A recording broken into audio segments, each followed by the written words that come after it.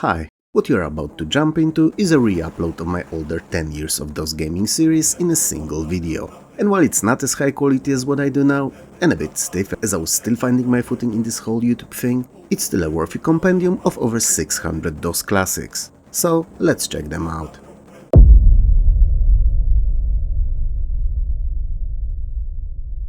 Battlehawks 1942 is a LucasArts naval air combat simulation set in World War II on the Pacific, and the first title of the War Team Simulations trilogy. In Battlehawks you fly as either American or Japanese pilot in one of 4 available historical battles: Battle of the Coral Sea, Battle of Midway, Battle of Eastern Solomons, and Battle of Santa Cruz Islands. The game offers 12 real-life aircraft and around 20 ships realistically represented for purposes of in-game simulation, and a unique feature allowing player to skip mundane takeoffs and landings and jump straight into action at the beginning of a mission. Interestingly enough, Battlehawks came with over 120 pages strong manual, that around 100 pages of were a historical description of the conflict. So there's an educational value here on top of the entertainment one as well, and it's no wonder that the game received critical acclaim upon release. Airborne Ranger was originally released in 1987 on C64 and ZX Spectrum, and a year later ported to PC. It's an action game developed and published by Microprose and places you in shoes of a sole US Army Ranger sent on a mission to infiltrate enemy territory. The game is divided into several smaller missions of various objectives, ranging from capturing enemy officers, destroying bunkers, to taking out some installations and rescuing captured POWs. The most unique feature of Airborne Rangers is easily its mission randomizer. Each map objective and its location is assigned randomly at the start of the mission, so no two are the same, which obviously adds a lot to the replayability. Despite the simple graphics, the game was quite realistic for the time. At the beginning of each mission, after briefing, you can airdrop ammo in 3 freely chosen spots on the map, then you're parachuted into the area and after completing your main objective, have to get to the pickup point within a time limit. Lombard RAC Rally is a driving simulation in which you get to drive through all stages of the titular rally. The most prominent feature of the game, and probably the first in the history of racing altogether, is the fact that the viewpoint is from the inside of the car from behind the driver's seat, where you can see the driver turn, change gears, and the pilot holds the stage map. But that's not all, no. There are also day and night stages, numerous different weather conditions ranging from little rain to fog and snow, and most importantly there's the workshop where you can not only repair your car mid-racing, but also tweak it to squeeze that little bit more power out of it. It's a really fun racer that's sadly best experienced on the Amiga, where it looks and sounds way better than on PC. Skate or Die is another of those 8-bit games that debuted on C64 and was later ported to 16-bit systems, thus being one of these. While there's nothing wrong with that process itself, those games rarely took advantage of new and emerging on PC market technologies like VGA graphics. All my complaints aside, Skate or Die is a sports game with skateboarding events on the forefront.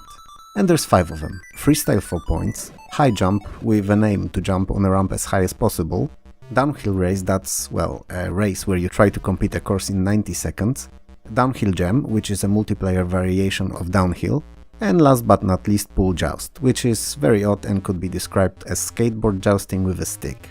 While not exceptional, Skate or Die is a pretty fun title for a couple of hours and best enjoyed with a friend. Death Sword, released in USA by Epix and in the rest of the world as Barbarian by Palace Software, is an arcade versus fighting game for 1 or 2 players. In single player, you're placed in a series of versus battles against various opponent barbarians set by an evil wizard, all to rescue a captured princess. The game became famous for being one of the very first few depicting realistic violence in form of decapitations. While those early DOS games, or ports to DOS for that matter too, were not the best looking, often topping at 16-color EGA graphics, Death Sword is plain fugly. It uses CGA only in its 4-color pink-blue hell. Virtually any other version, be it 8 or 16-bit, looks better. But even though Death Sword's presentation on PC is awful, it plays as good as on any other system and it's just plain fun, especially against another player. 1988's Impossible Mission 2 is an action platformer with puzzle elements and a direct sequel to the first game. Once again you're facing evil Elvin Atombender, who's seeking revenge for events from the first title and you're the only one to stop him. The game takes place in Villain's Fortress, which consists of multiple towers, each with a different specific theme. Corridors between those towers are locked and can only be opened with a numerical passcode that you have to figure out. And to get to the final, central tower, you have to unlock it with a password encoded in a piece of music that you find bits of in surrounding 8 towers. 6 unique bits are required to complete the music piece. All the password bits and music pieces are found by searching through various objects in the rooms in each tower. It's a unique concept copied from the first game and makes for quite enjoyable experience. On a side note, Impossible Mission 2 is one of the first games to use VGA graphics mode. World Class Leaderboard is a golf simulation released in 1988 by Access Software of Future Links fame on most 8 and 16-bit systems of the time. The game offers 3 real-life courses, Scottish St Andrews and 2 in the US, Cypress Creek and Doral Country Club. There's also a fictional course aptly named the Gauntlet. That's designed to be very challenging and a skill tester for most advanced players. And since all 16-bit ports include bunkers, water and rough, they're more advanced than the microcomputer versions are. PC Souting also includes a course editor that extends the replayability quite considerably, and the fact that the world-class leaderboard can be played by up to 4 players makes it probably the best golf game of the era. At least until aforementioned Links was released few years later. Graphics-wise you can't expect much of EGA, but it's not terrible. This will be a mixed take on the game cause Super Hang-On on PC looks, sounds and plays like an 8-bit game at best, and is just a marginal presentation update on C64's version. And only when run with EGA and not CGA graphics. Which for the time on PC was not unusual, given many games were extremely lazy interpretations of those that were released on 8-bit systems. But when compared to Amiga Souting that not only looks incredible but also sounds and plays very well, proudly representing 16-bit generation, this looks like a bad joke. Like a game that was made over a weekend on a huge hangover and a $5 budget. And I'd like to highlight that fact, but that's also a Super Hang-On, and it's a pretty decently playing title on any system it is run on. And PC is no different, even if it looks 5 years older than it should have looked. The Train Escape to Normandy is a 1987 C64 release by Accolade that was ported to PC a year later. It's an action-adventure game with elements of simulation loosely based on the plot of The Train, a movie starring Burt Lancaster. You're a train hijacker who tries to smuggle Paris's collection of paintings to a light-controlled Normandy via stolen train so that the works of art could be saved and would not end up in German hands. And you're in control of virtually everything, from setting the throttle to correct speed, ensuring that there's enough coal in the furnace, to releasing the steam when necessary. You also plan your route using a strategic map and raid railway stations to get to the track switches. The Train is really unusual game, so if you're in the mood for something that's unlike anything else, that's definitely a title not to sleep on. Ultima 5 is the 5th title in Richard Garriott's series of role-playing games. Once again you're Avatar, and once again you have to save Lord British, and Britannia in the process. The country is ruled by a ruthless tyrant Blackthorn who enforces virtues on the populace, corrupting their meaning in the process and effectively creating a police state, where adhering to the virtues is punishable by death. Ultima 5 uses same engine as previous title, and most of the gameplay mechanics like turn-based combat are unchanged as well. There are some novelties though. Cities for one are considerably expanded and many unique items and buildings are represented graphically now. You can push and pull certain objects and there's fully working day-night cycle. And dialogue trees are more detailed, featuring various topics. If you're a fan of RPGs, I don't really have to say more. If you're not, Ultima is unlikely to change your mind because of its very simple aesthetics. Police Quest 2 The Vengeance is a point-and-click adventure game with text-based parser. A nightmare for people like myself whose first ever adventure games were fully point-and-click, so coming back to this kind of control scheme seems troublesome at best and extremely annoying to unplayable at worst. But my personal gripe aside, the game's main protagonist is first title's hero, Sonny Bonds, who's now a homicide officer. In this outing he has to capture first game's villain, Jesse Baines, who is, as title might have suggested already, on a vengeance against our hero. Interestingly enough, while the Police Quest 2 supports VGA graphics, it does not actually display 256 colors, it just shows EGA graphics using VGA display. Don't know how important that is, but seemed like something worth mentioning. California Games is extreme sports themed title in Epic's series of sports games and a direct follow-up to Summer Games and Winter Games. It originally came out on Apple II and C64, a year prior before being ported to PC in 1988. Same as earlier titles, California Games is a collection of few individual sporting events. In this case it's skateboarding, footbag, surfing, roller skating, frisbee and BMX. And you're scored by a group of judges after each attempt. The biggest appeal of the game, however, is its multiplayer mode where up to 8 players can compete on a single computer. And I don't have to say I believe that the more the merrier applies here perfectly. Anyway, California Games gained critical acclaim upon its release, which secured the game a later sequel. Fun fact, on machines with CPU running at exactly 4.77 MHz and CGA graphics, the game allows for use of so-called CGA More Color mode, which displays 7 of these instead of 4. Which today sounds funny, but back then was a game changer for those who didn't have EGA or VGA cards. At some point in its long-lasting history of sports title releases, Epic's had to run out of names for their games. And that's how we got The Games Winter Edition. And even though I diss the title, the game itself is solid. Perhaps not as good as some of their best, but definitely good enough to have some fun with up to 8 friends for an afternoon or two. This time we're in Calgary and have 7 Olympic events to compete in. Figure skating, cross-country skiing, speed skating, ski jumping, slalom, downhill skiing and luge. Personally, I gotta say I'm a bit disappointed with the graphics, cause they're barely an upgrade on C64, and even though they're not bad per se, I would expect a bit more in 1988. But if you look for the best looking version of the game, definitely Amiga is the one to go for. Rampage is a multiplayer action ported from the arcades, where you and a friend, if you have one that is, are huge mutated monsters destroying the cities. The monsters are George the Big Ape, who has the highest jump, Lizzie the Lizard, that is the fastest, and last but not least, Ralph the Wolf, who has the strongest punch. While you're having time of your life smashing those buildings to bits and pieces, you will face both military in their full force and police. Basic PC version allows for simultaneous 2-player gameplay, but Tandy's outing raises it up to 3 players on one machine. It's probably boring by now being mentioned all the time, but as usual in the late 80s, best looking version of the game other than in the arcades is on the Amiga. Incredibly long titled Battletech The Crescent's Hawk's Inception is a role-playing game with tactical turn-based combat and probably the most unusually designed game for DOS in 1988. What's so unusual about it, you may wonder?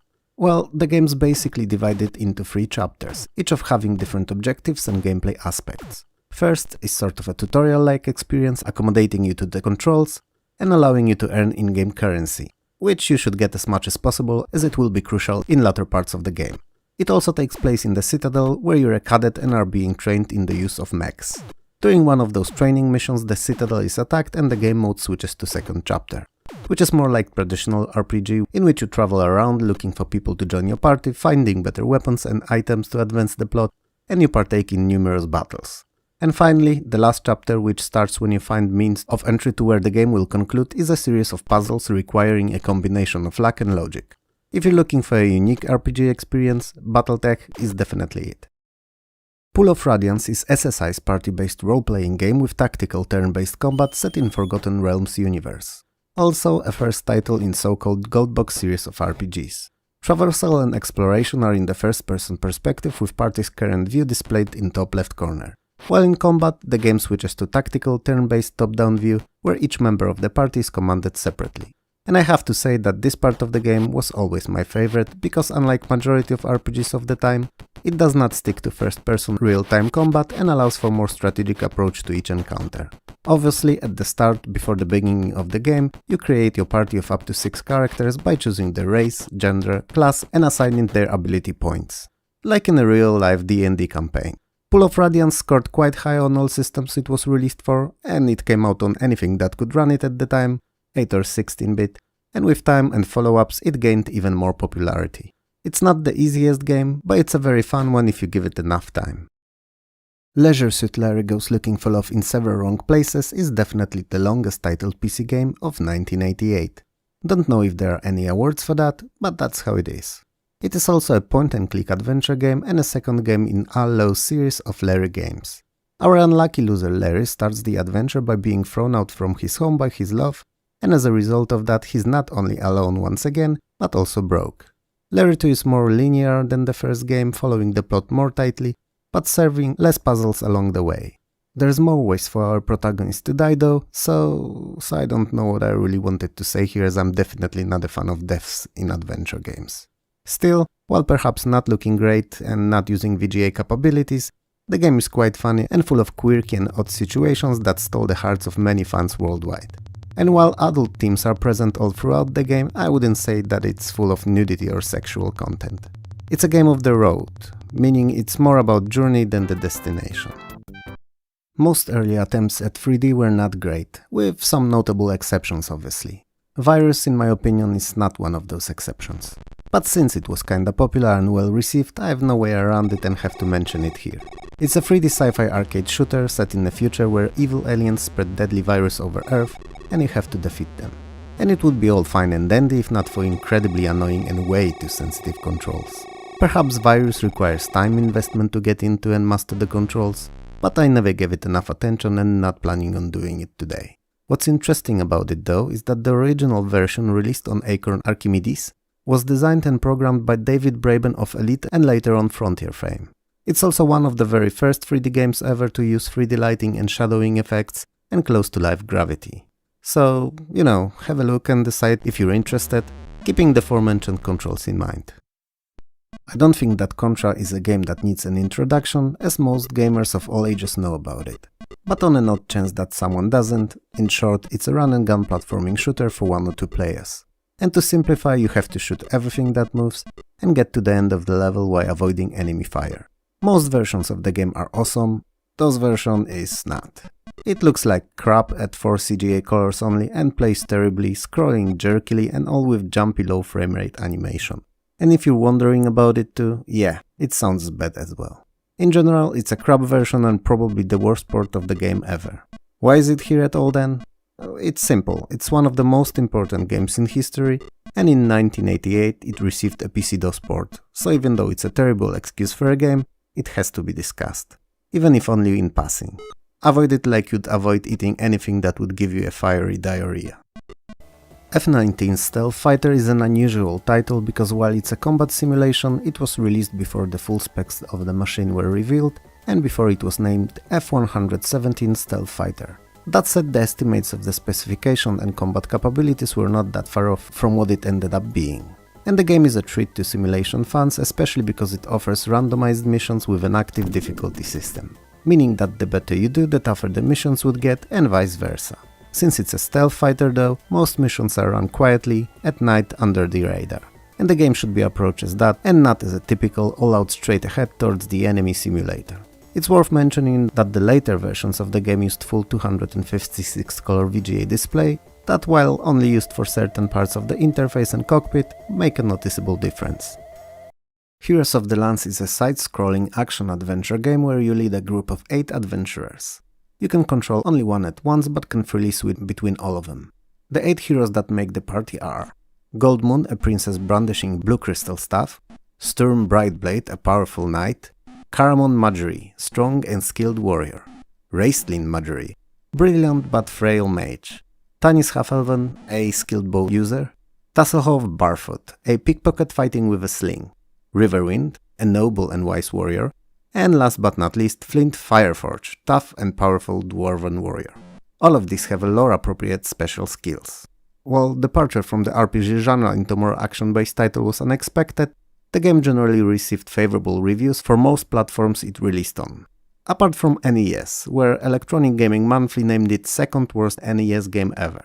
Personally, while I'm not a big fan of a jerky animation, I find the EGA graphics surprisingly good, and gameplay looked quite enjoyable, even if a bit unusual. Cinemaware, the developers of Rocket Ranger, were known on the Amiga for their excellent and interactive movie-like experiences that were leagues ahead of the competition in terms of storytelling, design, and most importantly graphics. They also often mixed genres, especially action-adventure with strategy, to create unusual and memorable titles. Rocket Ranger is more action-oriented than strategic, but despite that, it's an interesting and enjoyable game. It's not a groundbreaking title graphics-wise on the PC though, as DOS version only ever uses EGA display, and I have to admit that it squeezes as much from it as is humanly possible, but is still nothing compared to either Amiga or any game using VGA. It tells the story of a lone, titular Rocket Ranger fighting against Germans during Second World War, and is loosely based on Rocketeer comic books. It's good, but not as good as Cinemaware's other games. The King of Chicago is the second and last of Cinemaware titles to release in 1988, and another one that only uses CGA and EGA graphics, despite being released at the very end of the year. But I'm not gonna repeat myself here. It's an interactive movie action-adventure game with strategy and management elements. A mouthful, isn't it? In short, Al Capone is gone and Prohibition-era Chicago is for grabs. Who will become the de facto underworld ruler of the city? Well, you, if you play your cards well. You have to increase the size and influence of your gang and defeat other mob bosses to do so. And you will partake in many criminal activities. So in drive-by shootings, bombings, bribing corrupt government officials, and running illegal gambling establishments among others. The game is plain amazing in its design and a real treat to most if not all gamers. I wholeheartedly recommend it, especially that it features many different endings, depending on the choices you've taken throughout the game. Grand Prix Circuit is Formula 1 racing simulator that actually, unlike most other games in 1988, was developed for the PC first and then ported to other systems. And it shows, cause maybe apart from the Amiga's outing that came a year later, DOS version is the best of the bunch. It looks as good as games can using EGA graphics and runs butter smooth, provided you run it on at least 286 or even better 386 CPU and not on minimal required configuration. Grand Prix Circuit offers 3 different cars to choose from, McLaren being the fastest of all, Ferrari the easiest to handle and Williams sitting somewhere in between. And there are a total of 8 real-life tracks from all around the world, with Silverstone in Britain and Circuit de Monaco from Monaco being the most notable ones. It's a fun and frantic racer that requires a bit getting used to, but eventually is quite rewarding if you like racing games, that is.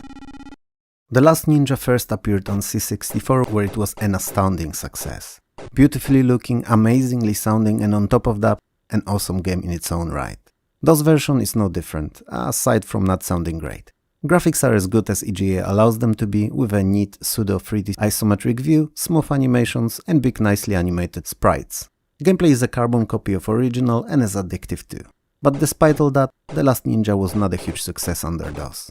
It's hard to tell why, perhaps it was the fact that it originated on 8-bit machines, or perhaps there was some other unknown factor. We may very well never know. The Last Ninja is a notoriously difficult game, so while I praise the fun factor, keep that in mind. And also, while the ninja can kick, punch and use various weapons, he cannot swim and literally drowns in any and all even tiniest puddles. Also something worth knowing. All in all, it's a good game and criminally underrated title on PC. I best remember Life and Death not from playing on my own PC but from school, where it was on basically all of the machines there, and whenever we had computer classes we spent more time playing this than actually doing our school assignments. All that said, Life and Death is a game where you're a doctor in a hospital and diagnose patients administering appropriate therapies. Even perform surgeries if patients' conditions call for that. While I wouldn't call Life and Death a medical manual, the illnesses and their symptoms are realistically portrayed in the game, and whenever you have to perform an operation of any kind, you have to strictly stick to all required procedures and maintain stellar hygiene. Whenever you fail, you're sent back to medical school to learn about your mistakes. Life and Death is an interesting game because apart from providing heaps of entertainment, it holds quite solid educational value. Not that I recommend that anyone should perform random surgeries left and right after playing, but you know what I mean. Anyway, the box states that it supports EGA VGA graphics, but it doesn't use their capabilities and only uses CGA for color display. Honestly, by now I can't wait for late 1989, early 1990, cause I'm sick and tired of those CGA graphics. They're terrible. But it's not the graphics but the gameplay that make or break the game. And Lords of Conquest, luckily, has a lot of it. Good gameplay, that is. It's a turn-based war strategy based on tabletop board game Borderlands and is similar to, but in the same time considerably more advanced than Risk. It puts a lot more emphasis on resource management and offers ability to erect cities on captured areas that double the production output of those areas. Additionally, there are 3 kinds of units in the game: infantry, cavalry and boats. So there's quite a lot here to tickle that grand strategy bone of yours. And all that coupled with a wide selection of pre-made maps, map editor and excellent multiplayer mode makes for a very good, even if ugly looking title. Microsoft Flight Simulator 3.0 is precisely what the title suggests, a flight simulation. 3.0. A considerably improved experience on previous versions of the game, offering much better higher resolution EGA graphics, and new aircrafts and airports all around the United States. Interesting addition was also a little piece of software that allowed for conversion of scenery disks from previous game to scenery files, expanding the available world of the game. By today's standards, Flight Simulator 3.0 may seem simplistic, but it's a pretty comprehensive program that was as realistic as 1988 allowed it to be, and a decent fun for those who enjoy those slower, more down-to-earth experiences. Awful pun intended. Star Command is one of the most software-looking but also one of the most addicting titles of 1988. It's a RPG and strategy hybrid that is must-play for all fans of Star Trek and other spacefaring operas. And also an in-depth experience, criminally underrated and overlooked game that's not too difficult to learn but very tough to let go when you start playing. You start by creating a crew of 8 characters and choosing their fields of expertise, then you buy a ship, equip it, and finally set out to boldly go where no one has gone before. The crew completes various missions to earn credits and train. The game offers tactical turn-based combat on both space and on squad-based level, and is hella fun for all of the Star Trek Starfleet captain wannabes. Despite looking like an 8-bit game, Paperboy on DOS is a very competent and fun conversion of an arcade title. And since it's originated in arcades, where each machine is constructed in a way that would maximize profits, you shouldn't expect too deep of a story behind your in-game motivation. Basically, you're a paperboy delivering newspapers by throwing them into mailboxes. And you have to avoid people, miscellaneous objects and cars, all the while making sure that you don't run out of newspapers. Luckily, more can be picked up on the way. It's a simple at its premise but difficult to master and beat game that is surprisingly sparse in the sound department in this DOS outing.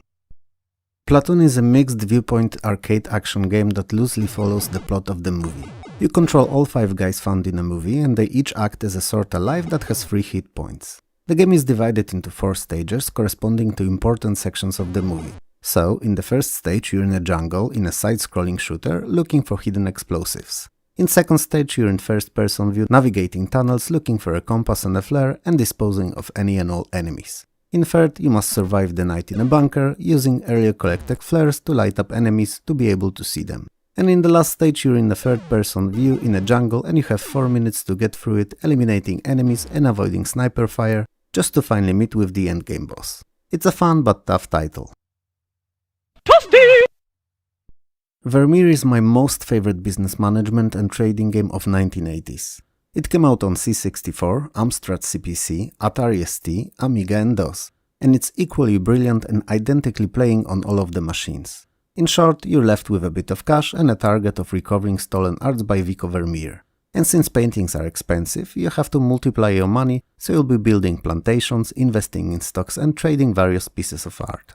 And quite honestly, the game is better if you ignore the fact that you're supposed to do something to end it. It's best played as an open-ended business simulation. And the fact that up to 4 players can compete simultaneously makes it even better.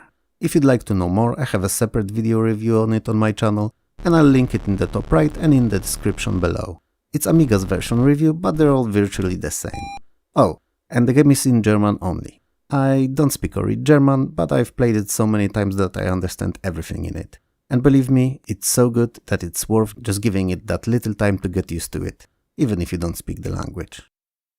The Bard's Tale 2: The Destiny Knight is a party-based role-playing game and a largely expanded direct follow-up to the first title. It features large explorable wilderness, 6 cities, multiple dungeons, banks, casinos, and a new magic user class, an Archmage. And finally, as opposed to the earlier outing, it allows for use of long-range weapons and spells to hit enemies up to 90 feet away, which opens up a totally different tactical approach to combat encounters than previously possible. Ability to summon multiple creatures to join the party is also a nice change and something that players welcome. Obviously, you can either create a party of up to 7 characters at start, or import it either from the first game or from Ultima 3 Exodus. Most genre staple races and classes are in, so the fans of RPGs can have a lot of fun with this one.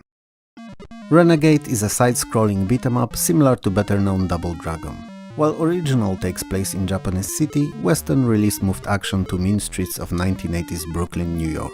The game can be played by up to 2 players at once and tells a story of main protagonist fighting his way through 5 battlefield levels to rescue his kidnapped girlfriend. Renegade offers quite a selection of moves for the time and plays decently well too.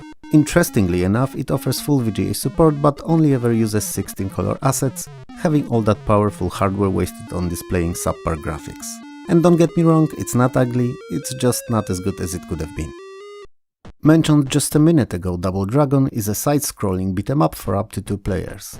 The main heroes in the post-apocalyptic New York are twin brothers, Billy and Jimmy Lee, and they're on a mission to rescue Marian, Billy's girlfriend, who's been kidnapped by a savage gang called the Black Warriors, led by a man called Willie.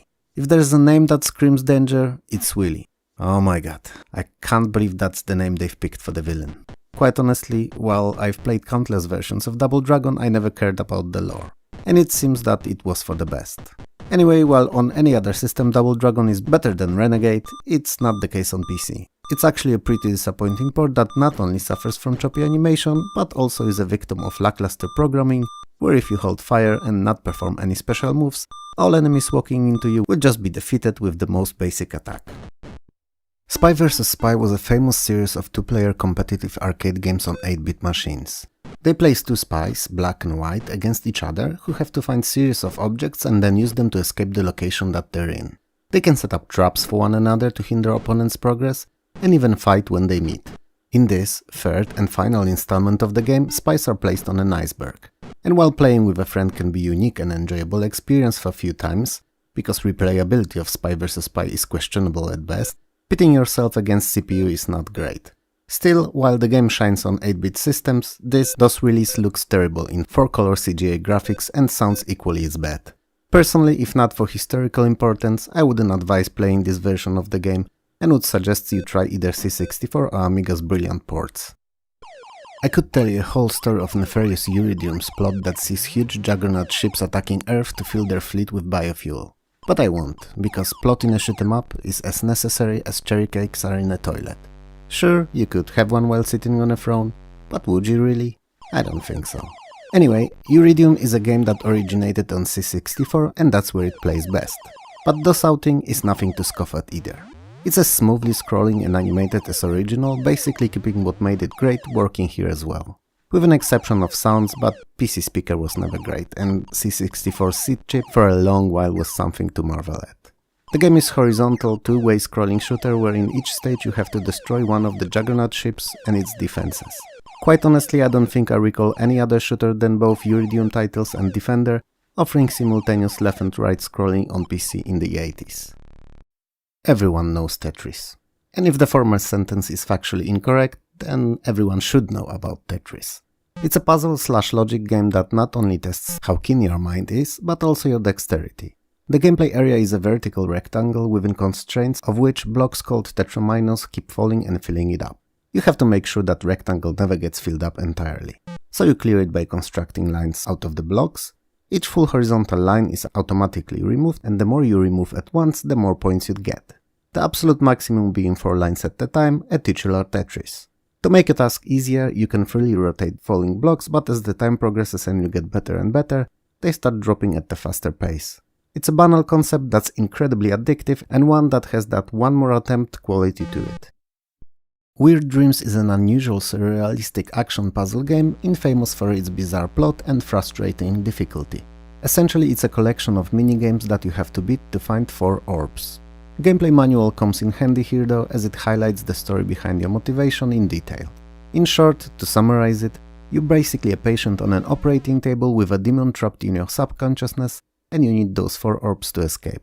The minigames are a collection of daily-inspired dark, horror-y tasks that often require impeccable timing and ungodly precision to pull off, so prepare to be annoyed while replaying them. And you will.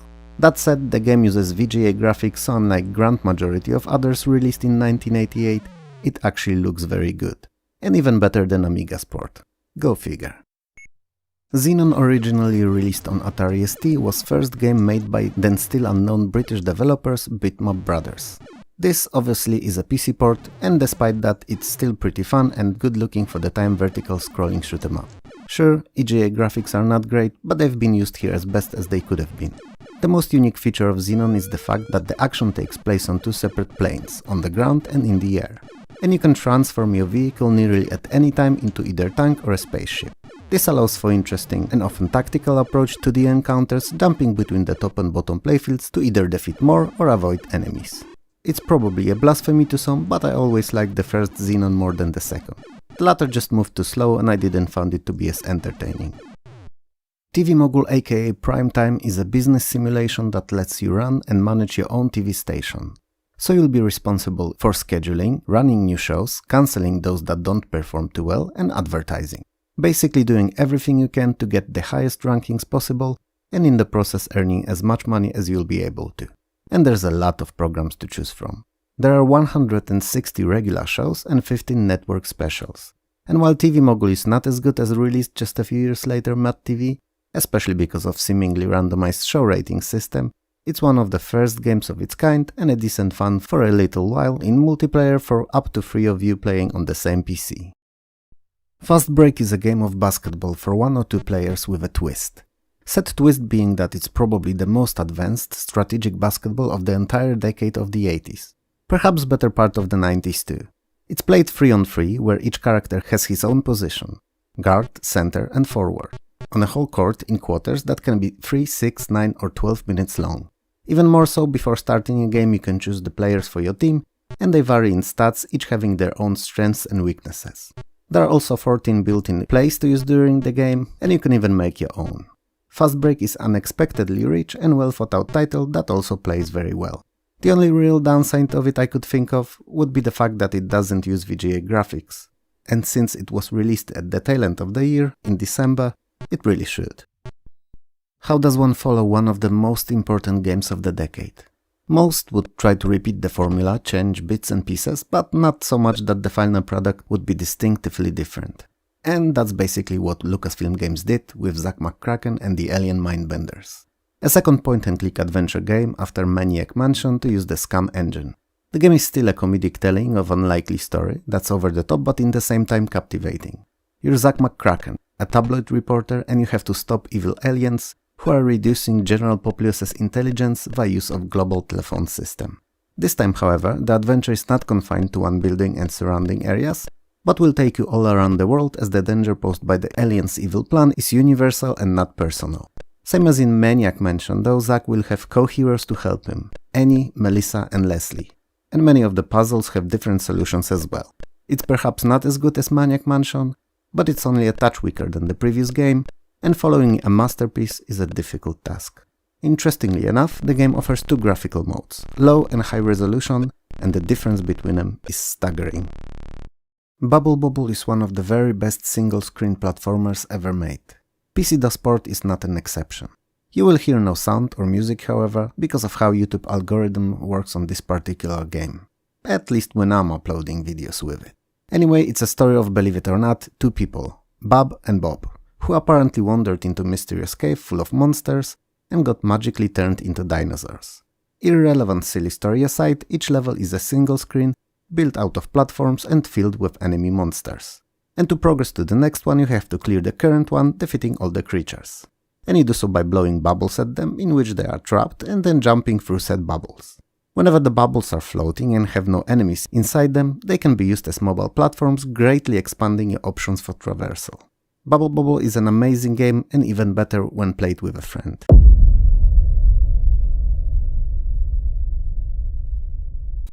007 License to Kill is an action game based on the 1989's movie of the same title, starring Timothy Dalton.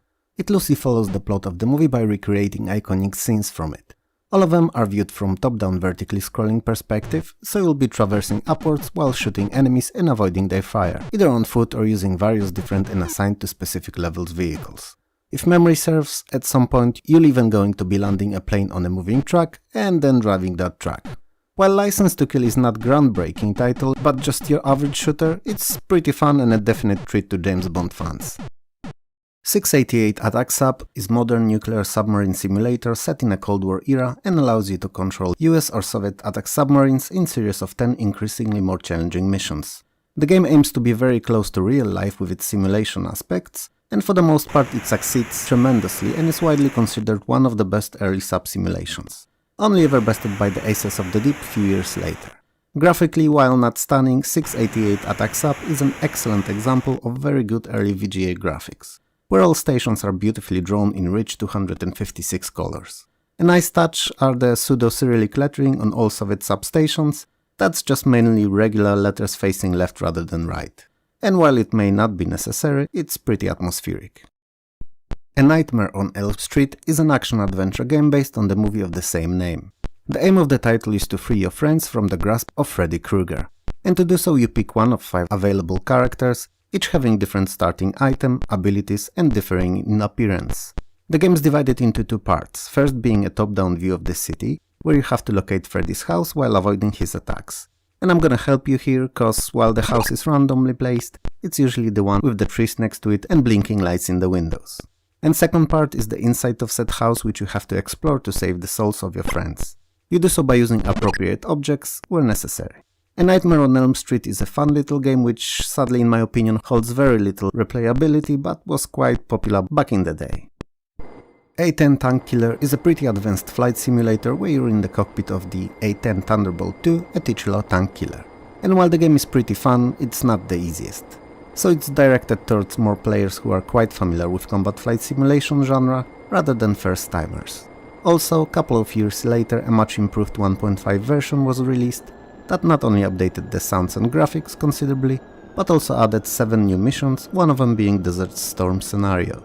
To summarize, while the A-10 Tank Killer is not easy and not as good as the updated version, if you're accustomed to the combat simulators, there's a lot to enjoy here.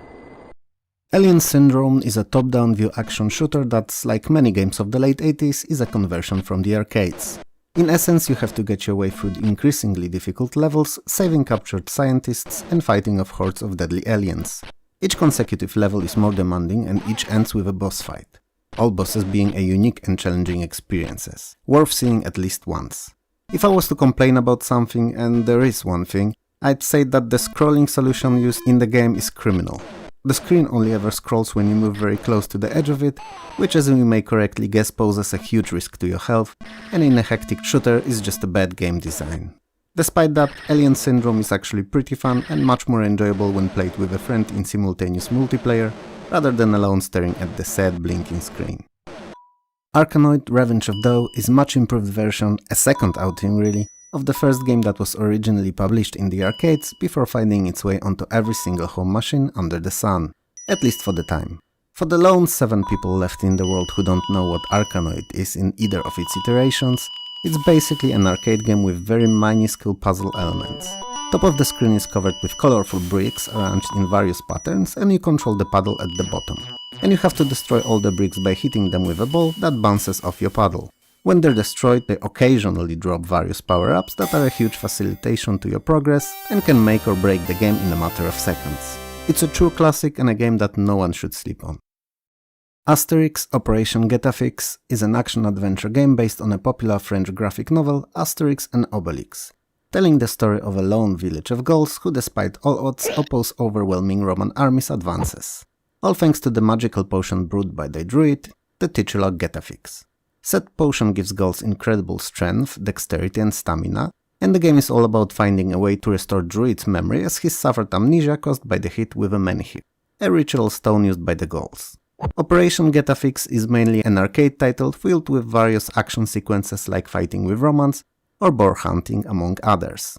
But there are also slower paced parts of the game like the potion mixing sequence where you have to mix ingredients and test the resulting formula, or even a dice game. It's a neat but not great title that most likely holds most value to the fans of the comic book. Bad Dudes, as many games of yesteryear, is a conversion from the arcades, and a pretty good one at that. It's a side-scrolling beat-em-up where you're tasked with rescuing the President of the United States. Yeah, I know, ridiculous. A street goon being the only person who could save the POTUS. But what can I say, it's game logic for you. Anyway, while the gameplay is not very varied, with repetitive enemies and limited number of moves, it's still pretty fun because of how hectic it can be throwing bodies at you all the time, everywhere all at once. Bad Dude's unique feature are the 2 planes of traversal, a bottom street level one and the other that's usually raised and above the streets. It's not a groundbreaking premise, but something that was definitely not too common in 1989. Batman the Caped Crusader is a mixture of arcade and adventure genres unlike any other. The entirety of the gameplay takes place in panels looking as if they were torn out of the comic book. And whenever you change location, a new of those panels opens up. The action part involves going around the city, fighting off endless waves of bodies and solving simple puzzles to find clues that would help you solve one of the 2 scenarios available in the game. And while personally I don't enjoy the way the fighting is portrayed in Batman, it's definitely an interesting title, one of the, if not the best Batman game of the last couple of years in the 80s. And most of all, a treat to all fans of the world's greatest detective. Battle Chess is a unique take on the classic and timeless game. Unique in a way that board is portrayed where each figure is actually a character, a realistic figurine, and when they're moved, they walk to the tiles they're directed to, and whenever a piece takes another, an animation plays out showing the battle between those two pieces. The animation is different depending on which two pieces are engaged in combat and whichever one of them is defeating another.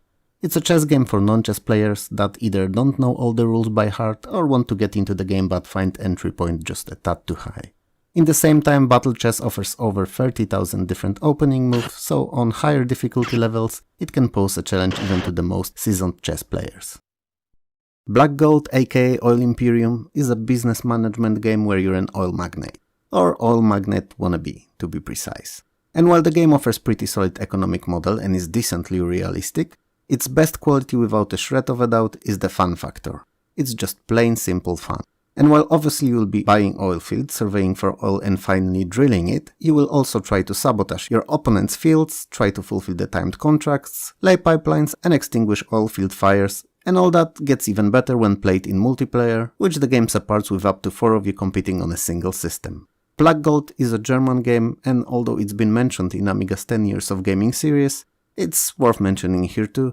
I believe that in the late 80s and early 90s, German developers made the best management and business simulation games. A lot better than anyone else did. And no, I'm not German.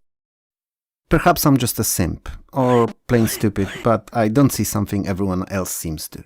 I just don't like Budokan the martial spirit. At all. Despite it being universally praised and fondly remembered. I find it tiresome and boring. That said, since the views of the many outweigh the views of the few, let me tell you a word or two about it.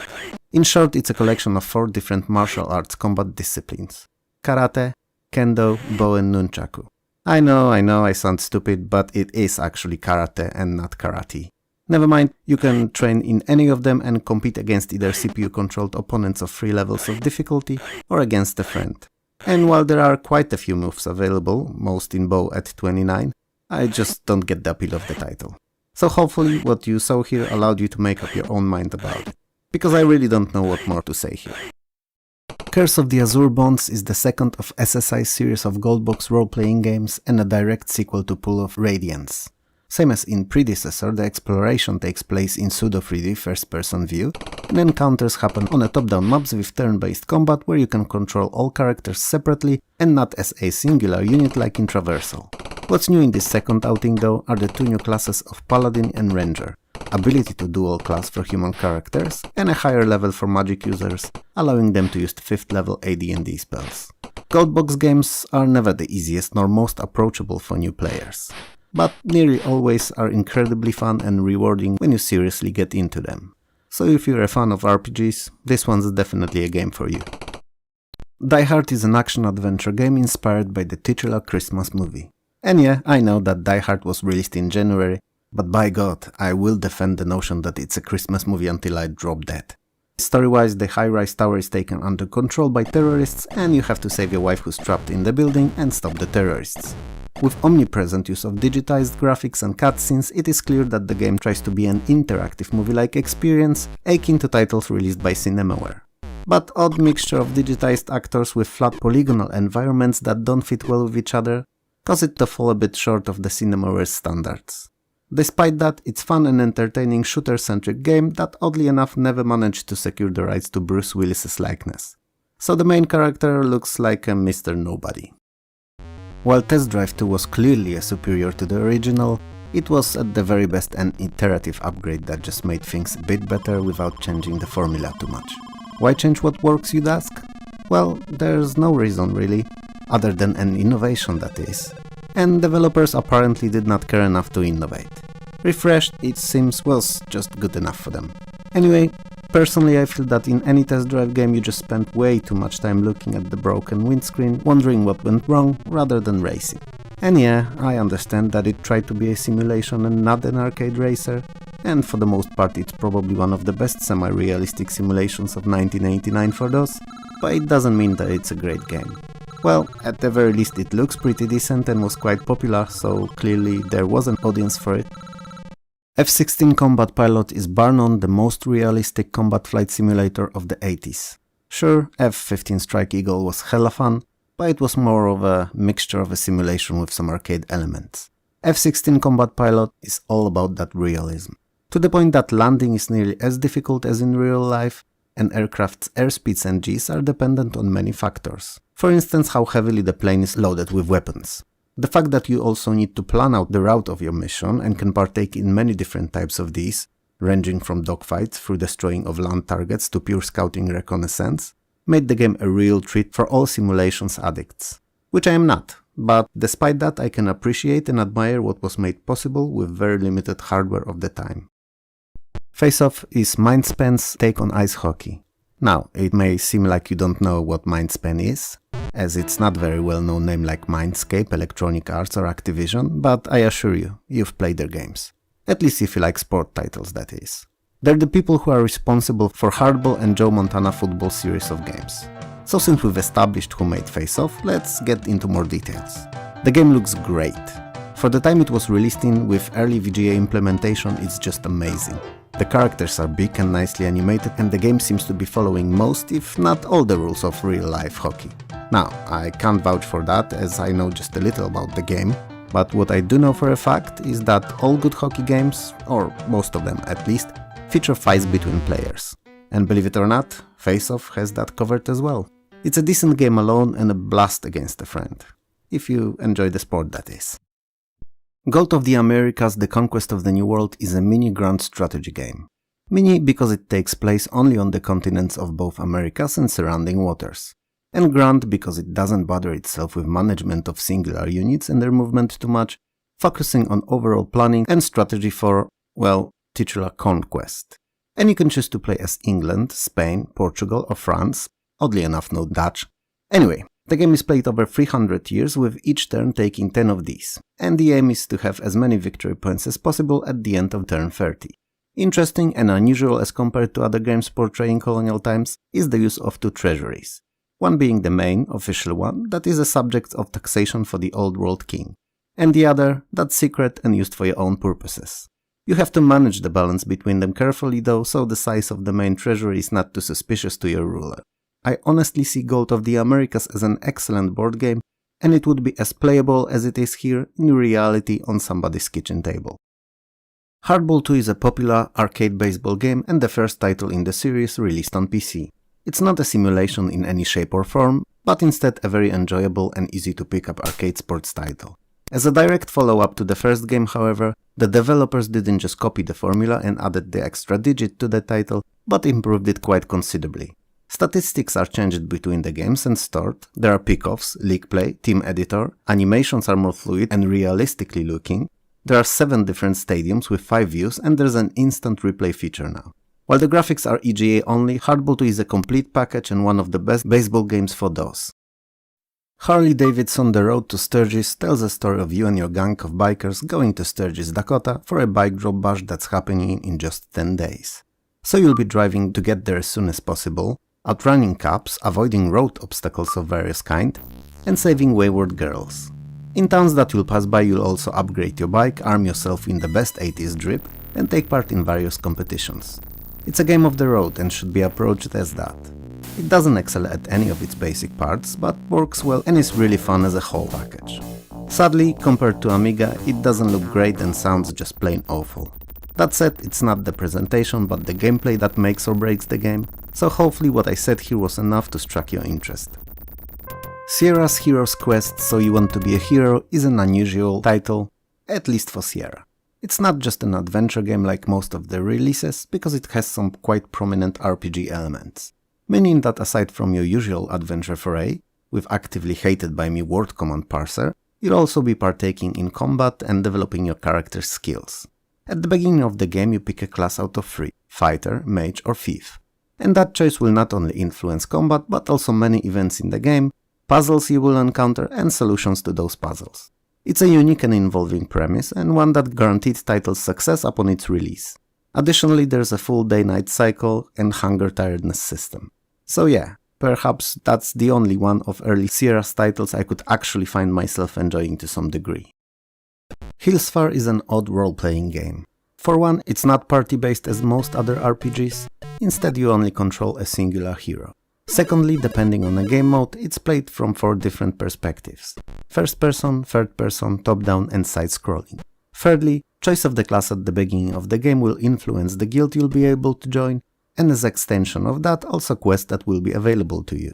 And last but not least, unlike virtually any other RPG, we will not partake in combat in randomly generated spots against randomly generated enemies. Combat only ever occurs in the arena. Quests provided by a guildmaster usually consist of various minigames, which can be fighting in the arena, completing an archery range challenge, exploring buildings or mazes, riding a horse obstacle course, or lockpicking doors and chests. Hillsfire is one of the most unexpectedly unique experiences of the 80s and deserves to be at least tried by any true fan of the role-playing genre. Indiana Jones and the Last Crusade by LucasArts is one of the best point-and-click adventure games of the genre, and the third title to use the revolutionary at the time SCUM engine. The plot of the game closely follows and expands upon the one of a movie, and since LucasArts was chock full of talented folks, they decided to tackle the biggest issue of all adventure games on the market, so replayability. And they've done so by introducing so-called IQ, Indie Quotient, with a maximum score of 800. IQ score is retained upon completing, restarting or reloading the game, and a complete playthrough does not secure even close to a full point score. You have to complete the game more than once, finding alternate solutions to many of the puzzles that you encounter on your adventure. Additionally, since Indy is an action hero, the game features many action sequences that help to keep you on the edge of the seat all throughout the game. War in Middle-earth, if it's not obvious already, is based on J.R.R. Tolkien's epic trilogy of books. Same as in the books, and movies for that matter, your task is to deliver the one true ring to Mount Doom in Mordor to destroy it. Also same as in original material, it's easier said than done. The game offers 3 viewpoints. Strategic, where you can see a whole map of Middle-earth with all friendly units and armies on it. You can use it to direct your heroes and armies towards specific points on map. Then there's sorta close-up side adventure view, in which you can observe your heroes traveling the Middle-earth, and it's where all the small adventure bits play out. And lastly, there's a close-up strategic battle view, in which you can watch your characters and whole armies battle it out with forces of Mordor. You can do it passively, or actually take part issuing one of 4 commands to each of them. Either charge, fight, defend or run. War in Middle-earth was a very unique and ambitious title for the time of its release. It innovated quite a lot, giving a player full control of all events in Middle-earth, while allowing for completion of the main objective in multiple ways. Lost Dutchman Mine is all about mining gold while searching for the legendary Lost Dutchman Mine that's supposedly filled with treasures. In reality, it's probably one of the very first roguelite games. Roguelites, not roguelikes to be precise and avoid any confusion. Before you head out into the wildlands though, to search for the gold, you gotta buy gear that will allow you not only complete the task but also stay alive while doing so. You'll need something to either eat, or even better, a fishing rod. Then there's also your best friend, a flask, and you gotta have one and make sure to fill it up as soon as you're at the river, to stay hydrated. After all, desert sun is scorching every single day without fail. You also need a source of light to mine in the dark caves.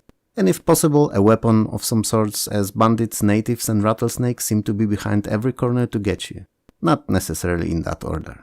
Anyway, like I said, at surface it's a simple game, but in reality it's a roguelite that's very heavily RNG based. But in the same time, it's incredibly fun to play when you get used to the loop that it offers. So if you'd like to know more, I have a whole separate review video on it on my channel, and you can find more details there. I will link it in the top right here and in the description below.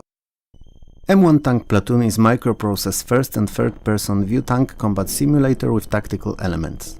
The game puts you in charge of a platoon of 4 M1 Abrams tanks in a fictional campaign against Soviets in Central Europe, which, given the state of geopolitics now in our real world, may not be as fictional as it was originally intended to be. You can give orders to your tanks via tactical map of the battle area, as well as take control of a single tank, assuming the role of either tank commander, driver or a gunner. M1 Tank Platoon not only looked great for the time, but also gathered critical acclaim and numerous awards from gaming mags of yesteryear. So if you're into those kinds of games, this one's a true gem. Mean Streets is a sci-fi futuristic adventure game taking place at West Coast in the year 2033, and the first title in the Tex Murphy detective adventure series. You're tasked in investigating the murder of a university professor who turned out to be one of the 8 scientists involved in cryptically named Project Overlord, a plan to remotely control people. Quite quickly you'll learn about the seriousness of the situation and that the investigation is not as simple and straightforward as it might have seemed initially. Mean Streets for the time of its release was quite groundbreaking.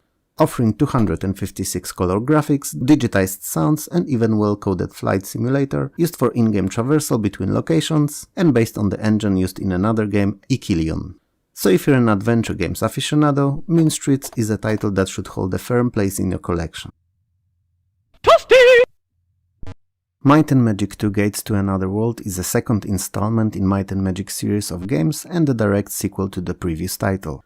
Same as in predecessor, you start by creating a party of 6 characters in one of 8 available classes: Knight, Paladin, Archer, Cleric, Sorcerer, Robber, Ninja or Barbarian, and in one of 5 races, picking between humans, elves, dwarves, gnomes and half-orcs.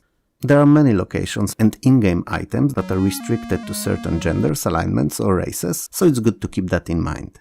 You can also hire up to 2 additional characters mid-game for a total of 8 in your party. Might & Magic 2 is a bigger and much better game than the first was, not only offering a completely revamped skill system, but also it's more quest-oriented, with quests given by various characters in many of the in-game towns, and some of them only completable at specific times of the day. But its most novel and unheard of at the time feature, at least in my mind, is the characters aging, where they can actually die of old age if you spend too much time waiting. It was a great beginning, even if not technically the first title, of an amazing series that span over many games and generations of PC hardware. Millennium Return to Earth is a strategy and resource management game. After establishing colonies on Moon and Mars, life on Earth is eradicated by a huge asteroid. How lucky were they that it happened after and not during or before the process, right? Anyway, the planet became uninhabitable and all that's left of humanity are the citizens of these 2 colonies. And while moon colonists are all about finding new planets and moons to settle on, and eventually to come back to Earth when possible, inhabitants of Mars mutated over the span of their lives there and consider themselves now a superior race to base humans. Most of all, however, they want Earth to keep, for themselves only. You're in control of the moon colony and you have to manage your resources efficiently and spread them between researching new technologies, improvement of your base, building new colonies and defenses against Martians. Millennium is an interesting title and one that definitely would benefit from a modern remake. Nuclear War is probably one of the first few satirical strategy games. Come to think of it, I can't recall any other since then. I remember some management/economic games that took that route, like Team Hospital or Lula series of games, but no strategy. Feel free to correct me in the comments if I'm wrong. While it may not have been the most complex, a very board-like in its design experience, it's really fun and surprisingly addictive game, despite the fact that some outcomes of your chosen actions can sometimes feel a bit unpredictable. Anyway, the main goal is to destroy all other nations while surviving the nuclear holocaust yourself. So in short, to become the ruler of the nuclear wasteland. It's not a game that will steal days or weeks from your life like Civilization could, but it's definitely a fun little title for an afternoon or 2. Operation Wolf is a game that was ported from the arcades to basically most if not all gaming systems available on the market in 1989. And it's mindlessly fun and hectic. You could risk saying that while it's in 2D only, it's a protoplast of a whole genre of on-rail shooters, representing all the characteristics games from it were known for. So, lack of control of where the action will be taken, and incredible amounts of enemies attacking from all over the screen while you are playing in first-person perspective, represented by a crosshair used to aim and shoot at any and all bodies.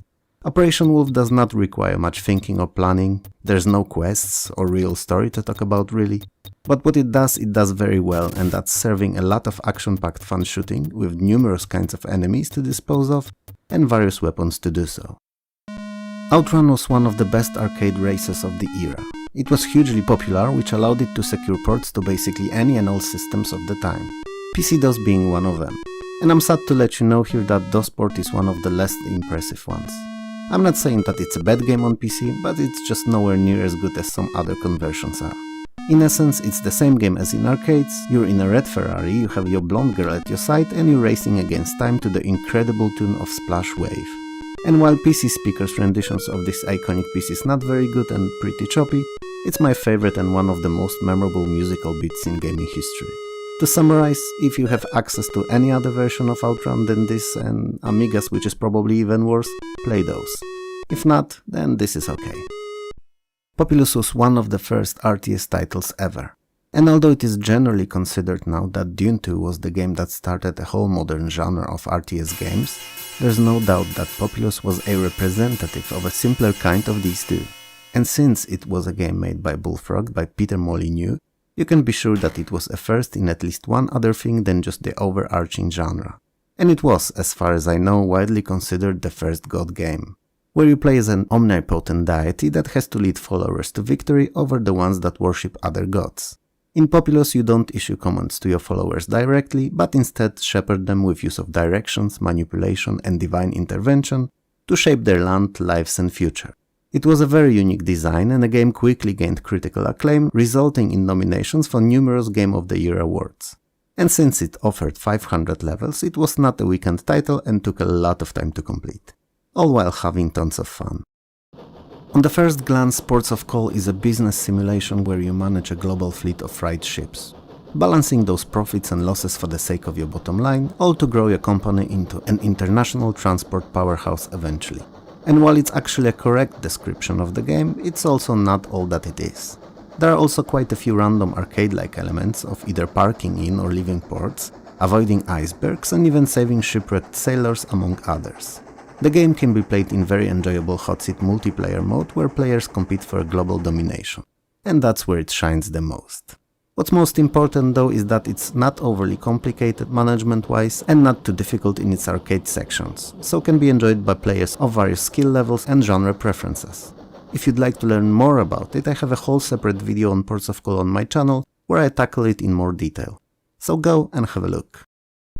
Pro Tennis Tour, aka Great Courts, is one of the best tennis games of the 80s. It's slick, fast, beautifully animated and most of all immensely playable.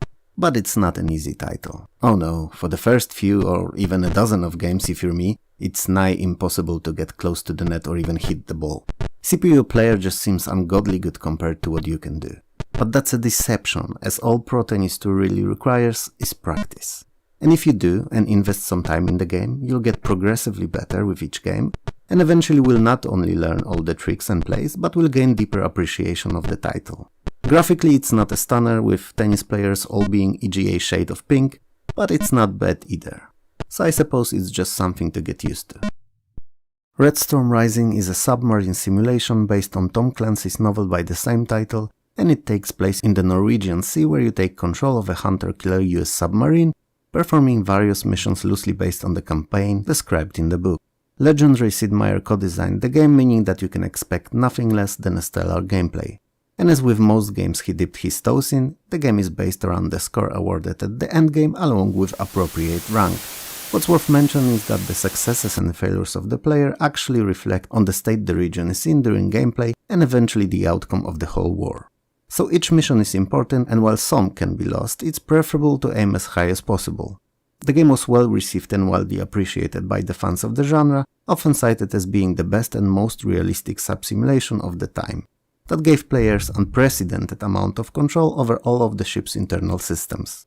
Even if you're not a fan of simulations, given that Sid Meier was involved, I believe that it's at the very least worth checking out once.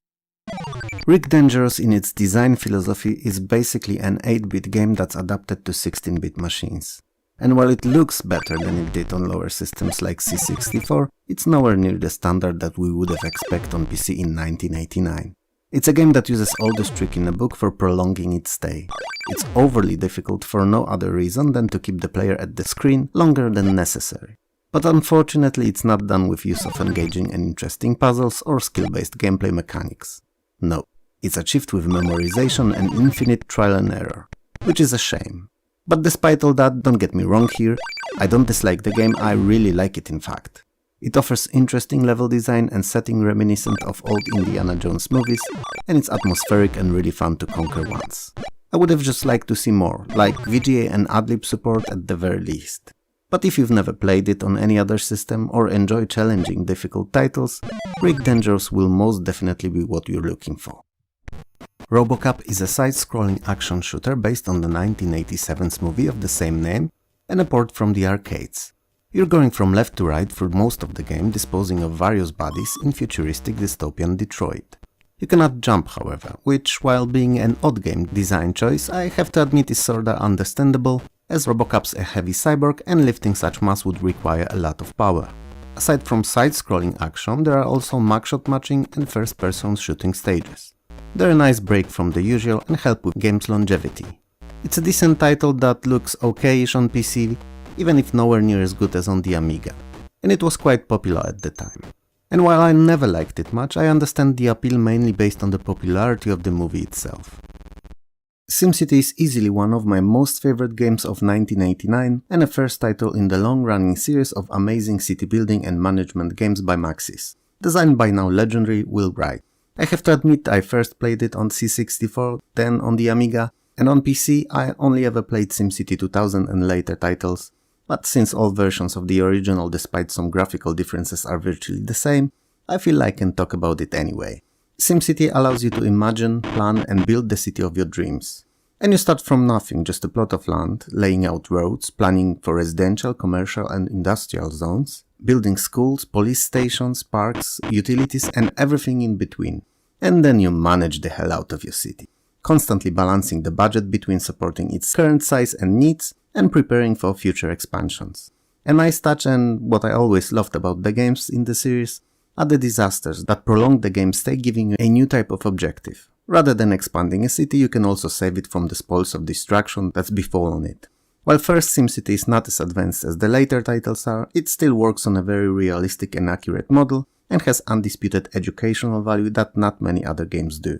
It's a definite recommendation and a game worth checking out on any platform. Star Wars is first-person action shooter conversion from the arcades and is based around the final scenes of the first movie in original Star Wars trilogy, A New Hope. It's a 3-phase-long bonanza of non-stop action, shooting and general video game goodness. In first phase, you fight against the TIE fighters and even dogfight against Darth Vader himself. In second, you fly over Death Star's surface trying to survive, fight against laser towers and get to the, well, third stage, in which your task is to destroy a space station by launching proton torpedoes into its unprotected exhaust port, just like in the movie. And by launching proton torpedoes, I mean shoot it the same way you would have shot anything else in the game. Graphics only ever use CGA's 4-color mode, which is disappointing for 1989, but since it was a conversion from color-conservative arcade machine, it's kinda acceptable. And the fact that the game is built out of vectors and not bitmaps means that it runs reasonably well on basically any configuration. While there are better ports on other systems, DOS version is a very good one too. Star Trek V The Final Frontier is here 90:10 ratio because of my bias towards the franchise and the game's graphics. It's an arcade adventure game taking place in a setting from a movie of the same title. Enterprise, as you may have predicted already, cause it's a usual happening in the series, receives an urgent transmission from Starfleet and is sent to the neutral zone to planet Nimbus 3, to free 3 consuls kidnapped by the evil Vulcan cyborg. They quickly realize, however, that the situation is not as simple as it seems, and the plot thickens. Anyway, the game is very beautiful for 1989, featuring 256 color graphics and numerous digitized pictures of most of Enterprise's crew members. Gameplay is composed of many different arcade sequences and interactions between the crew. It's an okay game at best, but it's Star Trek themed, so I couldn't help myself and I had to include it. Stormlord is an action platformer with adventure elements. You're the titular Stormlord, but despite the title, not Thor. This is not MCU after all. Anyway, you have to save fairies living in your kingdom from the grasp of an evil witch. So, in each level you have to find a certain number of those fairies and free them. To do so, you'll need to defeat the enemies as much as solve some minor puzzles via use of many objects that you'll discover on your way. Most of these puzzles are pretty simple and have very obvious solutions, like having to use the honeypot to lead the bees away from the fairy that they're guarding, but they're fine for what the game is. Stormlord is not the easiest of games, but it's pretty fun and definitely worth completing. Graphics-wise, it has a very Amiga-like quality to it, with a lot of attention given to all the character and enemy sprites, with plenty of colors, all sadly leaning towards the brownish tones and shades. Sounds and music, however, are way below Amiga standards, but in 1989 PC was still unsuccessfully catching up to Commodore's system, so it's disappointing but expected. Street Rod is a very unusual and unique game. Everything about it is great, but the racing. Sounds odd? Well, in essence all the game features apart from the races are quite fun. Races themselves, while not the worst, are meh at best. The main attraction here is the fact that in Street Rod you buy your own cars, challenge other drivers for money and pink slips, and then use the money won on upgrading the hot rods. which requires disassembling them and putting back together all the necessary parts. No other game at the time allowed for freedom of tinkering and changing cars' performance to such a degree. And not many since. Pity though that the racing, so the main fare of the title, was not the best. In this, however, it reminds me of my beloved Fallout series. Most Fallouts in the series I love, but then came Fallout 4. And while it was really fun post-apocalyptic shooter, it was a terrible Fallout and not an RPG at all. Same here, great game full of novel and groundbreaking for the time ideas, but not a very good racer. Perhaps Strider's developers predicted the future, because the game tells the story of 2048's Russia's evil Grandmaster, whose insane plot is similar to the current happenings in Eastern Europe. He wants to take over the universe for himself only. His name does not start with letter P though, and is just plain simple mayo. Not like the condiment, more like a word of Far Eastern or Japanese origin. Still, regardless of his name, evil ruler needs to be disposed of, and you're the Strider, the only one who can do just that. The game is an action platformer and a conversion from the arcades in which you have to get to the villain by platforming your way through the increasingly more demanding levels and defeating countless enemies with your plasma sword. The most unique feature of Strider is the fact that you can climb walls and overhangs, which is something that nearly no other platformers did, or do even to this day. Stunt Car Racer is probably one of the most unique and unusual racers of the 80s. If not most even. The game is based around the Racing League divided into 4 divisions. Each of these has 2 tracks and 3 drivers including yourself, making for a total of 8 unique tracks and 12 drivers. Every next stage is a bit more difficult than the previous one and often more interesting too. And it's all because the game's most notable feature are the elevated and daredevil-worthy tracks. They are in essence differently shaped ramps raised to ungodly heights with no railings on the sides. So there's nothing stopping you from just falling off or not making into a sharp corner and jumping off the track entirely. As you can probably imagine, it adds a lot to the excitement of racing. Stunt Car Racer also features a damage system where each bump with opponent's car or a bit too harsh landing from a jump increases damage, indicated by the cracks on the car's frame. If the car takes too much of a beating, it gets totaled, and that's an instant loss of a race. The game was released on all microcomputers of 1989 and received critical acclaim for all of these ports. Times of Lore is an action-adventure with some light role-playing elements. After the disappearance of the king, the kingdom of Albereth needs a new champion to save it from invading barbarian forces. And believe it or not, you're the one to do it. Either as a strong barbarian, armored knight, or a quick and nimble Valkyrie. The game is real-time and has a working day-night cycle. You could say that it's an early draft for what modern Ultima games would end up being. Anyway, on your travels you'll encounter various kinds of enemies like skeletons, orcs and rogues, and will collect potions, increasingly better weapons, and search for special powerful artifacts to restore the strength to the kingdom. Times of Lore is quite fun and definitely a game worth checking out. Even if one I haven't given as much time as it deserved back in the day. TKO is one of the most innovative boxing games of the 80s and the only one played from the first-person perspective that I know of. The game allows you to create your own boxers by trading off a mixture of attributes, adding some and subtracting others. It has pretty nice graphics with big sprites, which ends up being quite important as TKO settled upon displaying all the injuries on boxers as they're sustained. So, whenever you or your opponent gets a black eye, fat lip or a swollen cheek, or any other injuries really, they're all clearly visible. For the time it was not only innovative, but also quite realistic approach and made landing those punches just that tiny bit more enjoyable than they would have been otherwise. Most don't usually associate Cinemaware with sport titles, but here it is, TV Sports Basketball by the Amiga's masters of interactive movie adventures. Yes, Amiga, even though we're on PC here. Why? Well, just watch any of the countless comparison videos between Amiga and PC with Cinemaware games as a subject on YouTube and you'll know what I mean. Anyway, TV Sports Basketball is freaking awesome. Some would argue that not only it was the best basketball game of the 80s, but also one of the best to this day. I don't really subscribe to this notion, but here you go. The in-game perspective is from the half-court. Whenever player cross the half-court line, the animation cutscene plays showing them run and then it switches to the opposed half view.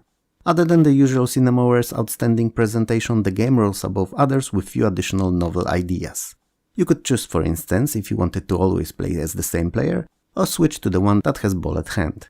Most importantly, you could edit all the players included in the game, recreating the teams or even the league of your dreams. If you've never played it, it's high time that you give it a shot, as it really deserves the praise it got over the years. Wasteland is a post-apocalyptic role-playing game set in California after World War III nuclear holocaust. You're in control of a band of desert rangers traversing from town to town and gradually uncovering a sinister plot threatening the survival of little that's left of mankind. At start, you can either create a whole party of characters or just main one and recruit companions along your travels from inhabitants of the titular wasteland. The game world is viewed from the top-down perspective and all the combat encounters are turn-based. There are many things that Wasteland does better than most games of the time, or even some of the modern ones too. For one, character development is not class-locked and instead you're periodically given points to redistribute among attributes and skills. More so, skills get better as you use them, same as in real life. And some encounters and engagements will allow for just a few or a single of your band members to partake in, making for a very individual feeling, even if party-based experience. It's one of the best games of the era and one of the most important ones in the history of gaming overall. Wings of Fury is an interesting title because it doesn't excel at anything at all. It's not the best looking game out there, especially not for 1989. It definitely does not sound best, and it's not the best gameplay-wise. But it's decent at quite a few of things, and that is good enough it seems. Even if Wings of Fury gets a bit repetitive eventually. Either because you've done all that it has to offer numerous times already, or you're stuck and keep repeating the same things failing over and over as the game is brutally tough at times. But while it may seem that I've been dissing the game till now, it's not like that at all. I wanted to highlight that despite being average at best at all individual parts of it, when they're all put together, they make up a very enjoyable and fun little title. If you never played it, Wings of Fury is a side-scrolling shooter that takes place in the Pacific Ocean during World War II and depicts conflict between US and Japan. That's it. Kings of the Beach is a 2-on-2 beach volleyball game released on C64, DOS and eventually on NES. It lures you in with simple 3-button controls, one for serving, one for set and last for spike. And then on higher difficulty levels it crushes you with ungodly level CPU players. It's fun on lower difficulty though, and especially against a friend. It's a good game but not one you'll be spending entire evenings playing. Interesting curiosity of it is the fact that you can actually argue with the referee, who then may occasionally allow you to get point overturned.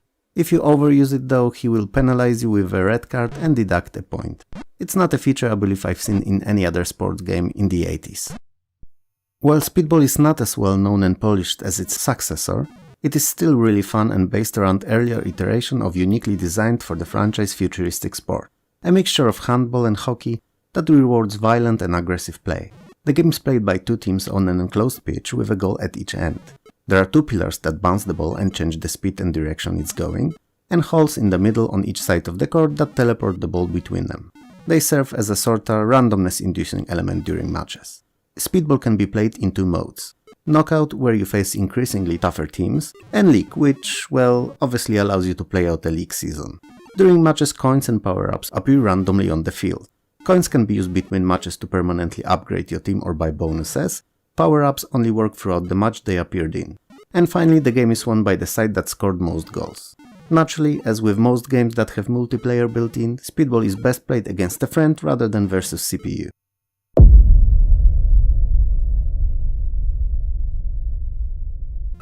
Altered Beast is a beat-em-up conversion from the arcades, and since it's been developed by Sega's own team Shinobi, the quality is pretty decent.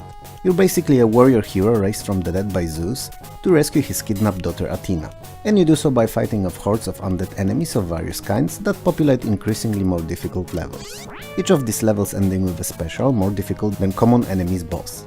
While you can't wield any weapons whatsoever and have a very limited repertoire of moves, you're not helpless against Army of Evil. As the title suggests, you can alter yourself to morph into other stronger beings like bear, werewolf or a dragon among others. You do so by collecting spirit balls that drop from two-headed wolves when they're defeated. Altered Beast, while quite monotonous compared to newer beat-em-ups, is an absolute classic and for whatever reason I will never understand, a universally beloved game. And even if its presentation seems old and outdated compared to other games of 1990, the gameplay is pretty solid. Best in co-op with a friend, obviously. Big Business is a humorous business simulation originating from the country of best business games in the 90s, Germany. Seems like a joke, but those who've seen my 10 years of Amiga gaming series know very well that I'm quite serious about that. The best business games of the late 80s and early to mid 90s came from the country of the longest words. What do I mean by that? Well, they have a word that has 22 letters. Produktionsbedingungen. which I probably butchered here to huge extent, meaning production conditions, and it's not the longest word and they are not rare. Anyway, big business lets you run your own manufacturing company and you compete against CPU or up to 2 additional players to acquire the greatest net worth at the end of the game. You're responsible for everything from advertising through research to development and can also partake in morally greyish activities like hostile takeovers, initiating lawsuits and creating unrest within opponent's workforce. It's a cool game that should have been more popular than it ended up being. Blades of Steel is an excellent port of one of the best and most memorable arcade hockey games on NES. Gameplay is raw, action-packed bash where you can play as aggressively as you'd like to, as long as it will allow you to win the game. You can only ever get seriously penalized after a fight, and only if you lose. There's no stats, no team customizations or management.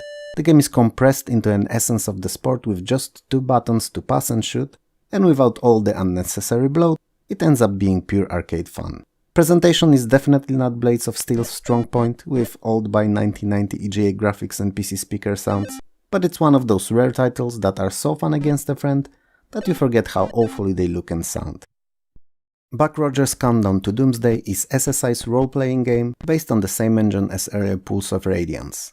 It is not, however, based in a similar fantasy setting, but in a sci-fi interplanetary future, years after the Earth was devastated in a nuclear war.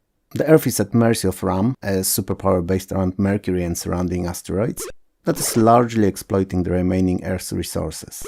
You, Buck Rogers, decide to join Neo, the last group of civilized rebels on Earth, to fight for it and its future. Unlike other Goldbox games, however, the classes you can pick from when creating your party of 6 are more futuristic. So, Rocket Jock, whatever that is, Warrior, Medic, Rogue, and Engineer. And from 6 races of Human, Desert Runner, Tinker, Venusian, Martian and Mercurian. Buck Rogers is an interesting and unusual RPG, but one that fans of the genre should at the very least take a look at. PC's port of brilliant NES's Castlevania is an ugly looking game. The EGA colors are not the best fit for it, and they've been chosen, it seems, completely at random, judging by how they clash with each other. You know, there's a theory that if you give monkeys typewriters and unlimited time, eventually they will come up with whole works of Shakespeare to the letter, by just hitting keys at random. It's similar here. If you've given someone a box of crayons, they would have ended up with NES color palette for this game at some point. DOS version, however, is just a first pick, no iterations whatsoever. It's as if someone just randomly picked 16 colors and decided to just go to town with them, mixing and matching the coloring as he or she pleased. If that wasn't enough, the animation is pretty choppy too, nowhere near the standard set by Nintendo's 8-bit machine. And collision detection? Don't get me started on collision detection. Anyway, why is this game here at all? Well, despite all those issues, it's surprisingly fun on PC if, and only if, you learn to ignore them and if you forget that the NES version exists. Centurion is a de facto Total War game released 13 years before the first official title in the series was, and by a completely different developer. The main strategic map pictures Europe and North Africa divided into sectors that loosely correspond to kingdoms as they were back then. This is where you and your enemies command your armies into battle and conquest on both sea and land. Tactical battles take place in a Total War-esque environment, so battlefields where each army has all their units present and they can be directed to take various formations and perform defense and attacks. It's definitely a highlight of the game, as it was one of the first titles, at least to my knowledge, that put so much attention to importance of units formation, flanking attacks and morale. Other than that, Centurion also allows for organizing of games in Rome, and they, in the form of gladiatorial combat and chariot races, are a nice break from gameplay routine. If played correctly, they can also prove to be a decent source of income for forming new armies. Centurion is a simple strategy with surprisingly deep tactical combat and a blast to dive into once in a while.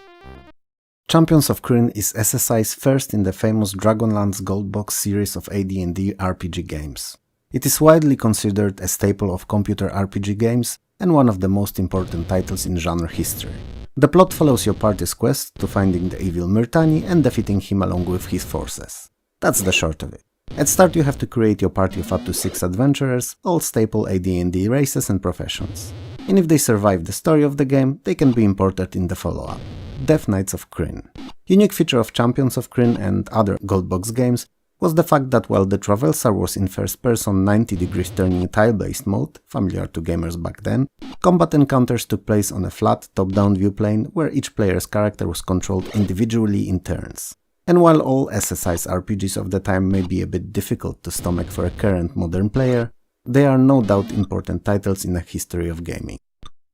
Although most people think of Windows when talking about Chip's Challenge, it was actually originally released for DOS. It's a very popular puzzle game that I never knew of when it was released, and played it many years later when it already could be considered a classic retro title. In essence, it's a series of increasingly more difficult puzzles, 149 of them to be precise. In each of them you have to collect all chips scattered around, avoid enemies and get to the exit. Some are logic-based, others require dexterity and fast reactions, and there are those two that are a mix of both. Chip's Challenge is a very player-friendly title, in that it offers an unlimited life, so even if you fail at certain more complicated levels few times, trying different strategies, it will not impede your progress and you'll be able to repeat it until you find a solution. Despite the very simplistic presentation, Chip's Challenge was critically acclaimed and to this day is considered one of the best puzzlers ever released. Command HQ is a real-time strategy wargame that can be either played against another player or a CPU of 5 difficulty levels.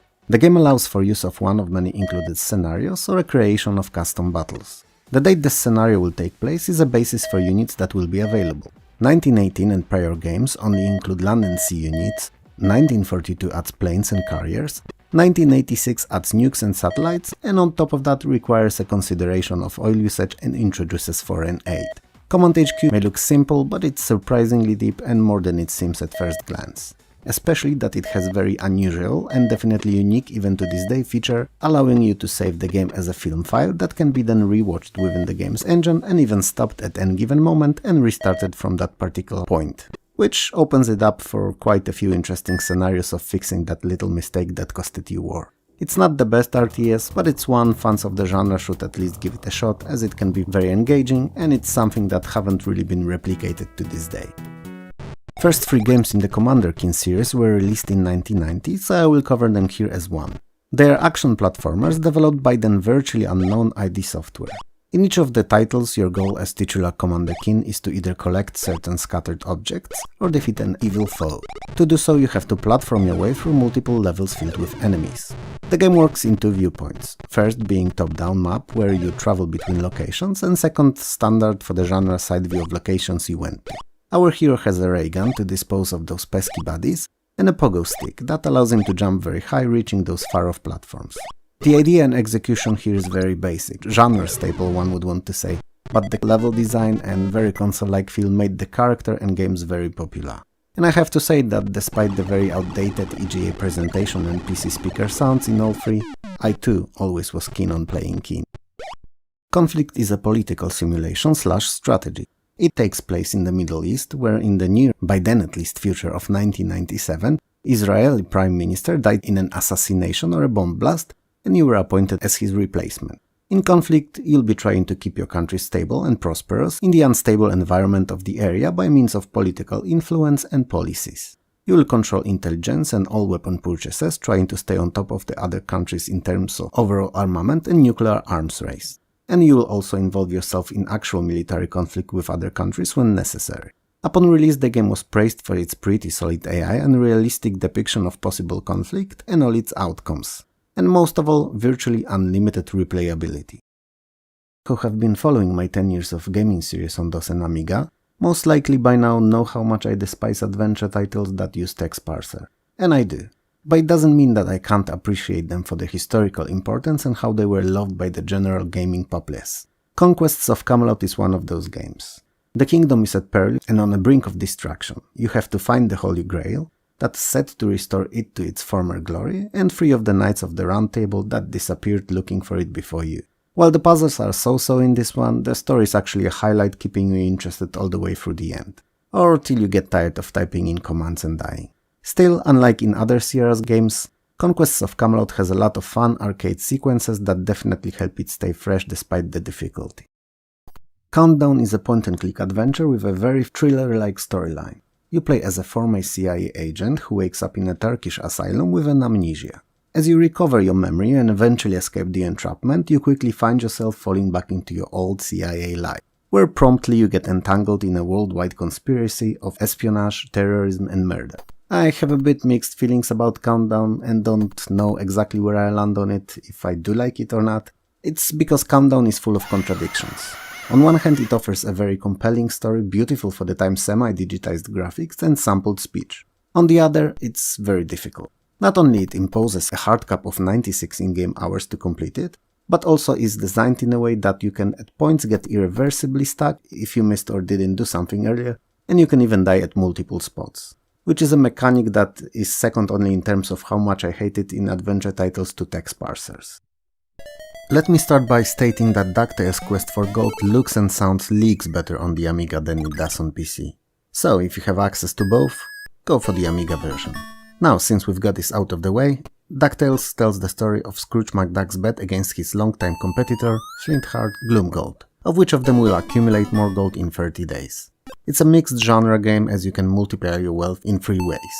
By sending your nephews onto expeditions, by playing on the stock market, and by diving into your treasure vault, which occasionally allows you to find a rare, more valuable coin. And while the latter two are self-explanatory, the expeditions take you to different parts of the world map where Huey, Dewey and Louie have to partake in many challenges in form of various minigames to earn money. On day 30, the winner of the bet is decided and the game ends. Crime Wave is an action arcade shooter that is clearly inspired by Arcade's Narc, and it's equally as bad game as that title. So why is it here at all if it's so bad? It was released in 1990 and it uses fully digitized graphics in high color mode, and well, it's actually worth at least checking out for curiosity purposes if nothing else. Story-wise, you're the only hero who can save President's daughter that's been kidnapped, and to do so all you gotta do is go through series of increasingly more difficult and filled with choppy animated body stages. I wouldn't recommend playing it more than once, but it's worth having a go just to see how a wasted opportunity for a decent title looks like. Dragon Wars is a fantasy role-playing made by now famous for the Fallout series Interplay. The game is your typical first-person perspective RPG with some interesting tweaks and changes. For instance, your party can have up to 7 characters at any given time, and this can be freely chosen out of any of the starting ones, recruited characters and even summoned creatures. What's more, when you begin a game you can either pick the default starting 4, create your own starting 4 or import them from Bard's Tale Trilogy. Yes, that Bard's Tale, a whole entirely different game Bard's Tale. Anyway, the plot is quite novel too, the magic was outlawed and you and your party are imprisoned for life in a palace called Purgatory, on a suspicion of spellcasting. And armed with nothing but your wits and said magic, you have to get out. While the character of Elvira was a comedic B-movies persona, Horrorsoft's Elvira Mistress of the Dark is truly dark and campy horror role-playing. Cassandra Peterson reprised her role for the video game, and it is something that was actually not very common for the time. Elvira Mistress of the Dark follows up on the events of 1988's film of the same title.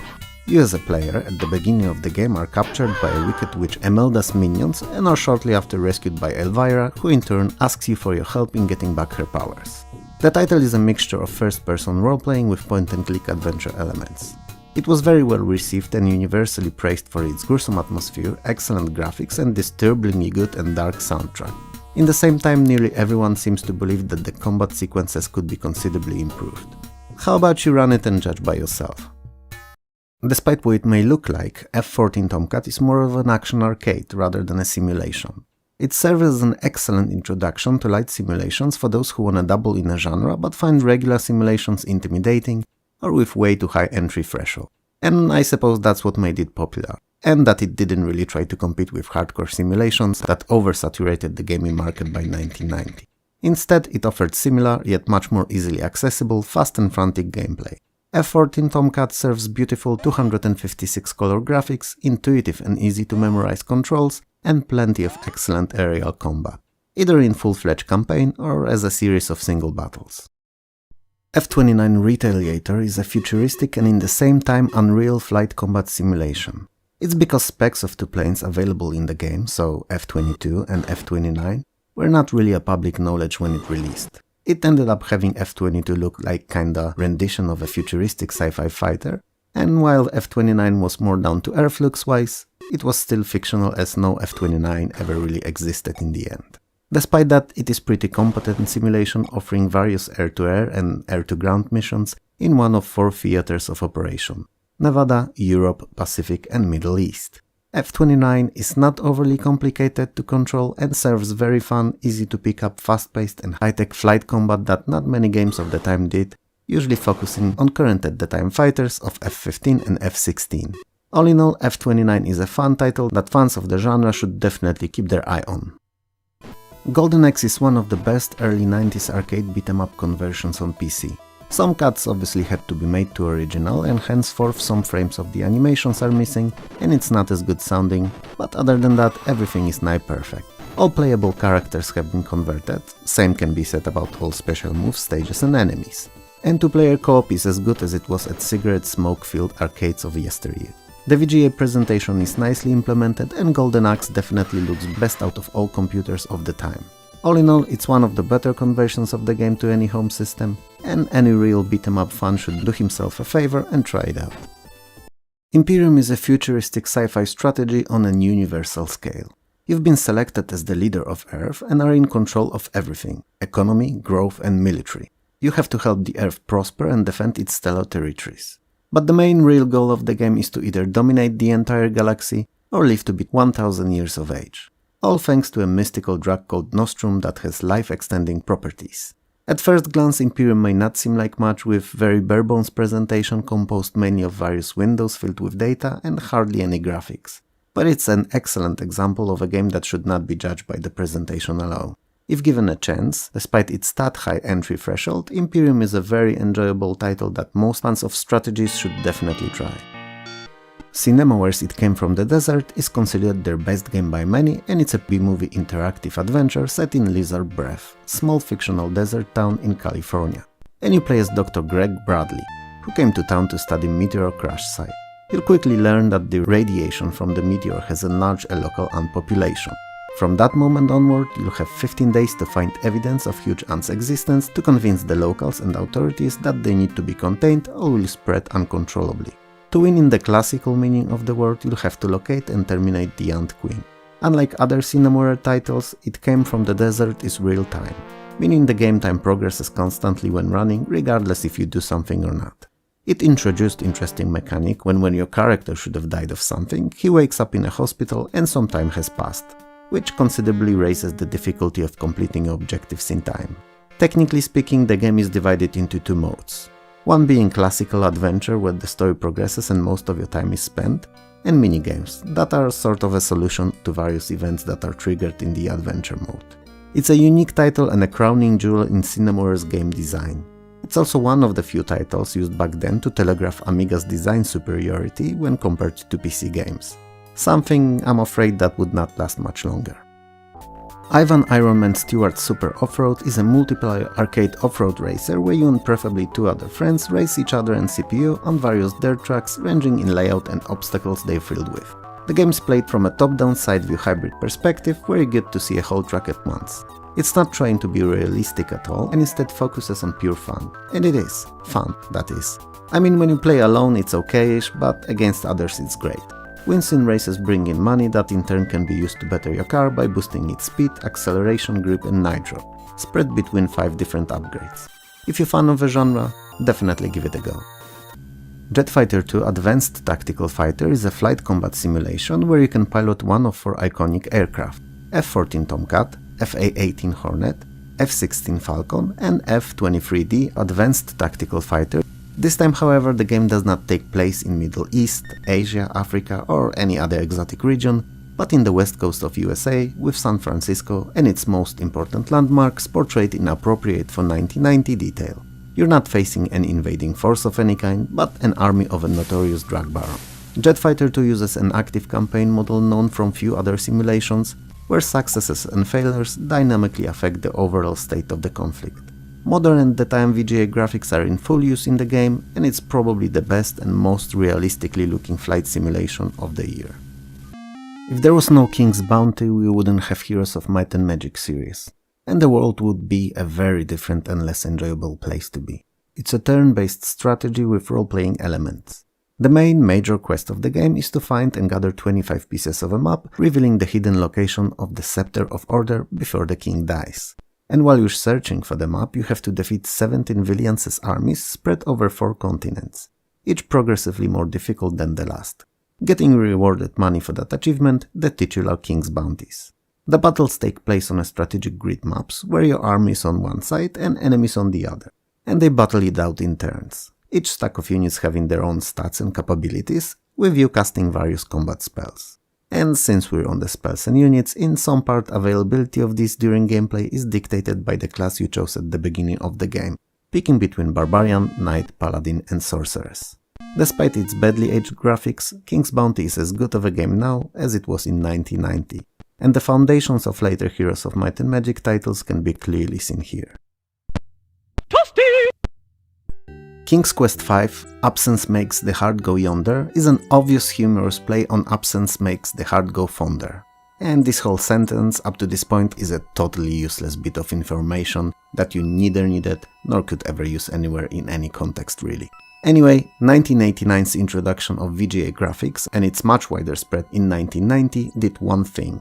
It immediately made all the previously released titles using EGA or even worse CGA look like a pile of hot garbage. And I realized that some earlier games did not look that bad, but if compared to the newer ones and given limited palette of EGA, the difference was staggering. And King's Quest VI is best example of that, as it offers both graphical modes so you can compare them side by side. But I wouldn't recommend it as you'll never look at EGA the same after. Wow, I just realized I haven't said anything about the game yet. Well, it's a point-and-click adventure, first for Sierra in fact, dropping the earlier used clunky word parser for modern mouse-driven interface, and it's also an excellent game that fans of the genre should all have in their collections.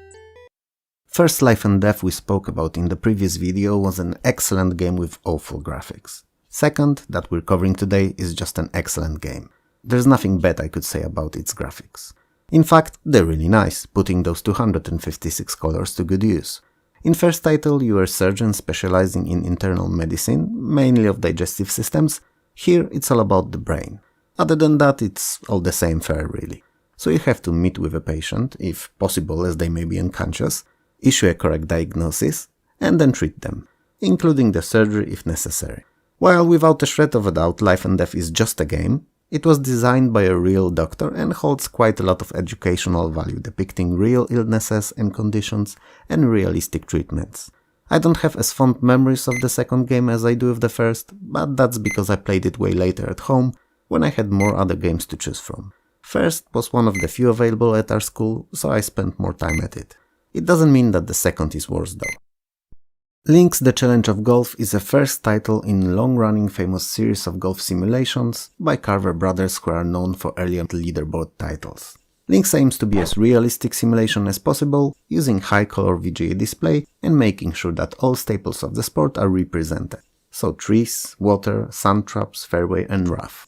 Ball physics are also quite believable, and ability to watch replays from different angles is a nice touch to help the game feel as close to real life as possible. Link's is an interesting title because when compared to even basic Amiga, it gets crushed color-wise. Because Commodore's system displays 4096 of these at once instead of only 256.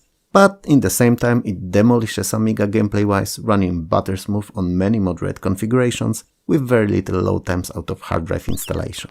Amiga's outing is infamous for obscenely long load times, sometimes even lasting minutes on slower systems. So that's a win for PC if there ever was one. While original Lode Runner is not as good as released few years later in 1994 Lode Runner The Legend Returns, it's still genius in its simplicity. Each level is a small platforming puzzle to solve. Your aim is to collect all the gold, and when you do, exit opens up somewhere on the level and you can go through to the next. You are however always chased by the baddies that try to catch you, and when they do, you lose a life. You're not helpless though, and can spawn pits on your left and right, and they can serve either as means of traversal between the levels, meaning that you can jump down through them, or as traps for the baddies that chase you. Pits seal themselves automatically after a few seconds, and mastering the use of them is a key to success. Lode Runner is surprisingly fun and engaging experience, especially given how simple its underlying mechanics are, and how absolutely awful its CGA presentation and PC speaker sounds are too. Mega Traveler The Zodani Conspiracy is a space sci-fi role-playing based on Tabletop Traveler series of role-playing games, and it takes place in the official Travel universe and features faithful to original character creation and gameplay mechanics. You control up to 5 ex-military adventurers and have to save the human civilization, which in the Travel universe is called the Imperium. The neighboring race of aliens going by the name of Zodani is conspiring against the Imperium and seek its downfall. The game is played in real time and includes planetary and space exploration, combat and trading, and all that on 228 planets spanning 8 solar systems. Mega Traveler is an unusual RPG compared to others released in the early 90s, because being based on tabletop game, it focuses more on character development and combat, rather than the main quest, which honestly is quite linear, short and pretty basic. Midwinter is a mouthful. It's a post-apocalyptic first-person action role-playing with strategy and survival elements. The game takes place in a far-off future of 2099, where after a catastrophic meteor strike in 2030 in Burma, worlds covered in a thick layer of diamond dust in the upper atmosphere, causing a global cooldown and eventually permanent winter. All that in turn caused global instability and tumult.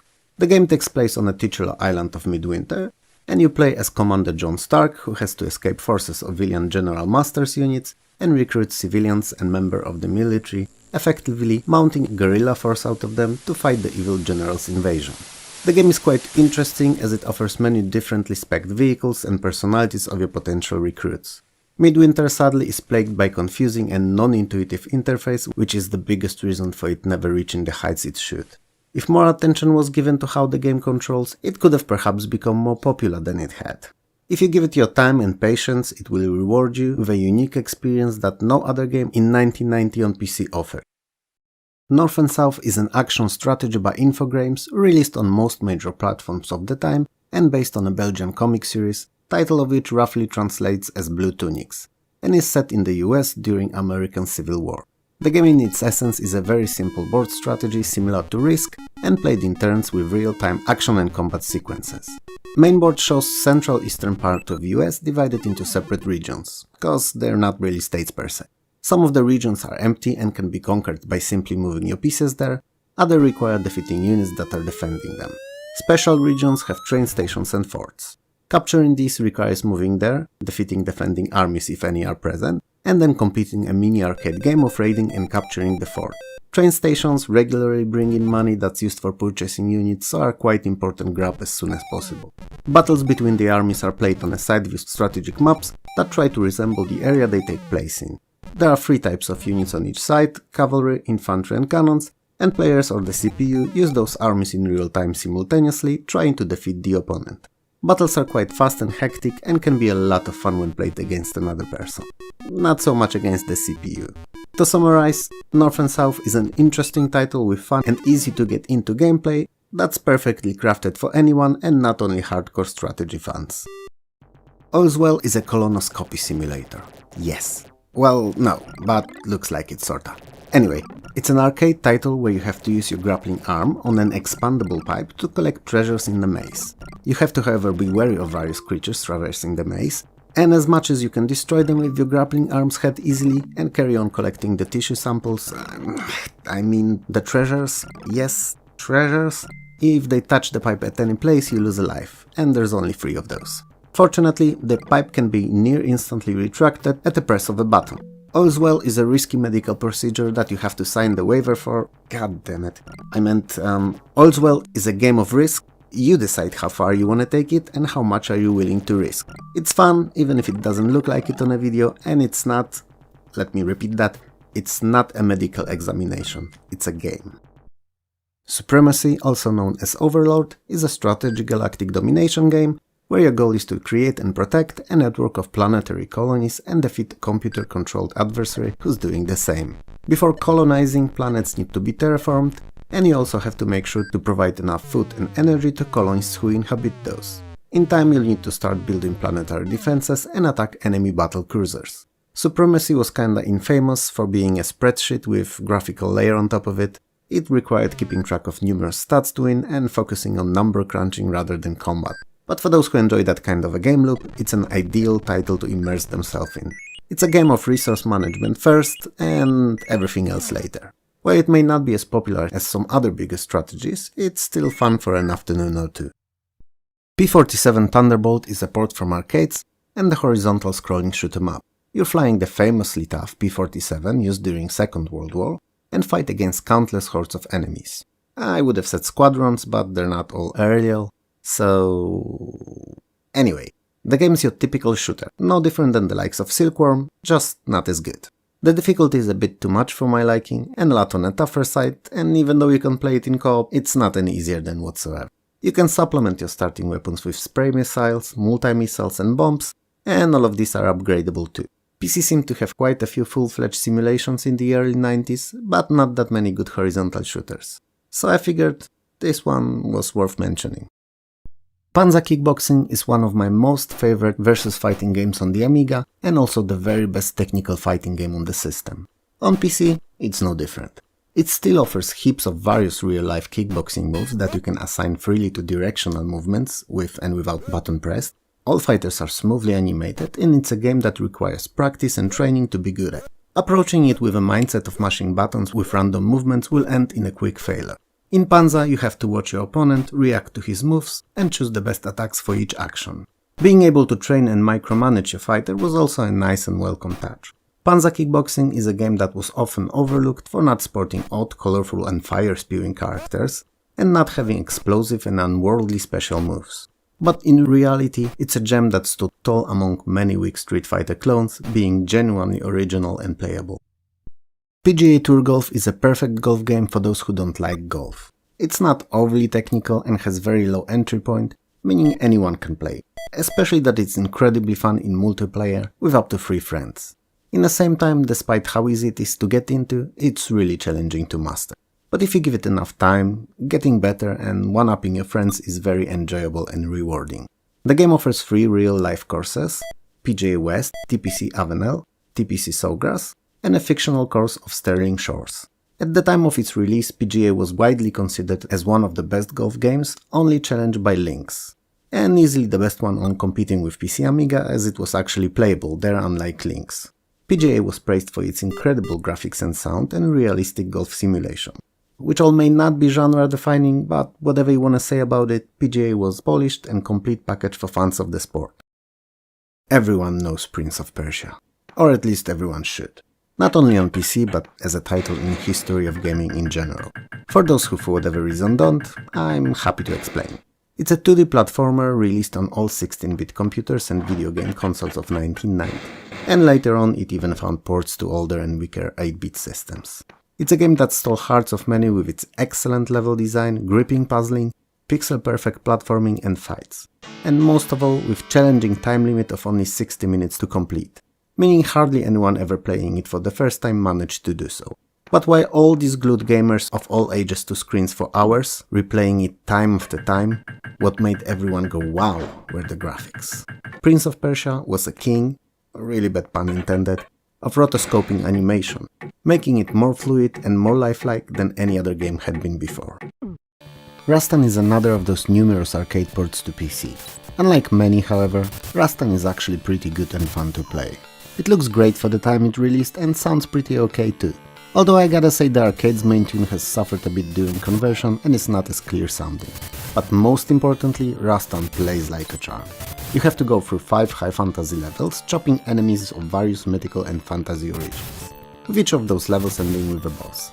And like in majority of great arcade games of the time, each boss has its weakness and requires different tactics to defeat. You can arm yourself with several differently powered weapons and defensive power-ups in the form of cloaks, shields and armor. What I'm about to say may be considered a blasphemy by some, but out of those older fantasy games, Rastan is one of my faves on those, and I like it better than Golden Axe. Red Baron is one of the most fun arcade flight combat simulators, while in the same time not being the best at practically anything. Sounds stupid, I know, but let me explain. If you take the game apart and look at all the pieces individually, you realize that they are all average or tad above average at best. Graphics, sure, they're pretty nice, but not even close to what VGA in really talented hands was capable of. And there are even flight simulations in this very video that look much better. While sounds support all the major hardware available on the market in 1990, even the Sound Blaster, and are properly utilized, they're really nothing to write home about. Background story? A World War I cliché. Physics and flight model? Decent for an arcade game, awful for a full-fledged sim. And gameplay? Well, it's actually pretty good, with many different types of missions available, personal and squad promotions, and even the challenges. But not groundbreaking or genre-defining. But if you put all that together, and fit all those little pieces of puzzles, Red Baron ends up being probably the very best World War I flight combat game, and my most favorite arcade-ish sim covering that era to date. I can't recommend it enough. You should try it out even if you're not into those kinds of games, as it has that uncanny seductive quality to it. Rick Dangerous 2 is a decent follow-up to prior year's punishing platformer. This time, however, it doesn't seem to be based on Indiana Jones, but more on a sci-fi alien movies. In short, aliens attacked London, and Rick's the only one to save it. Same as in a former title, you're tasked with completing all levels that are full of deadly traps and enemies, and the success requires as much dexterity as it does memorization, of where each traps are, what triggers them, where enemies are located, how they behave, and so on. Unlike in first Rick though, you can attempt first 4 levels in any order, but to get to access to the last 5th, the initial 4 all need to be completed. Rick Dangerous 2 is a fun but punishing game that, while it always had a place on my hard drive, it's also not something that I would even hoped of completing in its entirety today, all because of the memorization requirement that I find incredibly infuriating. Rings of Medusa is a strategy with business simulation and light role-playing elements. The evil sorceress Medusa has taken control of the kingdom and keeps its people under her heel. You, as a son of the former king, have to save the kingdom. To do so, you'll need the 5 magical rings, which are under control of 5 large armies ravaging the country and working for the Medusa. So you'll have to amass wealth to get armies of your own. You do so by trading and bounty or treasure hunting. When your army is big enough, you can fight for the rings and finally against the Medusa herself. The game features few different arcade sequences like sword fighting, sea battles and real-time controlling of your armies on the battlefield, which are all nice addition to keep the gameplay fresh and involving. Rings of Medusa is a game that not many know of, and it's a pity, because it's actually quite good. Rise of the Dragon is a point-and-click adventure set in future LA and is played from the first-person perspective. It uses timeless plot device all throughout, and it's something that was not common back then. Everything is time-based. Each time you travel, all actions and activities take time. Even main villains' actions do. So before making any decisions or doing virtually anything, you have to carefully gauge if it's worth your time investment and if it will help you complete the game. So you end up managing it as your most important resource, cause if you don't, the game will end abruptly. Additionally, all the characters you talk to remember your responses, meaning you have to make sure not to say something awful that will prevent them from helping you later on if needed. It may not look like it at first glance, but Rise of the Dragon is a very good game. If you're one of those people who have the mental discipline to stay on the strict schedule and not waste a minute, that is. Created by now legendary Sid Meier, Railroad Tycoon is as good as a game as you'd expect from this rightfully famous designer. And even though, as with most of his games, it did not offer much in terms of presentation, it over-delivered in gameplay.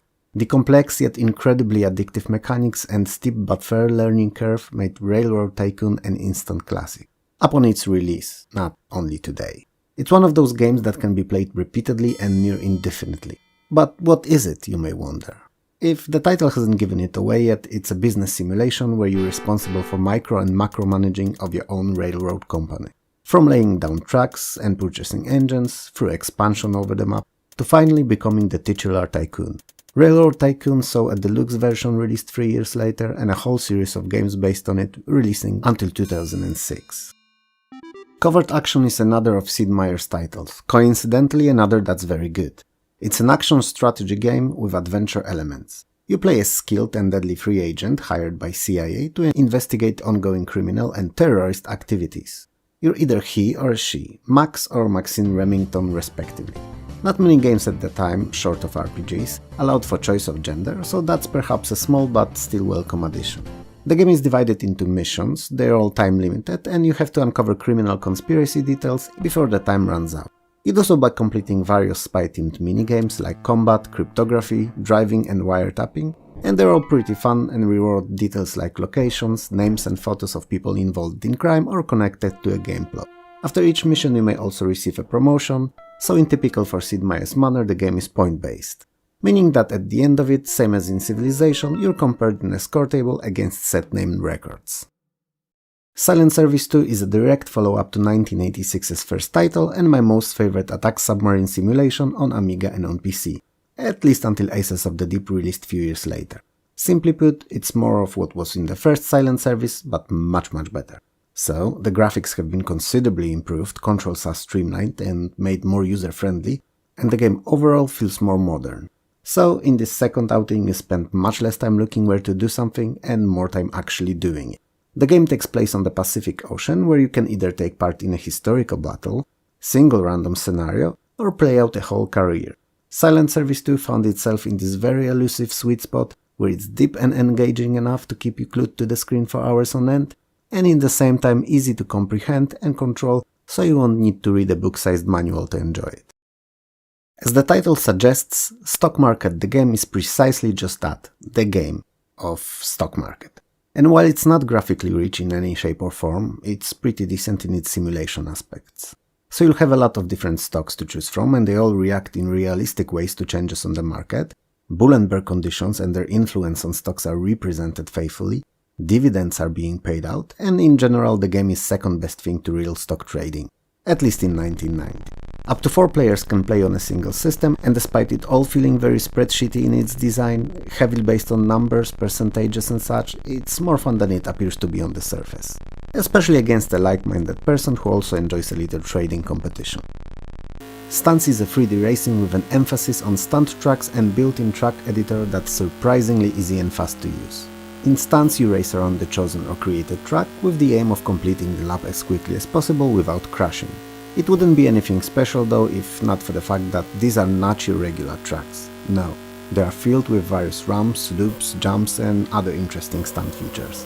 And you can race against the clock or CPU-controlled drivers in one of the 11 available cars. I consider Stunts, that clearly hasn't aged well, to be one of the best arcade racing games ever. It's not a simulation, there's no realistic damage, no high-tech advanced graphics or best sounds, none of that. But near infinite replayability because of the included editor, and simple time trial mode that can be played against a friend nigh endlessly, stole countless days from my childhood competing against a buddy of mine that lived across from me. Bard's Tale 3, same as its predecessor, is a fantasy role-playing. Straight after conclusion of Bard's Tale 2, you receive a letter from a dying man saying that during celebration of your defeat of the evil wizard Magnar, his true master, the mad god Tarjan, destroyed the town of Shara Bra, and your task is to defeat the mad god. I don't know about you, but I just mentioned 3 names that meant literally nothing to me. Anyway, the game was considerably improved compared to previous titles and introduced, long awaited by the players, auto-mapping system and enhanced save game feature.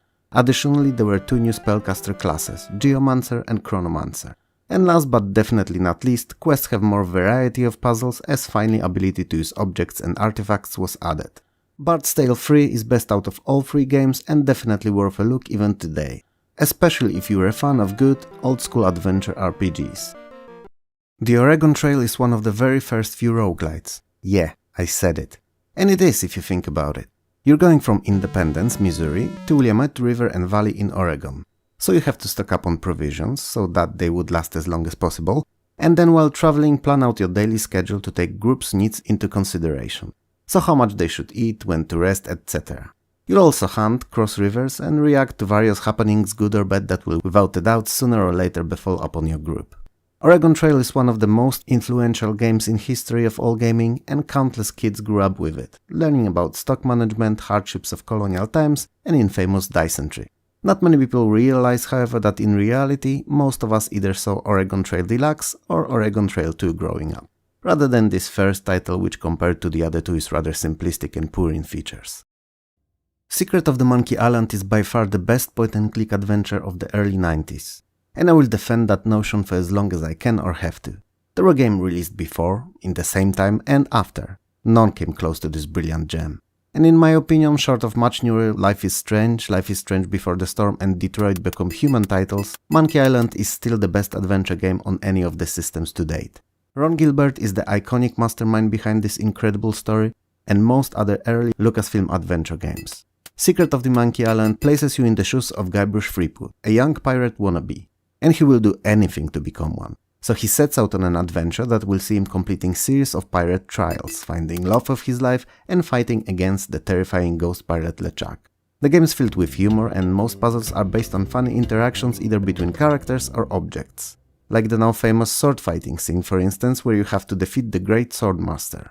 But unless you played the game before, you wouldn't know going for it that it's not your typical battle of strength and dexterity, but rather a challenge of witty remarks.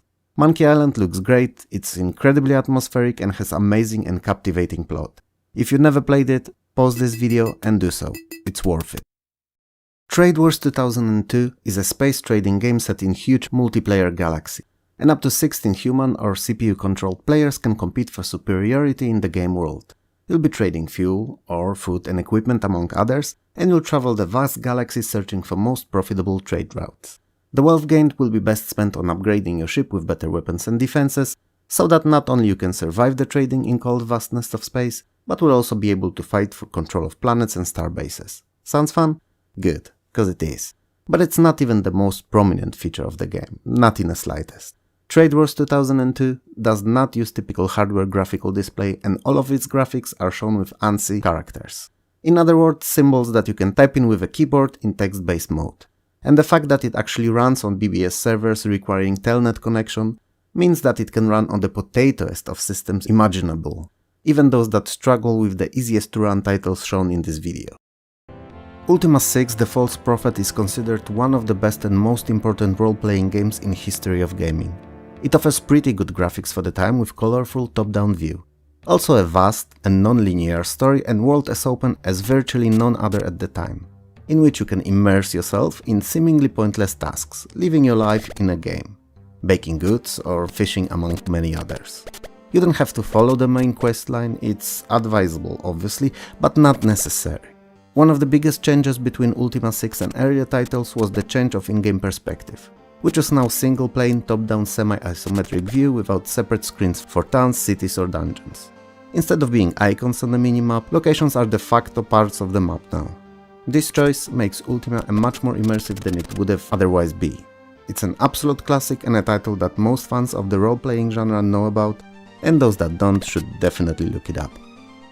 Warlords is an interesting title and has very Middle-earth-esque feel to it.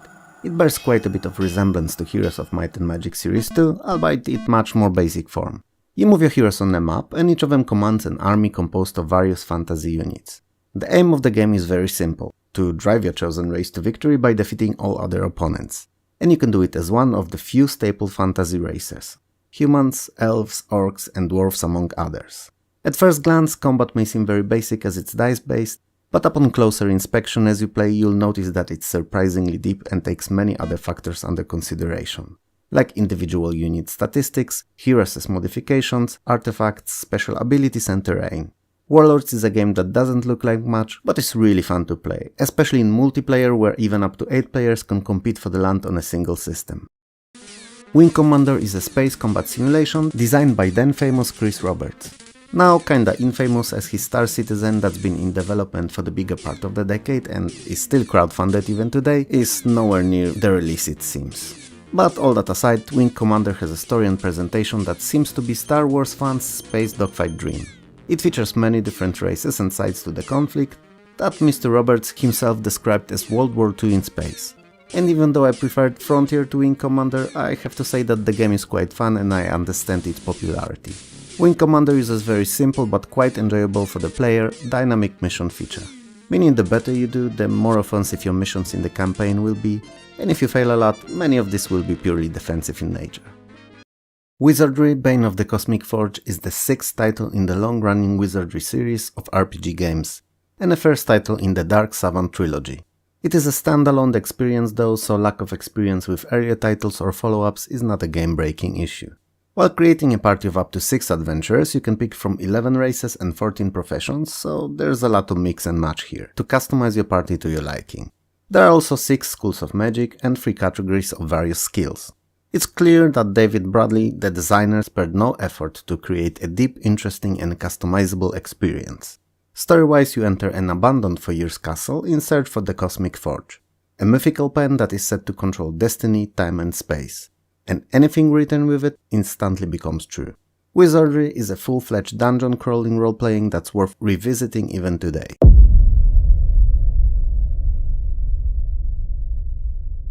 It sounds so bad that it may actually be pretty good.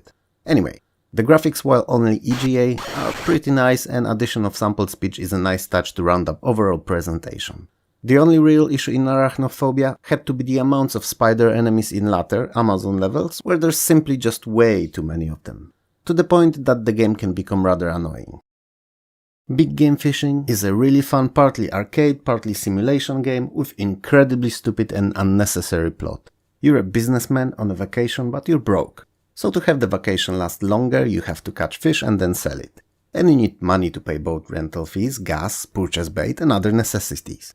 Basically managing your expenses to have the vacation last as long as possible. Obviously the bigger fish net more money, but they also live near the deep waters that require more gas to get to. Big Game Fishing is a title not for the hardcore fans of fishing simulators, as it's definitely not one. What it is though is an entertaining and easy to get into arcadish fishing game that anyone can play and have fun, even if they don't know much about the sport itself. Blade Warrior is a stylish arcade adventure game set in a fantasy world. In essence, it's a hack-and-slash side-scroller with some adventure elements where you have to find and collect various items. Some of which are plot-related, others can be used as ingredients for spells, provided you have appropriate recipes. What sets Blade Warrior apart from other similar games though, as you've no doubt noticed already, is the graphical presentation.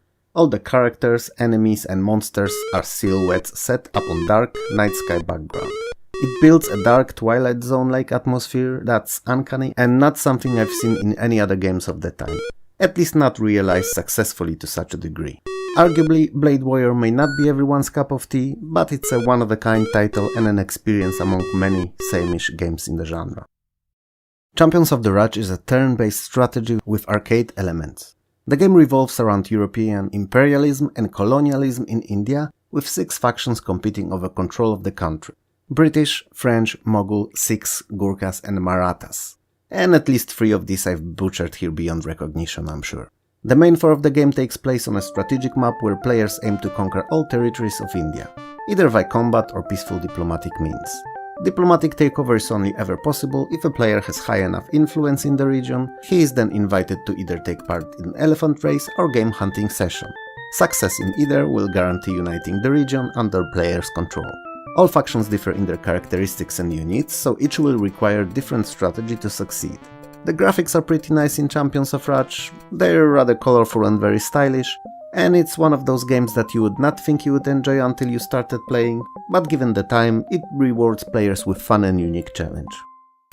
Chuck Yeager's Air Combat is a combat flight simulation famous for its unparalleled realism of controls, numerous different planes to choose from and nearly endless missions spanning over 3 theaters of operation.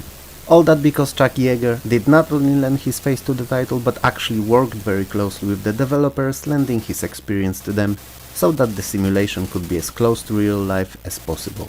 Some missions' successes in fact are largely dependent on whether you know the planes good enough to pick the right one for the job, as not all can be used for all mission types successfully. Chuck even insisted that the clouds were added to the game, something that most simulations completely overlooked as just part of presentation, when in fact in reality they serve a very important tactical advantage in many situations. Veterans of the genre most likely did not even listen here as they knew exactly how good of a game it is, but those who are on the fence should really give it a go as it's definitely one of the best simulations released in the 90s.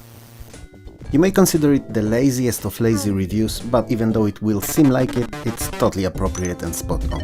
So, in the 1991 the second trilogy of Commander Keen games were released, and there were more of the same. That's it. End of review. Nothing changed the way the games looked, played or how they worked mechanically, and you know what, other than the presentation, for everything else all I have to say is good, because you don't fix what's working. And while they may have not been the best platformers on PC and definitely were not the best overall on all systems, not even close in fact, they were very competent and fun. And sometimes that's just enough to be successful. And since there was so many of them released in such a short span, players always had a title to look forward to. And if you add the fact that they were shareware games, meaning the first episode in each was totally free to play, it meant that more players saw it and more pulled the trigger on a final purchase, having experienced them firsthand.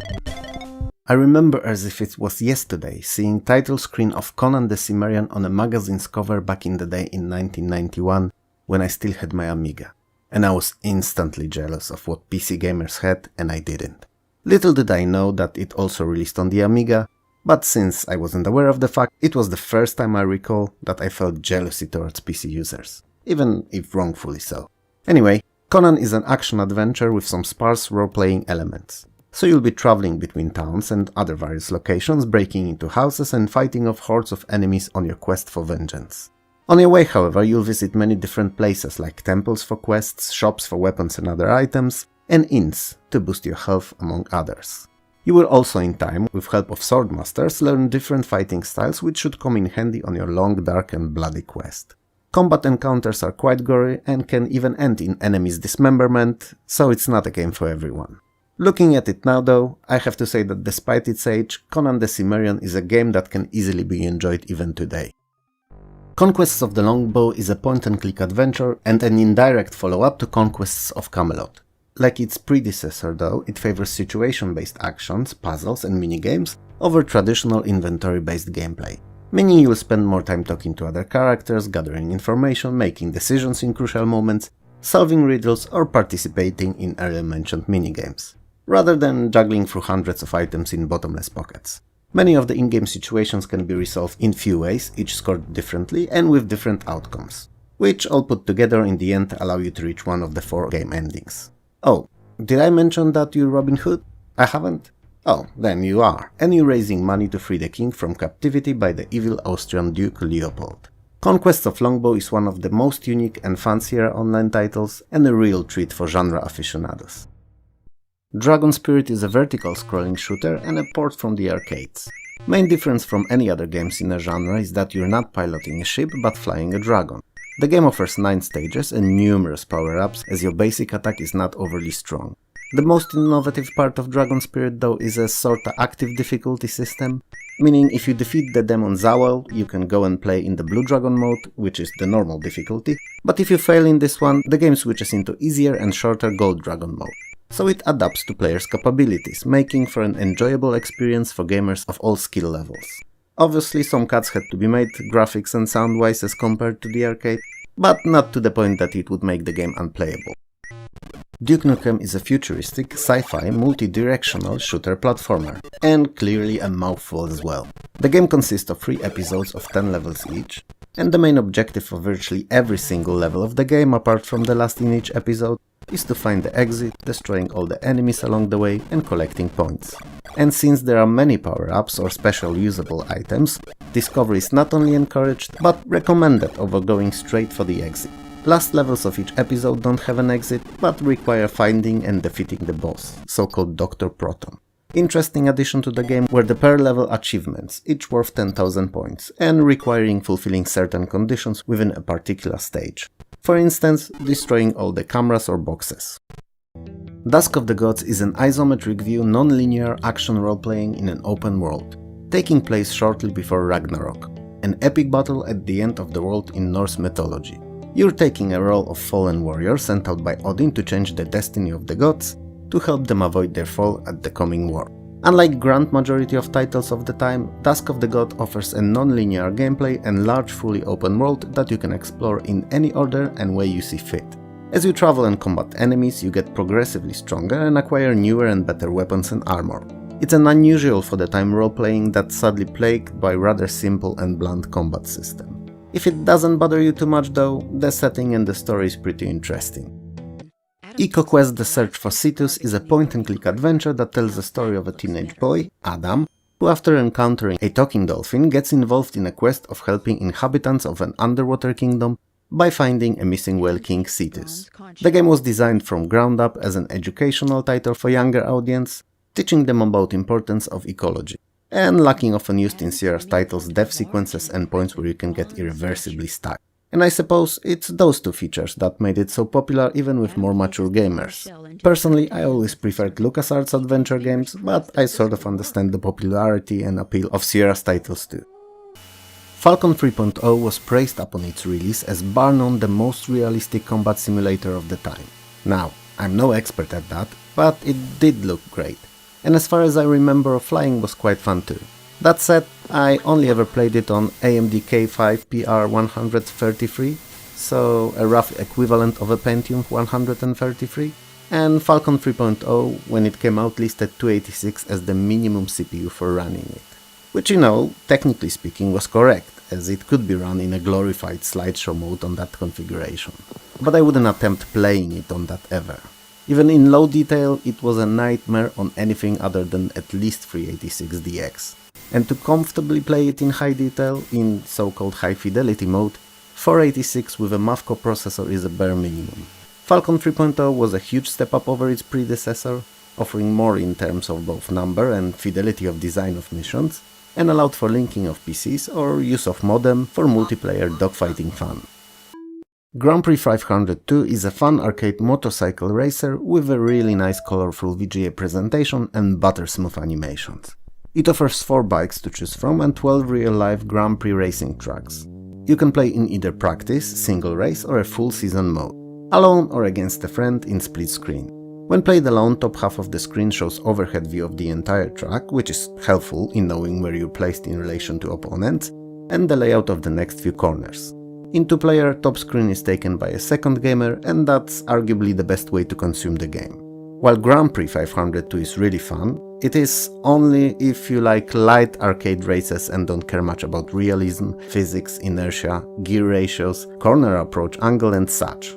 It's an arcade racer and that's all that it is and ever will be. If you're looking for a simulation, something that would represent the sport as close to life as possible, better look somewhere else. Hair-Raising Havoc is a side-scrolling adventure game with some light puzzle elements. The premise, while simple, is quite interesting and fun. You play as Roger Rabbit and you move in a house from room to room, in each solving a simple puzzle. Puzzle in the form of a broken Rube Goldberg machine. So you have to interact with objects in your surroundings to get them to the point when the machine will be functional. You'll be turning them on and off, rotating or moving between places among others. Despite what it may seem like, the game is extremely challenging because there's an hour-long clock to complete all the levels and doing so requires new perfect solution in all rooms. And if you're unfamiliar with them, it may prove very difficult. I understand that this may have been a semi-solution to replayability, or lack thereof, but personally I would have preferred to see individual times per each level rather than one for all of them, and just many more rooms to solve this issue. Joe and Mac Caveman Ninja is an action platformer originating from the arcades. The plot of the game is as silly as it is unnecessary. Cave women from Joe and Mac's tribe have been kidnapped and our heroes are rushing on a 6-level long adventure to get them all back. At first, Joe and Mac are armed with just stone axes, but in time, by cracking eggs left by defeated pterodactyls, they gain access to a wider arsenal of weaponry and upgrades, like fireballs, wheels, boomerangs or doppelgangers for both of them. Holding down the attack button allows for it to build up for a more powerful blow. The game's full of quirky humor and sports beautiful cartoon-like graphics and excellent sound design. Joe and Max was so popular in fact that it received a long-awaited arcade port few years later. It did not, however, find its way to the PC. Jones in a Fast Lane is a hidden gem. It's probably the most unusual design-wise game of 1991 for DOS. It's basically a life simulation presented as a board game played in turns against CPU or up to 3 other players. Each turn corresponds to a week of your character's life. You start in a small, rather campy apartment and no source of income, and have to pick your life goal, choosing between money, happiness, education or career. And from then onward, it's all up to you. Whether you'll choose to educate yourself, get a job or just hang around, choice is yours. You do, however, have to make sure to keep your character well fed, pay rent and have your house filled with useful appliances. You can also splurge on less important things like newspapers, lottery tickets or fast food. The only limit is your imagination. And, well, game's design. Still, Jones in the Fast Lane is as much of a life simulation as it is possible to squeeze from a board game, and despite what it may sound like, it's actually a really fun and entertaining title. Obviously best played with a friend or two. And holds limited but unquestionable educational value, meaning that there's no money without work and hardly ever there's more money without education. I mean, college dropouts like Bill Gates, Mark Zuckerberg or Larry Page may disagree, but it's highly unlikely that they're watching this video, so we'll ignore that they've achieved more than most with full college education ever could. And if they are watching, then hit me up guys, I have ideas and no funding. We can change the world together. As the title suggests, Killing Cloud is about the cloud that kills. The end.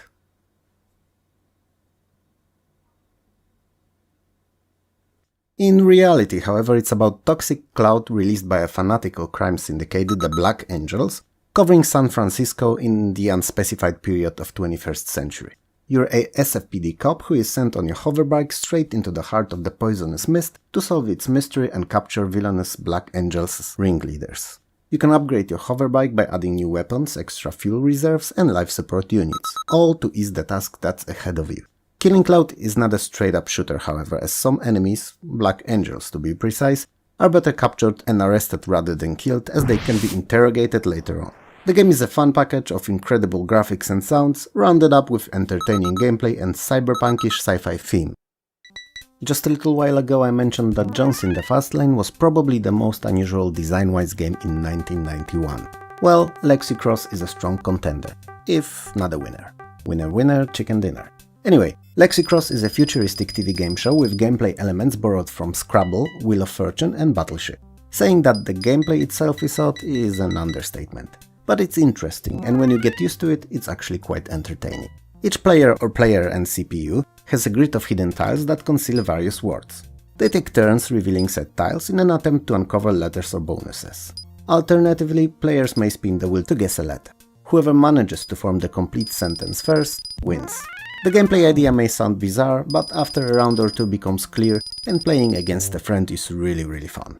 Provided that you enjoy word games, that is. Martian Memorandum is a sequel to prior year's Mean Streets and a detective-themed point-and-click adventure set in a futuristic San Francisco.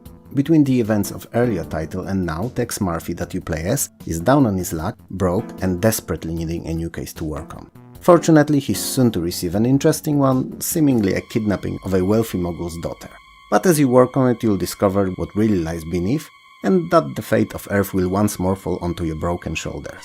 The graphics in Martian Memorandum, like in previous game, are a neat mixture of drawn and digitized assets. The sounds and music are appropriate, yet nothing to write home about. But most importantly, the acting. Quite fortunately, I might add, is as campy and cringy as it's always been. To the point that it's so bad that it actually becomes really good. And it's a definite highlight of the game. Don't let it fool you though, cause despite the acting, overall story is well written and interesting. What is annoying about Martian Memorandum though are the pixel hunting for clues, and that you can get irrevocably stuck if one of the characters that was supposed to reveal a clue gets upset with you, if you mistreated them or spoke to them in a manner that they did not appreciate. And while it can be argued that it's a realistic approach, it's not a good game design. Merchant Colony is an underrated and often disregarded title. Partly because it's flooded with way too many statistics, and partly because, just a couple of years later, more advanced games were released. But in 1991, Merchant Colony was probably the best colonial empire builder that there was on DOS. Unlike the title suggests, you're not only taking care of a singular colony, but are building an entire empire. So you will be able to found colonies, build ships and trade goods and commodities between your and other cities. Heck, if you feel like it and have the means to do so, you can even send soldiers conquering trade places to effectively gain monopoly on certain kinds of produce like tea, coffee, sugar or diamonds among many others. Merchant Colony is a game that came and went largely unnoticed, and one that deserved much more attention as it was genuinely a little diamond in the rough. MiG-29M Super Fulcrum is a successor to Domark's earlier MiG-29M Fulcrum. The game is graphically rich, not only representing flat surfaces as most simulations of the time, but also depicting a whole range of other terrain features, even entire mountain ranges. This time, however, the game does not offer a series of single scenarios, but one big campaign, where your task is to represent the Soviet Union in a UN force sent to South America to defend a small country that is being threatened by a bigger and much stronger neighbor. Isn't that ironic? Doesn't it remind you of something awful happening just about now in Europe? Never mind. Let's get back to the game itself. In Super Fulcrum, you can choose one of three predefined loadouts, either air-to-air, air-to-ground, or a mixture of both, which is considerable expansion on what the first game allowed for, as there was only one static loadout. The game's engine is modified to offer even more realistic flight, and you can kinda tell. You, not me, as you're a simulation aficionado, and I'm just a Sunday pilot at best. Obitus is a fantasy role-playing with a sci-fi background and some arcade action sequences. The sci-fi bit is that the game starts in a real world, in our time, and the main protagonist, a medieval history lecturer, is transported to medieval times to Kingdom of Middlemere that's ruled by 4 rival brothers, and he has to find out how he got there and his way back. The gameplay is viewed from first-person perspective with 8-way movement and smooth scrolling when turning, which was not something often seen in 1991, where most games utilizing the perspective just instantly switched to appropriate view when turned. The arcade sequences are viewed from the side perspective and are horizontally scrolling. That's where you fight your enemies and explore castles.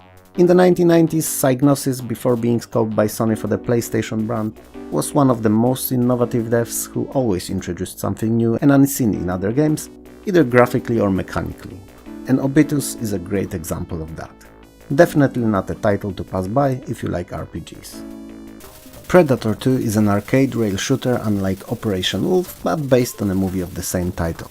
You're Mike Harrington, LAPD lieutenant fighting off Spanish and Jamaican drug gangs. Sounds like profiling at its finest, doesn't it?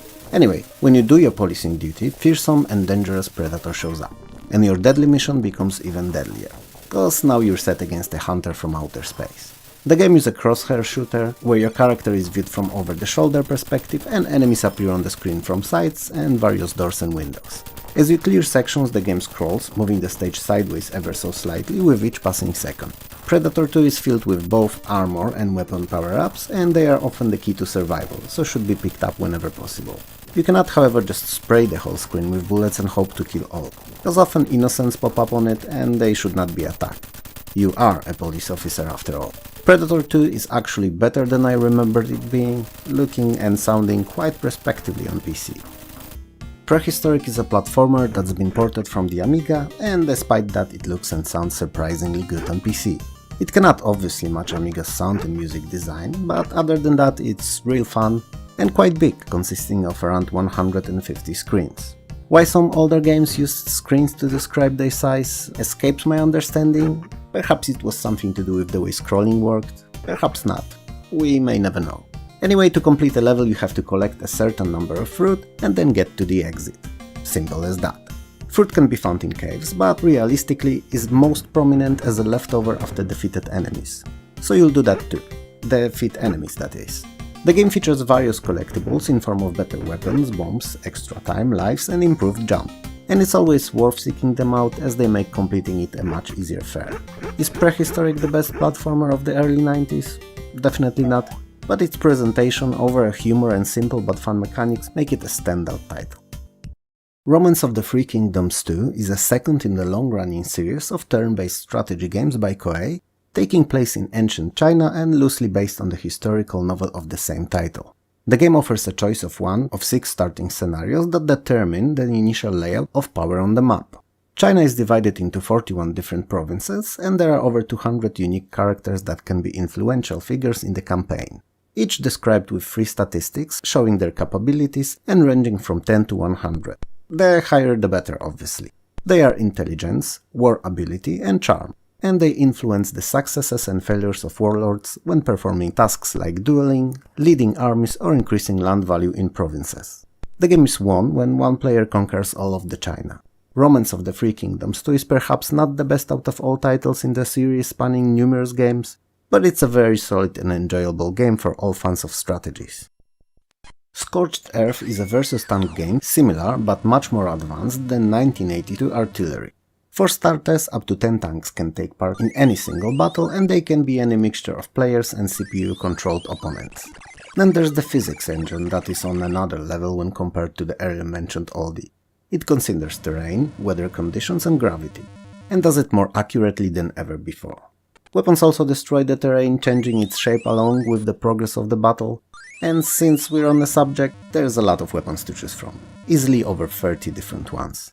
And they don't only differ in power, but also in a way that they work. Some destroy everything in a radius, others drill in ground and attack from below, and there are those that roll on the surface of the land and seek enemy tanks, and even ones that cover enemies with dirt. There's a lot to choose from. Scorched Earth also features parachutes reducing fall damage, and various shields that have their own properties and working mechanics. Despite its age, Scorched Earth is probably the most playable game even today out of all released in 1991, as it offers madly fun gameplay that transcends the time. Along with Heroes of the Lands and Dragons of Flame, Shadow Sorcerer is SSI's third and last of the non-gold box AD&D titles, and arguably the most unusual out of all of them. The gameplay is in real time and viewed from an isometric top-down perspective, and that real-time aspect is probably the biggest issue with the game, as despite whatever you're doing, the time flies, and there's no way of stopping it or even slowing it down. You're in charge of a party of 4 adventurers who just rescued 800 slaves, and must escort them through dangers of wilderness to safety, while running away from constantly chasing you red dragon. So, that's your main task. Delivering as many ex-slaves as you'll be able to freedom. On your way, however, if time allows, you can explore dungeons and other areas of interest, searching for information and treasures. And if that wasn't enough, you'll also have to deal with freed refugees leaders, convincing them to keep following you in spite of all the hardships on the way. Like I said initially, it's the most unusual of SSI's games, but I feel that the choice of real-time gameplay was a grave mistake, and that the game would be much better played in turns. Sherlock Holmes Consulting Detective is a point-and-click adventure game unlike many. Even though there were detective adventures released before, Sherlock Holmes is one that focuses mostly on investigation rather than solving simple puzzles.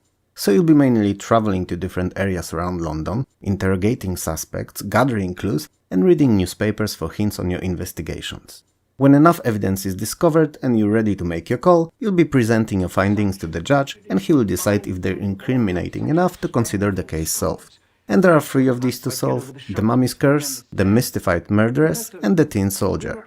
Sherlock Holmes the Consulting Detective is also one of the very first multimedia games, full of various shorter and longer video sequences, showing introductions during investigations of suspects and numerous cutscenes. Space Quest 4, Roger Wilco and the Time Reapers is the first Space Quest title to use 256 color graphics and point-and-click interface rather than the clunky text parser. And I have to say that the game actually looks very nice, utilizing the palette to its full extent. It didn't come for free though, as this presentation required 286 CPU, and realistically it was most comfortable to play on at least 386. The story of Space Quest 4 is bizarre too. The bar that Roger Wilco, the protagonist, is relaxing in, is raided by heavily armed soldiers who aim to kill him. He is saved by a stranger who helps him escape through a time rip into the future, into fictional world of Space Quest 12, a dystopian future where the world is in ruin without our hero to lean on. And this is where your real quest starts. You have to avoid the antagonist's henchmen, fulfill your heroic destiny, and save the future. As in most Sierra's games, you can die at various points, which is a mechanic that I actively despise, and hence why I always leaned more towards LucasArts games rather than Sierra's. But that's an issue on my side, I suppose. Spirit of Adventure is a little-known first-person perspective RPG that never got the recognition it deserved, especially that it's a spiritual precursor to much more popular and recognized Realms of Arcania, albeit much simpler than that later title. A strange drug appears seemingly out of nowhere, with all leads pointing to a source being a single mysterious stranger, and spreads in the world uncontrollably, creating a huge addiction problem among the population. Your group of 6 adventurers sets on a mission to uncover origins of said drug and find the one responsible for this tragedy. Many of the puzzles and situations in Spirit of Adventure have more than one solution, which is always a welcome touch adding to the replayability, and the game has a very healthy balance between combat and exploration, with neither outweighing the other. Interestingly enough, Spirit of Adventure gender-locked its classes, which is an odd choice, but from a designer's point of view perhaps they had a thematic reason for it. The game originally came out in German and then was translated and released in English, so that English version is now quite difficult to chase down, at least in its original boxed release. Supaplex is a Boulder Dash clone. You're Murphy, bug hunter living inside a computer, and your aim in each level is to collect enough infotrons for the exit to open, and to get to it as fast as possible. The so-called infotrons are what diamonds were in Boulder Dash, so basically collectibles. Same as in BD, in Supaplex there are also enemies too, and zonks, which are mechanically equivalents of rocks from the earlier title. The game consists of 111 levels in total, and up to 3 of these may be skipped to advance further. Some levels have certain rules that they're obeying by, like gravity and such, but in general most follow same rules Boulder Dash set years earlier. Interestingly enough, Supaplex features player profiles, meaning few of them can progress separately using the same computer and the same copy of the game. And it's not a feature that I saw often back in the day. Team Suzuki is a surprisingly deep motorbike racing simulation. The game is viewed from the first-person perspective and uses 3D graphics for everything but the cockpit. It features 16 real-life circuits and races, of 5 to 50 laps in one of 3 power classes: 125, 250 and 500cc. The more powerful the bike, the more difficult it will be to control. You can race in a single race, practice, or run a full season. Bikes can be controlled via keyboard, joystick or mouse, the last one being most difficult to master, but in the same time most precise. I was never neither good or interested in bike simulation, as I always preferred racing cars, but I have to admit that I always found Team Suzuki rather enjoyable in short bursts, and pleasing in its 3D design. Would I come back to it today knowing what games in the genre look like now? No, I wouldn't. But back then, I don't think that there was anything much better. Console users of the late 80s and early 90s were lucky to get largely good Ninja Turtles games. Home computer owners, not so much. What we got was at worst terrible, at best acceptable if there wasn't anything else to play. Teenage Mutant Ninja Turtles Manhattan Missions is an excellent exception from that seemingly cardinal rule. It's a side-scrolling beat-em-up taking place in, well, surprise surprise, Manhattan. Shredder's devilish plan will allow him to seize control of New York City in 48 hours. And you, preferably with a friend, have to stop him. Each of the turtles has a nice set of unique moves using their iconic weapons, and each has their own stats of strength, speed and energy, that can increase the more the turtles fight. With certain threshold of strength passed, turtles gain access to additional attacks. The game is built out of 16 levels and they differ in design quite considerably. What I always found unique about Manhattan Missions though was the 48-hour limit to complete it, because it's actual real-life 48 hours. Sure, you use up quite a lot of them resting between the missions, but it's rather unusual and original design. Sid Meier's Civilization is not only one of my most favorite series of games, but this, first installment, despite gamers' personal preferences, is arguably one of the top 10 most important games in the whole history of gaming. I don't think there's anyone who haven't heard about, or at least have a passing knowledge of Civilization, but just to be on a safe side, I'll try my best to explain. The simplest way of describing what it is to try to comprehend the encompassing meaning of the word itself, because that's what the game is.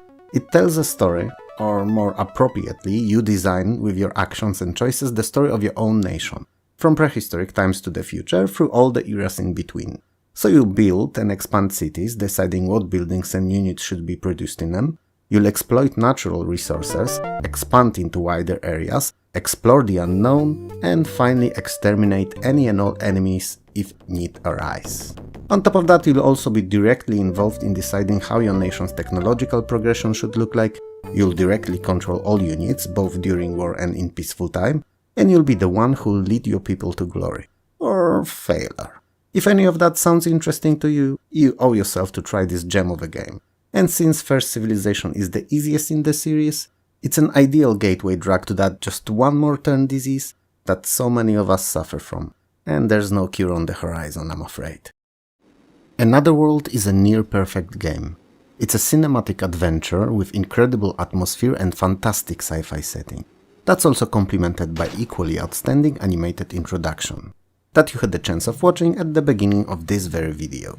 And most of all, Another World has one of the most fluid and smoothly animated 2D polygonal graphics of 1991. All throughout the adventure it feels like you're a part of a movie that has a beginning, middle and end, and all the plot you take part in you can actually influence with your actions.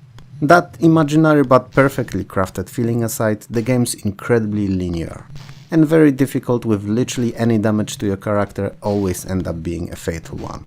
Now, normally those would be huge downsides for me when talking about virtually any other title, but this straightforwardness of Another World allowed for creation of very sophisticated, very deep and captivating experience. It's an absolute classic and a game that most gamers should have in their collections. Battle Isle is a sci-fi turn-based strategy tactical game set on a fictional planet of Chromos. And why it's Chromos and not Kronos? I do not know. Anyway, the game is played on a hexagonal grid map where players take their turns, alternating between attacks and movement phases. Each of them controls various units ranging from ground-based infantry, transports, artillery and tanks, through ships and submarines to fighters and bombers among many. Battle Isle took under consideration many things that many similar games back then didn't. The limited access to fuel and ammo, which could end and might require restocking, or unit experience that grows along the campaign as they survive each consecutive combat encounter. Each mission can have different objectives, ranging from eliminating all enemy forces, to capturing specific buildings or protecting certain units and places. Battle Isle played equally as good alone against a CPU as it did with a friend. and received quite a few add-ons and sequels, most of which stuck to the basic formula. His storyline, however, is a spin-off using the same engine and mechanics, but set in a World War I era on Earth. Eye of the Beholder is the first in trilogy of first-person perspective RPG games with grid-based movement and real-time combat, set in Dungeons & Dragons universe. While the interface is set up a bit differently to Dungeon Master, with characters on the side as opposed to on top, similarities between the two titles are more than obvious. The game is based on AD&D rules and world, so all well known to the players of tabletop game monsters, locations, spells and characters are present and easily recognizable. The graphics are on another level, completely utilizing full power of VGA cards, and comparing them to those of Dungeon Master would be a serious disservice to Eye of the Beholder. The game was a critical success and a great start to the trilogy that the second outing of is universally considered the best in the whole series, and one of the best first-person RPGs of the era. But that's something to be tackled in another video. Lemmings is a puzzle game where your goal in each level is to lead a group of anthropomorphic lemmings to safety. And since between the start point and the exit there are usually numerous obstacles and dangers, it's your job to use limited number of available abilities that you can assign to them in each stage to do so. Levels are divided into 4 groups of different difficulties: Fun, Tricky, Taxing and Mayhem. Those groups reflect number of obstacles, kinds and numbers of available abilities, time limit and a minimum amount of lemmings that need to be saved. Lemmings became an instant hit, placing in the very best and top games list in various gaming mags and in hearts of players. It quickly received ports to other 8 and 16-bit systems and also gained critical acclaim and popularity. If there's only one game that you can try from this 1991 video and you're not someone who would like Civilization, then Lemmings is the one. The Blues Brothers is an action platformer based on the band from a movie of the same name. The game consists of 6 levels and you have to evade police, vigilantes and everything in between to get to the blues concert. Basically everything that you'll find in your way is out there to get you. Fortunately, you're not helpless and can pick up omnipresent crates and throw them at your enemies. The premise may seem simple, but since it's realized nigh perfectly, Blues Brothers is really fun and won numerous Best Game Awards upon its release. The fact that it can be played in simultaneous co-op is an added bonus, even if the scrolling only focuses on the first out of 2 players. The Immortal is an isometric action-adventure with some light RPG elements. Not unlike much later released Diablo, but considerably simpler than that title. Story-wise, you'll have to find and save your wizard mentor Mordamir from an 8-level deep labyrinth. On the way you'll solve puzzles, avoid death traps, find and use numerous items, and use magic spells. You will also partake in various combat encounters, which in majority of cases can be avoided by dispatching of enemies before combat's initiated using fireballs.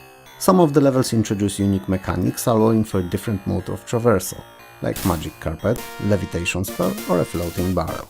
I'm not gonna lie, I'm not the biggest fan of the Immortal and haven't played it nearly as much as I probably should have, but its historical significance for DOS gaming is unquestionable, so it's here nonetheless.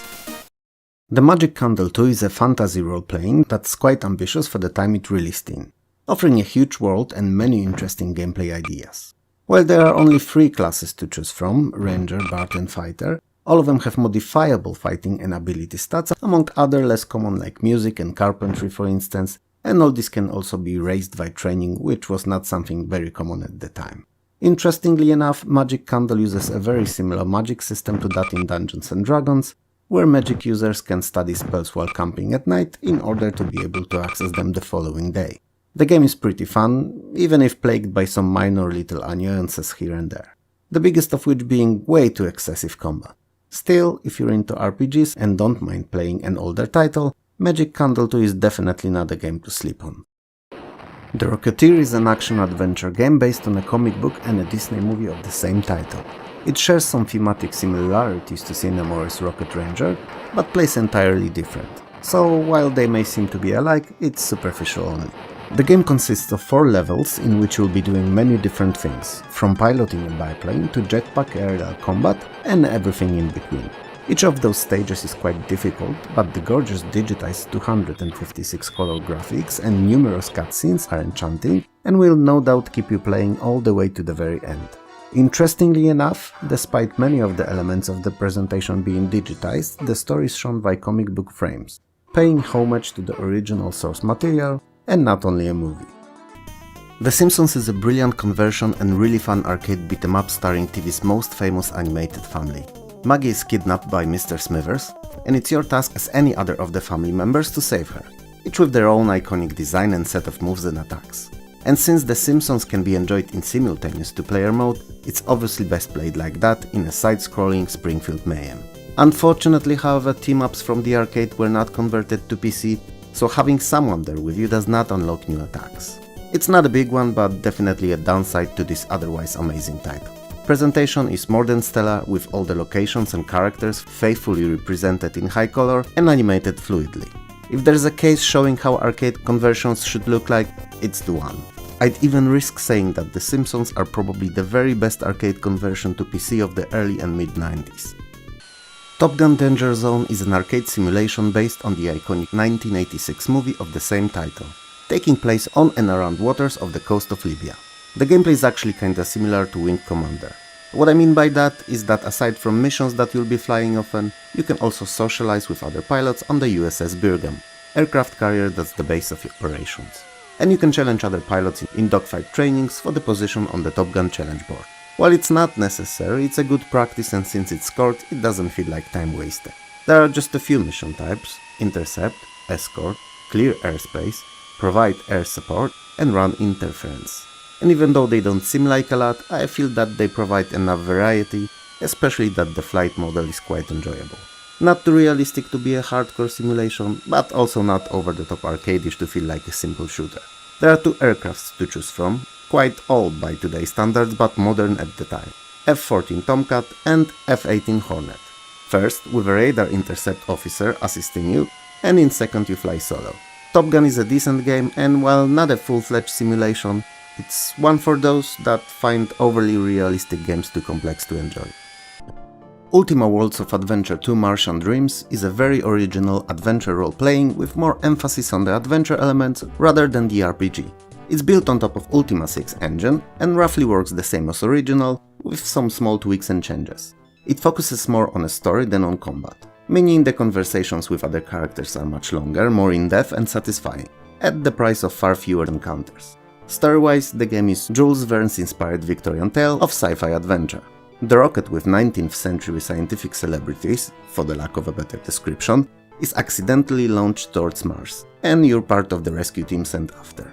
As a result of that, you'll meet many of the famous at the time scientists and people of culture, and this is precisely where you may appreciate how much care and attention went into creating the game, as by talking to them you'll realize how thorough was the research while working on the title. While both Ultima Worlds games were underappreciated at the time of the release, compared to other RPGs that is, they are no doubt gems and titles worth revisiting even today.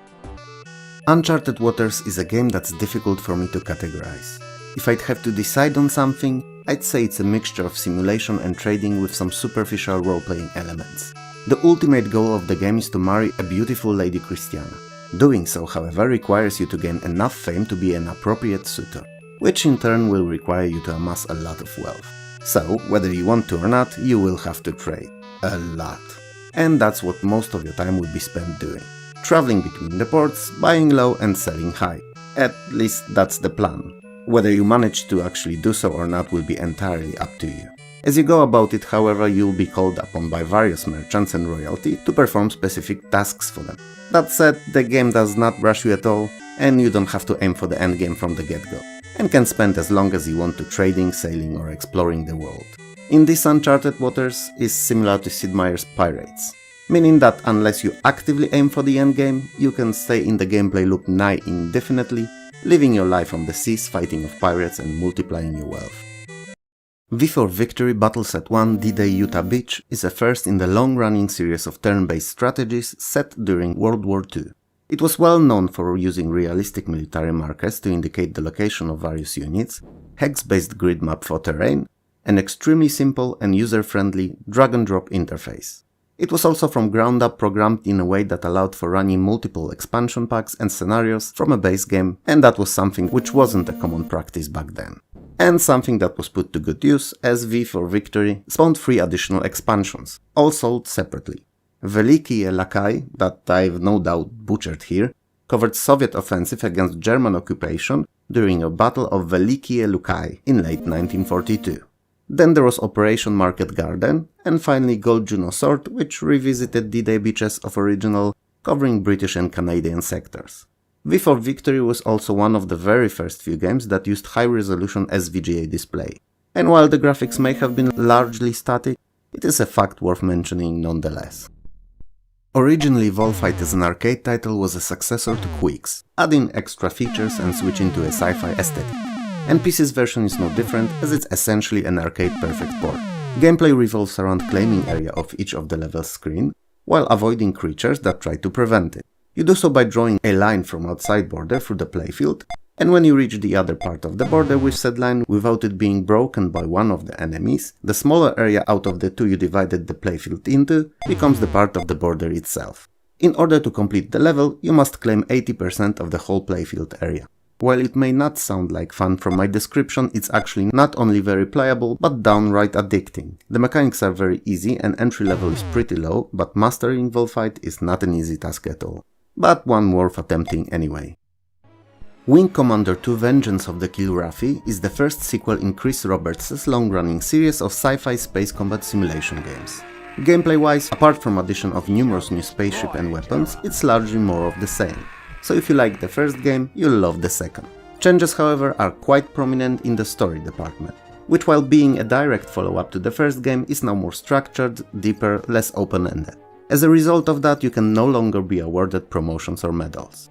On the other hand, Wing Commander 2 is now chock full of animated cutscenes, some even using some of the industry's first voice acting, which makes it feel more like a movie that you partake in rather than just a game. The biggest change mechanically, however, is that your wingmen cannot die other than in scripted cutscenes, and if their ships are destroyed now, they just eject.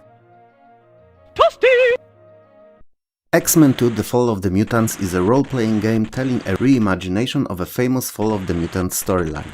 You pick 5 out of a whole pack of different and nicely drawn X-Men to look for missing Storm and Forge. The story, in fact, has a very strong what-if scenario feel to it. Most of gameplay as you walk around the levels looking for enemies, crates and traps is viewed from an overhead perspective.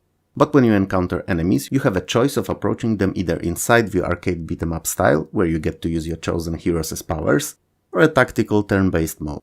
As a huge fan of X-Men and Marvel in general, I have to admit that I somehow not only never played it before, but haven't even knew that it existed in the first place. So finding it was actually little surprising, and I'm already planning on saving little extra time for Christmas to play it.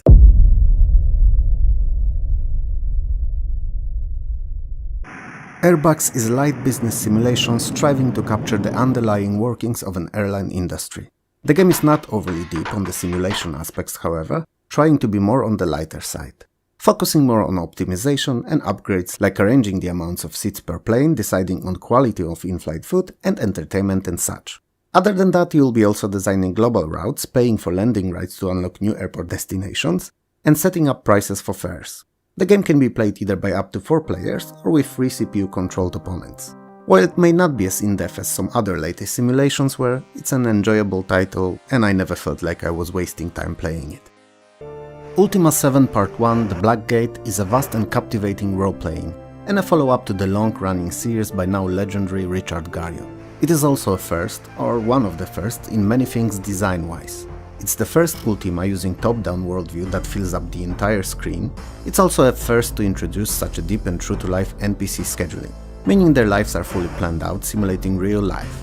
They go to work, after, they visit tavern for a drink or two, and finally go back home to bed. It may not seem like much, but back then, when NPCs in most games just stood around in one spot for days on end, this made you feel as if you were part of a larger living world that kept going whether you were there to witness it or not.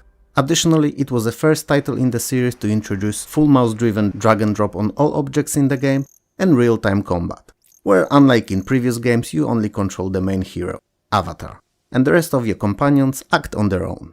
And last but not least, it's the first title that was not only split into parts, but each had a separate add-on expansion. Interesting fact, if Avatar and his companions don't eat regularly in Ultima 7, they will die. Oregon Trail Deluxe is arguably the richest and most advanced out of all classic Oregon Trail games. In its essence, it's an educational title created to depict the struggles of a group of settlers going from independence misery to Willamette Valley in Oregon via covered wagon in 1848. Over the years, the game became infamous for its unforgiving difficulty with in-game characters' deaths to dysentery even becoming part of a modern pop culture, appearing on t-shirts, in TV shows and movies. Oregon Trail in any of its versions was largely popularized by the fact that it seemed to be available in all schools in the US, and many of now adults grew up playing it then and there. What you'll do in a game, in short, is pick your initial travel supplies, hunt for food on your way, resupply at forts, manage your inventory as it's limited in size, and pick speed of traversal keeping in mind weather conditions and health of your group members. It's a simple game in its design, but underlying mechanics and struggles settlers face make it surprisingly difficult and by extension of that, an unforgettable experience. If there ever was a clear step up in quality of everything in game design in a follow-up to acclaimed title, Lynx 386 Pro was just that. It features Harbor Town Golf Links course and a whole bunch of 17 additional purchasable courses. The golfing engine is as good as it's always been and is still a pleasure to play, being easy to get into and tough to master. But the presentation was what received a huge facelift. Nice try. The graphics are photorealistic in high-res, high-color SVGA mode. Physics have been revamped from ground up to offer as realistic ball behavior as possible, and Lynx could finally be played with either male or female avatars. Sound effects have also been lifted, and in general the game felt like an appropriate step up from already great earlier years title. This, however, did not come free. The game required a 386 CPU, 2 MB of RAM, and SVGA graphics card with at least 512 KB of memory on board. And all that was just a bare minimum to run it. More RAM and better CPU definitely improved the experience. Wizardry 7 Crusaders of the Dark Savant is a direct sequel to Wizardry 6 Bane of the Cosmic Forge that we spoke about in an earlier video, and a first-person role-playing game. Right after finding the Cosmic Forge, just as it's being taken away from them by the servant of the Cosmic Lords, Cyborg Altides, our heroes realize that it's actually a clue to a location of the Astral Dominae, the artifact of life, hidden somewhere on the planet Guardia. So, you must travel there and find it. And while on Guardia, you'll obviously have tons of adventures. This time, however, you're not limited to dungeons and can explore towns and vast forested areas between them too. NPCs have their own agendas and life schedules, so they may move around and can even hunt down objects in-game if you're not quick enough to find them first. Few extra skills not present in aerial games have been added, most important of them diplomacy, highlighting a much more important role of dialogues in this outing. Wizardry 7 is also first of the bunch to offer auto-mapping and skill increase with the usage. It may not be the best RPG out there, but it's a very good one and a definite culmination of a whole series of games. Waxworks is a role-playing dungeon-crawling adventure horror, a mix unlike many. Developers didn't try to hide the fact that the game was inspired by 1988's movie Waxwork, and coincidentally was their last game before they changed the name into AdventureSoft and moved on to more light-hearted and honestly better titles like Simon the Sorcerer. The game is divided into 5 differently themed parts: Ancient Egypt, Medieval Transylvania, Victorian England, Industrial Mine, and Iaxona's period. And apart from the last one that always has to be completed at the very end, the other ones can be approached in any order. 3 of them have combat and puzzle solving mixed more or less equally, while the Victorian England and Iaxona's focus on puzzles in majority. Interestingly enough, progress between each stage resets, so each can be treated as individual shorter adventure. While the amount of gore and gruesome deaths can be difficult to stomach for some, the game is generally speaking quite fun. While I'm not the biggest fan myself, leaning towards more traditional RPGs, I can appreciate Waxworks' qualities. Indiana Jones and the Fate of Atlantis is what third movie in the indie trilogy should have been. But instead we've got Indiana Jones and the Kingdom of the Crystal Skull, which was a bit of a letdown. Still, Fate of Atlantis is arguably the most ambitious and biggest in scope out of all LucasArts adventure games that came out to date. While the puzzles are quite tough in this one, they are not illogical as in many other point-and-click games, so you should never really be left in a situation where you have to get into trial and error frenzy. A very unique at the time feature was the ability to complete the game in one of 3 different ways, aka paths that you get to follow. So you can choose the team path, the wits path, and the fists path. First, we'll allow Indy to take Sophia Hapgood with him on the adventure, and she will provide support all throughout. Second, adds more puzzles and always presents more complex and challenging versions of them, And finally, the fist path focuses on action sequences and fist fighting, which in itself is completely optional in the first two modes. On top of that, there are also 3 entirely different endings, a good one and 2 bad ones. So Fate of Atlantis, unlike most adventure games even today, offers a lot of replayability. Star Control 2 is one of the most beloved and most important mixed genre games of the early 90s. The Earth is enslaved by the evil race of Urkan, and you're heading off to space to find allies among other races to overthrow the Urkan overlords. The game is part strategy, part role-playing, part adventure and part arcade shooter. It's everything and anything rolled up into one very enjoyable and very engaging package. The space is two-dimensional in Star Control 2 viewed from above. You can travel between various constellations and planets and meet different aliens, each of them having a certain and indicated on the map sphere of control around their home systems. You can deal with them either diplomatically, via dialogue, or engage in more direct combat. First approach obviously is advisable in majority of cases, especially that completing quests for the other races may result in them joining your side. On your travels you'll also be upgrading your main ship, buying other smaller ones to accompany you and participate in combat, and hiring additional crew members, who funny enough work as HP points on the ships. And last but not least, you'll be scanning the planets and harvesting them for raw materials that act as money when buying things at starbases. Star Control 2 is a difficult game to describe in just a few sentences, but let the fact that it's still being remade, fixed and patched to this day, and even released for free as Urkan Masters, speak to its timeless quality. The Locomotion is a fantastic puzzle game that's also quite challenging, but not in a frustration-inducing way, more in a I know I can do better next time way. While the premise is simple, the fact that the game runs in real time makes for very adrenaline-filled puzzling. There are letter-named train stations and trains are moving between them. Challenge comes from making sure that the tracks are correctly switched to get the trains to their destinations without crashing. And since they all run at once, it can become hectic easily. Even the third level poses much bigger challenge than the first two do. As much as I don't care for trains or Twitch arcade games, there's just something about Locomotion that makes me really enjoy its gameplay loop. AUTOEXEC, or however you wanna call it, is not your everyday platformer. In fact, you don't walk around platforms at all. Instead, you're a pilot picking up and delivering passengers between them. And as much as it may seem odd and boring, the gameplay is extremely addictive.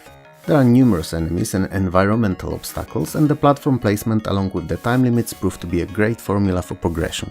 AUTOEXEC is a really cool game and one that everyone should try, as it's a hidden gem among hundreds of semi-platformers of the early 90s. It can be found on many different platforms apart from DOS, but I'd say that the DOS is probably the second most playable, just after Amiga. Let me start by saying that while Dune 2 is the more popular of the two games, I consider the first Dune to be more memorable title. It's a masterpiece that effortlessly blends the adventure, strategy and economic genres for a very enjoyable experience. The game loosely follows Frank Herbert's novel, with you placed in the shoes of Paul Atreides and a goal of driving the House Harkonnen from the planet Dune. In the adventure sections, you'll be talking to various characters found in a book, and they will push the plot forward, while providing story background to all the strategy elements that you'll be in charge of. You'll mine spice, wage war, and even work on ecological issues with the Fremen, all to exploit the planet for the priceless spice and to get rid of the Harkonnen. Once said spice starts flowing, since it's also a currency used for all the purchases, the Emperor will begin making demands for regular shipments. And you'll have limited time to fulfill them, or otherwise he will invade planet Dune and the game will end abruptly. Dune is neither the best strategy nor the best adventure game really, being extremely linear, to the point of you taking part in most interactions more as a passive witness rather than a person who can actually influence the choices taken. But all those parts put together make for a very atmospheric and fun game. Unlike on the Amiga, on PC both Dune games came out in the same year, so we're having a double feature here. Anyway, while Dune 2 may have not been the very first RTS, it is generally considered to be first modern RTS, and a title that defined most of the staple genre characteristics that we know and see in games even today. Things like gathering and processing of resources, and then use of those resources to build structures and train units. Point-and-click commanding of armies, and the need to protecting gatherers as they're crucial for progress while being fragile and powerless in the same time. And finally the circle of power, meaning that each unit had a weakness that other unit could exploit. So knowledge of the army's composition was a key to success.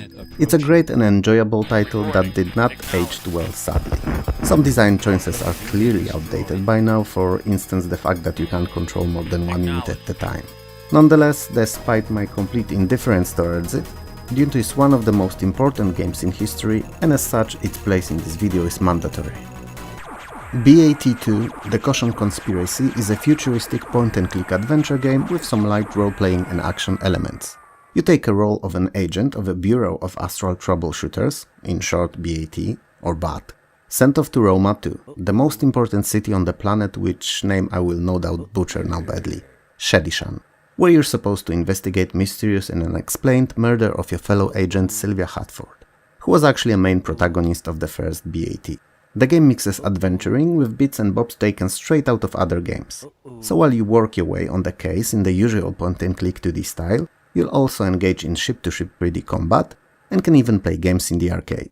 Presentation deserves special recognition as many of the backgrounds are animated, featuring characters moving about and just living their lives.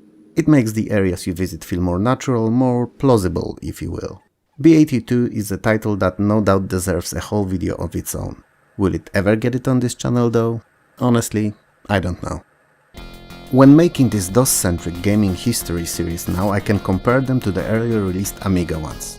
And it's easy to notice that while DOS had many more slow-paced strategy on management games released, well, at least up to 1992, Amiga reigned when it came to platformers, having dozens if not hundreds released by then, usually of very high quality in terms of graphics, sounds and gameplay.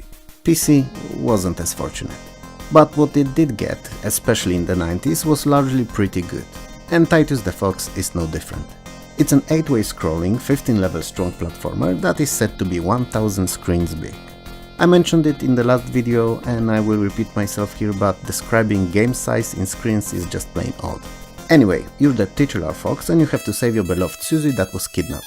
Each level consists of multiple objects you can interact with to either progress further or defeat enemies.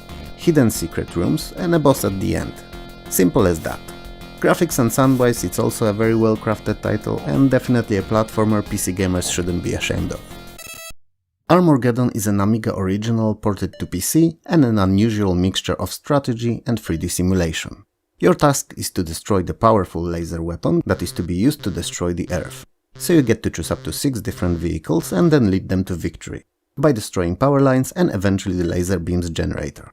Throughout the game you pick various targets yourself and then decide if you want the chosen vehicles to attack it on autopilot or would you rather control them yourself.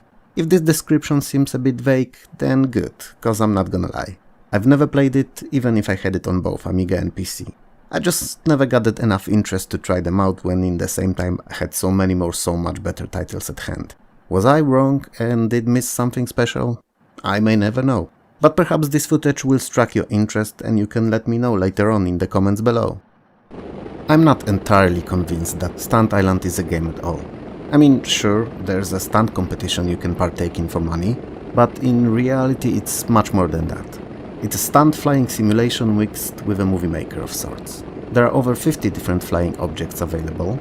Yes, objects, cause not all planes, there's a duck and space shuttle among them to name a few oddities, and more than 1000 props. And that's actually where the magic of Stunt Island really lies. You can arrange and fly various tracks and stunts with an unparalleled 3D engine control of viewpoints, camera positions and prop placements, and then save that flight to a file that can be shared and viewed even by those who don't own the game. It's definitely something that was not only uncommon but entirely unheard of in 1992, and the most interesting feature of this little title. I'm a huge Star Trek fan. I consider its vision of peaceful future, where we're no longer members of individual countries but just Earthlings, citizens of utopian vision of our planet, and the founding members of the United Federation of Planets, to be very enchanting, and something we in real life as species should strive for. Is this ideal version of us even possible? Hard to tell. In Star Trek's universe it wasn't either, at least not until the first contact with other species, which opened our eyes, or their eyes, to the fact that we're not the center of the universe and that there are other, often much more advanced and developed beings. Star Trek is a subject I could talk about for hours, so I'm gonna stop now, before this video becomes something that it wasn't supposed to be at all. So, coming back to the game, Star Trek 25th Anniversary is an adventure game where you play a role of Captain Kirk and along with your crew from original series, you're on an episodic set of missions of diplomacy and exploration. Each episode offers different problems to be solved, and throughout the game you'll use skills and abilities of all crew members in different capacity where they fit best. Preferably in Federation's integral goal of avoiding combat and violence as much as possible. So you'll be flying USS Enterprise through the galaxy and controlling different crew members individually during the missions. Star Trek 25th Anniversary is a good adventure game, but not better than the best in the genre. Unless that is, you're a Star Trek fan, then obviously there isn't much that can hold a candle to it. Castles 2 Siege and Conquest is a perfect example of a follow-up well done. It expanded on everything that made original Castles fun in both scale and scope. This time you're not a noble defending his own territory, but aiming to conquer historical Britain. Castle building from the first game is still here and is largely expanded, adding new building parts and soldiers. It is not, however, what will take most of your time, as it will also be divided equally between three options: stock, army and relations. Within each you'll spend points on various tasks, and you can assign all points to one task to finish it faster, or spread them between the few to work on them all at once. And they can be acquiring resources, gold refining, soldier recruitment or diplomatic relations, among others. And honestly, it's that last diplomacy bit that's the biggest novelty from the first game and arguably the most interesting part of the new one, as you can spy or sabotage opponents here, cater to Pope's favor, and in general play a metagame within the game, which is always fun. Same as in first Castles, you'll also be periodically asked to make a decision out of available few, and it will influence the remainder of the game in varying degrees. Battles have been considerably improved as well, allowing now for a full unit by unit control as opposed to former watch whatever happens and hope for the best approach. Overall, Castles 2 is a much better game, even if castle building itself has been relegated to just one of the many tasks that you'll be working on. If you like strategy games set in medieval times, you'll have a hella good time here. Dark Queen of Krynn, same as its predecessors, is a Dragonlance Advanced Dungeons & Dragons RPG and the last part in the Krynn trilogy of Goldbox games. It's virtually the same as the other two and a decent conclusion to the long story. If you've played the earlier ones, you'll want to finish the narrative and see how it all ended here. And to be honest, apart from interface being cleaned up, not much has changed from previous outings. For better or worse. It's still same good old RPG with tactical turn-based combat. And a title that's, while difficult, is also incredibly fun and enjoyable to complete. Megalomania is a real-time strategy, but entirely different than Dune 2. If I was to explain the game to someone who never played it, but has a basic general knowledge of most popular video games, I'd say that it's a real-time equivalent of Civilization spread over multiple maps, where each 3 consecutive maps correspond to one era, and conquering them allows for promotion to further ones. With the exception of the last one, where there's only one huge map as opposed to 3 smaller. The game starts in 9500 BC and ends in 2001 AD, so you'll go through most of our real history, even though Megalomania is not supposedly set on Earth per se. So yeah, nuclear weaponry.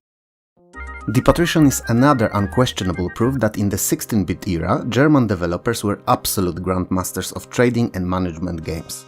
It's an incredibly deep and well-executed trading game that simulates very complex and dynamic economy, where nearly everything from supply and demand to investments and actions of all players influence it in one way or another. While your ultimate goal is to become the leader of so-called Hanseatic League, I prefer playing Patrician as an open-ended title where you grow your empire and amass wealth. And to do so you have a multitude of available endeavors. You'll obviously be trading using both trading offices and ships. You'll build public works, private houses, industries, and can even pursue a political career. Interaction with pirates and burglars is also not something out of your sphere of interest, if that's what you're after. I wouldn't say that the Patrician was ahead of its time, but it was definitely a representative of the absolute best the times could offer in trading genre, and a title that deservedly so gained huge popularity. Wolfenstein 3D is an episodic first-person shooter and a game that single-handedly kickstarted the FPS genre.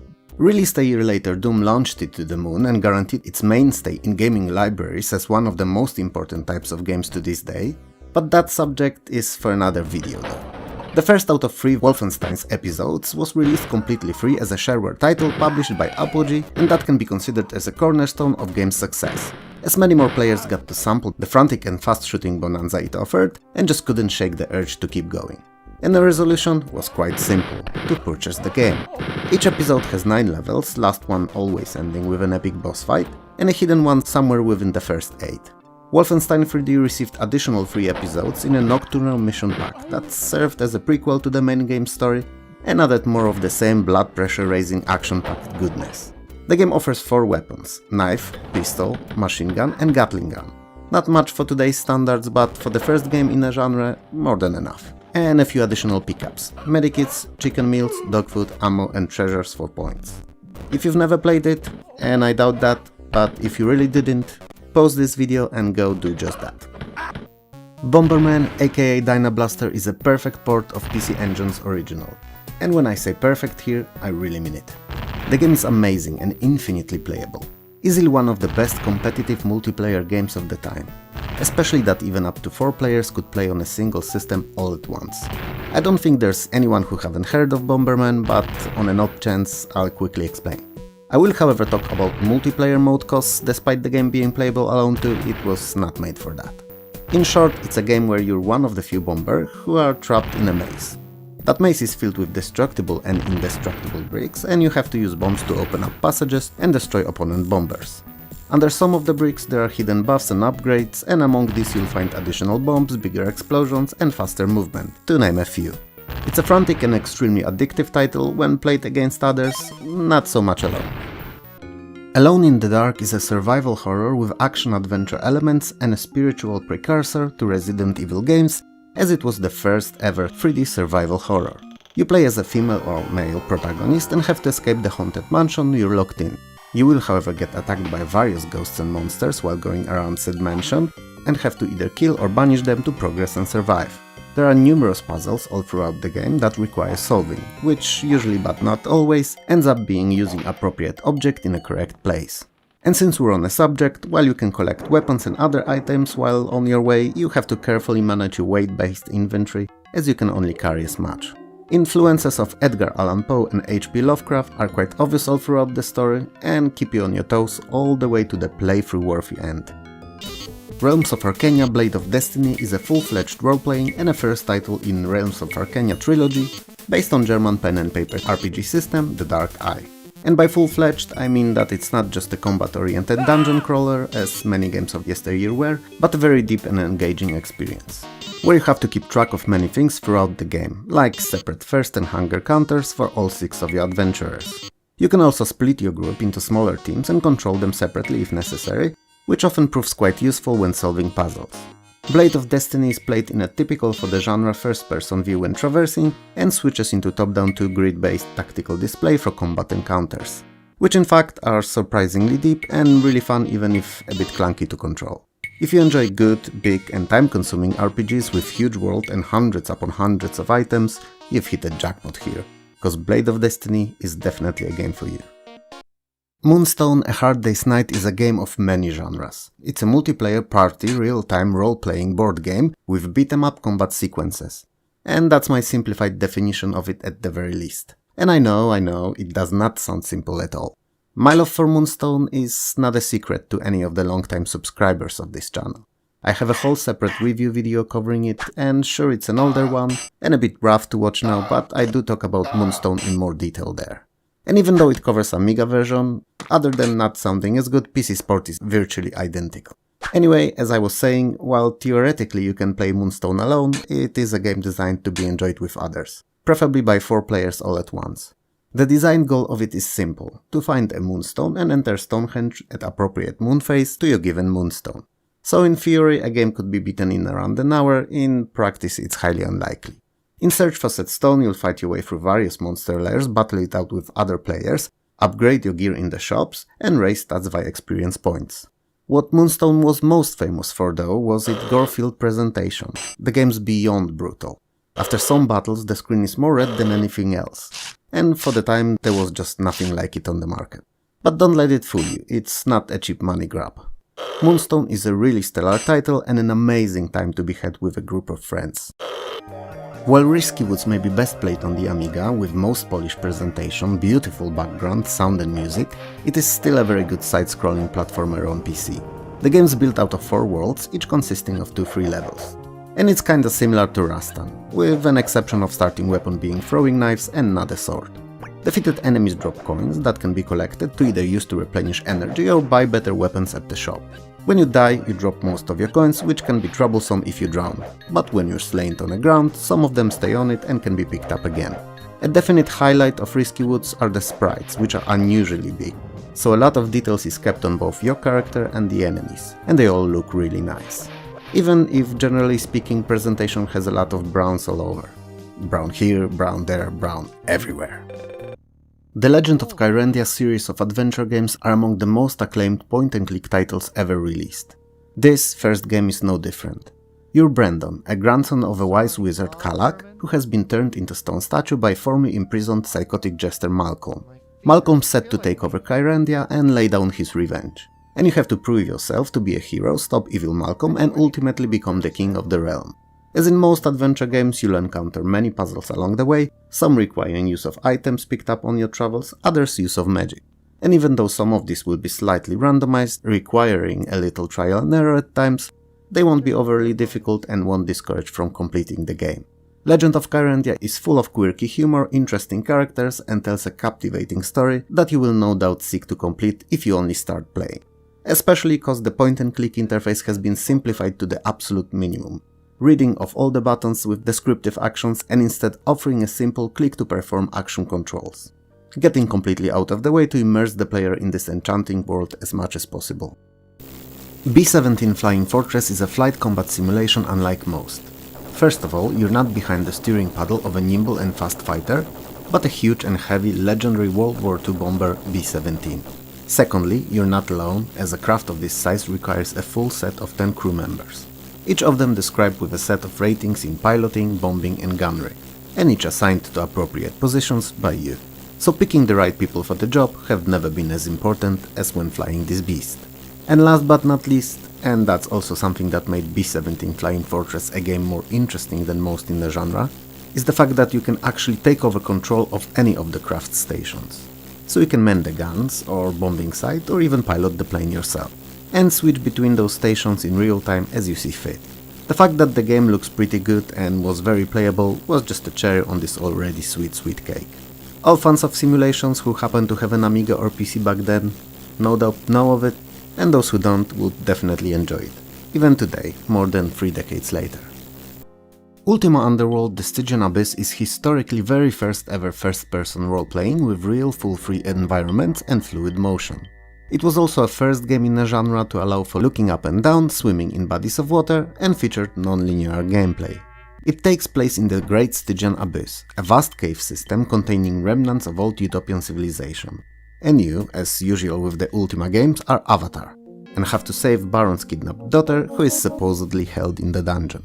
The dungeon is not only filled with monsters though, so you get to meet many different NPCs with whom we can interact in other ways than combat. And since we've mentioned it, combat is action-based. You have to hold the mouse button for basic attacks of various strength, based on how long the button is pressed, and aim those attacks at enemies. If that wasn't enough, there are a few different types of these, different for each weapon, jabs and slashes among others. There's also magic, which is rune-based, and an appropriate combination of runes produces a specific magical effect. Personally, I hate rune-based spell systems, but if you don't mind, it shouldn't be an issue. Aces of the Pacific covers the conflict between US and Japan during World War II and is a combat flight simulator in which you can side with either of them. You will fly single missions or play in a career mode that spans through multiple major battles of the entire war. And your missions will be quite varied, consisting of air, land and water targets. Aces of the Pacific features over 30 different planes, the amount I've not seen in any other simulation of the era, and on top of that the game offers a series of realism options that no other titles of the time even took under consideration. Things like blackouts, weather effects, sun blind spots or even air collisions. There is also an in-game fully featured flight recorder included to record and play back your missions. And while rewatching, you can actually jump in or out the cockpit at any given moment. Keeping it all in mind, it is no surprise that Aces of the Pacific was a beloved and acclaimed title at the time.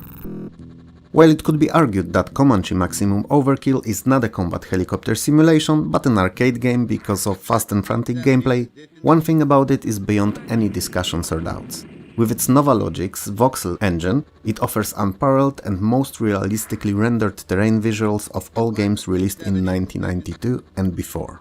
And all that running buttersmooth even on a basic 386 system. The titular Comanche helicopter never left the prototype stage in reality, as it was deemed too expensive to be affordable by the US Army. But there, in the game you can fly it in its full arcadish glory, and take it to any of the over 20 available scripted campaign missions. While Comanche's graphics were outstanding, sound and music design were adequate at best. It didn't stop thousands of players all over the world, however, from being seduced into game's addictive gameplay loop.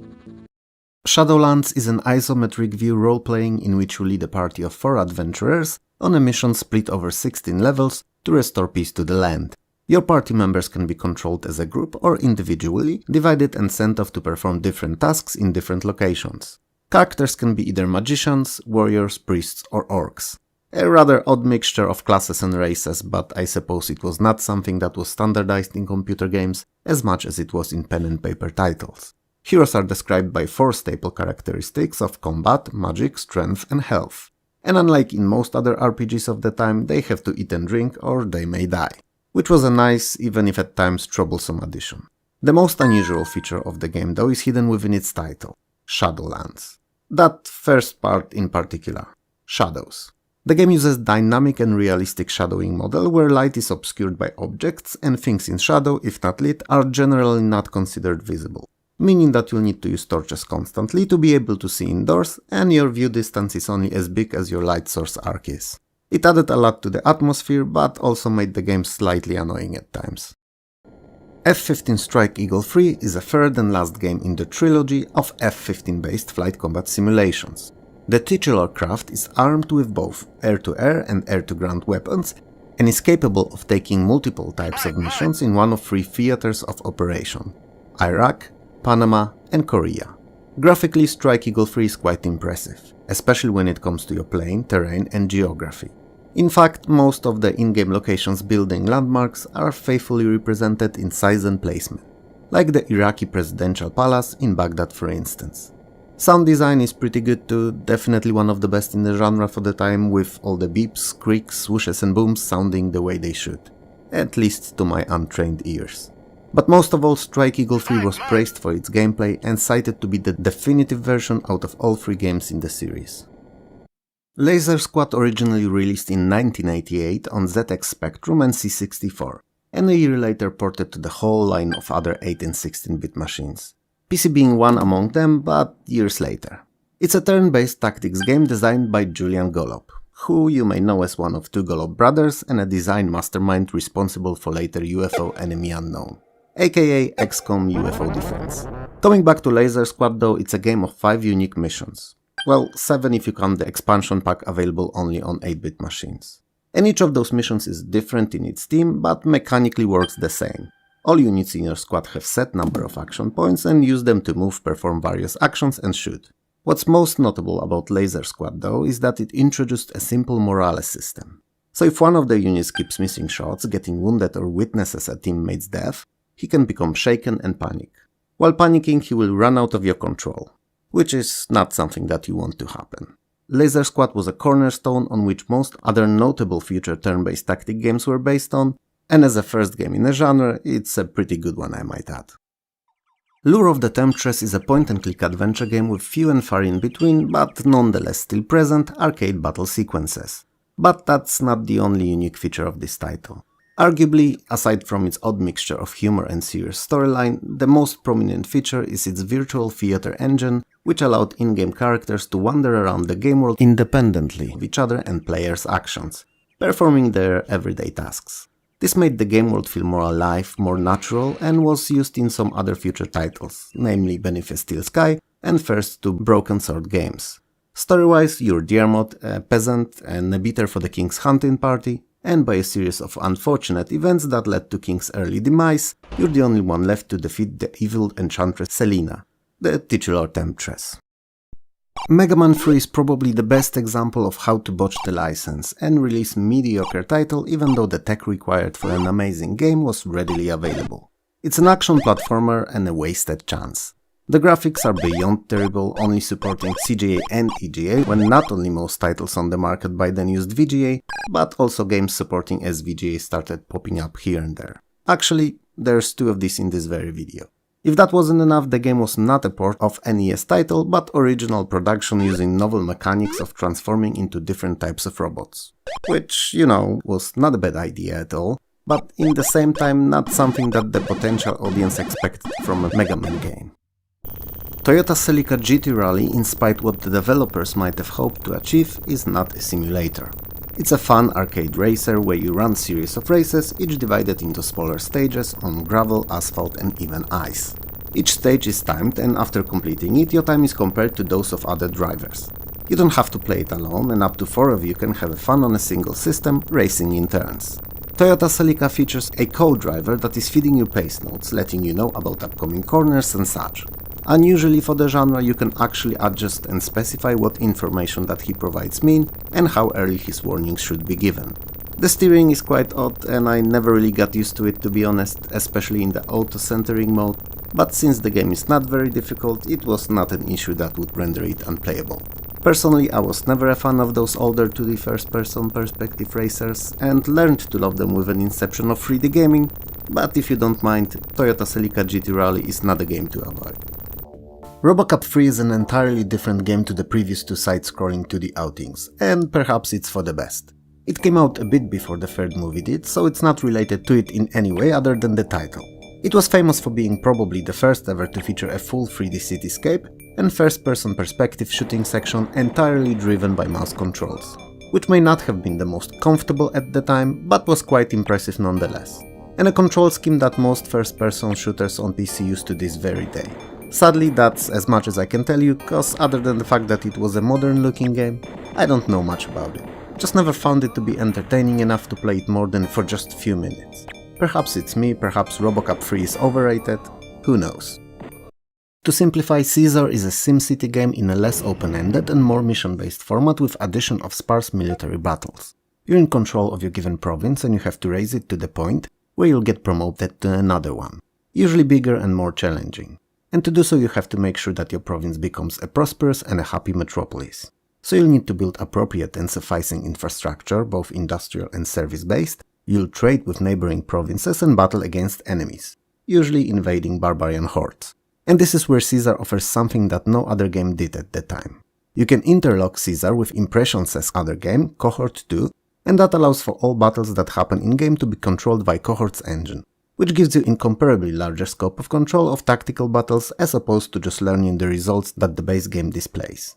Come to think of it, I can't recall any other game that does it even today. Might and Magic 4 Clouds of Xin is another innovative role-playing game on this list.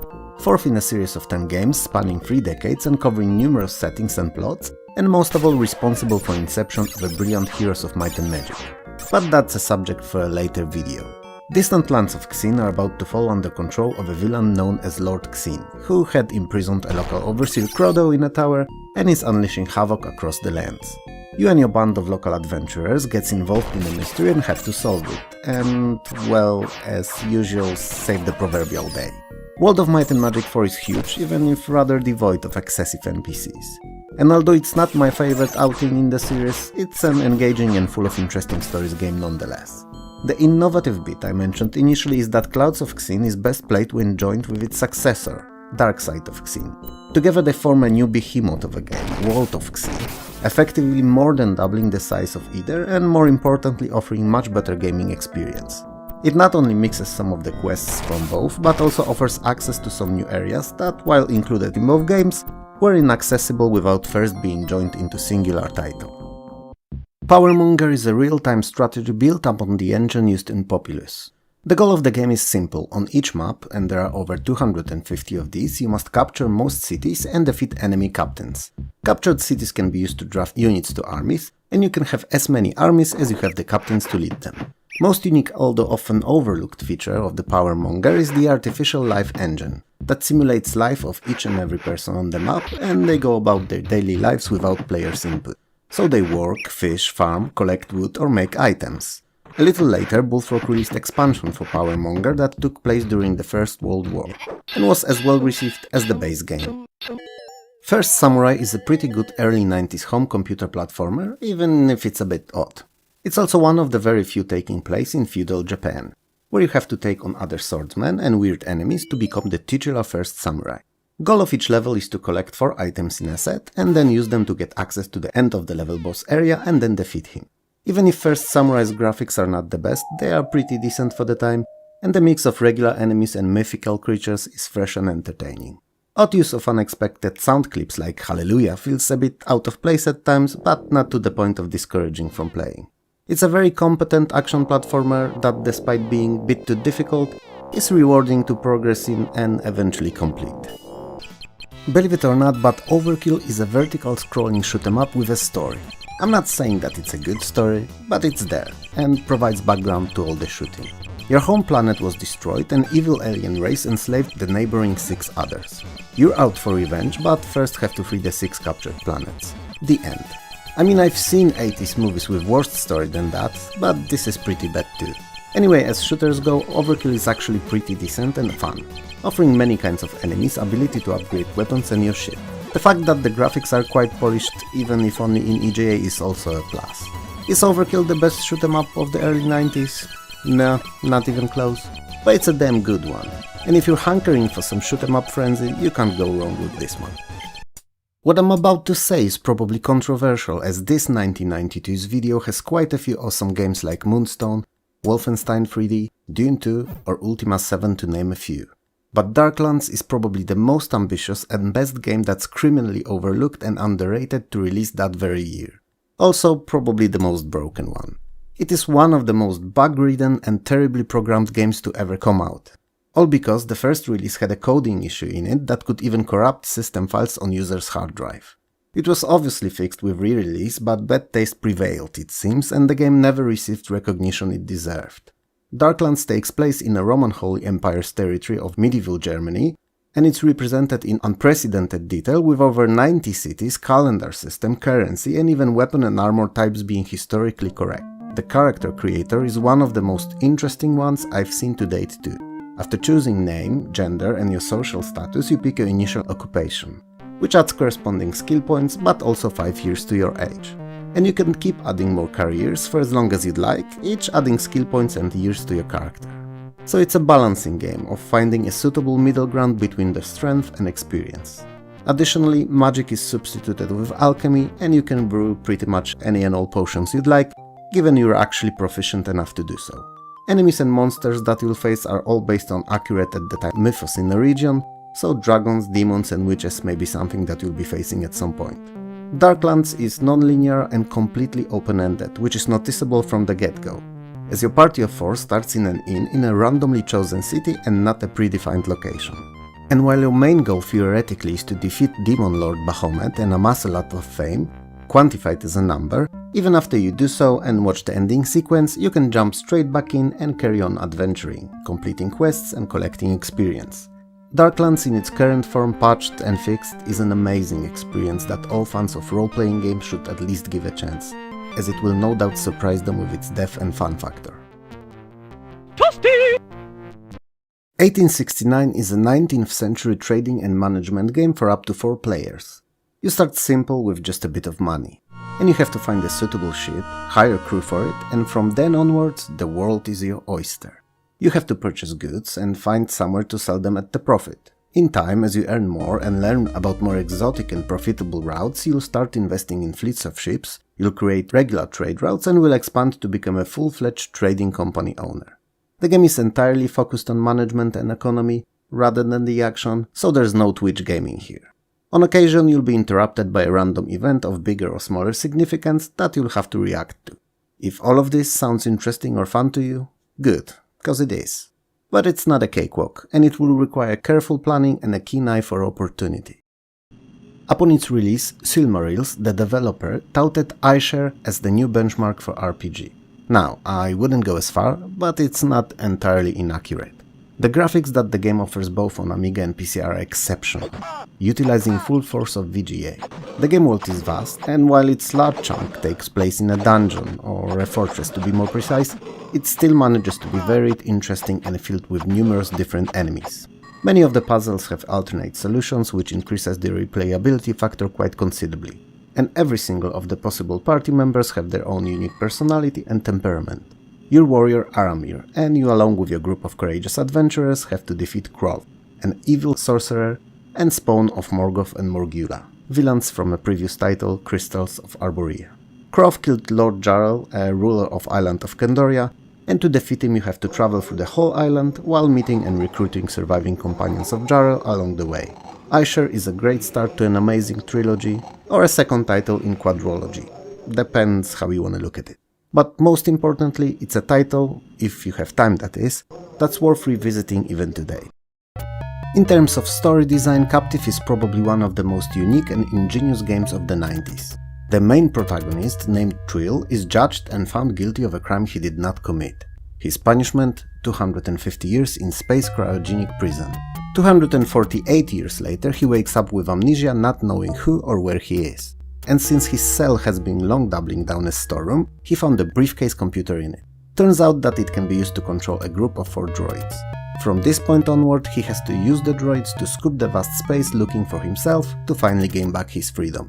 Captive is a sci-fi role-playing with first-person view akin to Dungeon Master, where you lead set 4 droids. Throughout the game you'll visit many bases, shops, you'll utilize various weapons and devices, all to complete your mission. Captive was infamous for the difficulty level that very quickly ramps up and becomes quite unforgiving. Pushover has it all: graphics, music, sound, and most of all addictive gameplay. The Quaver's chip's product placement is largely irrelevant, as it doesn't affect the gameplay in any way. The idea here is simple: all yellow dominoes have to be knocked over in each level, always ending with a very specific one. And since there are many different kinds of these, each with unique behavior, the gameplay is challenging but incredibly fun, not only to play, but also to figure out. Great game and a hidden gem that many don't know about. In the end, even though it may not be as remembered as some other games in the genre are, for me, this, along with One Step Beyond, are few of the best puzzle games of the early 90s. Alcatraz is an action-adventure title where you're a SEAL Marine sent on a special mission to neutralize drug baron who with his army of goons took Alcatraz prison under control. The game is played from 2 viewpoints. Side-scrolling when outside, where you have to take a stealthy approach while getting into each of 3 buildings in the game, and first-person view when inside said buildings. To get rid of the drug baron, you have to find incriminating papers in first building, then you need to plant a time bomb in the second one, and finally make the arrest in final third. It may sound simple, but you only have 2 hours to complete all these objectives, so completing the game on first approach is quite unlikely. Anyway, you're not helpless though, and you've access to a whole assortment of various weapons, from pistols through machine guns to flamethrowers and even bombs. Alcatraz features smooth VGA graphics, a nice mixture of stealth and action, and a lot of fun and engaging combat. It's a title that most players looking for fun but not silly action games will not be disappointed with. The Adventures of Robin Hood is a greatly underrated and often overlooked adventure game, which is odd because it's one of the most fun and innovative ones in the genre. The game is shown in an isometric pixel artsy perspective, which gives it somewhat diorama-esque cutesy feel. On top of that, it's not linear at all. You can solve puzzles and pick up small quests in whichever order you like, and not feel as if you're led by a thread to conclusion. The game seems totally open-ended. I mean, in theory, you're supposed to gather up allies, your merrymen to be precise, and reclaim your castle from Sheriff of Nottingham. But you neither have to do it straight away, nor in any particular way or order. And if you leave Robin unattended for a little while, he wanders off about his own business. A little disappointment, and perhaps the reason why we don't hear more about Adventures of Robin Hood, are the clunky controls. But there's something that you can get used to with time and patience. Originally released in 1987 on Atari ST and a year later on the Amiga, Dungeon Master shook the world. It redefined, perfected and standardized the first-person dungeon-crawling genre of RPGs. It was the first title to really popularize real-time combat in RPGs using this perspective, and also chose having party members' skills grow and upgrade by using them rather than basing their effectiveness on abstract experience points and levels. Additionally, Dungeon Master introduced direct object and items manipulation via mouse on main view screen, meaning switches could be used, items picked and dropped, all in the very same window enemies, dungeon and everything else was displayed. Magic was performed using certain combinations of runes, which, while novel, was not really my cup of tea, and if I had to name one thing I didn't like about the game, this would be it. At the beginning of the campaign, player can resurrect up to 4 Great Warriors to form a team, and then lead them through the dungeon to recover Grey Lord's fire staff that is said to be used to destroy the Scourge in the form of Lord Chaos. Neither Amigas nor DOS ports improved on Atari's original in any meaningful way, but frankly there wasn't much to improve on. Dungeon Master was as good as it could have been in this very first outing. And while other titles may have bettered the formula, there can only be one first, and that it was. Even if technically speaking only on other systems, as DOS release was quite late to the party. Lamborghini American Challenge is Crazy Cars 3 but with split-screen multiplayer option. And yes, it's Lamborghini and not Lamborghini. Anyway, it's an arcade racer where you race around the tracks all over the USA to become the undisputed champion of illegal street racing scene. So you'll be set against a series of increasingly more difficult opponents, you'll be placing bets on races, and money won by those bets you'll invest in upgrading your car. The iconic Lamborghini Diablo.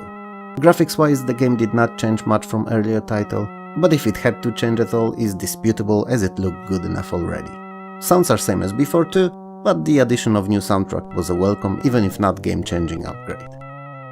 Monkey Island 2 LeChuck's Revenge, second outing in Monkey Island series, while perhaps not being as influential as the first title, is still nearly as good and one of the very best point-and-click adventure games ever released. Many things have been improved, from graphics that have a bit more animated movie look to them, to the interface and cinematic feel of the adventure. The traditional for the series swashbuckling comedy atmosphere is omnipresent and will keep you laughing from start to finish. Once again, you're Guybrush Threepwood, who's finally a pirate. Perhaps one that other pirates laugh at, but a pirate nonetheless. And this time you're on a quest to find the Big Whoop, a legendary treasure that's said to be bigger, better, treasurier than all the riches of the richest. Yep, one of these is not a word. Anyway, I'm sure that title gave it away, but once more you'll face LeChuck, this time zombified. Monkey Island 2, same as its predecessor, is an experience that all gamers, regardless of what their fave genres are, should dive into at least once. It's worth it. And also a game released a year earlier in 1991 that I criminally forgot about in the last video and will no doubt burn in hell for that. Or rot in the ground. Whichever belief you subscribe more to. First of all, I have to preface it by saying that I love trivia games. I played them back in the day in the 90s, I played them in the 2000s, and I play them to this day. I think that they're not only amazing to broaden one's horizons without feeling like studying, but are also fun house party games. And work great when having drinks with friends. Anyway, I've played numerous Trivial Pursuit, Wheel of Fortune, Who Wants to Be a Millionaire or Buzz games.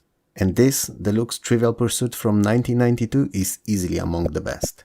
Sure, some of the questions are pretty old and regarding subjects we might not be familiar with anymore, or simply outdated by new technologies and scientific discoveries that happened between then and now. But overall, it's a solid package and an amazing time to be had, if you don't mind it being just a series of thousands of questions in various, a little too generalized for my liking categories. Cause that's what all trivia games really are. Just questions. Fox Ranger is a horizontal scrolling shoot 'em up that puts action ahead of the story. And good, cause we really don't need overly complicated and long backstory to each and every shooter. In Fox Ranger you have 6 levels, each with a boss at the end to beat, and that's what you have to do.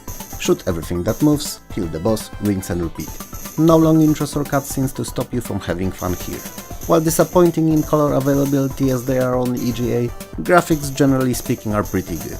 The ships are nicely designed and same could be said about the enemies. And there's a lot of them to dispose of, so you won't be bored here. Additionally, Fox Ranger offers 2 sets of difficulty settings. First, standard for the game in general, and amount of your in-game lives depends on it. Second, on which number of shields is based off. Fox Ranger is not the best shooter out there, but it's definitely one that you won't feel like you're wasting time while playing. Birds of Prey is an advanced combat simulator and a port from Amiga. While by 1992 PCs at high end offered a lot more power overhead than Amigas did, PC's version of Birds of Prey is missing Amiga's incredible intro. Now, I know that the intro does not make the game, but it was so good, I believe it was worth mentioning here. Birds of Prey portrays a fictional conflict between NATO and USSR forces and features 40 different real-life aircraft that were in service back then and 12 mission types. With the last 12th mission type being a test pilot where you test run, or test fly to be precise, prototype crafts and they are not part of overall campaign. Each site of the conflict features 3 land bases and 2 aircraft carriers, and planes availability depend on the mission and a start location. While Birds of Prey perhaps was not critically acclaimed, I believe that it was underappreciated and overlooked title, and deserved more recognition than it received. That said, I'm not a simulation aficionado and only played them occasionally, so perhaps my sentiment is lost here on those who played simulations exclusively and have more experience in that subject. I believe that Gearworks is one of the most underrated early 90s puzzle games, probably because it looks and sounds well below average for 1992. And since it doesn't look very entertaining judging by the screens only, audiences of the time could have easily disregarded it in favor of more colorful, more easily distinguishable from others' title. It's a mistake though, as Gearworks is actually a pretty good game and a very enjoyable puzzler. Sure, it may not be the most difficult one, at least initially, and quite repeatable at that, but I always thought of it more as a relaxed puzzler. One you can just get into, go through level after level, letting your mind wander, rather than flexing all your brain cells all throughout. If you're looking for a bit of R&R and just don't dig high-octane action games, Gearworks may actually be something for you. Teenage Mutant Ninja Turtles, also known as TMNT, the arcade game, is, well, just that, the arcade game, or port from the arcades to be precise. April O'Neil is kidnapped by the Shredder and his two goons, Bebop and Rocksteady, and it's up to you, and preferably a friend, to pick 2 out of the 4 turtles, Raphael, Michelangelo, Donatello or Leonardo, and save her. Most of the enemies and villains are well known to Turtles fans and taken directly out of the animated TV series.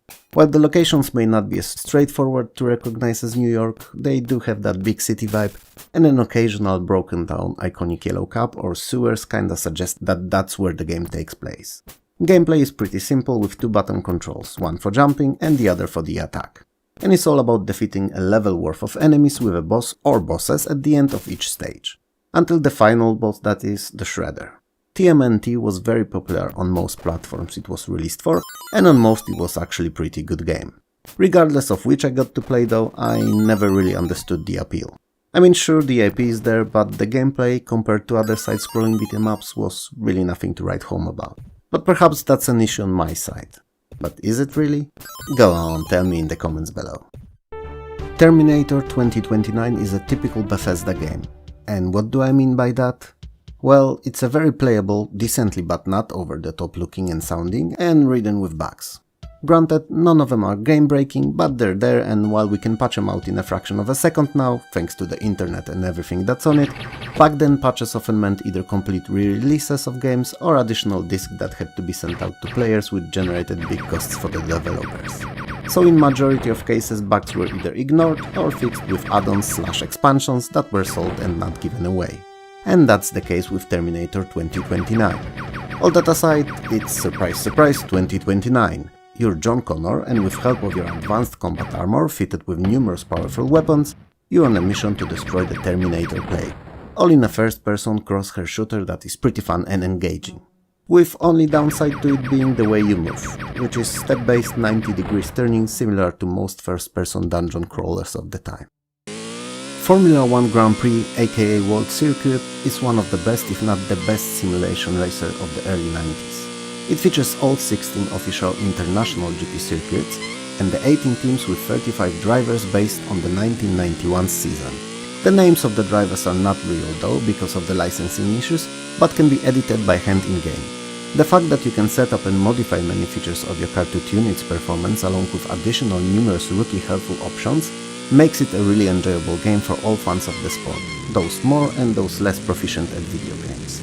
If that wasn't enough, World Circuit is played in full 3D and features working rear-view mirrors, collisions with other cars and debris, crude damage model and different weather conditions that influence how formulas behave on the track. I have a confession. I don't care for F1 as a sport. And to be frank, I don't care about sports in general. They're just not my thing. But despite that, I actually always enjoyed World Circuit, even if I wasn't very good at it.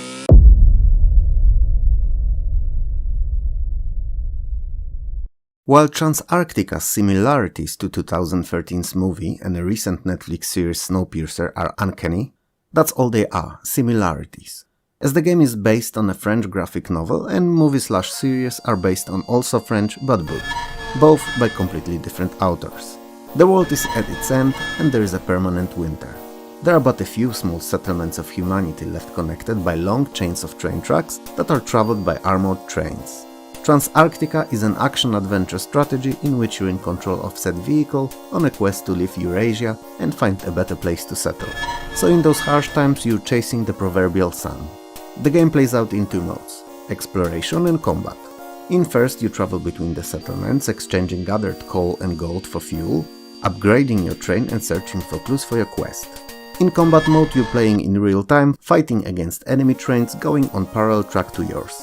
These encounters start taking quite a bit of time after a while, so be prepared that it's not a short game for an afternoon. Unless you fail by losing a vital wagon. Then it is. Betrayal at Krondor is a fantasy role-playing in a large 3D world experienced from first-person perspective during traversal. Dark Elf renegade Gorath wants to warn people of Krondor of an upcoming Dark Elf invasion, and he meets young magician Owen, who decides to accompany him to Krondor. This is where you take control of both heroes. Betrayal at Krondor is unusual when compared to other RPGs of the time, as it only features two classes, fighters and magicians. First use swords or crossbows, and second staves and can cast spells. And all characters are described with 4 stats: health, strength, speed and stamina. Stamina working as a driving force used for weapon attacks and magic.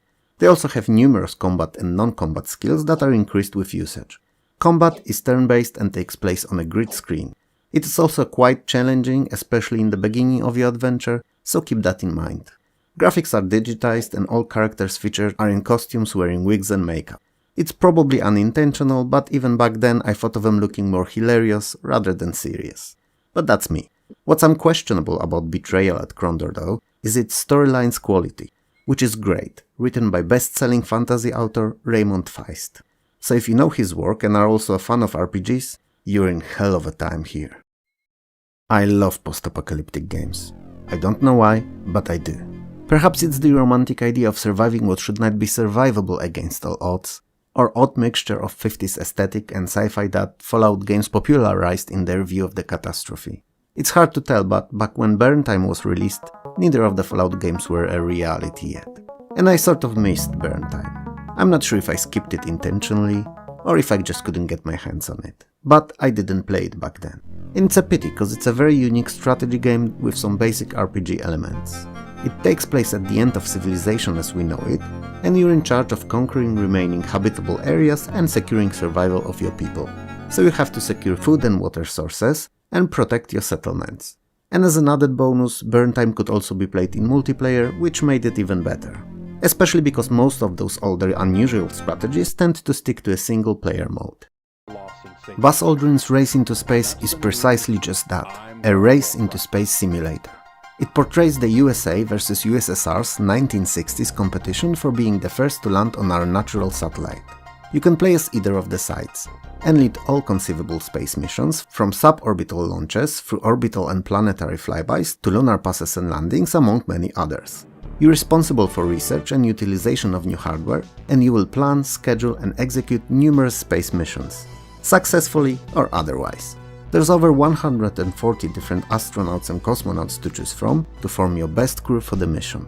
If the opposing space programs will take a lead and you're lagging behind, you can always turn towards riskier time-cutting measures, like forgoing on some crucial test missions or recruiting untrained astronauts. All that to be the first, to win.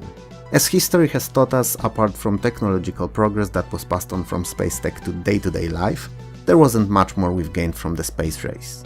One way or another, it was an important time in history, and having to relive it on your PC is very enjoyable indeed, even if extremely difficult. In my not-so-humble opinion, Cannon Fodder is Sensible Software's best game. Even better than their series of soccer games, and one of the best arcade titles of the 16-bit era. It's a top-down shooter fully controlled by mouse, and I gotta say that it's perfect, ergonomic and easy to comprehend, even for someone who's not familiar with games.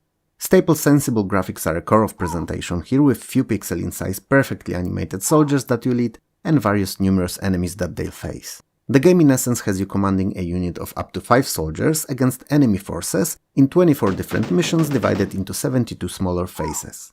They range in objectives like killing all enemy units or destroying all their buildings, which coincidentally are also where those enemies spawn.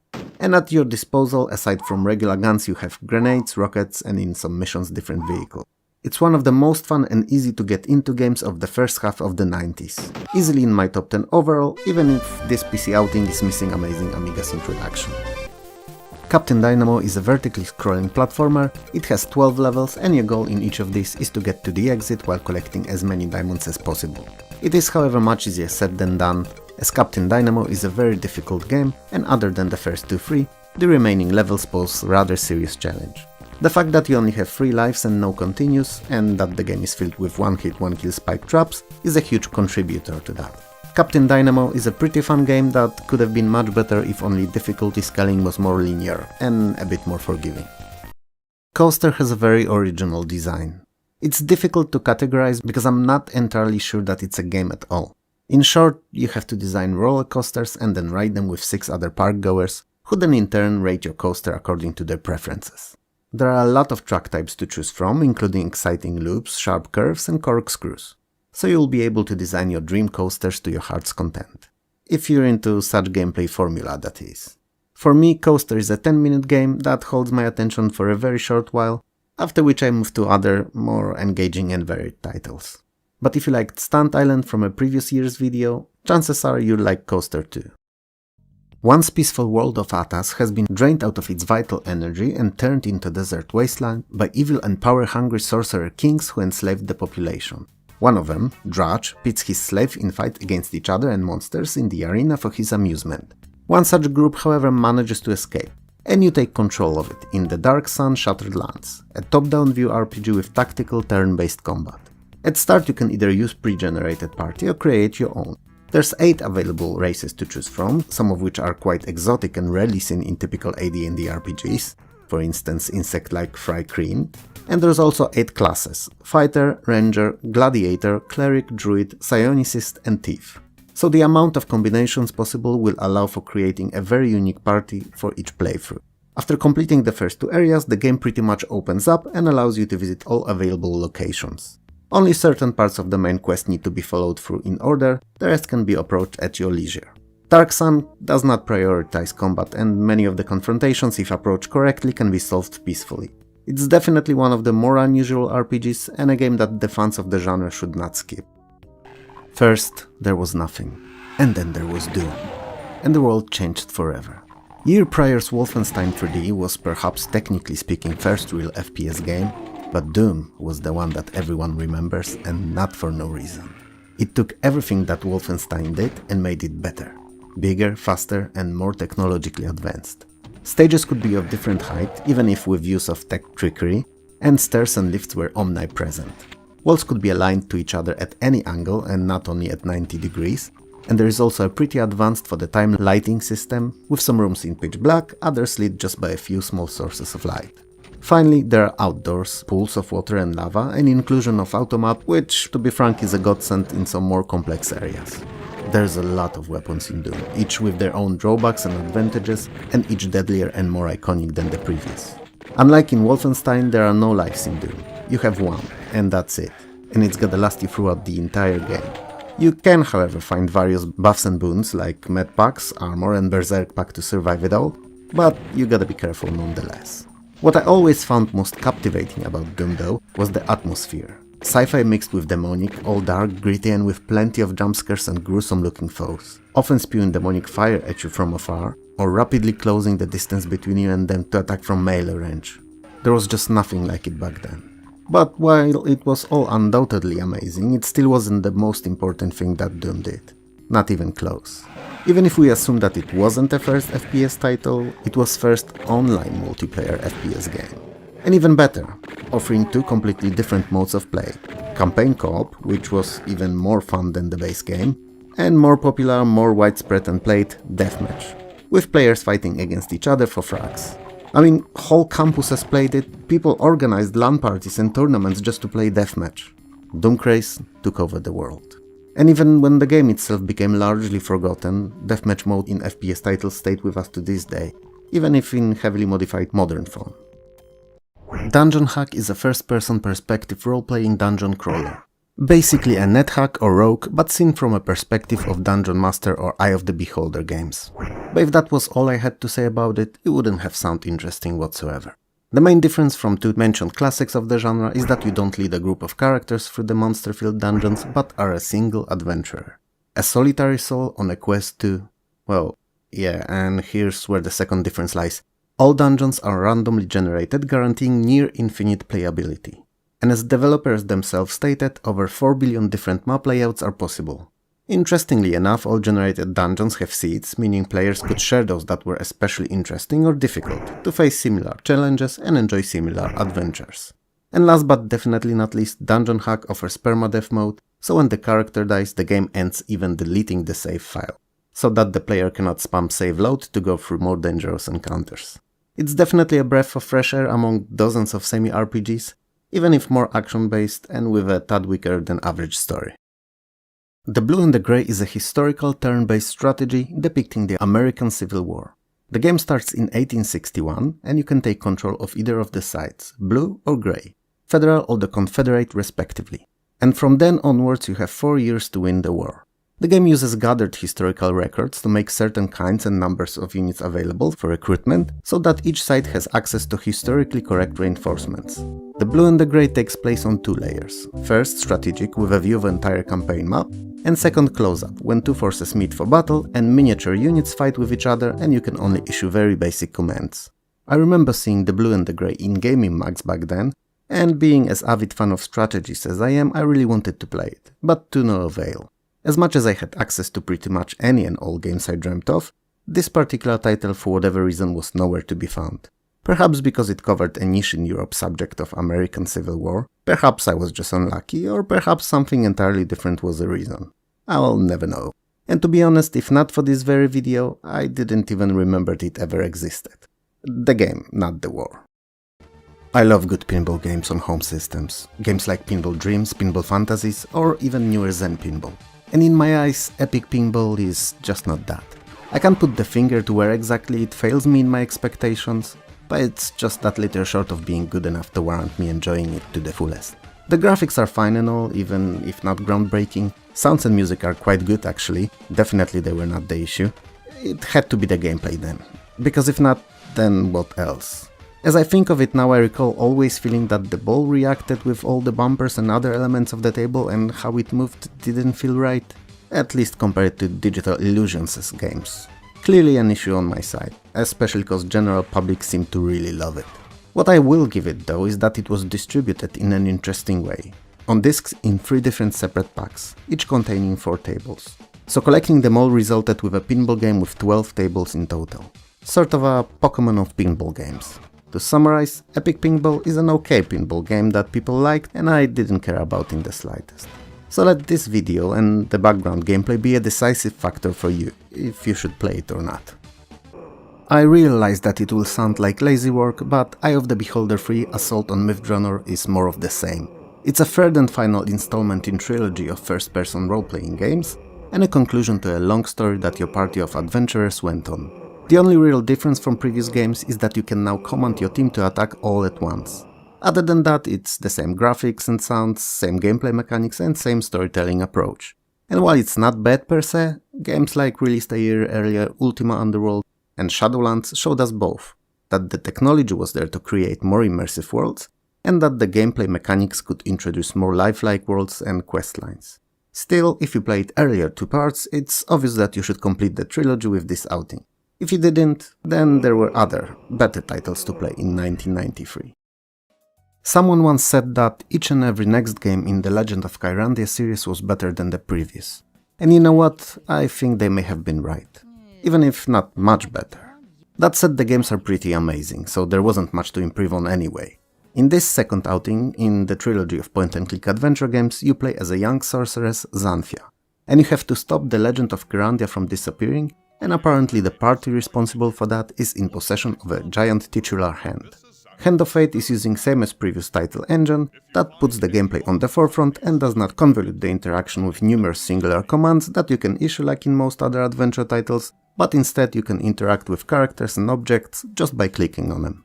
And because of that, it's easier to feel as if you were a part of the story, rather than the disconnected being looking from outside and controlling it.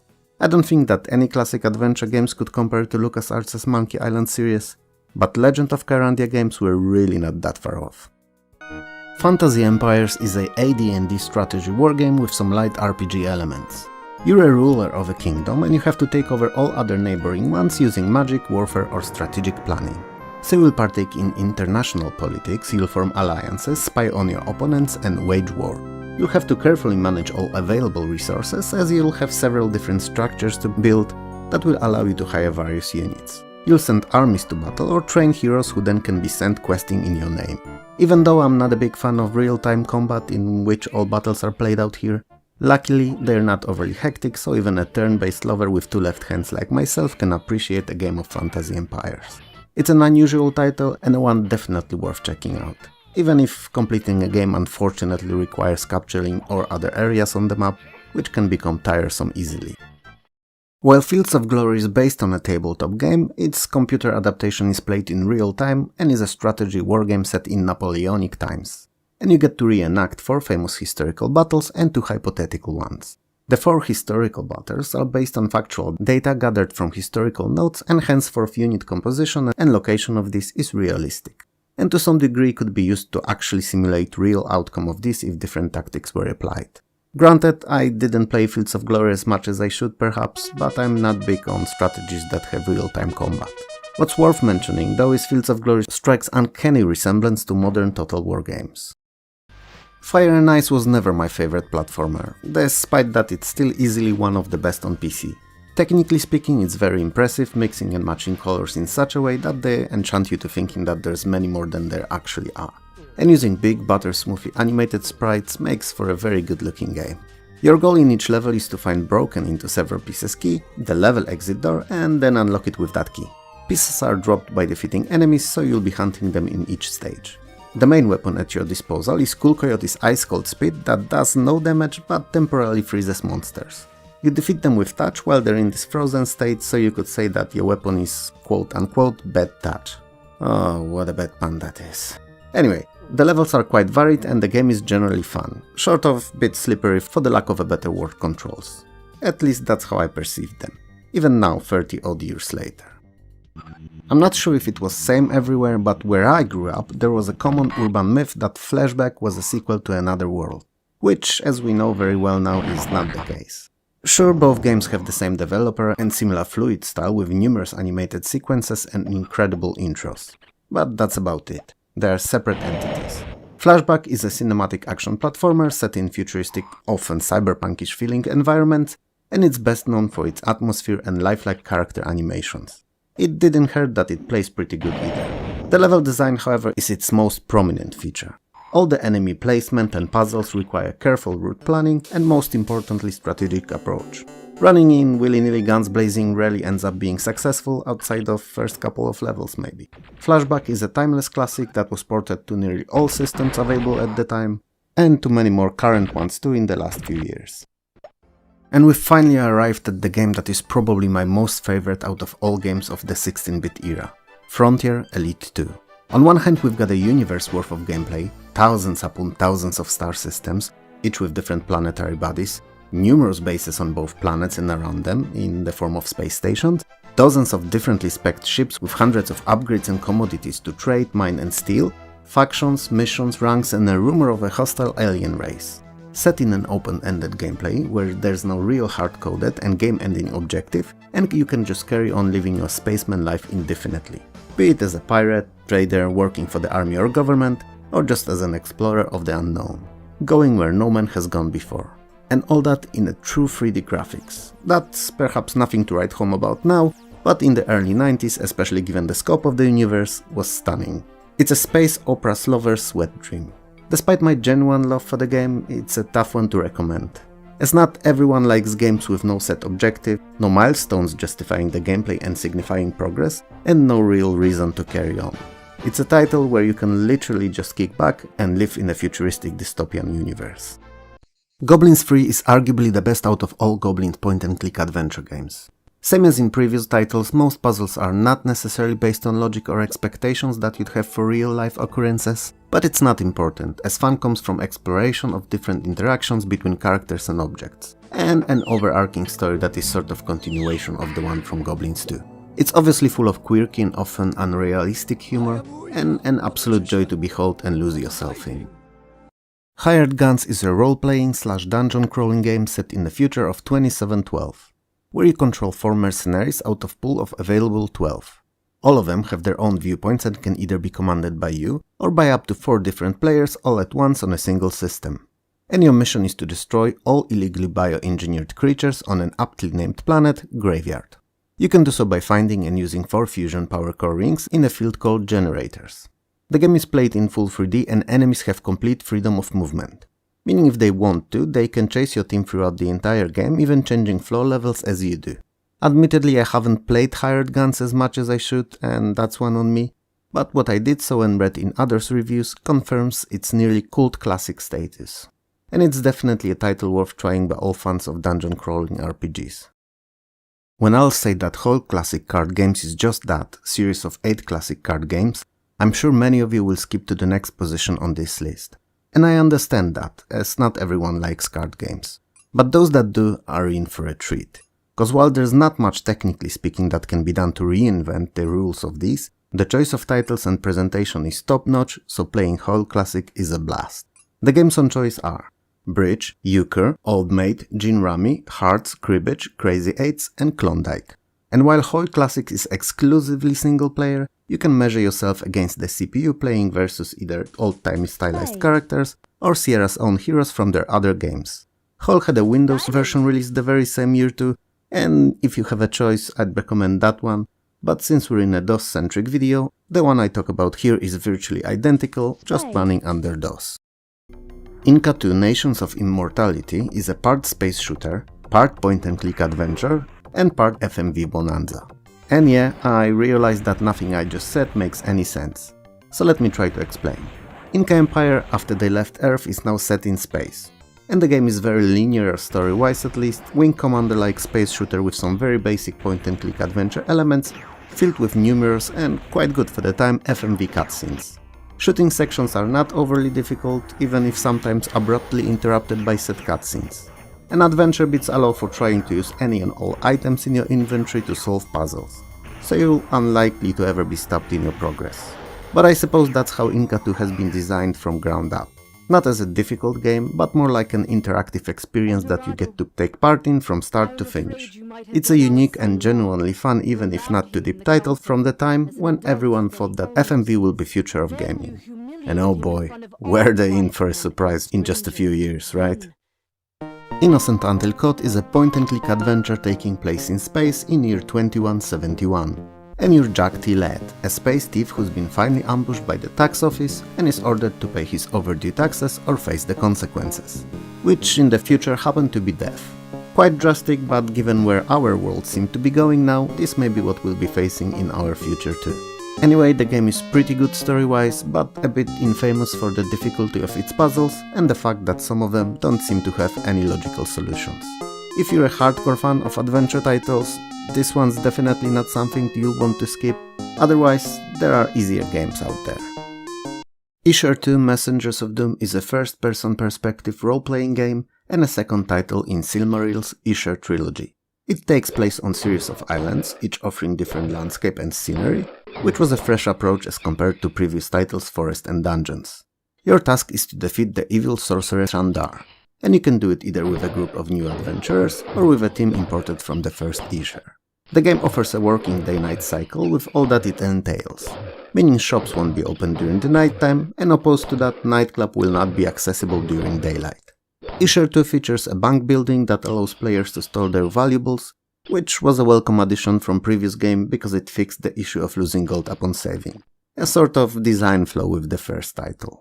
Even though Isher games never gained as huge following as Dungeon Master or Eye of the Beholder series did, they were universally loved by players, and the second outing is generally considered to be the best out of all three. James Bond 2 codename Robocop is considered by many as the best title in the whole trilogy. The game starts directly after First ended, Evil Doctor maybe escaped the North Pole and took over the Santa's workshop, capturing his helpers, penguins, and you have to save them. The game consists of 50 levels. After every 2 of these you can challenge stronger enemies in a form of guardians. James Bond has his special robotic suit at his disposal, and it gives him superfish strength, agility and ability to stretch to unbelievable length, which is helpful in traversal and combat encounters with enemies. The game is universally loved and considered one of the very best games on the Amiga. And on PC, surprise surprise, it's equally as good. And now time for the kicker. I don't like it at all. don't like the candy-like themes, hate the controls and find the gameplay loop boring. It's just not for me. Gym Power: The Lost Dimension in 3D is an expanded and enlarged port of Amiga's original Gym Power in Mutant Planet. It's a run-and-gun action platformer that's very console-like in its design and quality, meaning it's fast and frantic, incredibly colorful with huge sprites that are butter-smoothly animated and full of beautifully designed levels. It offers flying shooter sections every once in a while to stay fresh, and huge boss fights that heavily rely on pattern memorization. Gym Power is not the best playing platformer on the system, as it originated on Amiga where it was much better fitting title, but it's definitely one of the few with truly immersive presentation on PC in 1993. Jurassic Park is a fun action game based on a movie of the same title, and a rare example of a good game that originated from a movie. It doesn't follow the plot of it scene by scene, but is an excellent and very playable tie-in. You're Dr. Alan Grant, a world-renowned paleontologist, and you have to find Tim and Lex, two kids who are lost on the island where the park is located after dinosaurs broke free and ran rampage. Jurassic Park is played from two perspectives. Top-down, where similarly to, let's say, Chaos Engine, you run around shooting dinos and solving simple puzzles, and first-person, where you play same as you would have in any other simple FPS. While Jurassic Park may be considered a bit tough, if you give it enough time and patience, it ends up being quite an entertaining title. Lens of Lore: The Throne of Chaos is a real-time first-person dungeon-crawling role-playing, and a nigh flawless game, perfectly balancing role-playing mechanics with gameplay, storytelling and very accessible controls. You're a hero who, by request of King Richard of Gladstone, have to find and defeat evil shape-shifting sorceress Scotia. Dungeon crawling and combat is pretty much identical to that of Eye of the Beholder series of games, which frankly is not bad, as they are solid and fun titles. Leveling up in Lens of Lore has been heavily streamlined, however, and is semi-automatic, with skills raising with use, or rather with killing of enemies, and falling into one of three categories: fighting, magic and rogue. In the course of your adventure you'll be able to add 2 other characters to your party for a total of 3, and you can freely equip them with weapons and armor as you see fit. CD release featured full speech, and Patrick Stewart voiced King Richard, which, you know, is always something worth mentioning, as the man is the legend. Lemmings to the Tribes was more differently themed worlds, more abilities that could be given to those tiny creatures, and finally more levels that were also more difficult than in original. And while it was the Lemmings game I spent most time with, especially because of a very fun practice mode, it's also one that I couldn't get as far as in the others. The amount of different and not always easily applicable abilities just made the game a bit too convoluted and unnecessarily challenging. Don't get me wrong, I don't mind the challenge, but as long as all the mechanics are easily understandable and the difficulty progress is steady and not jumpy between the consecutive levels. But perhaps it's just me failing as a gamer, and everyone else fared much farther in Lemmings 2. Well, let me know in the comments below. While most people consider Lotus 2 to be the best in the series and the best arcade racer on the Amiga, I think last third installment is equally as good. PC Sport, renamed to Lotus The Ultimate Challenge, is no different. It runs super smooth, scaling those car and background sprites beautifully. It's also quite huge as compared to previous 2 games, offering 13 different types of scenery and 3 cars to choose from. The 2-player split screen is obviously still here, and it's as fun as usual. New and welcome addition is Rex, or RECS, a sort of simple track editor that extends the life of the game considerably, near infinitely in fact. Maniac Mansion: Day of the Tentacle is a well-deserved sequel to 1987's Maniac Mansion, and an excellent point-and-click adventure game. Purple Tentacle accidentally drank some of the contaminated water spilling from a titular mansion. As a result, he mutated into superior in terms of dexterity, as it grew hands, and intellect, Tentacle, and aims to take over the world. Dr. Fred, a villain from the first game, sends 3 of our heroes, Bernard, Hoagie and Laverne, a day into past to prevent the incident. But since the time travel, as we all know today, obviously requires a use of a diamond, and Dr. Fred, being cheap as he is, substituted it with a fake, our heroes are sent into different periods in time, both past and future. So our adventure takes place in the very same place, but in 3 different times. And it's up to you not only to save the world, but also eventually get all 3 characters back together in the present. Many of the puzzles are based on an interesting mechanic where you have to send objects between different time periods using the time machine to solve them. And it's not something I've seen anywhere else. But to be frank, most of the new design or mechanic ideas introduced by LucasArts' games at the time were either the firsts or genre-defining changes. To summarize, Day of the Tentacle is amazing. Pause this video, waste no more time and go play. Master of Orion is a turn-based 4X strategy set in space where you lead one of 10 races to domination of galaxy, through either conquest or diplomacy, all the while discovering, exploring and exploiting other star systems and making sure that you progress technologically as fast as you can. Each of 10 races have their own weaknesses and specialities that they're proficient at, and the universe is generated randomly at each game start. While Master of Orion's game map and setting are entirely different from that of Civilization, it's in fact the closest title that it could be compared to in terms of gameplay.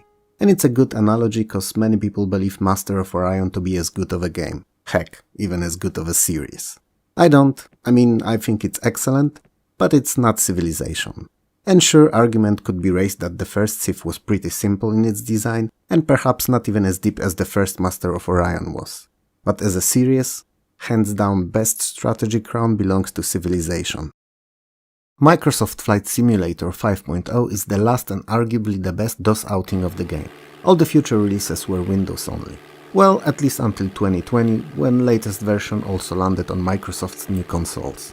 Anyway, this 5.0 version includes numerous fixes and changes, effectively ending up as the very best non-combat flight simulation ever released for DOS.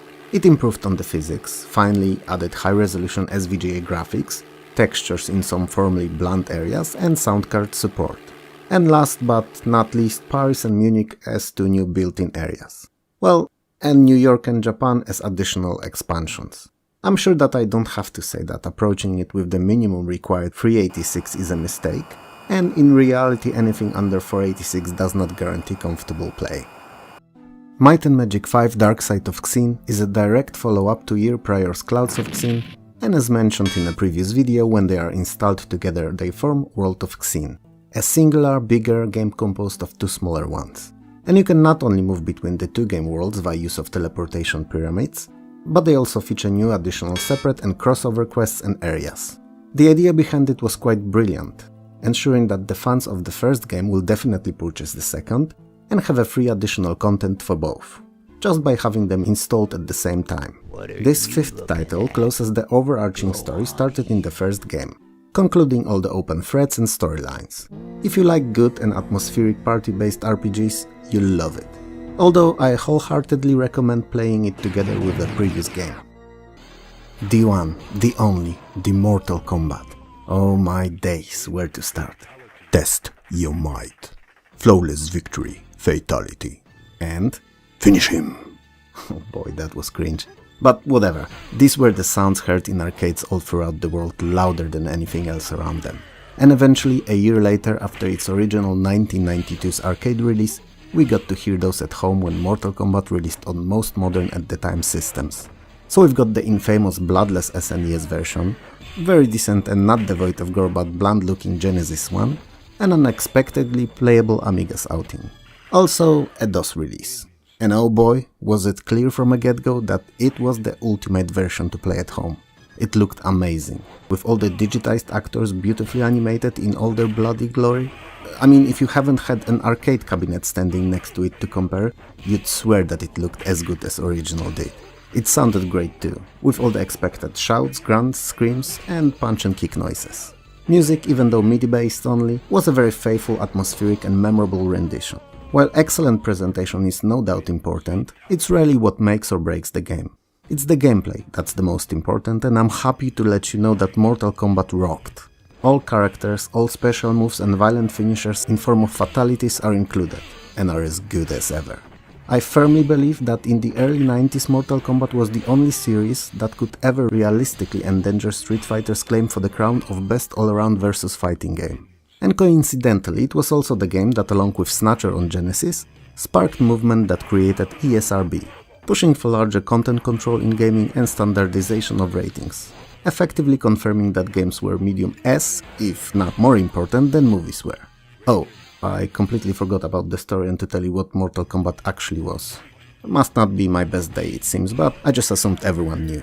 Anyway, Mortal Kombat is a versus fighting game in which you can either fight against a friend or in a sorta campaign/story mode against the CPU, in series of increasingly more difficult fights with an occasional test of might in the form of karate chop breaking of different objects, starting with wooden planks all the way to the diamond brick. Story is a cliché, but every 50 years or so there's a tournament between Earth's and Outworld's best fighters, and whichever side wins 10 of these in succession gains control of the other. Earthrealm lost 9 times, so it's up to you to prevent the end of the world as we know it. The end.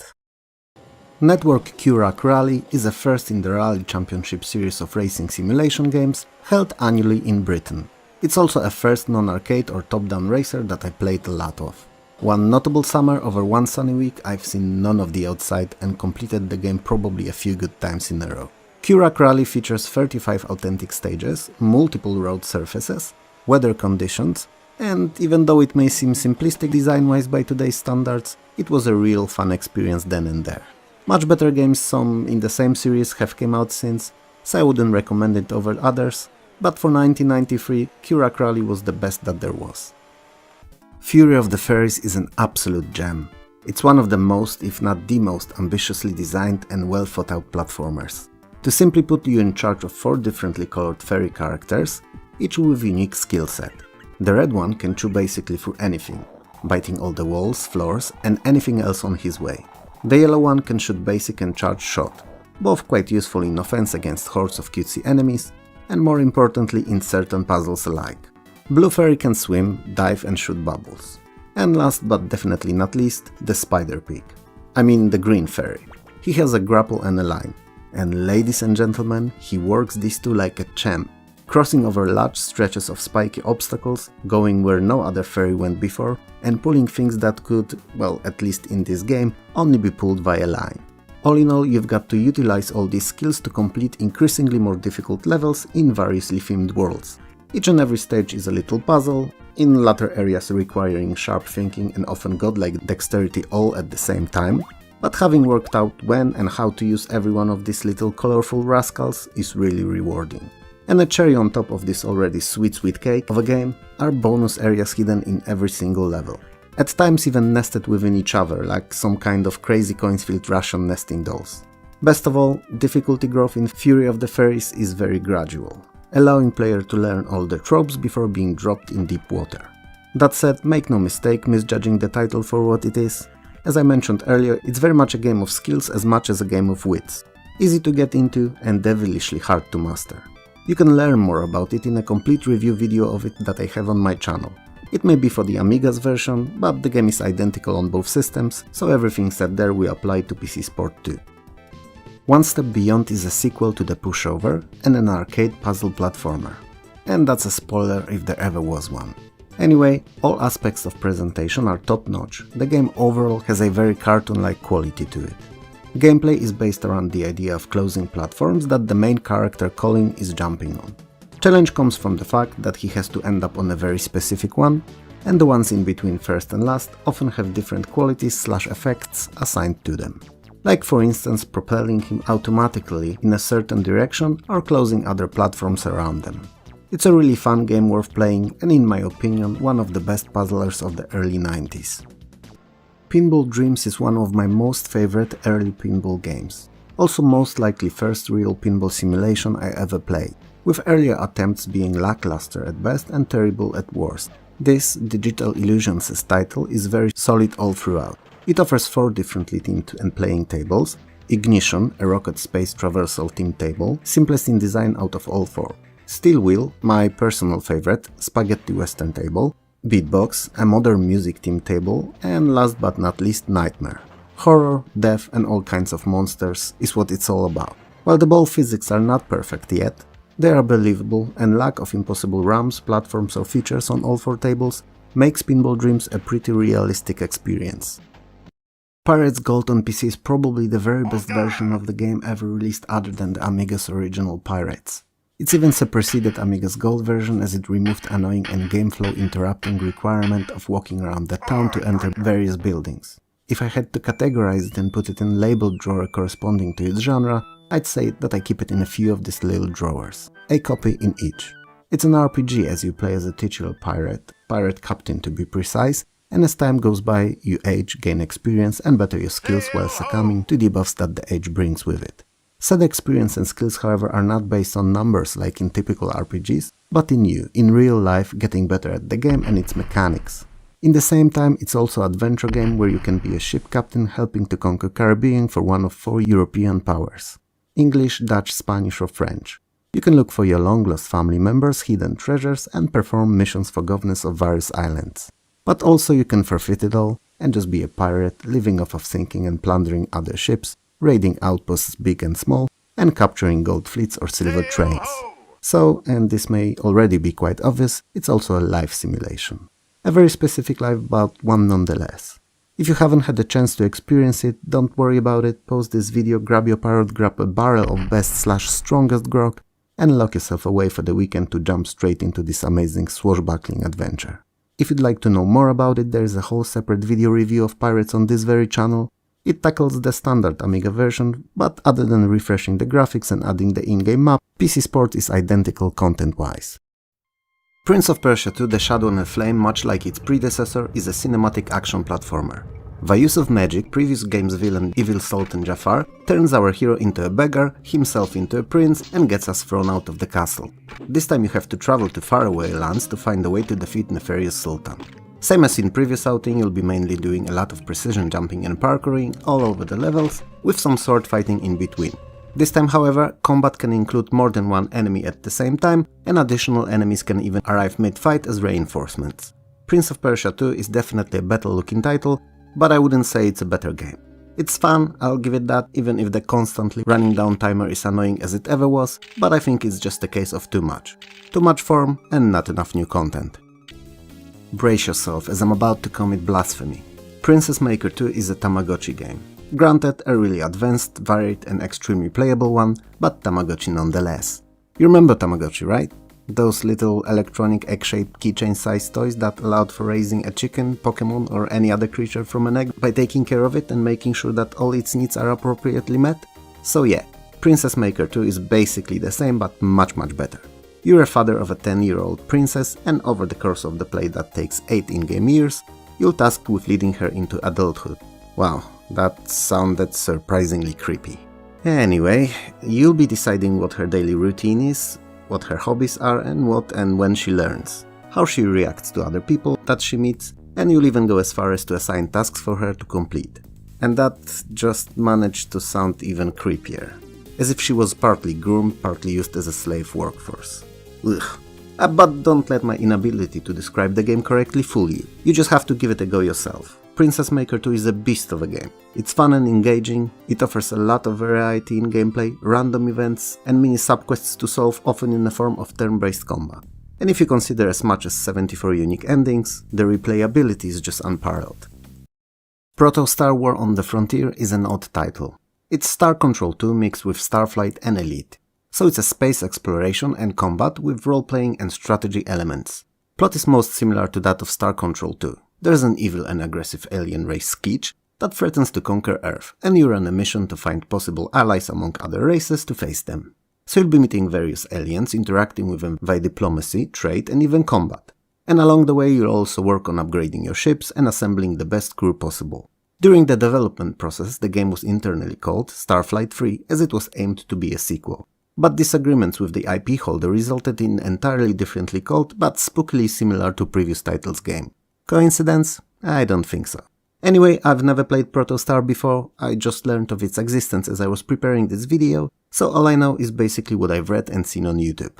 That said, even if it's not a lot, it's plenty enough to warrant an interest on my site, and I'd definitely want to check it out more thoroughly at some point. Rags to Riches: The Financial Market Simulation is not a great game. Not that it's boring per se, but it doesn't do enough to warrant multiple playthroughs. It's an entertaining title for a game or two every couple of years or so, but not much more. Basically, as the name states, it's a financial market simulation. So you'll be trading stock, tracking their position and growing your empire.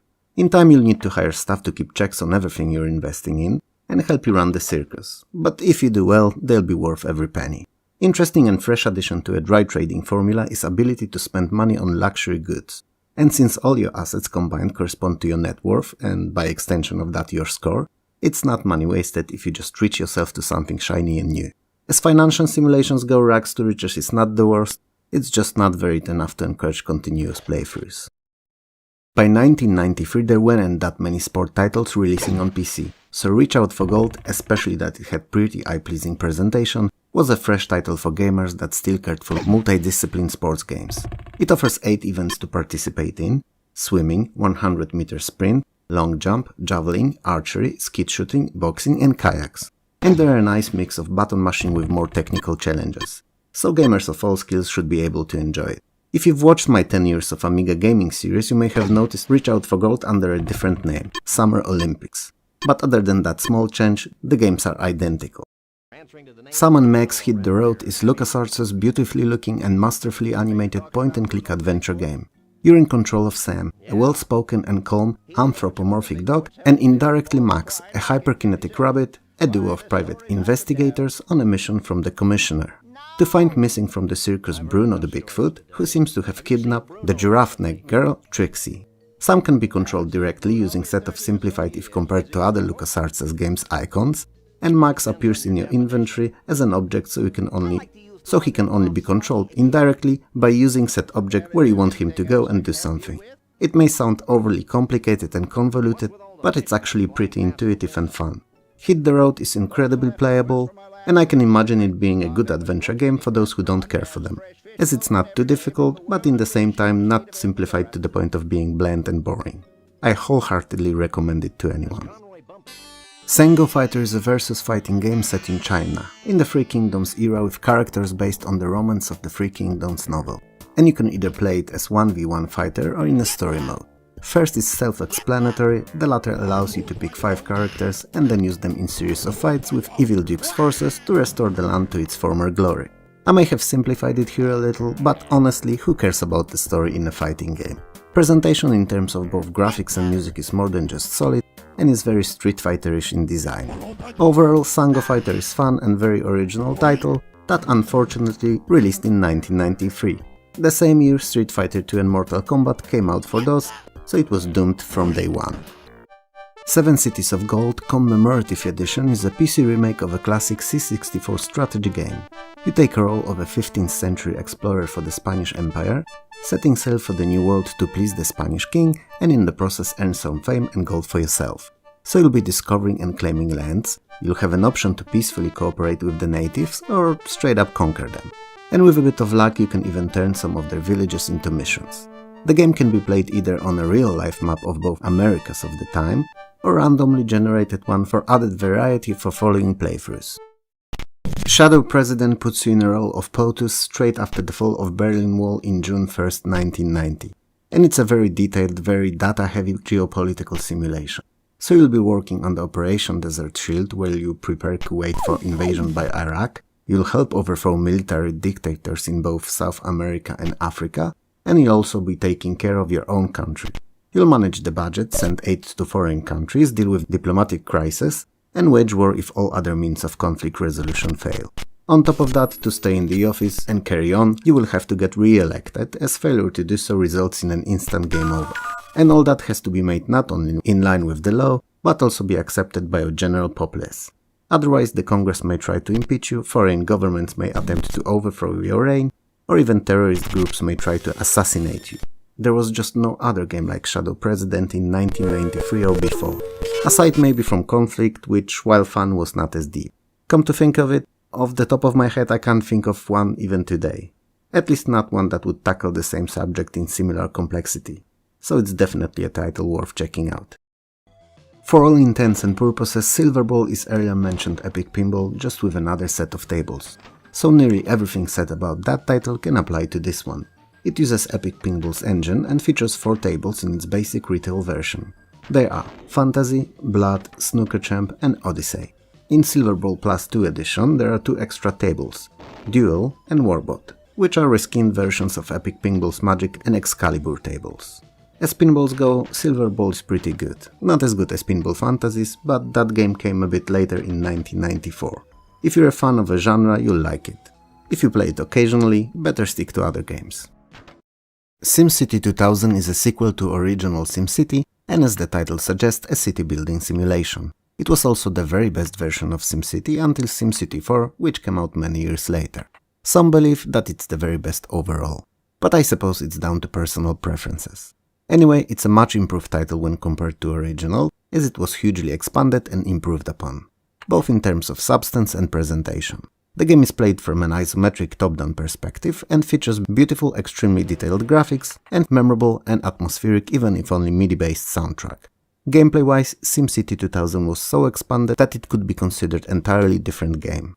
Underground map was added for water pipes and subway lines. There were numerous new building types, like prisons, schools, libraries, museums, marinas, hospitals and arcologies, which were sorta modern ecological near self-sustained cities within cities.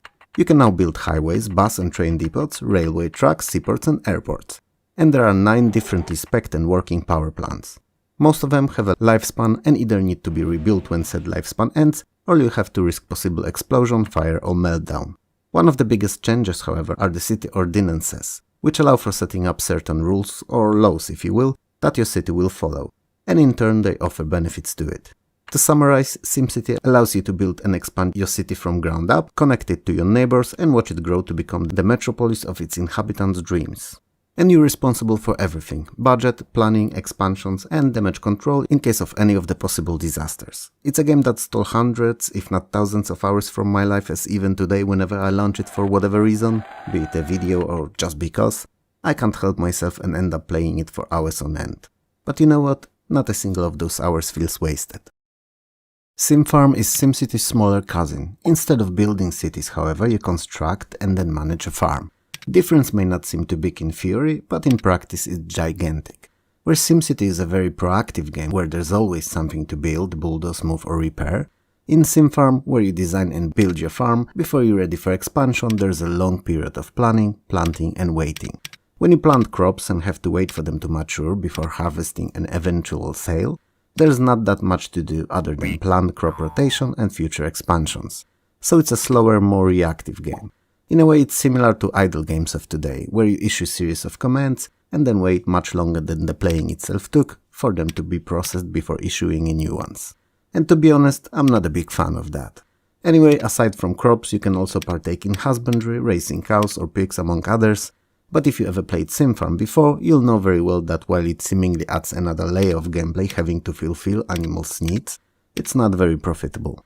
All that said, while it's obvious that SimFarm could never overtake SimCity in popularity or depth, it's not a bad title to play every once in a while, as in general, despite many small issues, it's pretty fun. Simon the Sorcerer is a humorous point-and-click game that's universally considered as one of the best adventures of the era.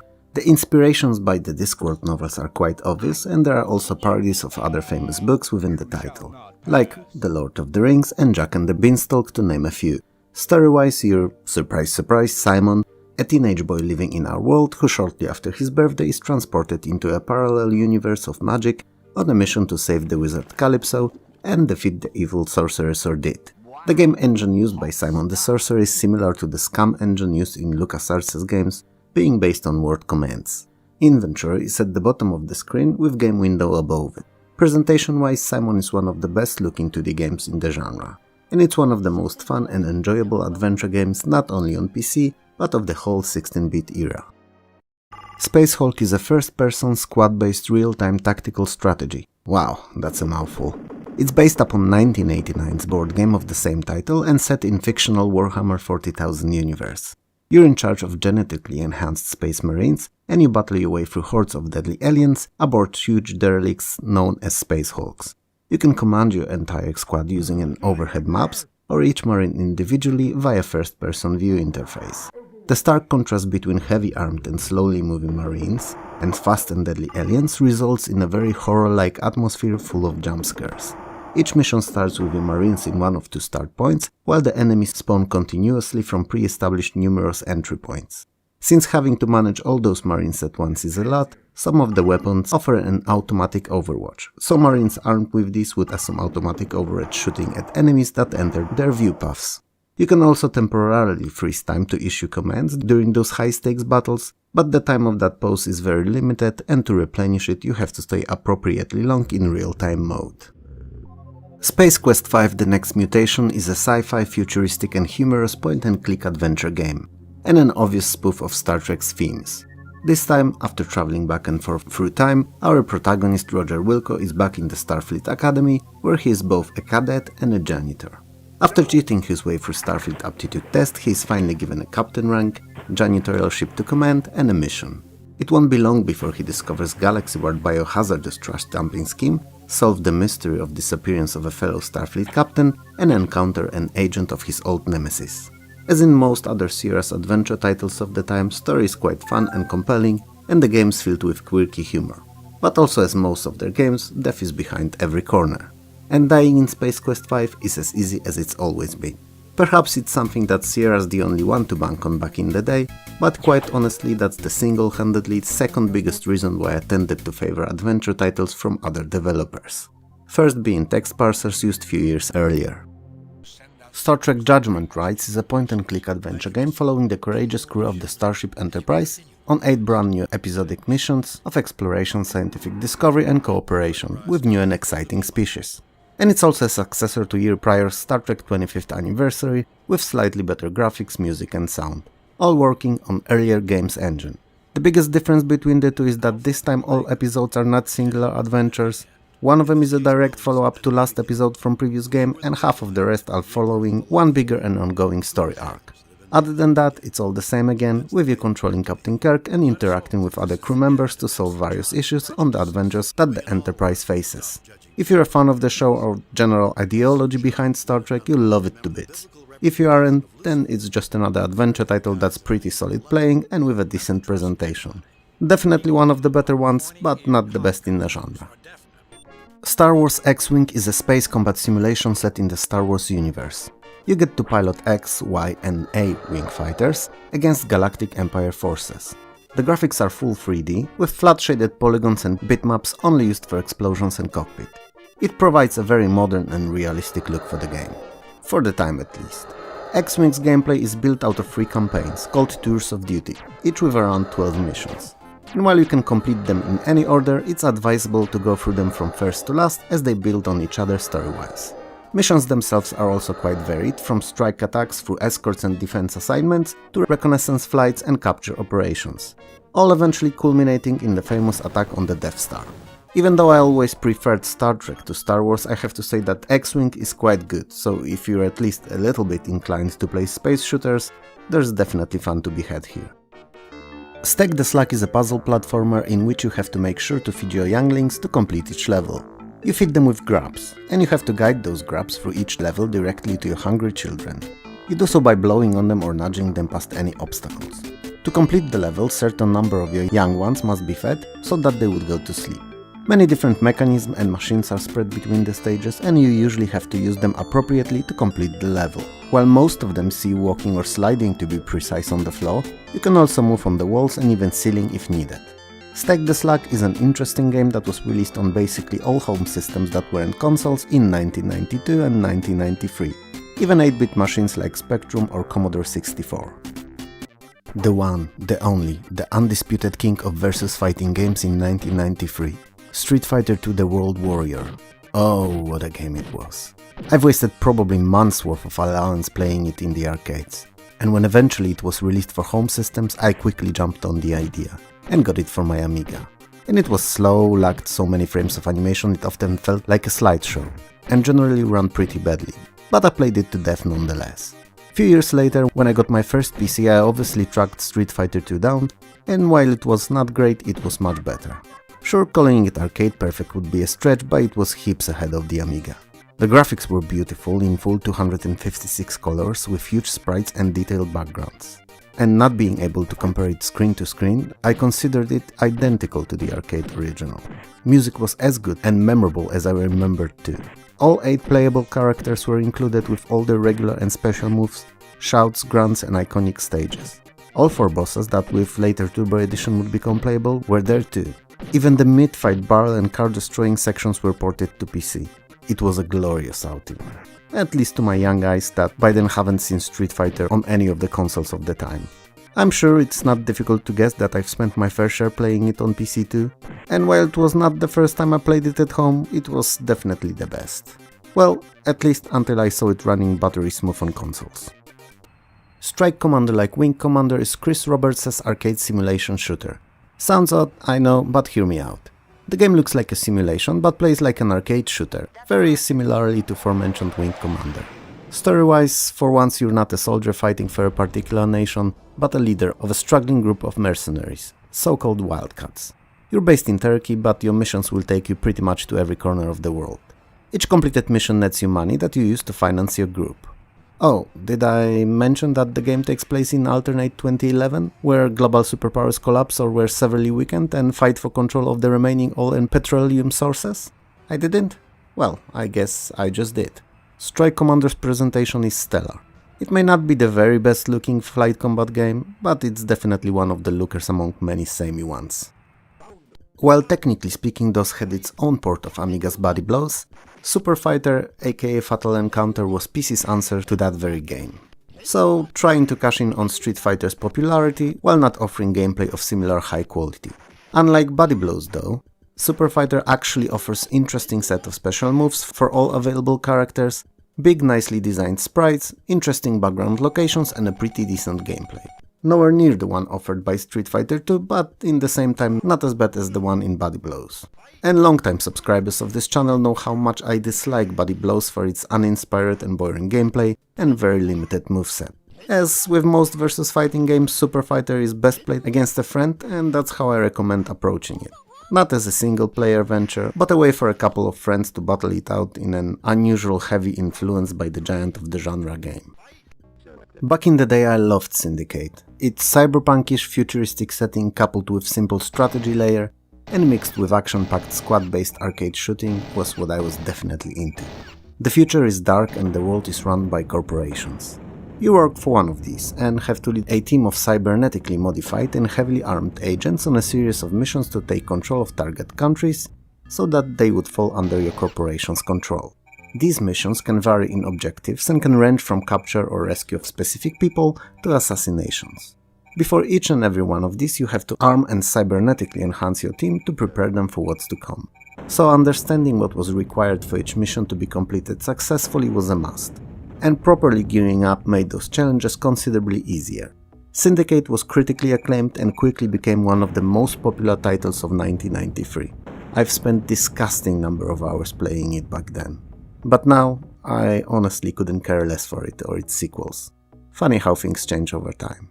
Anyway, Syndicate is a pretty cool game that stole hearts of many geeks in the 90s, and to this day is remembered fondly by many. Was T2 the arcade game great? No, not at all. But it was good enough and most importantly a port from the arcades. It's essentially Operation Wolf but in Terminator's clothing. So you have to kill all the bad Terminators charging and attacking you, using various weapons level after level. Occasional boss and driving sections are a novelty to keep the game fresh, but that's all they are, a novelty. T2 is not very inventive, but it looks and sounds pretty good, and if you like those kinds of shooters, there's quite a lot here to enjoy. And if you have an hour to kill and don't mind spending it mindlessly shooting all over the screen, you'll have a pretty decent afternoon. TFX aka Tactical Fighter Experiment is a combat flight simulator. It offers 3 aircrafts to choose from: Eurofighter Typhoon, F-22 and F-117, and allows for customization of payload for each of these. The game can be played in either instant action arcade mode, custom missions, or in a campaign that takes you to Colombia, Somalia, Libya, the Balkans and South Georgia Islands. Interestingly enough, while there are 3 planes to choose from, there is just one kind of cockpit for all of these, which kinda breaks the immersion as they originated from totally different companies. While the realism of simulation can be questioned in TFX, the graphics cannot. For the time they were excellent and pretty detailed. I wouldn't go as far as to call them breathtaking, but they definitely stood out, and were the highlight of the title. It did not come cheap though, and 486 is more than advisable as the very base for running the game smoothly. I was enchanted by the incredible machine when it came out, or when I got to play it to be precise. which was probably a year or two later. In essence, it's a collection of numerous levels with a puzzle objective in each to complete that has to be solved by use of limited in number items. So you arrange set objects all around the game screen to fulfill the required task. You're basically assembling a Rube Goldberg contraption to do so. And while most objectives are as simple sounding as put the basketball in the basket or turn on something, with each passing level completing them becomes more challenging. Especially that after a while some levels feature special conditions like different gravity or air pressure than that found on Earth. The Incredible Machine is just that. Incredible. It's equally as enjoyable for a grown-up to stretch their brain muscle as it is for kids to have fun coming up with ridiculous contraptions that, while may not always work, are pretty much always fun to tinker with. I despise, dislike and generally would not recommend The Lawnmower Man to anyone. Why is it here then? It's a movie tie-in that's also an interactive movie type of a game where most visuals are streamed directly off CD while playing with a very limited input from the player. So it's a novelty, both technically and design-wise. The game portrays the conflict between Dr. Angelo and his creation, evil cyberspace god Job, both taken straight out of the movie. In short, it's a series of various mini-games that are not connected thematically to one another. They can be either simple brain teasers, chase sequences that require precision timing for jumping and ducking, or a tunnel flight on a virtual jet as seen in the movie. Now, if you ever played an interactive movie game, you know very well how unfriendly they are in their design in most cases. Meaning missing a hit of a button in appropriate place and time can often result in straight up game over sequence. And sure, games are all different, some more, some less forgiving. The Lawnmower Man is the latter, I'm afraid. Which would be forgivable if it played well or had captivating story, but it doesn't. And it's only here because the whole design concept behind it is interesting. If you can, avoid it at all costs. If you can't, well, also avoid it. The Lost Vikings is an interesting title. It's a mixture of sorts between the classic platformer and a puzzle game. The main trio of characters all have their unique skills and usage scenarios, and it's your job to lead them to each level's end by utilizing those skills to the best of your abilities. Coincidentally, they also pretty much sum up a classic golden trio of MMORPG parties. Obviously, The Lost Vikings is not a MMORPG, but to be quite honest, I'm already way too deep in this thought process now to stop it. Henceforth, why I'm going to follow this thought path to its very end. So, the red-haired skinny guy can run, jump and headbutt walls when sped up enough. It's obvious that he's our typical dexterity-based rogue/scout, quick-acting character. Then there's the stocky tank with a shield that might not seem like much, but it can be useful twofold, as shield god's intended for a personal and party protection, and also as a sort of parachute to safely glide down from ever-present heights. Finally, the muscled mustachio has a sword and a bow, representing DPS warrior class like a boss by spreading them left and right. The fact that he can activate faraway switches with targeted arrow shots is just an added bonus. The main quest of our three heroes, as in many tales of yore, is simple: to come back home to their loved ones. Now, that's definitely not going to be easy, and with each and every encounter they will face more overwhelming odds and tougher puzzles to solve. The Lost Vikings is a fun game. If you never played it, I'm sure you'll love it, and if you know it, then you probably already do. The Terminator Rampage is a first-person shooter and a third Terminator licensed game by Bethesda. Story-wise, as you can probably guess, it either takes place in 1984 or the future of 2029, as all games in the series do. This time it's the earlier period. And you're sent into past to assemble the VTech plasma rifle and destroy the Skynet's metanode that's hidden in Cheyenne Mountain. Not the greatest background, but frankly it doesn't have to be. The game sits comfortably somewhere between Wolfenstein 3D and First Doom, meaning that it looks considerably better than the first, but is also limited by many design choices of it, like walls only ever being at exactly 90 degrees angle. In the same time, it's far off when compared to Doom, both gameplay and graphics wise. As one of the first few real FPS games, Rampage is not bad, but it's definitely not one of the best. Tornado puts you in IDS Tornado, a modern European fighter bomber. At the time of release, the game received positive acclaim for being both very realistic and incredibly playable. Now, I'm not really versed in flight simulations, so I can't vouch for that, but it does look interesting, to say the least. Tornado takes place in 3 fictional theaters of operation in Europe and features a dynamic campaign, meaning if you manage to fend off enemy forces from all theaters, the game will be won.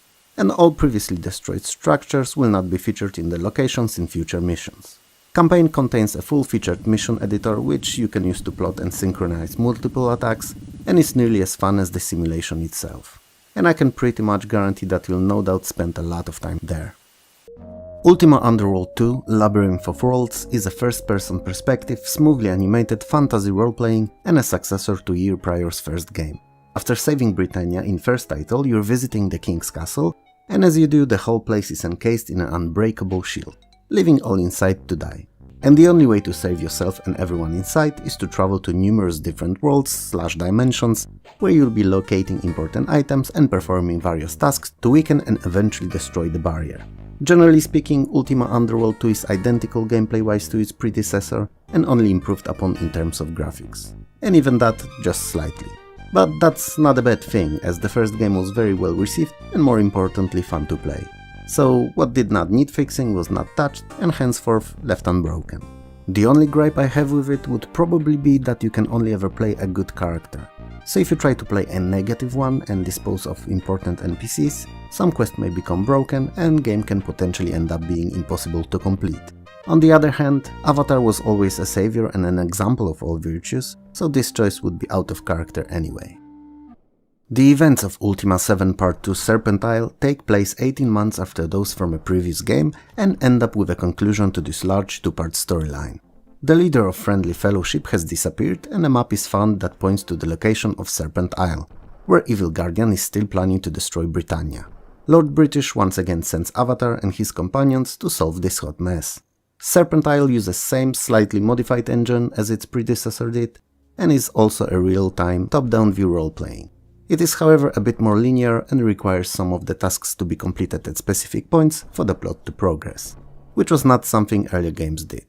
Other than that, everything is as it was in earlier outing and culminates with a conclusion to this large two-parter of a story.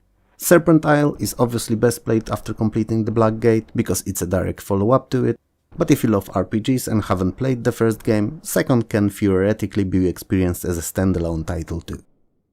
Unlimited Adventures is not a game, and yet it is a game.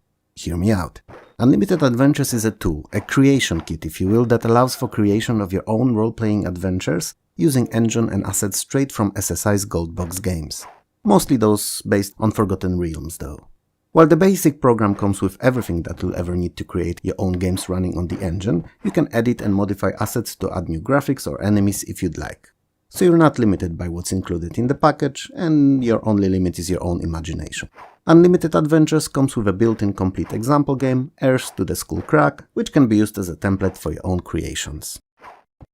Toasty! Warlords 2 is a successor to ever-popular Warlords and a game that we won't talk about in detail here today, because I plan to feature its superior version in 1995's episode. Warlords 2 Deluxe that included built-in map editor and 256 color support, making for virtually infinite replayability. So keep calm, more details are coming soon when we'll tackle the ultimate version of the game. Even though Wing Commander Privateer has an overarching plot, you can completely ignore it and play the game as is. So you can become a merchant, mercenary, smuggler or even a pirate. It offers loads of missions to choose from to progress in whichever the life path you've chosen. Oh, I didn't tell you what it is yet though, did I? It's a futuristic space life simulation unlike Frontier, but on a much smaller scale and with a storyline. It features decently large universe of 64 star systems with their own planetary bodies, and while its universe may be dwarfed by close to 100 billion systems in Frontier, it's more than enough to secure hundreds if not thousands of hours of gameplay anyway. Privateer uses modified Wing Commander 2's engine, offering much more details and sharper visuals. Combat and spaceflight are virtually identical to Wing Commander, which is both a blessing and a curse, depending how you wanna look at it. Cause on one hand it's easy to get into and enjoyable, but on another it completely ignores any and all laws of physics. Now, I initially mentioned that the plot can be put aside, but if you ever decide to follow it anyway, it's really captivating and pretty good, so you'll have a lot of fun discovering all the intrigues and backstabbing that it features. Zargon is a fun side-scrolling action-adventure game. It features unusually creative enemies, weapon power-ups, and a lot of various locations to explore. It's divided into 3 smaller parts, volumes as it calls them, and in each you have a different task to complete. In first, you must destroy Evil Zargon's main reactor, in second you're looking for secret chamber where Tiania's lair is hidden, and in last third you're to confront and defeat the Zargon himself. All in all, it's a very unique and charming game that even today is quite fun to dive into. Yojo is amazing. Yep, that's how I want to start it. Because it is. It's an action platformer with exploration-based 4-way scrolling levels, plenty of hidden secrets and a lot of paths, often with more than one way leading to the level's ending. It's an unusual design choice that rewards discovery and careful checking of all nooks and crannies. The game features many different kinds of enemies, many of them with unique characteristics and attack patterns, but you're not helpless. You can punch and kick, and what's more, use various scattered around the level weapons. If that wasn't enough, Yojo features both bosses and mini-bosses that you occasionally have to fight against, and in between the levels flying shoot-em-up sections. So you'll have no time to get bored here. While the graphics and sounds are exceptional, they are not the best feature of the game. What is by far the best part of Yojo is the simultaneous 2-player mode, which you may think is not something that's necessary in a platformer, and you're right, necessary it is not, but it works great. And if you have someone to play Yojo with, I recommend it, as it's much more fun than playing alone. Police Quest Open Season is the 4th installment in Sierra's point-and-click series of adventure games. This time you're John Curry, a homicide detective of LAPD, and you find your partner, Officer Bob Hickman, murdered in an alley in the southern part of the city. An 80-year-old boy has been murdered as well. You begin investigation into the case that eventually leads into deep criminal belly underworld of the city on a hunt for a maniacal murderer. This time, even more than in previous games, focus is placed on realistic police procedures, so you'll spend a lot of time examining crime scenes and questioning suspects. Which, I suppose, at least for me, is half of the fun. The presentation has been considerably improved and the game now offers fully digitized locations and characters, adding to the realism and tension of each investigation. Typically for Sierra, there are sections in-game where you can find yourself doing something that will result with your character dying, and unlike in all other Sierra's games, however, I can thematically see a reason for that, so it doesn't bother me as much. If you're into adventure games or, well, police work, Open Season is definitely worth a look. Michael Jordan in Flight is one of the first sports games to use 3D Engine and offer SVGA support. It features digitized court and player graphics, and obviously the Air Jordan himself. The game is free on free only and doesn't feature NBA license or players. Camera follows the action constantly, zooming and panning all around. While for the time Michael Jordan in Flight looked groundbreaking with its photorealistic presentation, it's not a very good game. Simply put, it's not fun. Additionally, it only offers mouse and joystick controls with no keyboard option, reducing potential player base to a fraction of what it could have been otherwise. And if I'm to be honest here, it's only mentioned in this video because of digitized Michael Jordan and its Video Edit Lab feature that allows for creation of your own highlight films. Something that was unseen in other sport titles in 1993.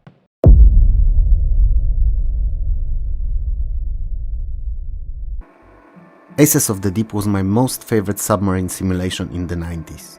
Partly because of how easy it was to pick up and just start playing, partly because it was unparalleled when it came to realism, and finally because it took a little while to master.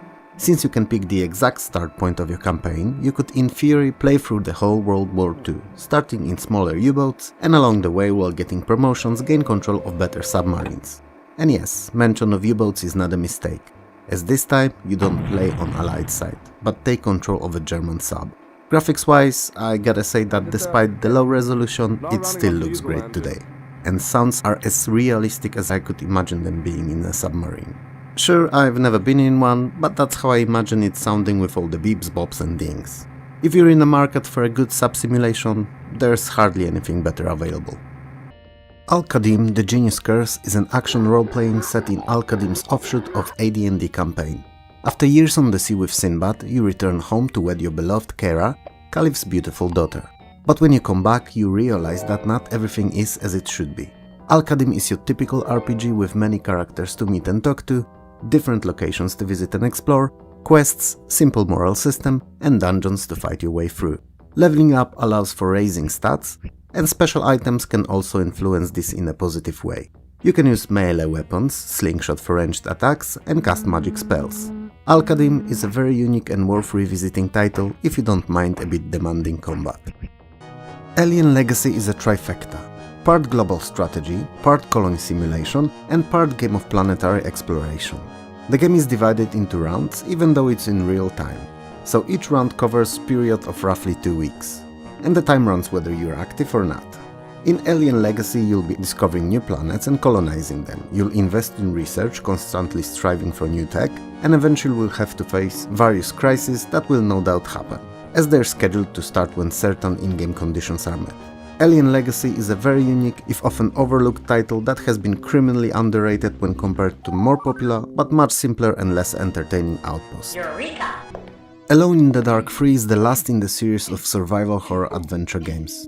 After surviving the first two cases depicted in previous games, Detective Edward Carnby is called to Slaughterhouse Gulch after learning of disappearance of Emily Hartwood and her crew. She was one of the main characters from the first game. Carnby is soon met by Stone's Zombies cowboy gang and has to fight his way through them to save Emily. The gameplay is virtually identical to previous two games and based on solving simple puzzles using items found throughout the game and fighting off enemies with either melee attacks or other weapons. These, however, are always very low on ammo. If you like previous two games, you'll like this one. If you didn't like or play them, I don't think that it's worth starting with the third. Arcade Pool is my most favorite pool game of the early 90s. Its counterpart, Arcade Snooker, is my favorite snooker, but that's cause it's virtually the same title just focusing on different billiards game. Come to think of it, I believe that Arcade Pool may be my most favorite pool even to this day, 30 years later, as I don't remember ever playing a game in a genre I would enjoy as much. Graphics wise, it's nothing to write home about, but there's quite obvious care put to it, so everything looks really nice and is animated smoothly. Top-down view is definitely the right choice as all pool balls are in the view at all times and it makes those difficult shots easier to plan out and pull off. Sounds, well, I don't want to repeat myself, but are also nothing special. They're serviceable at best, but they don't need to be over the top in a game like that. And since we've got the technicalities out of the way, let's tackle the most important thing – playability. In single player it's okay and a great way to spend an afternoon, but in multiplayer that supports up to 8 people, it's just amazing. I wouldn't say that it's as good as playing the game in real life, but it's damn close. Especially that you can run your own tournaments while having drinks and chatting with friends. Well, at least that's how I envision playing it. Archon Ultra is a modern version of a classic 1984's Archon. It's a two-player game, at first glance very similar to chess, with light and dark pieces occupying opposite sides of the game board. Light represents good and dark stands for evil. Both sides have differently looking but comparably spec'd pieces. When two of the opposing pieces meet on a game board square, they move to the separate arena where they battle each other in real time. Meaning that while stronger pieces are obviously more likely to win, it's not decided upon entering combat, and skilled player can defeat stronger unit with a weaker one if he's proficient enough at Archon. It may not seem like it at first glance, but Archon Ultra is very playable, and especially fun if you can find someone other than the CPU to play it with. Battle Isle 2200 aka Battle Isle 2 is the second and arguably the best in the whole series. It's a futuristic sci-fi turn-based strategy set on a planet Chromos, where evil AI took over and you battle against its forces. Other than being expanded with more units, larger newer maps and support for up to 8 players multiplayer, the game plays identically to the predecessor. And it's okay, cause that was a very fun game too. And I remember first seeing Battle Isle 2 in a gaming mag back in the day and being totally overwhelmed by how fun the strategic layer looked. With hundreds of pixel-perfect depictions of various vehicles and inclusion of land, sea and air units in its campaign, I just had to have it. And a little while later I did. And it did not disappoint. Its portrayal of battles with untextured 3D polygonal shapes may be simple by today's standards, but then it felt incredible. It's a title for all those who enjoy good militaristic strategies, and if they also like clean pixel graphics, it's an added bonus. Cannon Fodder 2 had very big shoes to fill from the get-go. After all, not only first Cannon Fodder was universally praised and immensely popular among both players and critics, but was also straight up a really good game. And yeah, one does not always guarantee another. Look at Body Blows for instance, they're universally praised really bad games for the Amiga. Cannon Fodder 2 had to follow one of the overall best games of 1993. And how do you do something like that? You innovate and change only little itty-bitty bits and pieces, not to break the winning formula. And that's precisely what Sensible Software tried to do. They've raised the difficulty quite a lot and changed the setting location of some missions, with alien-themed levels being most questionable choices that were a red-hot talking point among fans of the first game, and something many of them never quite accepted. It's not a bad game, it's really good actually. It just suffers from a sequel syndrome, which hardly ever allows for a follow-up to be as good or better than a genius first outing was. Great example of that would be The Matrix. Yes, the movie. To this day I am incredibly happy that there were no crappy sequels released to it, and that it's a singular movie from 1999 with no follow-ups at all ever premiered or talked about. None. Yes, that is the actuality of our reality. There was just one Matrix ever conceived. Yeah. Coming back to our subject though, canon for the two is way too difficult for its own good. But otherwise, pretty good game that failed in its attempt to outgrow its predecessor. Crime Patrol is a full-motion video rail shooter from the makers of Mad Dog McCree and a port from arcades. By today's standards, all the digitized graphics with actors trying to convey realistic characters may seem cringe, but back then it was what the future of gaming was to become in the eyes of the many. So photorealistically digitized. I like a good rail shooter, but they're mainly a one-off fare for me. To play and complete once and then forget for months, if not years. Sometimes forever. And while Crime Patrol is not bad, it's not an exception from this rule.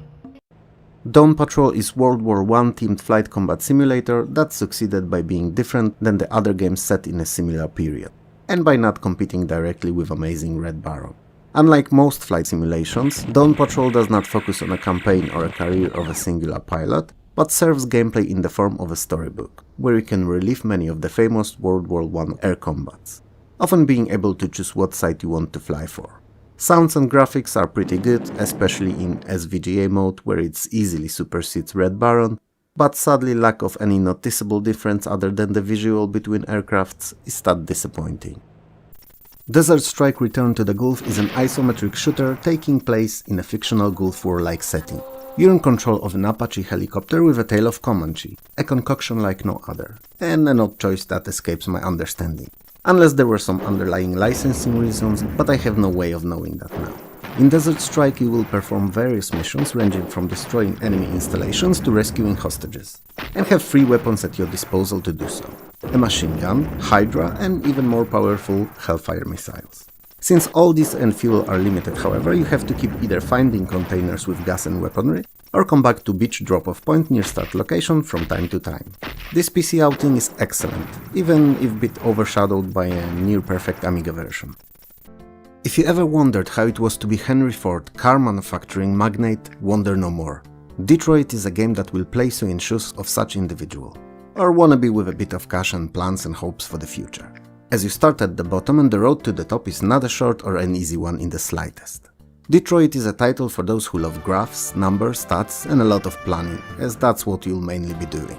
You have to erect a factory, then assembly line, hire workers and plan the way your cars will be built and how they'll look like.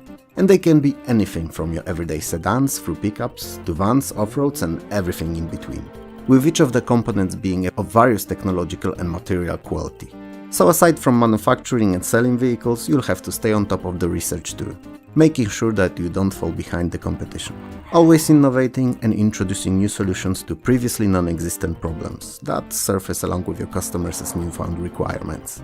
It's a really cool title that may be a bit on a slower side, but it's really fun nonetheless. Perhaps a bit less good than Motor City, but much more well known. Disney's Aladdin is arguably the best platformer interpretation of the 1992's movie. Sure, there was one on SNES too, and it was a damn good game, but it wasn't as good, at least in my eyes. This Aladdin, however, is an action platformer based on the locations in the movie, and you're the titular hero armed with a sword and a bucket of apples. Because, you know, game logic. And you have to get through several levels of platforming goodness. Along the way you may unlock either Genie or Abu bonus stages, and they're a nice break from usual platforming routine. First is a game of luck, played for apples, gems and extra lives. In second you control the little monkey, catching items falling from the sky and dodging dangerous objects like pots on rocks. What Disney's Aladdin has been best known for though are the silky smooth animations, which are a result of developers collaborating with Disney's animators.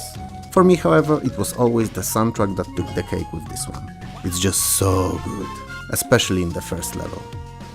It's easiest to describe Dominus by comparing it to more modern and more recognizable title, Dungeon Keeper.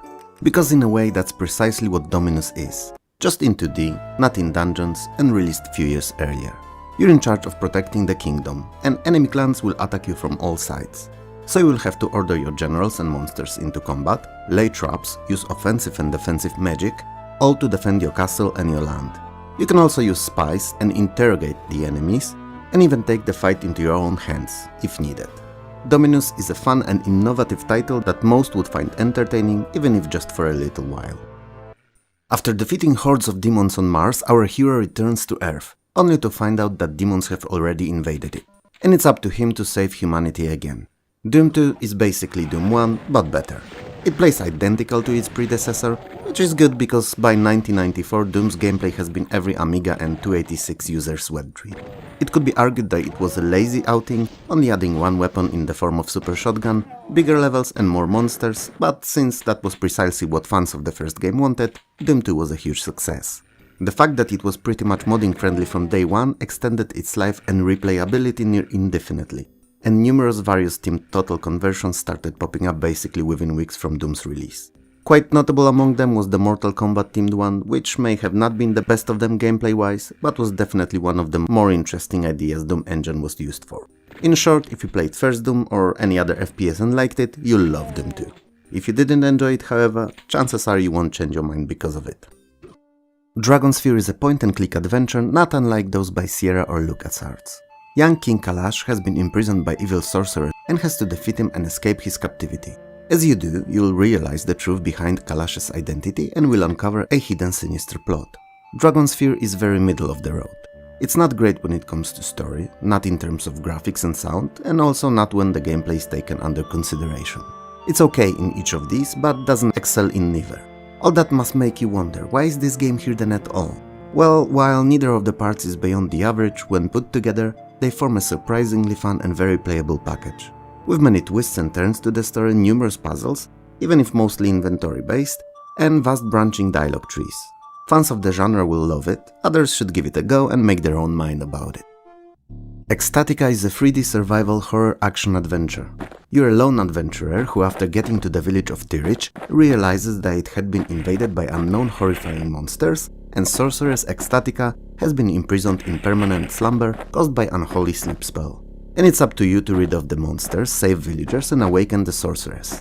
Gameplay-wise, Ecstatica is very similar to Alone in the Dark, with a difference of being able to carry only one weapon at a time, which makes the game a bit more challenging, and if you add to it the fact that the enemy AI is much more advanced too, the game requires a lot more from the player. Ecstatica's engine uses novel ellipsoid technology for all its characters, resulting in a very fluid, very realistic and smooth animations. If I was to be honest, despite Alone in the Dark school status, I always preferred Ecstatica. It was just a more rounded, more entertaining game. For me at least. It's worth noting that it features a lot of controversial themes and some elliptic nudity, so parental guidance would be advised if kids today would still be interested in as ancient games as Ecstatica. All in all, it's a fun survival title that sadly has largely gone unnoticed when it released. The very first FIFA International Soccer was released in a time where home football games were largely covered by two entities, Kickoff and Sensible Soccer Series. And while some could argue that there was no need for the third title, this is where it all started. FIFA's soccer monopolization of footy video game scene. Perhaps it didn't happen with this first title, but it was the one that started the snowball effect. It was also the first football game with full isometric viewpoint, that most criticized at launch, just to see all the competitors follow the suit soon enough. Well, apart from Sensible Software maybe, but their titles only ever released for the next couple of games. One thing was quite sure though, graphically FIFA was definitely the best looking footy out there and was here to stay. Flying Tigers 1 and 2 released in 1994 and were excellent vertically scrolling shoot-em-ups. Both were also identical in terms of graphics, mechanics and feel, so it's no wonder that there was such a short time between them, as they might have easily been one larger title than the separate two. But I suppose releasing them separately could have been a financial choice. Flying Tigers plays like your typical shoot-em-up, with large full of enemies and power-ups levels, and a boss to defeat every 4 of them. As in most titles in the genre, you can shoot power-ups before picking them up to change weapons that they enable after collecting. What was not common in other titles, and was Flying Tigers' original mechanic, was that each weapon upgrade picked up also healed your craft a little. While I was never incredibly versed at shoot-em-ups, I always loved them, and both Flying Tigers games are exceptional. So if you're into shooters, you'll have a lot of fun here. I don't cover fishing games often, but when I do, you can bet that the title's worth it. 1994's Gone Fishing is a freshwater fishing simulation set on Lake Ontario's Bay of Quinte, and it's also generally considered to be one of the best fishing games ever released. At least back then it was. Many of different fish in the game respond to the same kinds of lures they would have in real life, and can be found in similar areas of the lake you'd expect them to be in reality. Weather conditions and their influence on the lake seem very accurate, and the fish catching feels as realistic as it's possible using mouse controls. While in theory you have to catch as many fish as you can each day, I believe this game's audience treats it differently. Not as a point race, but more like real fishing. So relaxing experience where you get to get lost in your thoughts, ponder about life, and just catch a fish here and there to justify your sitting and basically doing nothing for hours on end. Hammer of the Gods is a very unusual and original turn-based empire-building strategy game with tactical combat set in the world of Norse mythology. You're in charge of a Viking clan and you have to please Odin by completing his final quest. So you'll invade other countries, plunder cities and fight your enemies. Conquered cities can be linked by roads and then fortified with castles to form a strong basis for your empire. While completing the game requires fulfilling Odin's quest, you'll be tasked with few more along the way, and they are very imaginative and definitely the best part of the game. They can range from very easy ones like raiding a monastery or giving away your daughter in marriage to a god, through more challenging ones that require defeating skeletons or giants, and finally really tough ones where you'll need to face a dragon or conquer several cities. Combat encounters take place on a side view screen, similar in looks and mechanics to that most of us know from Heroes of Might and Magic games, and for the most part it works in an identical way, just with less variety in units. Given that Hammer of the Gods was released a year earlier though, it could be argued that Heroes of Might and Magic had more time to polish the formula. Anyway, Hammer of the Gods is a unique game and a title that was generally overlooked by most at the time, and undeservedly so, as it was a real hidden gem if I ever saw one. Even if not much changed gameplay-wise in Hardball 4 as compared to previous outing, the game deserves the spot on this list. It was, at the time of its release, and for many years to come for that matter, the very best baseball simulation available on PC. It features 28 Major League stadiums represented in unprecedented detail, down to billboards and their actual specs and digitized players' graphics. And since we're on the subject, it's the graphics that are the strongest point of this title. The game not only supports but requires SVGA to run, and while not everyone had access to such high-end hardware in 1994, those that did were rewarded with arguably one of the best-looking games on the market, regardless of the genre. City Elves are the only ones immune to Serpent Raiders of the Abyss's influence, and you're one of the last remaining few, and you're left with no choice but to go for the Disparil, one of the Serpent Raiders left behind by the pack to oversee the conquered region. You're the only one who can get to him and defeat him. You're the only hope that this world has left. Pressure much? Anyway, Heretic is a fantasy-themed FPS based on heavily modified Doom engine. Although it seems to be forgotten today, it was an important milestone for FPS genre, introducing many things that we take for granted today, like interactive environments, an inventory that can hold various weapons and power-ups, and most importantly, ability to look up and down. Sure, fantasy themes may not be the best setting for an FPS, but believe me, Heretic is better than it may seem. Sensible Soccer International Edition was released alongside 1994 World Cup, and was the first title in the series to feature teams from outside Europe. Additionally, the World Cup tournament is featured in full, meaning you can choose which 24 teams will partake in it, and it is not limited to only these that really qualified for it back then.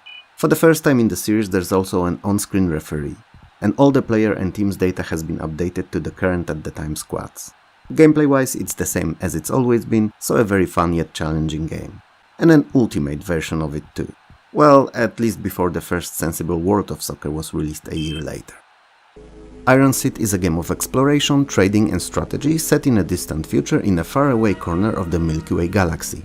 As in many of the games in a similar setting and genre, your overall main task is to unite the three worlds to defeat the alien invaders that threaten the galaxy. You will meet different alien species, engage them in diplomacy or combat, and research new technologies. You will also get new ships, upgrade them, and find ancient alien artifacts, all to complete your mission. If it sounds like something that you've heard before, you shouldn't be surprised, as it seems that I've been covering thematically similar games at least once in every of the few last videos. I'm lost here, guys. Is it Aisher or Isher? I don't know. I'll stick to one as it's something that I will never be able to pronounce correctly, it seems.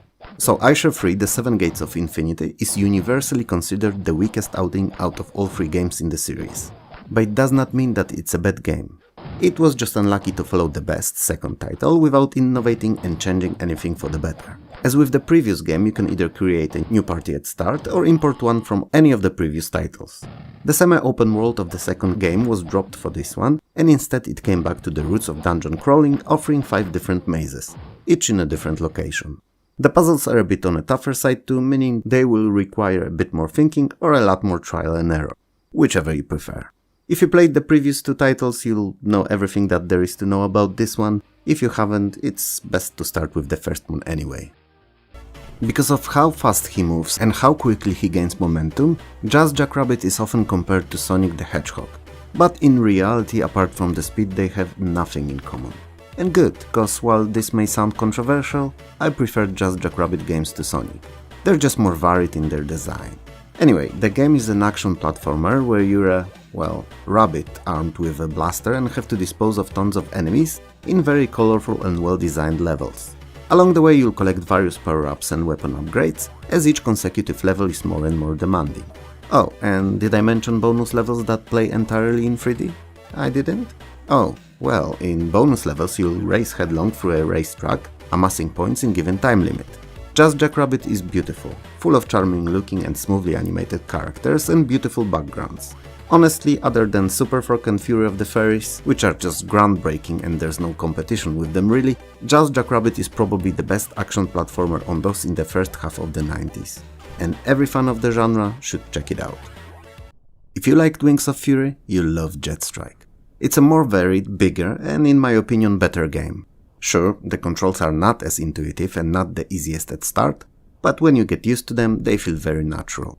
The game offers dozens upon dozens of various real-life planes from different eras, copters, and other not necessarily realistic flying vehicles and creatures. And a campaign composed out of loads of missions. There are quite a bunch of weapons to choose from too, and in general the game plays like a charm, if you pass that initial high entry threshold. Which is also a reason why Jet Strike in eyes of many gamers is disregarded as unplayable. Because it requires that time investment that not many are keen on giving. Especially today, when we're used to games leading us by hand through all of their mechanics in easy-to-digest tutorials. Kingmaker is a true to the source material PC conversion of Avalon Hill's board game. You play as either York or Lancaster in the famed War of the Roses in medieval England. Your main goal is to have your faction secure a royal heir, get them crowned King or Queen of England, and then keep them alive until all other pretenders to the crown are eliminated. While combat is present in the game, it's clear that it's an afterthought, as its interface is rather simple. The main strategies of conflict and achieving what you strive for are politics and dirty tricks. Despite being conversion from a board game with hardly any noticeable additions, Kingmaker plays really well, and the fact that it features really decent AI makes it an interesting title to fire up every once in a while. Lode Runner The Legend Returns is a perfect example of how all sequels should be made in an ideal world. It's an extension and expansion upon original idea, but not to the point of feeling like a completely different game. It features incomparably better sound, music and graphics, and a high-resolution SVGA display so that all levels fit on a single screen. There's also more tools at your disposal than there were in original, so you have small and big bombs, a drill for harder surfaces like stone for instance, booby traps and others. It's basically the same first Lode Runner at heart, but modernized and expanded. It even includes a very simple and easy-to-use level editor. Lode Runner The Legend Returns is a complete package and the very best iteration of the game to this day. Oh my god, those goddamn cows again. Anyway, Lords of the Realm is medieval-themed strategy where you compete against CPU or other players for the right to becoming King of England or King of Germany. On the main map, where you manage your lands and population, the game is played in turns, allowing for planning out your grand strategies for victory. Battles, however, take place in real time, where you can control all your units individually or as groups in RTS style. There's also an option for automatic determination of combat encounters for those who don't care for real-time wargaming, so players like myself. But trust me, as much as it's not my cup of tea, it's always better to approach those battles yourself rather than leave resolution in digital hands of CPU. Lords of the Realm gathered overwhelming acclaim at launch and was generally very positively received by both players and reviewers. So if it sounds interesting at all, give it a go. 3DO's original Mad Dog 2 The Lost Gold is a sequel to Mad Dog McCree and an on-rail western-themed full-motion video shooter. Same as in all other games in the genre, you're moving crosshair and you must shoot bodies in appropriate time frame before they go off the screen or kill you. For the time, the tech seemed groundbreaking even if limited by genre's gameplay possibilities. Today it looks meh at best. Still, the game as is actually quite fun to complete, and since there's 3 paths that you can choose, it's worth having a go at it at least thrice. Is there enough substance here to warrant subsequent playthroughs? For me there isn't, but I'm not big on on-rail shooters, so consider potential purchase at your own discretion. Magic Carpet is a first-person, 3-dimensional flying shooter in Far Eastern fantasy setting. The game consists of 50 levels, and in each you have to collect enough mana to progress to the next. Some mana is just flying around in the form of golden spheres, but a lot needs to be collected from defeated enemies. You don't keep it on yourself though, but in your castle, and it can only hold as much. So periodically you'll have to cast so-called castle spell to extend its size so it can hold more. Enemies are either various fantasy monsters or rival mages, and you fight them using variety of magic spells like fireballs, lightning bolts and meteors. There are also protective spells like shield, teleport or heal, and support ones that create volcanoes, summon armies of undead skeletons among others. So there's a lot to do here. At the time, Magic Carpet was praised for its graphics and incredibly fast 3D engine. It may not hold as well today, but it doesn't look bad either. Master of Magic is Civilization but in fantasy setting with tactical combat battles.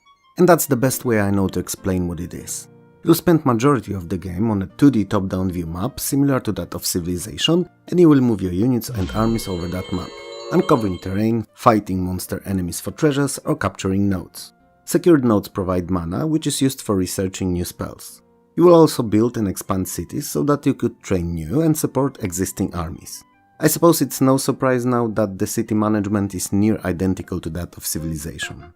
Battle encounters take place on a semi-isometric view battlefields, kinda similar in presentation to those of Centurion, but play out in a more tactical, less rushy way. The game ends when your home tower is destroyed, when you banish all opposing wizards, or when someone casts the spell of mastery. Which sounds simple, but is anything but. It's difficult to talk about such a vast in scope and gameplay game in just few short sentences, but if there's anything worth taking out of this, it's that Master of Magic is excellent, better than the first Civilization in my eyes. Even if not as popular and not based in reality at all.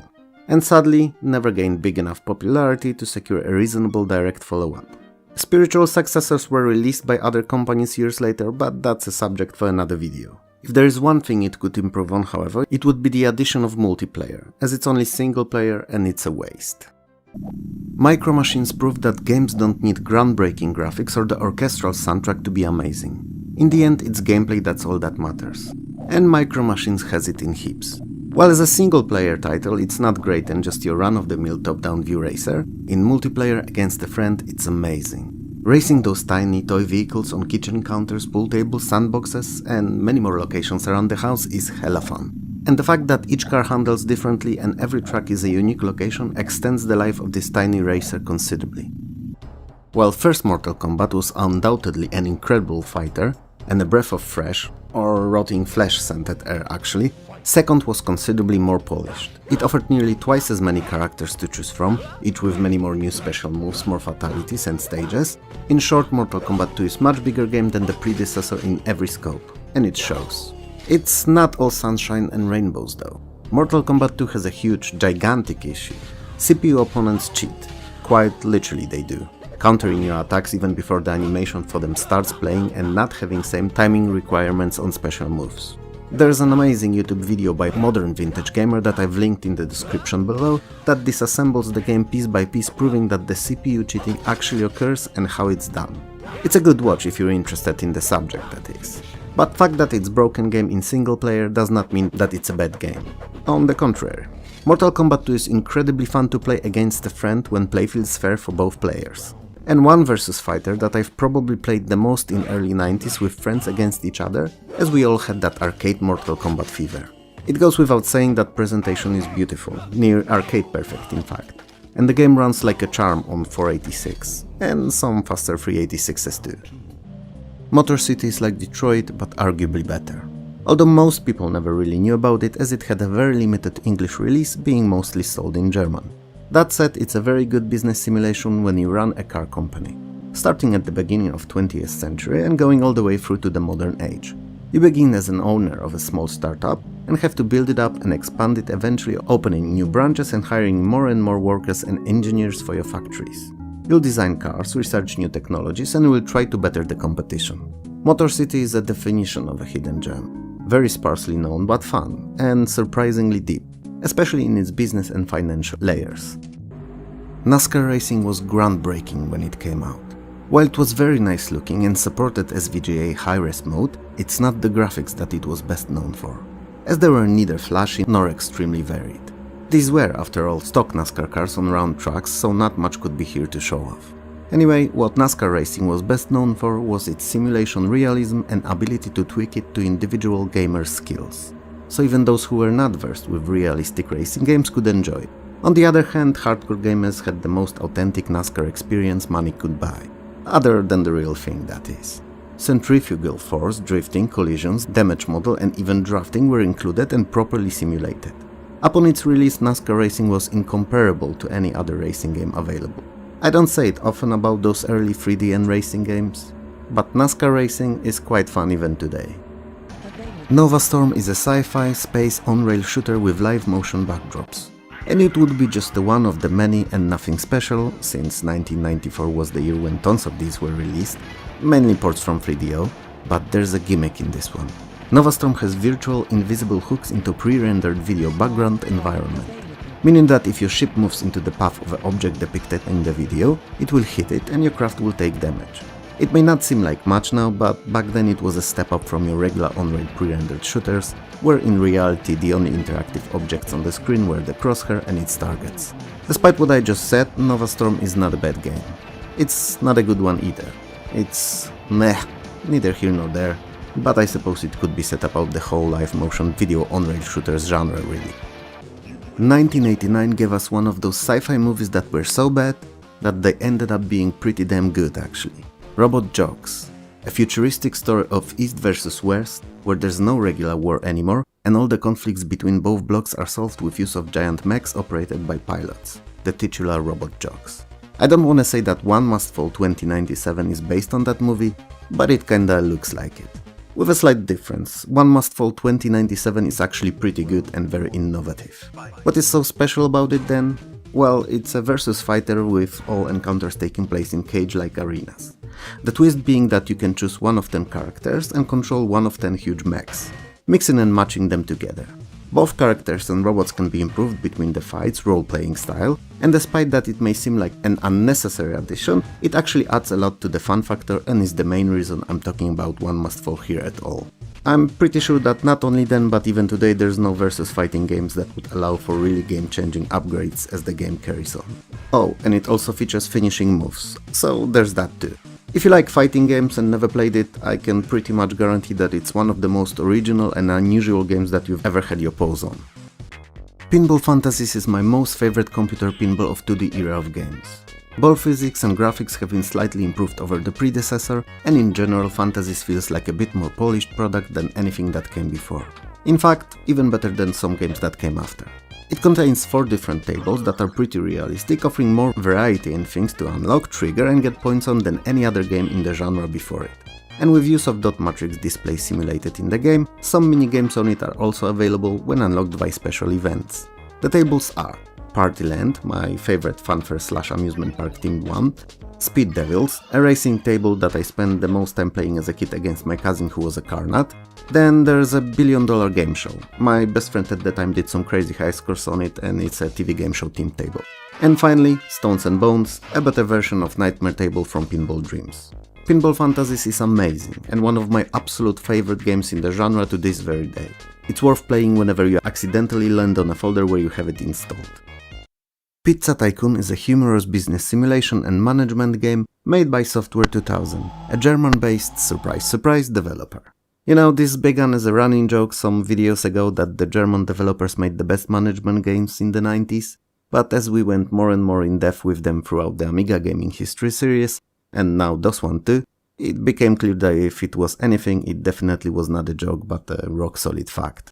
And Pizza Tycoon is another incredible example of that. And also one of my absolute favorites at the time. On the surface, you're a restaurant and in-time chain of restaurants owner in a city either in Europe or US. And you're responsible for everything from renting or buying a building for your pizzeria, through getting all the equipment and furniture, to hiring staff and even designing your own pizzas. Based on the taste and needs of local neighborhoods residents, of course. If that wasn't enough, you have to advertise your business, can take part in pizza competitions, or even deal with shady types or sabotage your competition by peaceful or brutal means. Pizza Tycoon is a true gem and a real fun title to play either in single or multiplayer. And since Amiga port never got the English version, this PC outing is easily the best one. The Settlers is probably one of the most innovative titles of the whole 16-bit era. When it came out, there was literally nothing else like it, and nothing could even compare to it. To simplify, it's a real-time kingdom builder with strategy and management elements. And as it was mentioned with the previous title in this video, we all very well know by now that the best management games came from Germany. And Settlers is no different, as it was made by now veterans of the industry, Blue Byte. Settlers was monumentally different than anything else that came before. The attention to detail was uncanny and unprecedented. Seeing all those tiny, incredible animated workers prepare the land for the building, then carry all the required materials to the building site, and finally erect them plank by plank, brick by brick was just hypnotizing. And if that wasn't enough, when the building was finally complete and a worker was assigned to it, he actually did also work there.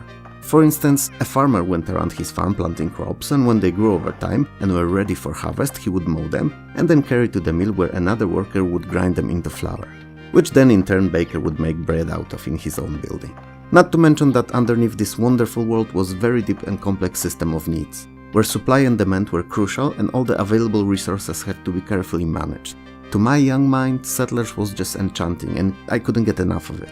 Many survival/settlement building games of today still base most of their mechanics on Settlers.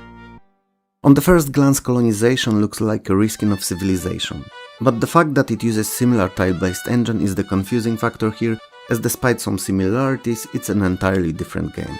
For starters, it doesn't start in prehistoric time and only covers colonization period of North America. Then it focuses more on trade and training and hiring of skilled workers for various shops, rather than research of new units and buildings. And finally, it also tackles subjects of contacts, relations and cooperation with native, and old world forces that want to keep their stronghold on this new one. It's also a tale of struggle for independence and final conflict with British forces.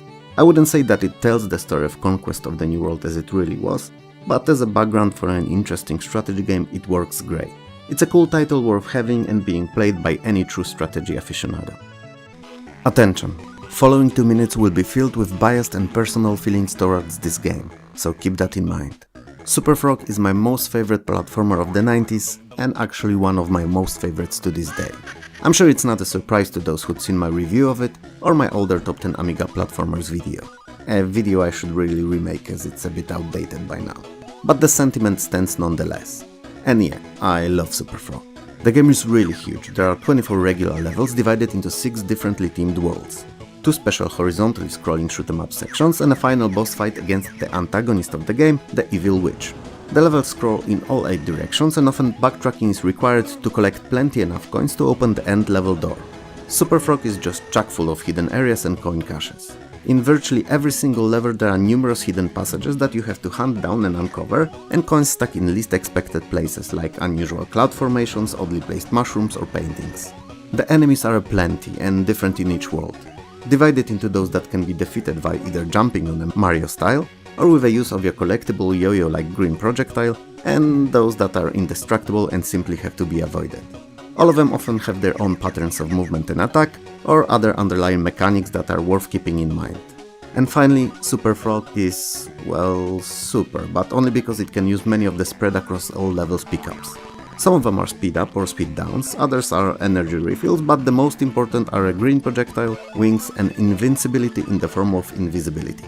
Whatever you do, however, whichever power-ups you had, remember that spikes always equal instant death. Period. Super Frog is the bomb, and one of the best, even if that underrated games ever. The Clue is by far the most unusual and perhaps ambitious title of 1994, and one of the more important games in history, even if it's largely ignored, forgotten or even worse, unknown. It's a very complex but brilliantly executed mixture of strategy, management and adventure. In short, it lets you live out your wildest Ocean 13 dreams of being a master thief. International burglar with a skill and team to pull off even the biggest heists. And as with most best management games of the era, The Clue 2 is a masterwork of a German developer. But by now I'm sure it's not a surprise to anyone watching those videos. And to clarify, I'm not German, don't speak the language, so I'm not trying to push my own agenda here. Anyway, in The Clue you start small, with minor thefts for little profit, going bigger and bigger with each job, until you finally tackle the ultimate grab of the game in the form of royal crown jewels. It's a game that requires heaps of patience, as you have to assemble a team for each job, get appropriate tools, and then carefully and thoroughly plan out the heist. Step by step. Literally. I'm not exaggerating. But if you do give it time, remember about location surveillance, pick the right team and tools, and plot the perfect theft, The Clue is incredibly rewarding when everything goes as planned. Watching it play out perfectly gives satisfaction hardly any game offers, even to this day. Theme Park is easily one of my most favorite games. It's a business management simulation where you run an amusement park. While it offers sort of a campaign where you can conquer different parts of the world building parks there, the game itself is quite open-ended, and you don't really have to ever leave the area you choose or particularly like, and can just stay there amassing wealth. In Theme Park you're responsible for everything to keep the place running and the money flowing. From building of various attractions, hiring staff, research, supplemental facilities and prices, to even such minute details like queue placement for each ride and amount of sugar in ice cream or bubbles in sodas. And I'm not joking here, those are actually things you can change in-game. In spite of cute and colorful graphics, the financial simulation backbone of Theme Park is not thin and it's pretty complex. There are a lot of things that need to be balanced, like the time each ride can be used to be as profitable as possible, opposed to when it should be maintained to remain safe and attractive. Or distance and location of soda and fast food vendors from certain attractions and toilets, to maximize the profit and keep the guests in the park for as long as possible.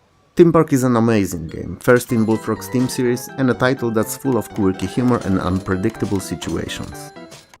UFO Enemy Unknown is one of the most important games of all time, and a start to the series that I still play to this day, albeit in newer modern outings of XCOM and XCOM 2 by 3-Axis. It's a mixture of grand strategy with tactical combat encounters and base management. Explosive mixture that delivers a lot of fun given its run on appropriately fast system. Today, UFO is probably best played using either Steam or GOG versions, as they run excellently on any piece of hardware from last 20 years, and can be enjoyed on even the potatoest of machines. Yep, I'm aware there's no such word. Or there was no such word, cause there is now. Anyway, the game as mentioned initially is a mixture of genres, so you have your strategic layer where you're seeing globe in its full glory, and can build bases, detect alien ships, and in turn command your ships to either shoot the enemy down or take your troops to mission sites. Then there's the management bit, where you're in full control of your base's design and expansion, adding rooms as needed, each with its unique properties. Hire soldiers, scientists and engineers to research, manufacture and arm both your units and ships. Arguably outside of missions, this is where you spend most of your time. And finally a tactical layer, where you take your team to tackle the alien forces on the ground. It's what you'll easily be doing the most of. Controlling all units individually in turn-based, very atmospheric and extremely difficult and rewarding combat. And even though it's played in turns, whomever played the UFO can confirm that it still could be called action-packed. Cause while it's not real-time, it's definitely blood pressure-raising experience. Many of you will disagree with me, but I think that Ultima 8 is the best out of them all. General consensus is that Part 7 was the highlight of the series, but for me it was 8 that I remember most fondly. Perhaps because it was the first that I played out of all the modern ones, or perhaps I just adored the idea of being able to pick up and carry or use virtually anything found in the game world. It was such a novel concept at the time. Ultima 8 Pagan starts directly after Serpent Isle ended. The Guardian banishes Avatar to the land of Pagan, a world under his control, and stranded alone you have to find your way back to Britannia. To do so you'll need to confront 4 titans, embodiments of 4 primal elements, and master different magic styles. The gameplay is considerably more action-oriented in this outing, and you are unable to have any companions with you. Avatar can now jump and climb, and the game utilizes those skills in many of its puzzles.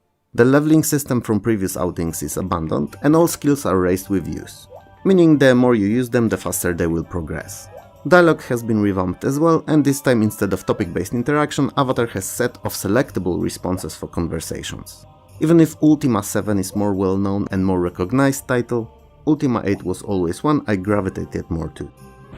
Panzer General is one of the best early 90s turn-based war strategy games played on a hexagonal grid map. It depicts a World War II conflict between Axis and Allied forces. You're in control of the Axis and have a chance to do unthinkable. Succeed where they failed. Panzer General features hundreds of units on both sides and takes a lot of things under consideration during battles. Things like unit experience, strength, terrain, and even entrenchment level. So all these have to be taken into account when planning both offensive and defenses. Combat encounters are displayed using small circled animations showing units on both sides attacking and sustaining losses. They're perhaps not anything groundbreaking, but work as a cherry on this already sweet pie of a game.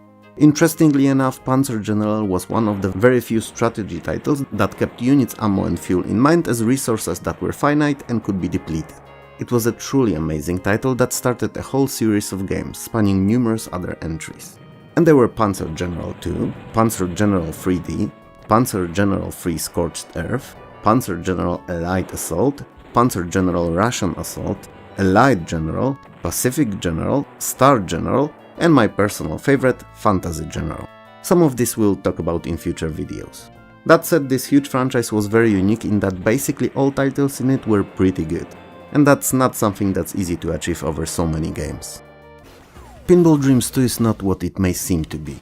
It's not a direct sequel to Pinball Dreams. That would actually be Pinball Fantasies, a considerably better game, but that's a subject for another video. Don't get me wrong though, Pinball Dreams 2 is not a bad game, quite the contrary. It's pretty fun, featuring 4 uniquely looking and playing tables: Neptune, Safari, Steltern, and the best of all, Revenge of Robot Warriors. Generally speaking, they're all quite enjoyable and following the simulation spirit of the original well. But when you play Pinball Dreams 2, you just can't shake off the feeling that something's off. It's hard to pinpoint what it is, but it's there and just makes the whole experience feeling odd. Perhaps it's because it was the only outing in the series that was not made by Digital Illusions, but Spidersoft. Perhaps something else. But while being a decent game, Pinball Dreams 2 never reached the heights others in the series did. Raiden is a vertical scrolling shooter and a conversion from the arcades. A pretty good one at that, if I say so myself. But I suppose the source material was very good too, so it was just a matter of a decent port. While Raiden is not as fun as its successors are, it's pretty awesome nonetheless. It offers 2 kinds of upgradable weapons and 2 kinds of missiles, regular and homing. You start the game with few bombs that instantly clear the screen of all enemies, and more can be picked up throughout the game. Each level culminates with 1 or more bosses, and generally speaking, Raiden is an excellent example of a properly done and really fun shoot 'em up. There's hardly many better ones. This is where I bite my own tongue, because Raptor Call of the Shadows is actually a better game than the first Raiden was. It's also a vertically scrolling shoot 'em up with incredible graphics and super smooth animations. It features many different kinds of enemies on ground, air and the sea, and an original soundtrack. After each level you can upgrade your ship with various powerful weapons. Keep in mind, however, that not all weapons are universal and can hit all targets, some only target ground or air enemies. Other than the weapons, there are also other power-ups, like shield for instance. Something that most shoot-em-ups didn't do and Raptor did, being a PC original, was save games. And you can save between each level, which is a huge quality of life improvement over standard ports from the arcades, and makes Raptor just that tiny little bit better than it would have otherwise been. Star Trail is the second installment in Realms of Arcania German series of role-playing games based on the Dark Eye system. Your main quest is to find an artifact known as Salamander Stone, and use it to reunite races of elves and dwarves to face the common enemy, an army of orcs. Gameplay-wise, Star Trail is very similar to the previous entry in the series, offering 3D town and dungeon traversal, and isometric top-down view tactical battles. This time, however, the game is much more vast, offering numerous additional side quests and many more adventures to be had. I always enjoyed Realms of Arcania series, being a fan of tactical turn-based combat, but its slower pace may not be for everyone, and those that prefer action real-time battles should really steer away from the title.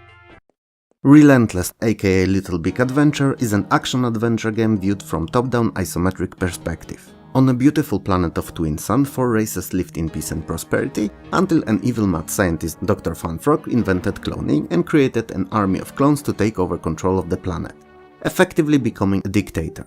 One night our young hero dreams of a goddess Sandel, who is prophesied to save the Twin Sun. He is then arrested for having the dream, and this is where your adventure begins. You have to free yourself and eventually the planet.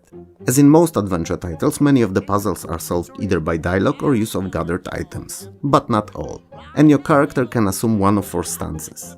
Normal, which is self-explanatory, aggressive, in which he can fight with other characters, athletic, that allows him to run fast and jump, and finally discreet, which for all intents and purposes is just a stealth mode.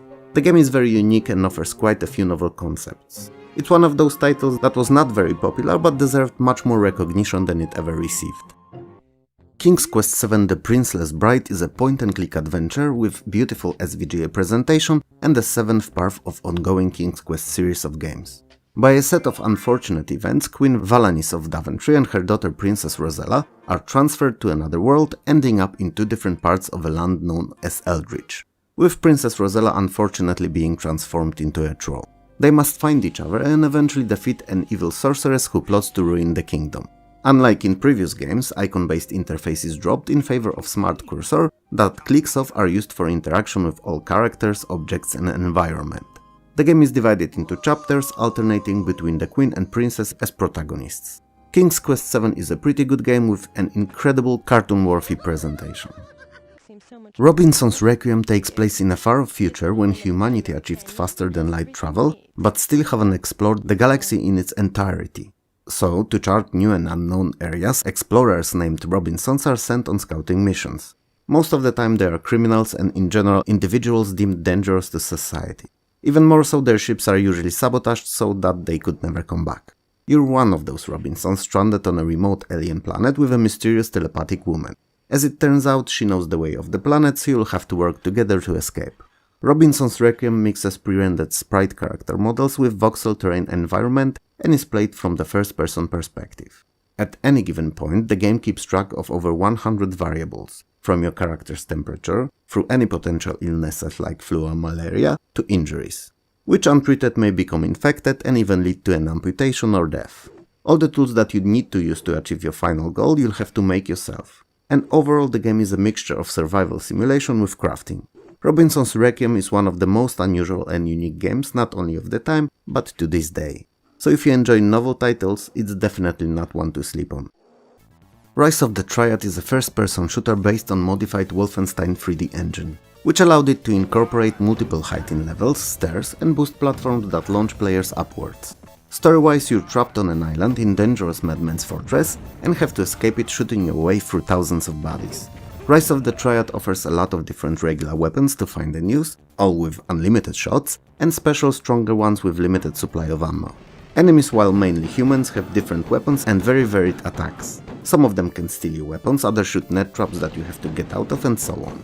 They're all digitized sprites, so at least for the time, presentation-wise, Rise of the Triad was a looker. Now, I'm not gonna lie to you, it's not Doom and there are far better FPS games out there, but in 1994, Rise of the Triad was definitely one of the more interesting ones. Star Wars TIE Fighter is a follow-up to earlier X-Wing, and a space combat simulation set in a Star Wars universe. It offers 7 campaigns spread over more than 50 missions. Throughout the game you'll get to fly many of the Imperial ships either alone or more often with your wingman at your side. And as a member of Imperial Navy you'll be fighting with the Rebel Alliance to strengthen the influence and power of the Imperium in the name of Emperor and Darth Vader. If you like the previous title or enjoy combat flight simulations, especially those that are sci-fi and set in space, you'll love it. Superhero League of Hoboken is a humorous role-playing adventure hybrid. The northeastern United States is reduced to post-apocalyptic toxic wasteland and you're Crimson Tape, a leader of a group of superheroes. You will have to complete increasingly more difficult missions assigned by the Commissioner to eventually face and defeat evil Dr. Entropy. As you progress through the game, more heroes with hilarious powers will join your team. And some of these powers are really something else, like the ability to see through pizza boxes, or Aura of Lethargy and Dullness that can instantly put many opponents to sleep. Overworld traversal is done in top-down view and combat encounters play out in first-person turn-based mode. Superhero League of Hoboken is honestly one of the most original and unique games, and all fans of RPGs should do themselves a favor and give it a go, because it's probably one of the best sleeper games released in 1994. Toasty! System Shock is a cyberpunk first-person shooter with some puzzle-solving and role-playing elements.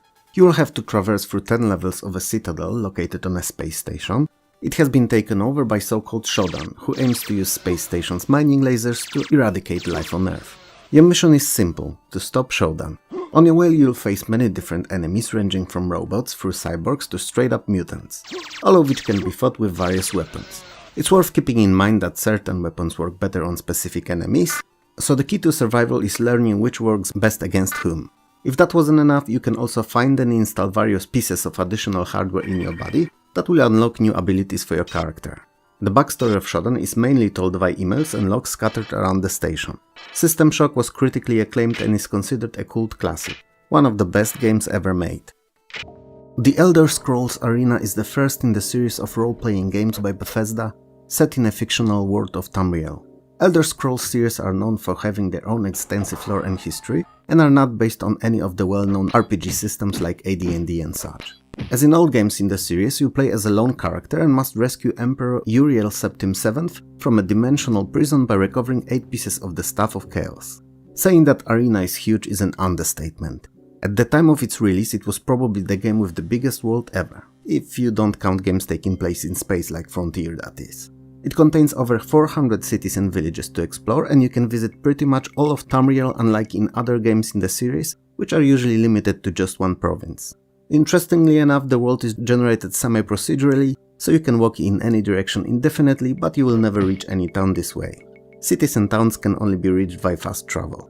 While this is the first game in the series, many of the staples of the later titles could be seen in it, and it's one of the most important role-playing games of the decade.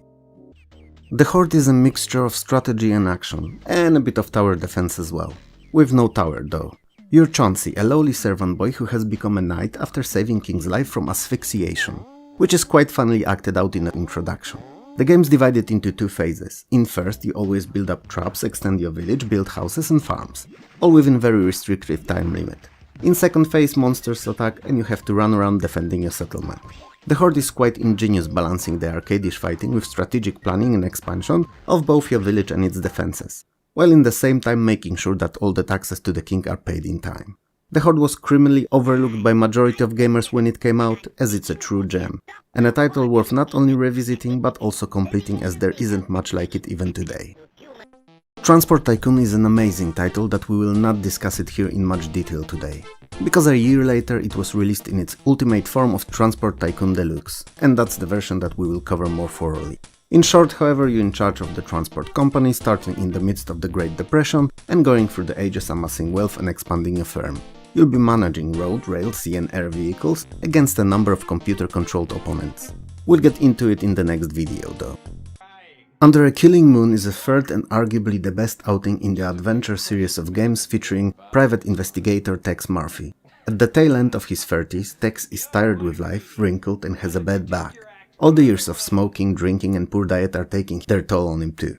The year is 2042 and he lives in the old San Francisco, mostly populated by mutants affected by the excessive radiation caused by the World War III. He is, however, one of the norms, people who are immune to radiation-caused mutations. Struggling with very simple and low-paying assignments, Tex is finally hired by a mysterious countess to find the missing statuette. The job seems too good to be true and ends up being just that, as he quickly finds himself involved in confrontation with a powerful secret cult.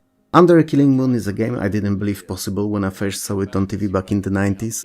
I mean, it featured real people in gritty, dark version of future USA, playing their roles as if they really were then and there. The puzzles are mainly self-contained and based on conversations and exploration. Under a Killing Moon is probably my most favorite interactive movie type of a game. But I may be biased because of how big of an impression it made on me when it released. So you will have to make up your own mind about it, I'm afraid. Warcraft Orcs and Humans is the first real-time strategy from Blizzard Entertainment, and you can play as either of the races in 12 mission-strong unique campaigns for each of the sides. The campaigns depicts a tale of the Battle of Azeroth, fictional land where the game takes place, showing it from both side points of view. Each race has their own buildings and units that are unlike each other and offer 2 very unique experiences. As in most games of the genre, you have to divide your time and resources between erecting structures that either allow for raising of military units or offer other services, and collecting resources and building armies to crush your foe. Warcraft also offered a multiplayer mode where two players could challenge one another on over 20 custom maps using various available at the time connection methods. It was also a first game Azeroth was mentioned in, a world that in the future would become a very basis for the most influential and important MMORPG of all time, World of Warcraft.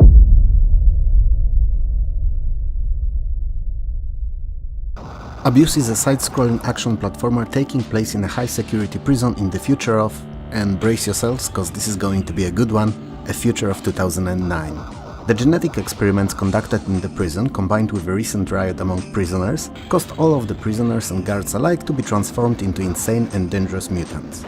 You're a cyborg and have to escape that prison, making sure that the mutation plague does not leave the prison with you. Meaning making sure that there's nothing left inside that could leave it too. You start with a simple laser, but as your adventure goes on, you will find better and more powerful weapons. The gameplay is not linear, as many of the levels, parts of a larger complex, have few exits each, leading to different areas. So not having to go the same route each time adds quite a lot to replayability. Interesting control scheme where keyboard moves the character and mouse controls the crosshair, and shooting is very ergonomic, providing for a unique gaming experience that's equally as fun as it's action-packed. Sadly, Abuse was not very popular when it came out, but it's definitely worth a play if you get a chance. Albion is a sci-fi party-based role-playing taking place in 2227 on a planet Albion. You're sent out on your factory ship Toronto to harvest resources from a rich but barren newly discovered titular planet Albion. Upon arriving, however, your ship crash lands, and you find yourself on a planet that's unlike anything you expected. Not only it is rich in fauna and flora, with life blooming all around, but also hosts various advanced races, each with unique to them cultures and histories. So you'll need to explore this strange world, help its inhabitants, and then eventually find your way back to Toronto. At any given point in time, you may have up to 6 characters in your party, all recruited in various locations and joining you for different plot reasons, all having their individual fighting styles or magical capabilities. The game is presented in a mixture of 3D first-person view and top-down 2D. An experience like in most games in the genre is gained in majority by defeating enemies and solving puzzles, which, since we're on a subject, are much more interesting than your typical at the time, looking for a hidden button or defeating set number of foes. And it's refreshing. Combat takes place on a 2D 6x6 square grid and is entirely turn-based, which for me is a huge plus, but for you maybe whatever you feel for such combat mechanics. The world of Albion is huge and full of interesting characters and places to explore, and the game itself is one of the best role-playing experiences of the time, that never got the recognition it deserved. Alien Odyssey is a part third-person action-adventure with melee and ranged combat and part full-motion video rail shooter. In first, you fight enemies and solve very simple puzzles, mainly focused around finding severed robot hands that can be used to access locked doors and trying to figure out which objective to blow out next. In second mode, you're taking part in a typical FMV shooter, where video runs in a background and you're a crosshair shooting enemies and dodging dangers. Now, what Alien Odyssey does and most FMV games don't, is that in its shooter section it actually randomizes to a certain degree the path you're taking, building it from hundreds of small clips, meaning that each and every playthrough is considerably different in those parts of the game. Is it enough to warrant unlimited replayability? Not even close, but it's not your typical 1-2 playthroughs FMV shooter either, and it's worth highlighting as it offers at least some uniqueness and longevity. Ascendancy is a very ambitious and innovative space strategy game that sadly upon its release was largely disregarded because of atrociously bad AI. Fortunately, the AI patch that solved the issue completely was released after a little while, and while it may have been a bit too late to save the game then, it makes it highly entertaining and fun today. In Ascendancy, you get to pick one of many alien races, each with their own individual abilities and character traits, and set off to explore and conquer the universe. You'll get to erect colonies and specialize them based on the resources available in their locations, build a huge fleet of ships, and even engage in battles when you clash with opposing aggressive forces. The biggest highlight of the game, however, is in its research tree. That's unlike anything seen in other games. For one, it's full 3D and can be rotated in any direction to reveal correlations and interdependencies between technologies. It's a novel and remarkable concept that quite honestly should be emulated in more games, as it's not only informative but also intuitive to operate. Sadly, I don't think I've ever seen it in another title. So in the end, it died along with Ascendancy, largely forgotten by the gamers of today. A religious extremist group known as Mondites is on a campaign to conquer the galaxy. Their philosophy is based on the idea of evolution through cybernetically implanting humans with machine parts. You're one of the victims, stripped of your memories and molded into cybernetic killing machine by evil Dr. Mastaba. I swear to God, those villain names in games are getting more and more ridiculous with each next one. What's next to come? Mr. Wabadabdab or Dr. Kung Fu? Never mind. You have to explore the complex you're locked in, discover the secrets behind conspiracy and hopefully escape it alive, uncovering who you are along the way. Bioforge is a 3D textured polygonal action adventure, kinda similar in the way it works to Alone in the Dark, with 3D characters and objects on flat pre-rendered backgrounds. You'll be collecting items and solving puzzles, all to figure out secrets of the complex you're locked in and to flee the captivity. Many of the combat encounters you'll partake in require smart tactics rather than brute force to win, so keep that in mind while playing. Bioforge is one of the more interesting titles from 1995, especially because of its involving story, but also one of the most notoriously difficult games of the time, so that's something to take into account too. Caesar 2 is a successor to ever-popular first game, and a city management/strategy set in ancient Rome, in which you have to build and manage an efficient city in your province. In time, you'll gain control of more provinces and will be able to try to become the next Caesar. As in most games in the genre, having a city become prosperous and run like clockwork is not an easy task, and will require making sure that it's properly supplied with all the necessities, policed so that it's safe from internal and external dangers, and that the citizens are happy and have access to all amenities they'd need. So, education, entertainment, baths and temples. You also need to create industries around your city, in neighboring villages that have access to natural resources like stone or grapes, and then transport those to sell in the market in your city.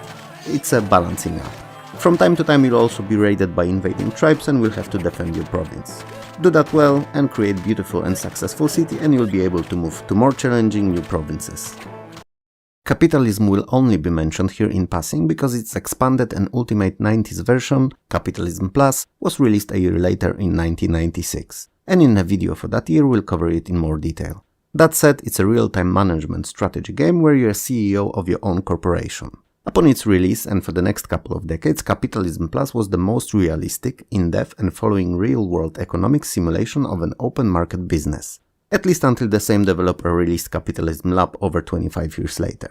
In capitalism you control all aspects of your business: research and development, industry, marketing, transport, stock market and hostile takeovers. What to buy and where to sell, and if it should be bought ready-made or in parts and manufactured and then sold by you assembled. All that is in your hands and all will be discussed in another video. Everything that made Dune 2 great makes Command & Conquer even better. It is perhaps the second after Warcraft real RTS game. The game focuses on conflict between two fictional forces, the Brotherhood of Nod and the Global Defense Initiative, and you can take control of either of the sides for 15 strong mission campaigns. Each of the organizations has different buildings and units, infantry, artillery and tanks among others, and the gameplay loop is based on supply and demand, so you need to build your base, then build refinery and send out harvesters to collect precious resource known as Tiberium, and it is then converted in refinery into money that can be used to erect more structures and build new units. Quite obviously, Command & Conquer supports online multiplayer of up to 4 players, and even better 2-player mode where one copy of the game can be used to play on 2 PCs connected locally, all because the game came on 2 separate CDs. Something that not many developers did, but it was definitely a very gamer-friendly move by Westwood. Crusader No Remorse is a 2D isometric shooter and a first title in duology of Origins games. You are a so-called silencer, an elite soldier working for World Economic Consortium, in short WEC, whose skills are utilized in hunting down the Resistance rebels. And you're good at it. That is until one day after unexpected WEC Smeg Patrol attack, that you're the only survivor of, you realize that you've been working for the bad guys all this time. And this is where the game starts. Gameplay comprises of 16 missions which must be completed in order. Objectives of these are very varied and can range from destroying WEC's refineries through prisoner rescue raids to kidnappings of consortium officials. But objectives aside, most of your time realistically will be spent shooting at anything that moves. The arsenal of available weapons is pretty impressive. There's a lot of them, from regular assault rifles, shotguns and grenade launchers, to more exotic lasers, EMP dischargers and plasma cannons. And each and every of these works differently and often features different death animations for your enemies. Most of the environment is also fully destructible, but I wouldn't recommend going crazy with it, as there are usually a lot of interesting pickups to be found. Carefully placed shot in an explosive object may however help you out of a sticky situation from time to time, so that's worth keeping in mind too. Mining operations run by Post-Terran Minerals Corporation, in short PTMC, have been hacked, and all of its mining robots went rogue and took human workers present at the sites hostage. You're given a modified Pyro GX ship and are sent out to clear and destroy the mines by any and all means necessary. Descent that you're watching on your screen is a 3D first-person, full 720 degrees movement shooter. While you start with a very basic weapon, there are many more to pick up along the way, and all are a definite upgrade over the first one. Most of them use your ship's energy supplies, however, so have to be used reasonably. Each level's main goal is to locate and destroy mine's main reactor, and when completed you're left with only 45 seconds to find the escape hatch and exit before the mine explodes. Interesting novelty not found in many other games of the time was the fact that AI adapted to your strategies and gameplay style in time, offering challenge along the way and requiring you to constantly switch your tactics depending on the situation you'll find yourself in. I'm not sure if the video gives it away, but Descent is a really fun title, and if you like free movement shooters that aren't on rail, you should really give it a go because there's hardly any better. Destruction Derby is an arcade racing game with semi-realistic damage model where totaling your opponents and surviving yourself is as if not more important than winning the races. The game features 5 tracks for you to race and smash opponents on, and a special 6th one called The Ball, which is not a start to finish track but circular arena that pits you against 15 other drivers bent on destroying each other. Your goal here is not racing at all, it's a survival while racking up points for collisions and crashes with other cars. It's a free-for-all and the last one standing, or driving actually, wins. A nice addition to it all is the way the car responds to damage, meaning its handling will be impacted along with its sustained damage.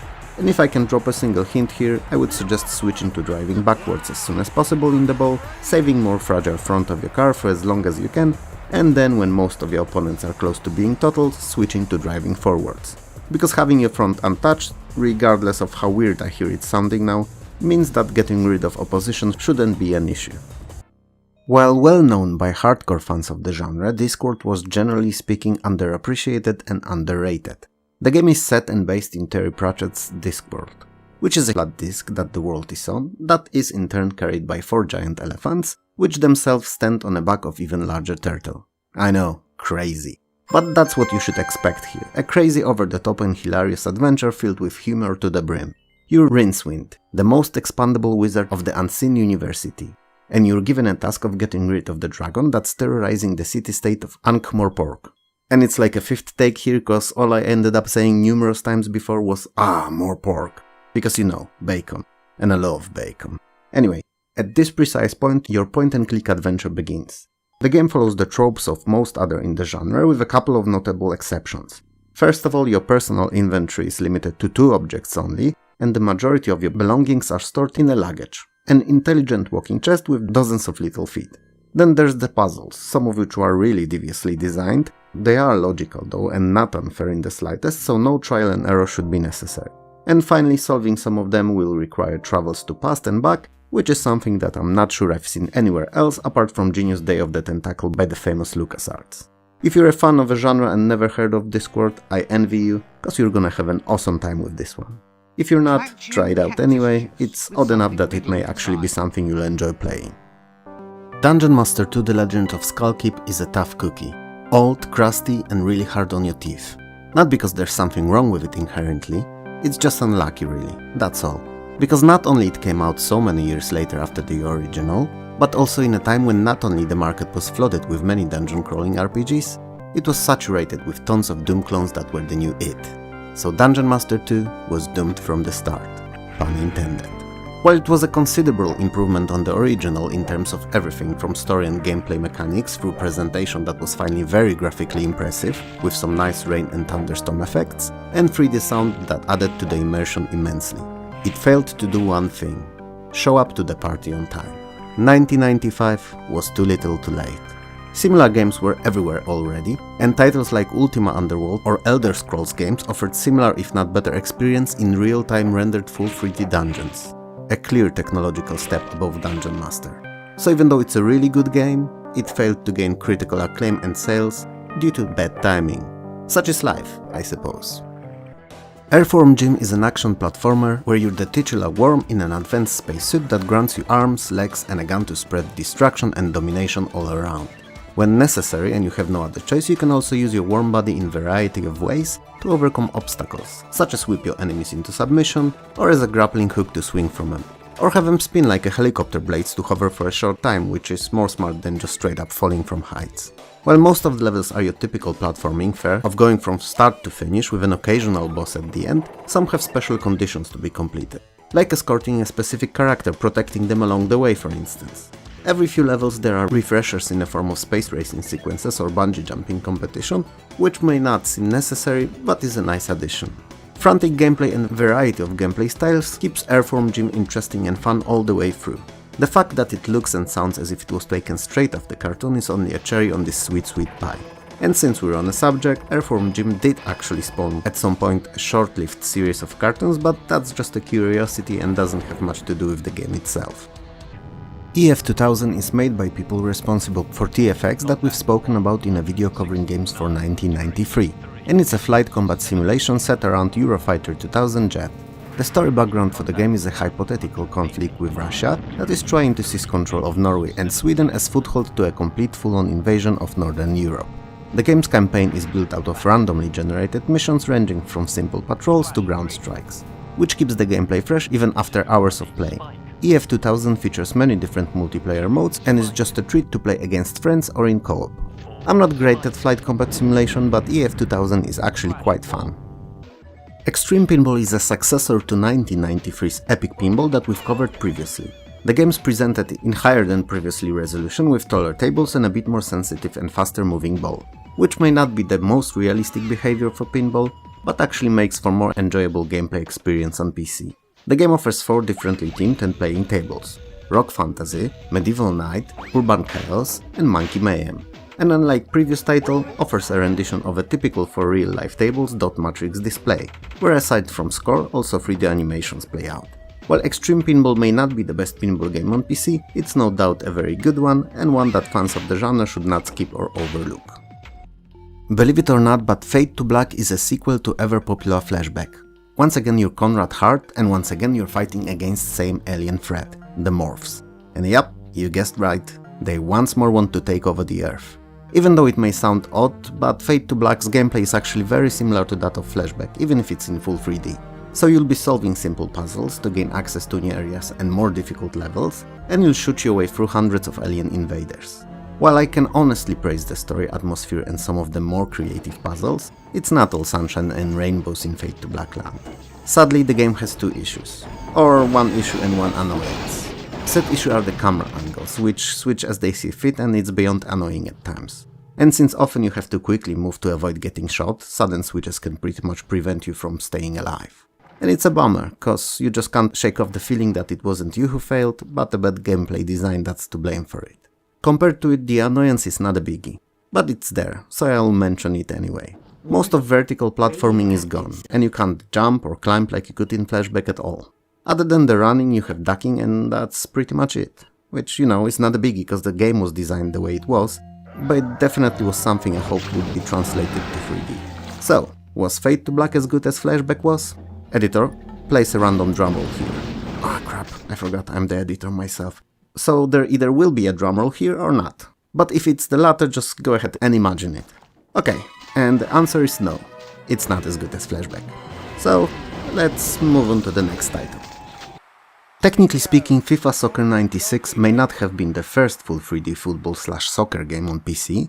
That actually goes to Actua Soccer that released few months earlier, but it was definitely the most impressive one. We'll cover Actua a bit later on in the video.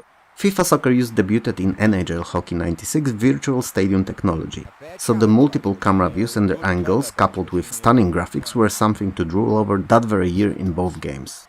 It was probably one of the first games that could be unironically called a football simulation, where certain actions looked as if they were captured straight from TV, especially on those old CRT screens.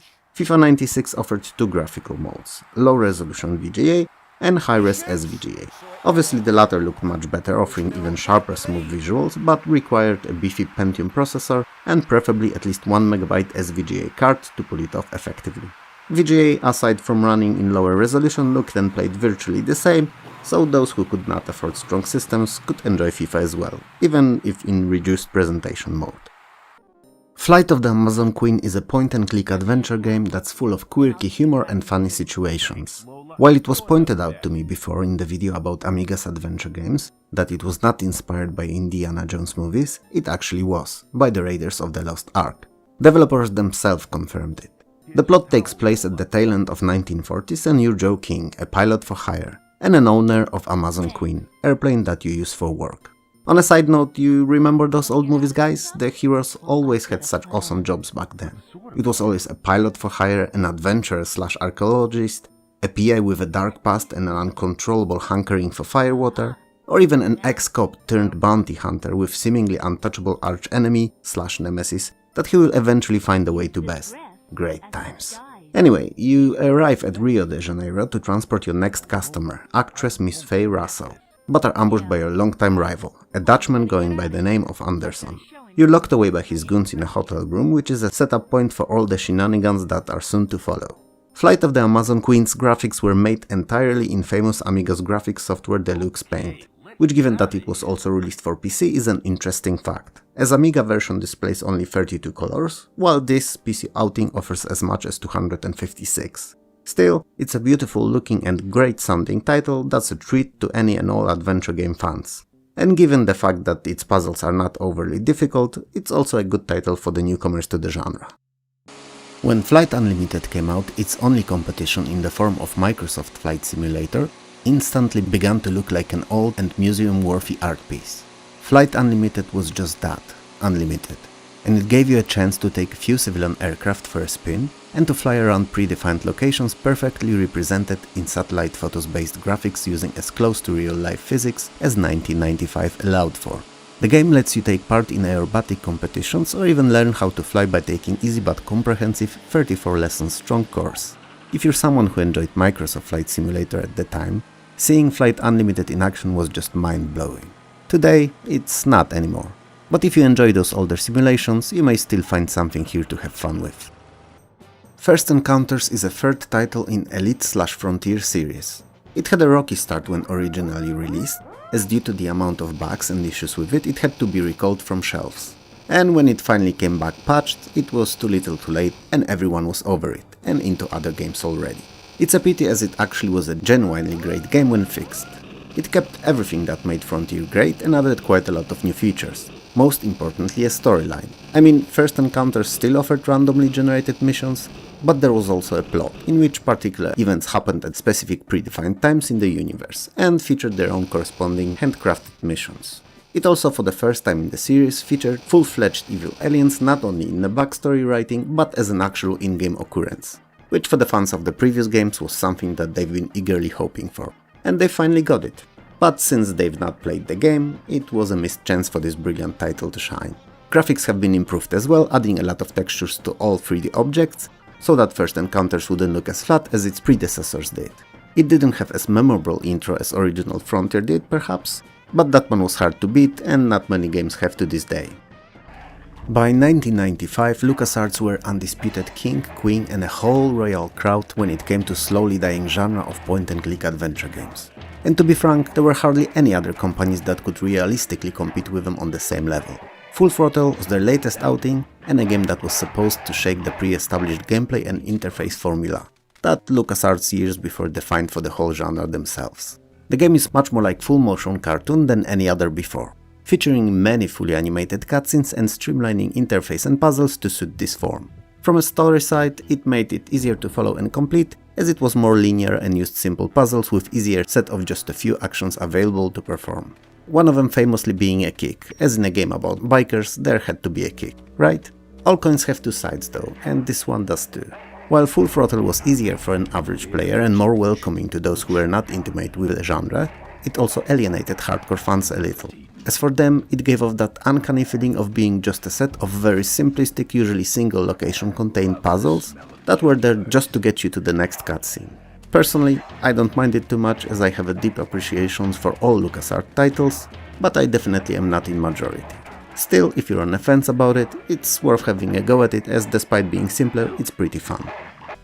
FX Fighter was the first full 3D PC versus fighting game, clearly released as a PC response to Sega's Virtua Fighter.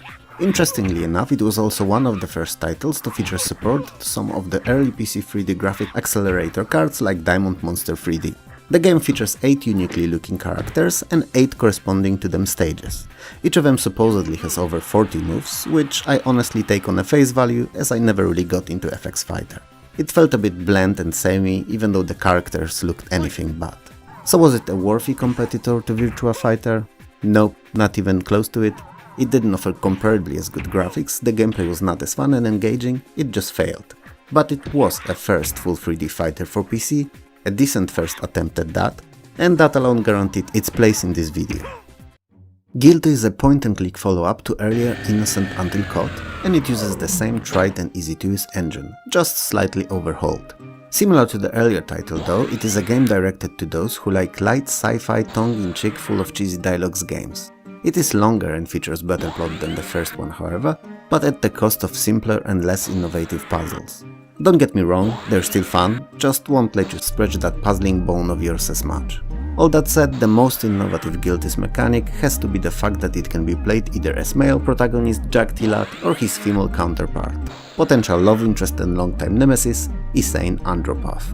And their stories are told separately and are different, converging sporadically. For this feature alone, Guilty is worth a playthrough as it's interesting to see how the plot unfolds from 2 entirely different points of view. Heroes of Might and Magic is Might and Magic spin-off and arguably one of the most important games in overall history of gaming, not just for 1995. It started the series that run to this day and are among favorites of many players and not just myself. It's a turn-based strategy with role-playing elements and tactical combat in which you take control of one of 4 heroes: the Warlock, Sorceress, Barbarian or Knight. The gameplay revolves around keeping your castle well defended, in the same time hunting down and defeating all enemies, and then capturing and holding their castles. All of this can be expanded upon by adding new buildings that allow for recruiting of various units for your armies. Buildings themselves can be upgraded too, to unlock stronger versions of basic units. Most of the time you spend on a top-down view map however, which you will be exploring to your heart's content, fighting random packs of monsters, finding treasures and capturing mines and other resource sources to develop your kingdom. Whenever you're attacked or attack a random group of monsters, enemy hero or castle, the game switches to the side view tactical mode. All of your units are shown here as stacks and you can move them around on a hexagonal grid. This is also where you get to use them in battle, which, same as on overmap section, is turn-based too. In each turn you can move one unit and order it to attack if possible, and then the opponent's turn start. Rinse and repeat until one of you is left standing on the battlefield. Other than casting spells in battles, heroes don't take direct part in it. They gain experience from battles though, in a typical RPG manner, and it can be used to boost their stats. They can also collect and use additional items and gear for added bonuses. Heroes of Might and Magic is truly a unique experience that only got better with next couple of games released. But that's something we'll tackle in a future video. I tried to keep it cool up until now, but that last sentence is like a third or fourth take, as for whatever reason, instead of tackle I kept saying tickle. And that would have made for an entirely different video, definitely not fit for a gaming section of YouTube. Heretic's sequel Hexen, simply put, is much better and enjoyable experience. It kept all the modifications to original Doom's engine used in the first game and added more new stuff. Most importantly, Hexen features 3 classes of characters to choose and play as: a warrior, mage or cleric. Each of them have 4 different weapons to unlock and use throughout the game, and their own unique stats of speed and armor. So each class seems to have its own feel and playstyle. While technically aiming to be more of an action RPG, Hexen was the very first FPS to feature this, as no other title in the genre offered totally different playing characters to choose from. Other, smaller yet notable additions were weather effects, jumping, earthquakes and destructible objects such as trees and vases. But while nice additions, they were not necessary. And last but not least, scripted events and sequences, which allowed for much more complex puzzles and storytelling. To summarize, Hexen was another step up in evolution of FPS and one of the best early 2.5D games in the genre. High Octane, as the title gives it off, is, well, a high-octane racer, similar to Wipeout series of games. It uses modified Magic Carpet 2 engine and is arguably the best use case of said technology. The gameplay is as simple as they come. And good, cause with a title like that you just wanna jump in and have fun, rather than learn complicated controls. So directional keys control acceleration, deceleration and turning, and 3 additional keys are for minigun, missiles and boost charger. The minigun has unlimited ammo, because game logic, but fuel, armor and missiles have to be replenished by passing over marked areas on the track and picking up power-ups scattered around or left by destroyed opponents. High Octane offers 9 tracks and each of them has a number of shortcuts or alternate routes with power-ups. There are also 6 differently spec'd vehicles to choose from, each with their own strong and weak sides. While totally futuristic and not based in real life at all, High Octane is one of the very best racers to release on PC in 1995 and a treat to all fans of original Wipeout, which coincidentally will also be featured in this video. Jagged Alliance is a turn-based tactical strategy with some light role-playing elements. It combines excellent tactical squad-level ground combat similar to that of XCOM with unprecedented level of personalities and RPG elements. Story-wise, you're tasked with recapturing an island of Metavira from an evil man called Lucas, who took it over for himself to harvest extremely rare and profitable sap from trees growing on it. You are, however, working on a very limited budget that is entirely dependent on the amount of sap that is extracted from recaptured areas. The game is divided into 2 parts. First, strategic, shows the map of entire island divided into sectors, and your actions here, like moving your mercenaries between sectors for instance, all happen in real time. And second is turn-based close-up top-down view tactical layer that the game switches to for combat and mission encounters. Each of your mercs has a limited set of action points per each turn of combat, and they can be used for anything, any number of times, as long as they're still available. The mercs are hired for a set period of time and paid on day-by-day basis. They are not, however, faceless soldiers, but individual characters from around the world, each with their own personality and quirks. Some are cowardly, others maniacally bloodthirsty, and they will all react differently throughout the combat in response to its progress. And that's just the tip of an iceberg, as they all, being a part of an international merc guild, also have opinions and rapport with each other and can straight up refuse to work with one another or work especially well together if their personalities align. While not unknown per se, Jagged Alliance was often overlooked in favor of other titles. And that's a mistake, as it's a gem unlike many. Does that sound interesting to you at all? Yeah? And what if I tell you that I haven't even mentioned dozens upon dozens of available weapons and special items, different mission types, improvement for stats for mercs after missions, an excellent enemy AI that responds to situations in a natural and intelligent way, and the plot that organically reacts and unfolds in response to your progress in a game? Yep, that's Jagged Alliance. One of the very best games not only of 1995, but of all time. Kingpin Arcade Sports Series Bowling, or in short Kingpin Bowling, is my most favorite bowling game to date. It's the same thing to real bowling as what Arcade Pool was to real pool, so it's not a simulation per se and not an arcade title either. It sits somewhere in between comfortably, in the zone where it's challenging enough not to get boring, especially when enjoyed with up to 5 other players, while in the same time it's not discouragingly difficult. It's a fun and fast approximation of a sport that works best in a group of friends when drinks are involved while playing. The only downside really would be its questionable longevity when playing alone, as then it loses a lot of its appeal quickly. Magic Carpet 2: The Netherworlds is a sequel to the first Magic Carpet and arguably a better game. It uses a new 3D engine, allowing for much more detailed and better looking graphics. It feels, however, like an iterative upgrade rather than entirely new game, as while it adds a lot of new monsters and spells, it's just an addition and not innovation. So perhaps calling it Magic Carpet 1.8 would be more fitting. I'm picky, ignore me. Anyway, the gameplay still revolves around defeating monsters and enemy mages while flying on a magic carpet in FPS action, all to collect precious mana to upgrade your castle and spells and eventually move to the next stage. Gimmick, same as in first game though, is that rather than using weapons, you use various spells for attacks. So fireballs, meteors, lightning and tornado among others. It's a good game, don't get me wrong, but not good enough to warrant a 2 after its title. I'm not gonna lie to you, I've never played MechWarrior games, and this second outing is not an exception. So I can only pass what I gathered online about it and saw in gameplay videos. Keep that in mind. MechWarrior 2 is set in fictional Battletech universe and at the time of release was praised for its excellent graphics and phenomenal audio, coupled with addictive for the fans of the Battletech gameplay. You can choose to side with either Wolf or Jade Falcon clan and pursue your clan's chosen agenda against so-called Inner Circle and other clans. Where most other games based on Battletech tried to be many things and in effect excelled at nothing, MechWarrior focused on combat simulation only, and its perfect execution made the fans of the universe love it. While Micro Machines 2 Turbo Tournament may have been a slight disappointment when it first released on PC, offering only 5 stages, this special edition comes with 50 of them and a built-in Track and Cars editor, more than making up for the shortcomings of the first release. Other than that, it's the same game as original, allowing you to race with miniature cars on various in and around the house-placed tracks. Graphically, sound and gameplay-wise not much has changed from the first outing, but that aforementioned built-in editor is the true star of the show, extending the life of Micro Machines 2 quite considerably. Multiplayer mode supports up to 16-player tournaments with 4 players simultaneously at max. Perhaps MM2 SE is just a standard and very basic representative of the top-down racing genre, not offering anything more than a gimmick of miniature cars and an editor, but it doesn't have to be anything more. If you like the genre, you'll love it anyway. And if you don't, you wouldn't bother with this game one way or another. Mortal Kombat 3 is my least favorite out of all 2D Mortal Kombat games. Even if technically best out of the first 3, it lacks something. Something that's hard to put the finger to, especially when it's not there. But it just feels off. Perhaps it's out of place because it overdid on some aspects and under-delivered on others.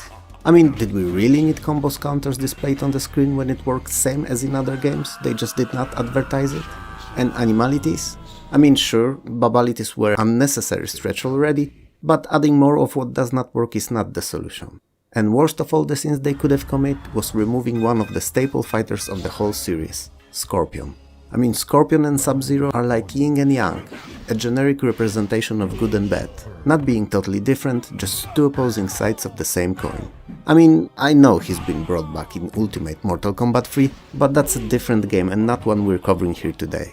It wasn't all bad and sour though, and there were some good sides to MK3, namely addition of multi-level stages, which while not game-changing was a very nice touch, and some of them even featured new stage fatalities, which are always fun. And last but not least, an introduction of new warriors. Nightwolf, Striker, Cabal, Smoke, Sector, Cyrax, Shiva and Sindel. It was also a game where Kano returned, although at least for me he didn't felt as good as he did in the first title. MK3 was not a bad game overall, just not as good as it was expected to be. NBA Jam Tournament Edition, a very faithful if not better than original port from the arcades, is by far the best and most importantly most fun arcade basketball game of the mid to late 90s. It features very fast, very action-packed 2-on-2 gameplay with no fouls and very easygoing approach to most rules of the sport and realism. But who cares about all that? After all, everyone likes to pull off those fiery 30-meter long dunks, right? The tournament editions introduced few changes to the typical arcade game's formula. The ability to choose 3 as opposed to 2 players for the game, for substitutions between quarters, injuries caused by shoves, hotspots on the court that are randomized but allow for scoring of extra points, even up to 9 per shot, power-ups, juice mode, increasing the speed of the game by a factor of 4, and many more. Not to mention that there are several hidden players that can be unlocked by typing in their initials in a certain manner. All in all, best aspect of NBA Jam is its approach to gameplay. It's very easy to get into, it seduces you with that simplicity in fact, but mastering it is another thing and requires some time and patience. It's probably my most favorite basketball game to this day, and I don't play basketball games.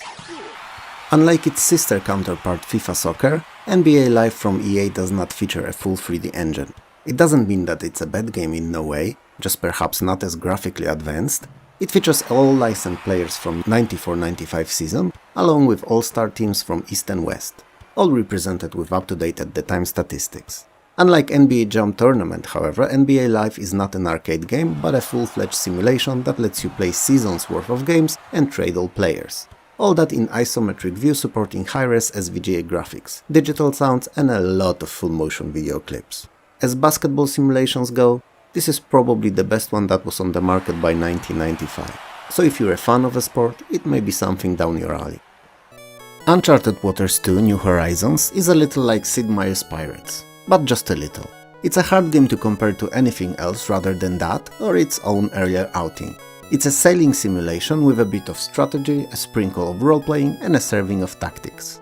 At sea your speed is affected by wind and the currents, and you can sail anywhere to conquer the titular New Horizons. There are a lot of interesting landmarks and ports to discover, and upon arriving at such you'll be able to enter many town buildings such as the inn, item shop, shipyard, tavern, castle, church, merchant and finally the harbor. To stay proverbially afloat, it's up to you to earn enough gold to keep your fleet repaired and your crew fed and paid. so you'll be trading a lot, accepting and fulfilling jobs from the guild, and, well, piracy. You can also gamble, but I wouldn't advertise that as a viable option for a steady and secure income. Combat encounters are turn-based, top-down view and are a mixture of good old ocean shootouts with enemy shipboarding and even possible captain versus captain duels, pirate style. While the gameplay itself is pretty open-ended, there's also an overarching plot that is not necessary to complete the game, but is present nonetheless. You can also develop your character's career as an added role-playing background. New Horizons is a game that was not very popular in the West, and it's hard to tell why, but in the East, in Japan, it gained cult following. Also hard to tell why. Ocean Trader is a definition of a hidden gem. Nope, not true. Nope. A definition of a hidden gem is that it's a gem that's there, but no one knows where, cause it's hidden. Oh dear. Anyway, Ocean Trader came from the same company that gave us Pizza Tycoon, so you can rest assured that the quality of that title translated here perfectly. It's a shipping simulation in which you're a manager of a global shipping business. So, in this, it's similar to mentioned in one of the earlier videos, Ports of Call, but more realistic and less action-based. You're responsible for buying ships, sending them all over the world while balancing speed and fuel usage, and taking and fulfilling freight contracts. And since there are 100 ports and 32 different commodities to trade with, there's a lot of fun to be had here for those who are into this genre. That said, while the game is definitely not a hardcore management simulation, the underlying economic model is pretty solid and honestly quite decent. From time to time you'll also be tasked with dealing with random events and occurrences that will befall upon you. They are solved in a more realistic way in Ocean Trader than they were with arcade minigames in Ports of Call. Presentation-wise, the game is near entirely static, with no animations whatsoever, and all the graphics represented with pictures. They are however in SVGA, so they look nice and clean. PGA Tour 96 is a very decent and fun golf simulation. All the courses are in full 3D with height differences. And while there aren't overwhelmingly many of them, just 3, Spyglass Hills, Sawgrass and River Highlands, they are all prepared with a lot of attention to detail and playability in mind. 10 of the golf pros of the time are digitized and available to play as if you'd like to, and you can play in tournaments, stroke play, skins, match and a shootout. The gameplay is based on polished by 1996 triple-click system. First to start the swing, second to set the strength, and final for accuracy and swing confirmation. It is also possible to bend the trajectory of the ball or add a backspin to it, and pitching and chipping for those closer range shots. What's worth keeping in mind is that while the game offers few difficulty levels, it's only on the highest that the full force of the driver can be used for the longest initial shots, as on the lower ones it's capped a bit under the maximum. PGA Tour may not be the best golf simulation, but it's definitely one of the most fun golf games of the time. While personally I consider Pinball Fantasies to be the best in Digital Illusion series, it's my very subjective opinion and not necessarily shared by all fans of the genre. And arguably they may be right, as some facts definitely speak in favor of Pinball Illusions. Same as previous games, it features 4 tables: Babe Watch, Law and Justice, Extreme Sports and the Vikings. That last one, however, is only present in the CD version of the game. But this time all are in beautiful full 256 colors graphics, as even though the game was converted from the Amiga, it only ever released on Amigas supporting the white color palette. The engine's been considerably expanded compared to earlier games too, not only allowing for a smoother gameplay but a true multi-ball with up to 6 of these at once on the screen. Digital Illusions have been the kings of pinball in the 90s, and with this, their last crowning jewel, they've only confirmed that while there may have been other devs making the games, none could reach the same heights of quality and gameplay.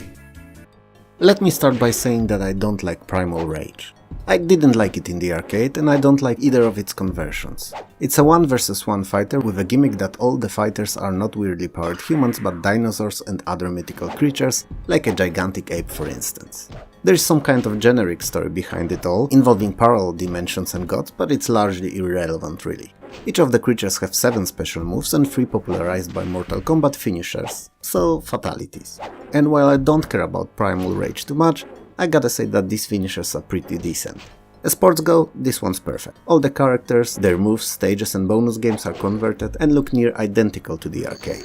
So if you liked it there, you'll like it on PC. But for me, it's the case of if something's not good originally, it's not gonna taste well when heat up. Prisoner of Ice is a tough cookie to crack.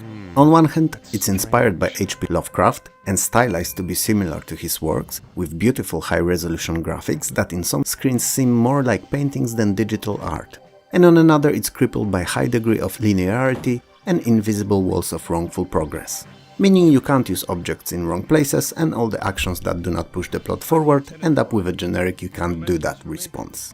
Not to mention certain few pixels in size objects that not only have to be found at their precise locations, but also clicked on in high-res with mice that we had in the 90s, and it's easier said than done.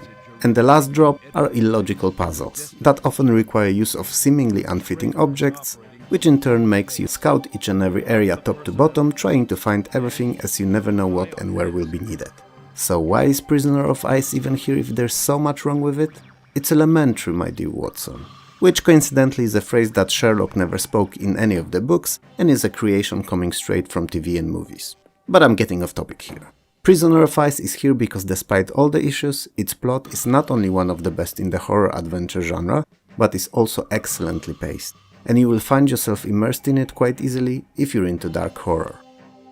Codemasters' Psycho Pinball is, or more accurately was, a surprise when it came out. Not many could compare to Digital Illusions, especially not many of the companies that never made pinballs before. And yet, somehow, Codemasters managed to do just that. Sure, perhaps it lacks Digital Illusions' touch, which is hard to explain, but whomever played their games would know exactly what I mean by that, but in the same time it offered 4 really well put together tables: The Abyss, Trick or Treat, Wild West and Psycho. The last one being quite special, but we'll circle around to that in a minute. The game also featured multi-ball, realistic tilt, 12 different types of varying in friction surfaces, and an incredibly colorful presentation. It was clearly a well put together game, with neatly imagined and realized progressive gameplay targets all linking into each other. And since we're on the subject of linking, and I promised you to come back to something, what I wanted to cover in a bit more detail is the Psycho table. Because it features a gimmick that's unseen in most good pinball games. And yeah, I meant that good part. Because I've seen it in trash titles before. Anyway, you can directly access all other free tables from the Psycho table and play on them, amassing points to a singular large pool, if you unlock appropriate bonuses, that is. It's a well-crafted concept, making Psycho Pinball a really innovative and fun game for players of all skill levels. Puyo Puyo 2 originated in the arcades and found its way to most systems that were on the market at the time. It's a brilliant simple puzzle game that bases its playability on a very simple and easy to get into mechanics that's actually equally as fun for players of all ages and all skill levels. In the same time, however, it requires keen mind and ability to plan ahead if one wants to master it. The game's played on a board that's similar to that of Tetris, but that's only superficial as it plays quite differently in fact. The cute candy-colored blocks keep falling and you have to arrange them by color, forming shapes of 4 or more of the same ones, which then disappear. The remaining blocks fall down, often forming additional combos which also disappear, allowing for chaining of combos that reward huge points. And that's also a secret to mastering the game. Whether you're a fan of puzzle games or not, Puyo Puyo 2 is quite fun and worth having a look at, as it's one of those games that transcend the barriers of genres. Ravenloft's Stone Prophet is a follow-up to year prior's Ravenloft Strat's Possession, and also an AD&D based roleplay. 2 brave adventurers crossed the portal that appeared seemingly from nowhere and are now trapped in a strange desert land. The only way to escape is to find the titular Stone Prophet, an obelisk with mysterious hieroglyphs written on it. And while it all sounds relatively simple, it's anything but, and will take a lot of both effort and time. The game uses same engine and gameplay mechanic as its predecessor, and is also viewed from first-person perspective using real-time combat. And you can either create 2 new adventurers at start or import them from a previous game. You will meet additional characters along your travels, and up to additional 4 can be added at any given time to your party. Interesting fact, since the game's set in a desert environment, your characters will need to drink water to stay alive. So they either have to carry it with them, or cast water creation spell whenever is necessary. Rayman is a proof that DOS could pull off platformers as good, if not better, than those found on consoles. In fact, when it comes to 2D ones, Rayman is probably the most technically and graphically sophisticated for the time it released in. And at the time, the only other platform that got the port of it was the infamous short-lived Atari Jaguar. Infamous for not understanding math and how the bits work, at least for the purpose of their commercials. But quite fun if a bit underappreciated otherwise system. Rayman's a story of your classic good versus evil, so Rayman versus Mr. Dark respectively. and it's an action platformer featuring an unusual hero. One that does not have arms or legs, but has hands and feet.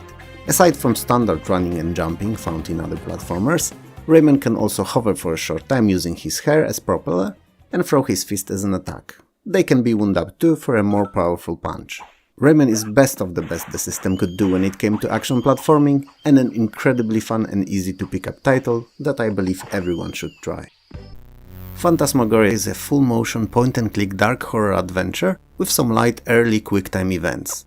A heavy emphasis is placed on the cutscenes and full-motion video bits to advance the story. The main character, Adrienne, is fully digitized and displayed on a background of a pre-rendered house inside which majority of the game takes place.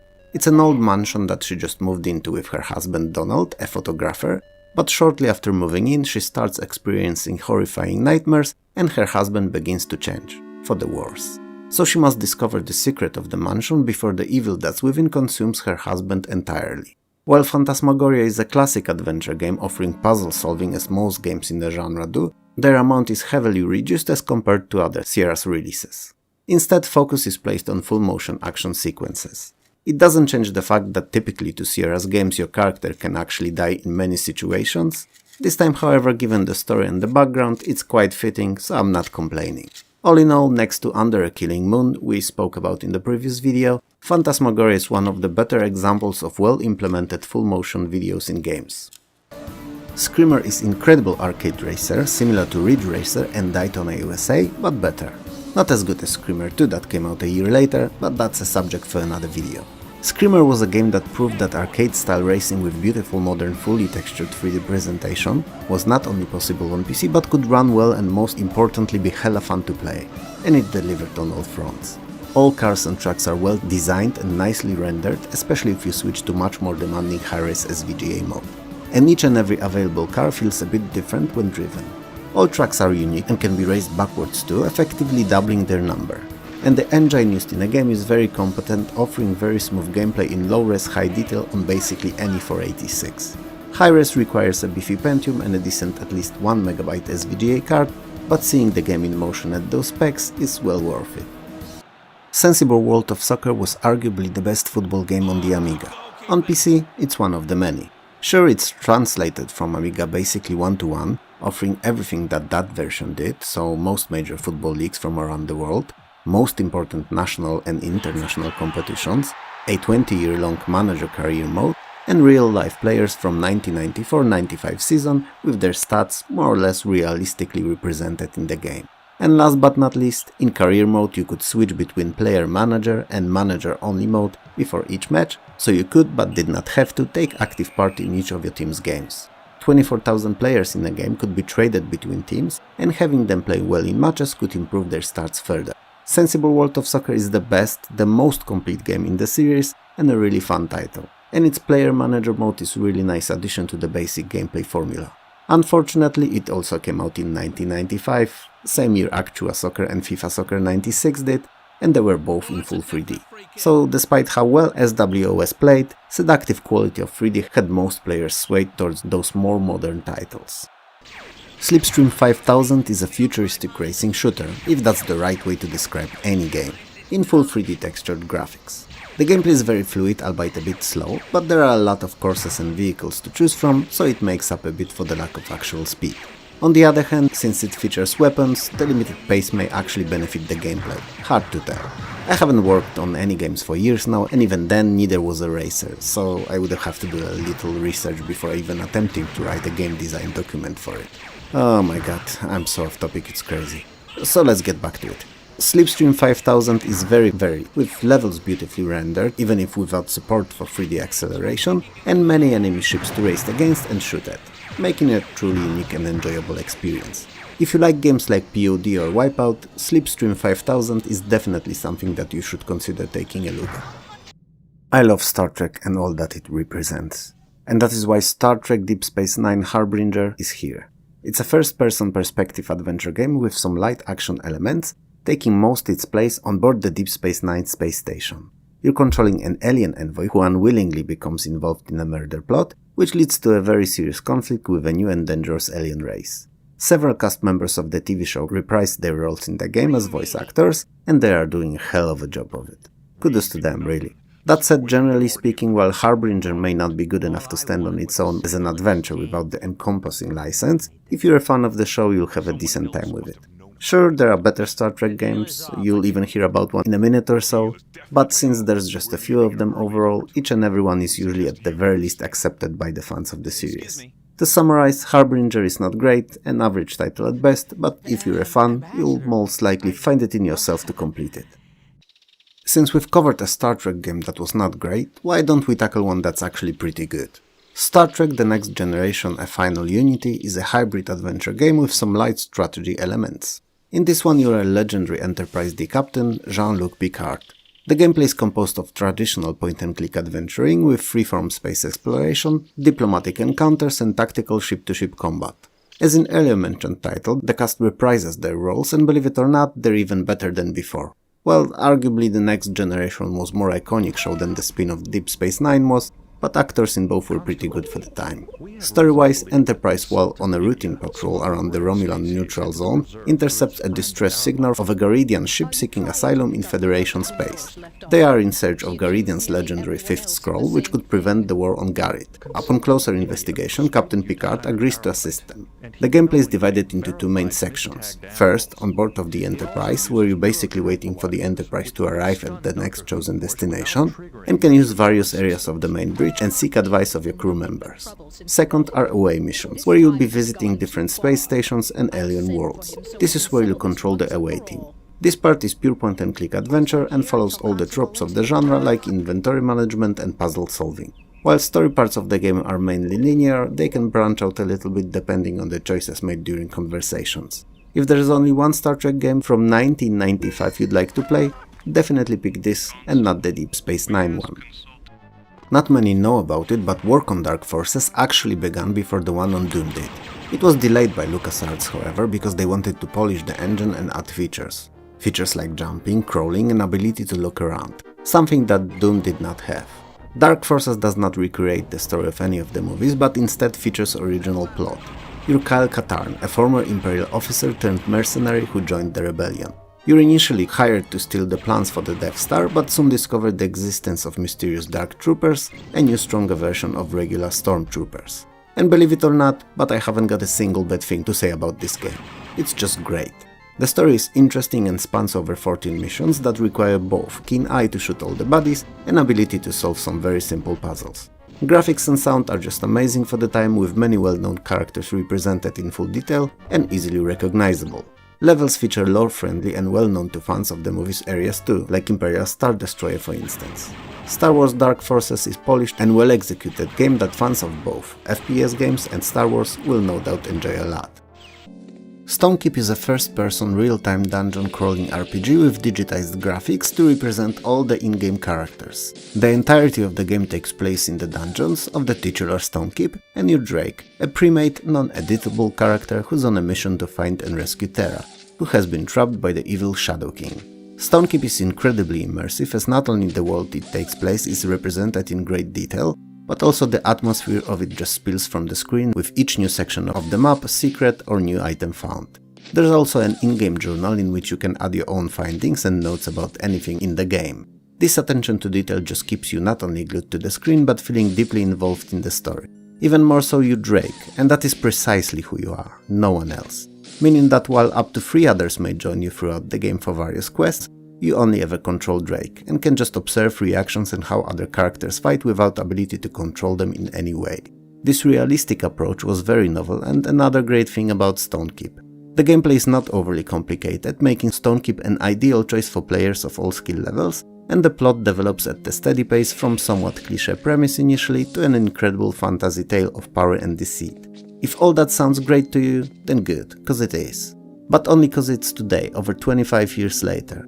And we have the game available in its latest iteration with all the patches and fixes, cause upon its release it was borderline unplayable, with numerous issues and game-crashing bugs. That's all in the past though, so if you're at all interested, don't hesitate and give Stonekeep a try. It's important to note that Street Fighter 2, Super Street Fighter 2 and Super Street Fighter 2 Turbo are 3 entirely different games on PC. For one, they're made by different companies, And for two, and also more importantly, they are of different quality. Super Street Fighter 2 Turbo, a versus fighter and port of amazing Capcom's arcade to PC is just incredible. It's as good as port of Mortal Kombat 2 was, if not better, because it doesn't cheat, which, you know, is important. Modern Vintage Gamer made an amazing video about that cheating, linked in the description below, and you should watch it. Coming back to Super Street Fighter 2 Turbo though, it features everything that was in the arcade. All characters with all their movesets in full-sized sprites, not reduced or modified in any way. Same stages with beautiful colorful background animations and enchanting parallax scrolling, adding depth to them. But most importantly, SSF2T plays amazingly. It's super fun when played alone in arcade or challenge mode, and incomparably better when you pit yourself against a friend. Or even better, friends, cause then that's the afternoon, right? With great time, drinks and friends crap talking each other's supposed lack of skills before eventually being pitted against one another. A quick personal disclaimer, I know saying crap talking seems as if I suddenly turned 5 and had my vocabulary reduced to even smaller size than it already is, and then on top of that censored considerably. But new YouTube's guidelines are pretty brutal and I just don't wanna risk it. So yeah, there's gonna be a bit more of those whoopsie daisies, dang it, or even oh dear oh my, how could this ever happen, than what I would have said usually. And on that note, we come back to Street Fighter's conclusion. SSFT2 is probably the best arcade port DOS received in 1995, and a game that was not only iconic in the arcades, but on PC too. And this DOS version chews and spits SNES and Genesis ports as if they were just afterthoughts on a game designer's development plan. Grab a friend or two and play it. It's worth it.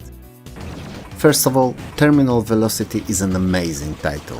One that any AAA game or a movie should not be ashamed of. Remember Speed with Keanu Reeves and Sandra Bullock? It could have easily be called Terminal Velocity, and still be as good of a movie. Coming back to our game though, Terminal Velocity, that I will keep calling TV from now on, is a futuristic first-person 720 degrees turning shooter slash flight simulation. I know, it sounds stupid, but that's what it is. And you know what? It's great. Sure, by now, 2023, there's been more better games, but in 1995, there wasn't much TV could be compared to. Most of the game takes place in open areas of various planets, and before each mission you get a set of objectives to fulfill. Usually a target to destroy before being able to move to the next planet. You have to obviously rid off all the enemies that stand between you and your objective, but that goes without saying really. And I have no clue why I just did the opposite and spoke about it. Anyway, each of the planets has also tunnels that, unlike in Descent that many mistakenly compare TV to, are not labyrinths and endless corridors, but straightforward entrance to exit first, where you have to pass moving doors, races and fight enemies.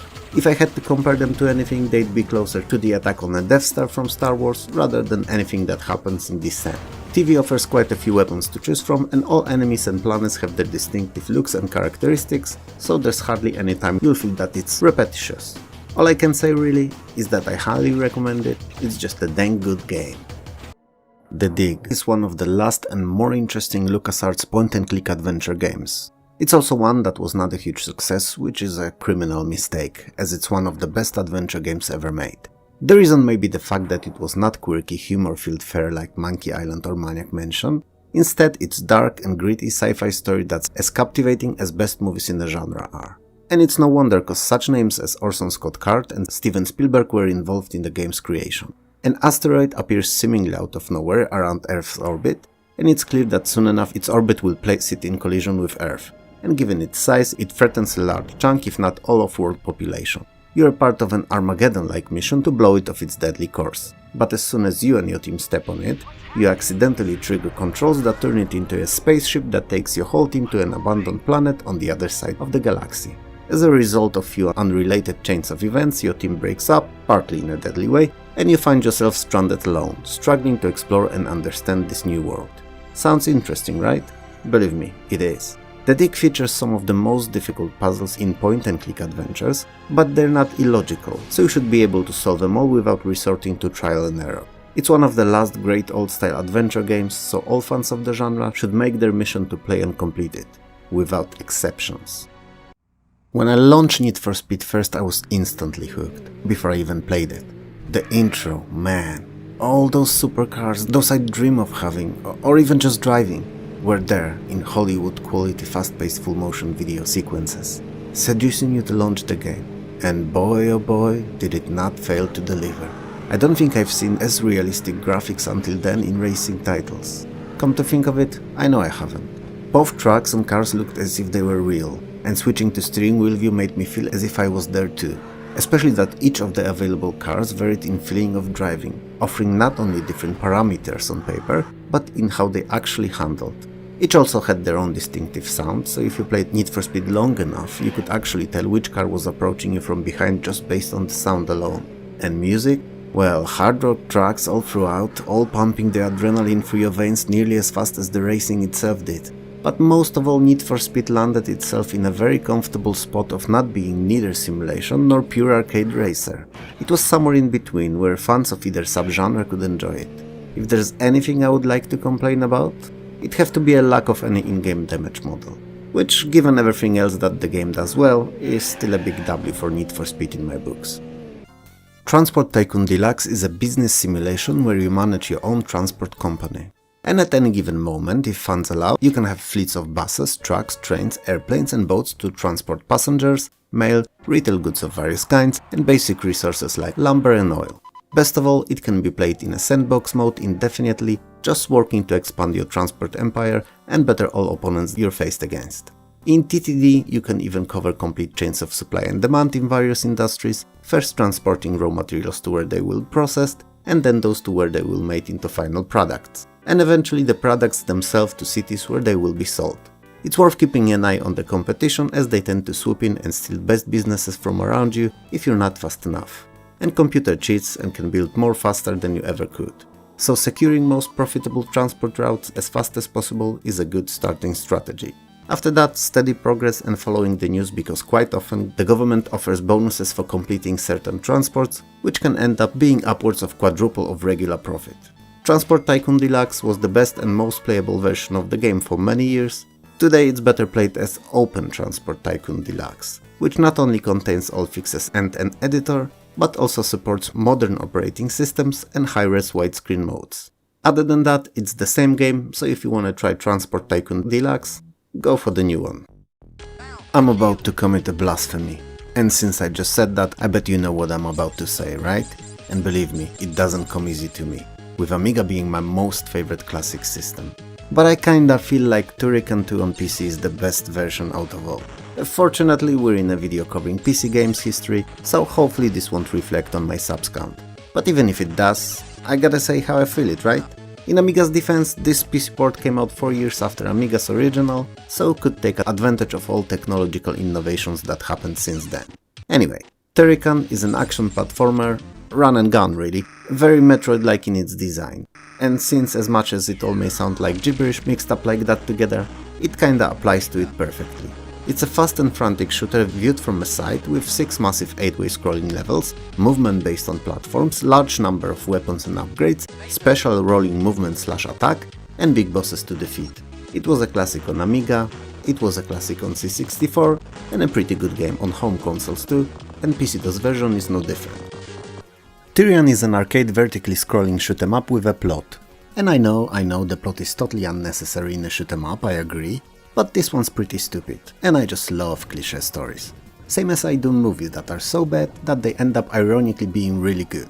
Like John Carpenter's They Live, or Lam Nai Choi's Ricky O, The Story of Ricky. The latter one especially being an incredible watch if you just want to immerse yourself in something that's so over the top dumb, not much can compare to it. Anyway, coming back to Tyrian's story, your famous Trent Hawkins, entire galaxy's best pilot fighter, and one that's time and time again is called to save it. This time is no different. It's on the brink of being taken over by the evil Corpo Microsol, and you're the only one who can prevent it. If that wasn't enough, the story is filled to the brim with personal betrayals and even death of your close family members. If they would have made it into a movie, it would have been exceptionally bad. And also a sweet treat for bad movies connoisseurs like myself. All that aside, I have to say something about the game itself, right? Tyrian features full story / campaign mode where you complete increasingly more difficult levels. It offers around a dozen of ships to choose from, and they can be upgraded for credits in between the levels. The ship has a front and back weapons, sidekick add-ons, shield and a generator. And all of these can be improved, upgraded or replaced. And there's over 100 of those upgrades. So, if anything, you won't get bored playing Tyrian. In fact, it's probably the best shoot-em-up for DOS that I've spoke about to date. Best way to experience Tyrian is not through DOSBox or by using a classic PC, but by playing modern and working on new systems Open Tyrian, which is identical to original, just runs under Windows. Ultimate Soccer Manager, or in short USM, was my most favorite football manager on the Amiga. It was not on PC, but only because I moved to PC around mid to late 1996. And by then PC had Ultimate Soccer Manager 2, and that actually was my favorite. Well, until the USM 98 came out, that is. But both of these are a story for another video. USM is a manager unlike most at the time. It's very accessible, meaning even someone who has little to no knowledge of the sport can grasp what's what and enjoy the gameplay loop of it. Perhaps it's a bit on a simpler side because of that, but it's very addicting. And even though it may not be the most demanding, it's one of the most extensive football managers of 1995. You're responsible for virtually anything in your club. Not only what would your regular manager's responsibilities be, so things like training, scouting, matches, etc. But you also overlook building and expansion of the ground, advertising contracts, parkings, merchandise shops, and even the prices of tickets and items in said shops. The match engine is 2D, overhead view, and allows for watching of full games at various speeds. One of the most unusual features of USM, however, was ability to rig matches and also bet on them. Was it really necessary? Perhaps not, but gave the depth to the title and made it that little bit more playable. If you like fun football management games or are new to the genre, USM is a perfect introduction. Actua Soccer 96, aka VR Soccer, is the first full 3D textured football simulation for PC. It's also one of the first games to allow up to 4-player simultaneous multiplayer for those super fun 2-on-2 matches. 8 players in tournaments and up to 20 in online play. Pretty impressive, right? It also features 44 national teams with 22 players each, and every one of those players described by 8 different stats. If you add to it a very sophisticated match engine and enjoyable if a bit clunky controls, Actua Soccer can actually, pun intended, be pretty fun. It suffers from same issues FIFA 96 does, so first generational ones. But also same as FIFA, it only got better with later entries in the series. That said, this first attempt is quite good too, so if you're into older football games, you'll definitely like it. After a huge success of the first game, Blizzard Entertainment released Warcraft 2 Tides of Darkness in 1995. Once again, a RTS taking place in Blizzard's own kingdom of Azeroth, and once again depicting conflict between humans and orcs. Warcraft 2 is immensely expanded as compared to the previous title though, offering new units and unit types, naval and air among them. New types of resources, better AI, and incomparably better graphics in beautiful high-res SVGA. There is also a possibility to set out automation of some basic tasks for units that do not require players' input, like patrols, which may not sound like much, but in reality could help in protecting your expanding kingdom. Warcraft 2 was a huge hit, and gained popularity faster than the first one ever could dream of, which resulted with the release of 4 add-ons, or as we call them now, DLCs or expansion packs, which all added something to the gameplay, while not all coming from original developer. But I suppose Blizzard had to give it all, as this time it had a true and real competitor in the form of Command & Conquer. Personally, I'm not big on RTS games, but if you are, you'll love it. Warlords 2 Deluxe is the ultimate version of the game that we barely mentioned in a previous video. It's a turn-based strategy for up to 8 players set in medievalish fantasy world. If I had to describe it to someone who'd never heard of it, but has a general knowledge of video games, I'd compare it to beta/prototype version of Heroes of Might and Magic, with no tactical combat implemented yet. So, you walk around the overworld map with your hero or heroes, all leading armies that are erected in castles, and have to defeat other players as heroes and capture their castles. The battles are in large resolved automatically in a combat window that pops up on the screen displaying units on both sides, battling it out one after another. Heroes can also search the ruins for powerful artifacts that will enhance their power, and take up on quests that grant a lot of XP when completed. Not gonna lie, while Warlords 2 Deluxe is the best version of the game, it's just meh when played alone. It really spreads its wings and is fun when you can pit yourself against your friends. Or enemies. Who am I to tell you who to play with, right? The deluxe version features custom artwork packs and scenarios, built-in, largely expanded compared to the earlier released scenario editor, and all of it extends the life of the game immensely. If you're going to play it alone, I suggest trying some of those more exotic packs to keep the game more involving. Particularly Tolkien-based scenarios were the ones I enjoyed the most. I wanted to start it by saying that Fatal Racing's release date choice was fatal. As in the same year we got both Screamer and Need for Speed, and these were just something else. But Fatal Racing is special. It doesn't try to compete with either of these, at all. It does its own thing and does it well if I say so myself. It's like a modern version of stunts, stunt car racer and hard driving all rolled into one. But fun. Yeah, while I liked all of these, they were definitely not games for everyone, each having their own particularities and issues. So Fatal Racing features 8 different cars and 16 tracks, each with their own loops, ramps, twister jumps and corkscrews to name a few of these track features. There's also an in-game physics engine that, while perhaps not extremely realistic, is quite okay.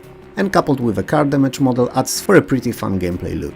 And since you can play it in split-screen 2-player mode on one PC, there's bound to be a lot of shenanigans happening while racing. But despite what it may seem from the footage, Fatal Racing is not easy at all. So repetitive play is definitely something that would help you get better and better, and since it's fun, I don't think you'll have problems with replaying same stages time after time. Tech War is a sci-fi cyberpunk themed first-person shooter based on William Shatner's books. Never read any of these, never knew they existed, or if they're any good even. But I've played Tech War, and I definitely had worse. Not much worse around 1995, but worse nonetheless. There's nothing about the game that speaks quality or fun. Sure, there are some full-motion video sequences featuring William Shatner, but I can't recall a title saved by the videos in it, and this one's no different. It's a pretty generic FPS using early version of Build Engine, and despite what some might tell you, mediocre gameplay. It had some neat ideas, but failed in execution. Don't know if the reason was it being rushed to release, or just lack of skill of all involved parties. It's irrelevant. Tech War's here because it features William Shatner and digitized graphics, as a novelty, and an important title. Not because it's good. Duke Nukem 3D using the same engine, no digitized graphics and released a year later is incomparably better. Oh, and let me tell you the story of Tech War cause it's so bad that I like it. It feels as if it was written in exchange for a burger, flat, day-old Coke and $5 in a torn-in-a-half note. You're an ex-cop. Because of course you are. But you were sentenced to cryosleep. When you awake, you are recruited by the Cosmos Detective Agency as a, and brace yourself cause it's a good one, a hitman. Nearly as good as being recruited by the space private investigators as a gardener or a furniture fitter. And your mission is to take out 7 tech lords and their minions, who flooded the streets of New LA with new drug called, you guessed it, tech. Okay, the end. I don't want to talk about this one any longer, don't play it, or do, whatever, I won't. Wipeout. Yup, the very same Wipeout you thought of when you heard me say its name. Now, most know it from PlayStation, but not everyone realizes that it also came out on PC. And it's as good as on Sony's system. It's a futuristic racing game set in the year 2052, allowing you to race for one of 4 teams on 6 different tracks, all in the so-called F3600 Anti-Gravity Racing League. Each of the team features different hover, and each of those have different stats of speed, acceleration and turning, and they all really feel different. The game also features weapons active and passive, like rockets and mines respectively, and they are picked up off the track while racing. They can also change the tides of the race if you master their use, so it's worth holding on to them to use optimally. Completing the championship mode unlocks higher class of hovers and slightly alters looks of tracks. Normally I'd said that this would extend the life of the game, but Wipeout is actually so good that even without it would be a title to play often. Graphically it's a stunner for 1995, and not many games can compare to it. Sure, it's not as realistic as Need for Speed for instance, but it never aimed to be. It's a futuristic full 3D racer that doesn't waste effort on presentation and renders it at highest detail 1995 allowed for. It's a complete package. Witchhaven is a weird game I never learned to love. I do respect what it did though, or tried to. It's a mixture of first-person shooter with role-playing. As in first mentioned, you have access to many different fantasy-themed weapons with addition of spellcasting. And from the role-playing it borrows experience points and level ups. Those unlock better spells and better weapon handling. Interestingly enough, despite existence of spells, majority of combat takes place at arm's length and does not work at distance like in traditional shooter, which sadly unveils many of the downsides of the game, like atrocious enemy AI and downright ugly graphics with huge pixels when enemies are close by. If that's not enough, the levels are very similar to each other. They're separate stages but feel very much alike. Witchhaven is an interesting idea that failed to deliver, but it's worth mentioning for what it aimed to be anyway. Worms was probably one of the most important titles not only for 1995 but for gaming overall. I doubt there's anyone who never heard of it, but on an odd chance that there is, I'll quickly try to explain. In essence, it's a 2D artillery style game where your team of worms is randomly placed on also randomly generated fully destructible map, and you have to defeat opposing team of worms in a turn-based combat in given time limit. Each turn has a set length predefined in-game settings. usually between 30 and 60 seconds, and a whole round takes 5 to 15 minutes. After which, with every turn, water level keeps rising, adding to the urgency and excitement. In one turn, as long as time allows for that, you can move your worm freely, pick up upgrades, choose between numerous available weapons, and shoot at an enemy once. A shot always ends the turn. After all that is done, the enemy takes their turn. Rinse and repeat until there's only one team left alive. Or to be precise, one team's leftovers, cause it's highly unlikely that any team would survive the other unscathed. Worms can be played by up to 4 players on a single system, and while it's very chaotic with so many people at once, it's also most fun. WWF WrestleMania is incredibly well crafted and excellently ported to PC versus fighting game that originated in the arcades. I was never a fan of wrestling games as I'm from Europe, and while it had some popularity here, it was at best marginal compared to other sports, at least in the overacted WWF formula. That said, WWF WrestleMania on PC is a game that I loved at the time, and the only wrestling game to this day that I actually enjoyed playing. It features beautifully digitized graphics with huge near half of the screen in size character sprites, and all 8 wrestlers that were present in the arcade original, with all their special moves. But special moves aside, all characters are different, and even their very basic attacks are different from one another, unlike in other titles like Mortal Kombat for instance, where a set of basic moves is indistinguishable between all fighters. WrestleMania is a really well put together fighter that can offer a lot of fun, especially against a friend, and since every fighter feels so different, it can stay on screens of fans of the genre for quite a while. XCOM Terror from the Deep is a sequel to year prior's UFO Enemy Unknown, and easily one of the best games of 1995. It's a turn-based mix of global strategy, base management and tactical combat, with some light role-playing elements. It takes place 40 years after the first game, and assumes that the player managed to defeat the alien plague. Alien sightings are becoming more and more common, and they are even more destructive and dangerous than ever. This time, however, they are not coming from above, but from below, from depths of the oceans. Now, gameplay-wise there's literally no difference from the earlier title, and good, cause there was nothing wrong with that one. But I wouldn't mind seeing presentation get a bump up to high-res SVGA. It didn't happen, but I suppose if you wanna pop out such a huge game in a span of a year, some corners have to be cut and some assets reused. And frankly, I'm good with that. It's not identical to UFO though, this time tactical encounters can take place both on land and underwater, and require not only use of appropriate gear but also weapons that can be used under surface. It's an early game gimmick though, as along with time spent with the game, weapons quickly evolve to become universal and can be used everywhere. But it's a nice touch, even if short-lived in its use. XCOM is more difficult than the predecessor was, which means it may not be the best game of the series for someone who's new to tactical strategies, but in the same time it's an excellent treat to those who completed and replayed the first title to death. It's just great.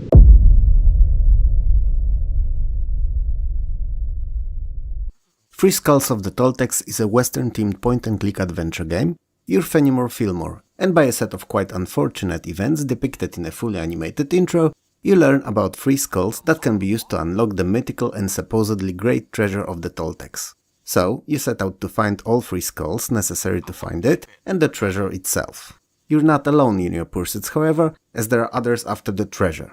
The game uses a similar to LucasArts' Scum engine with screen divided in 2.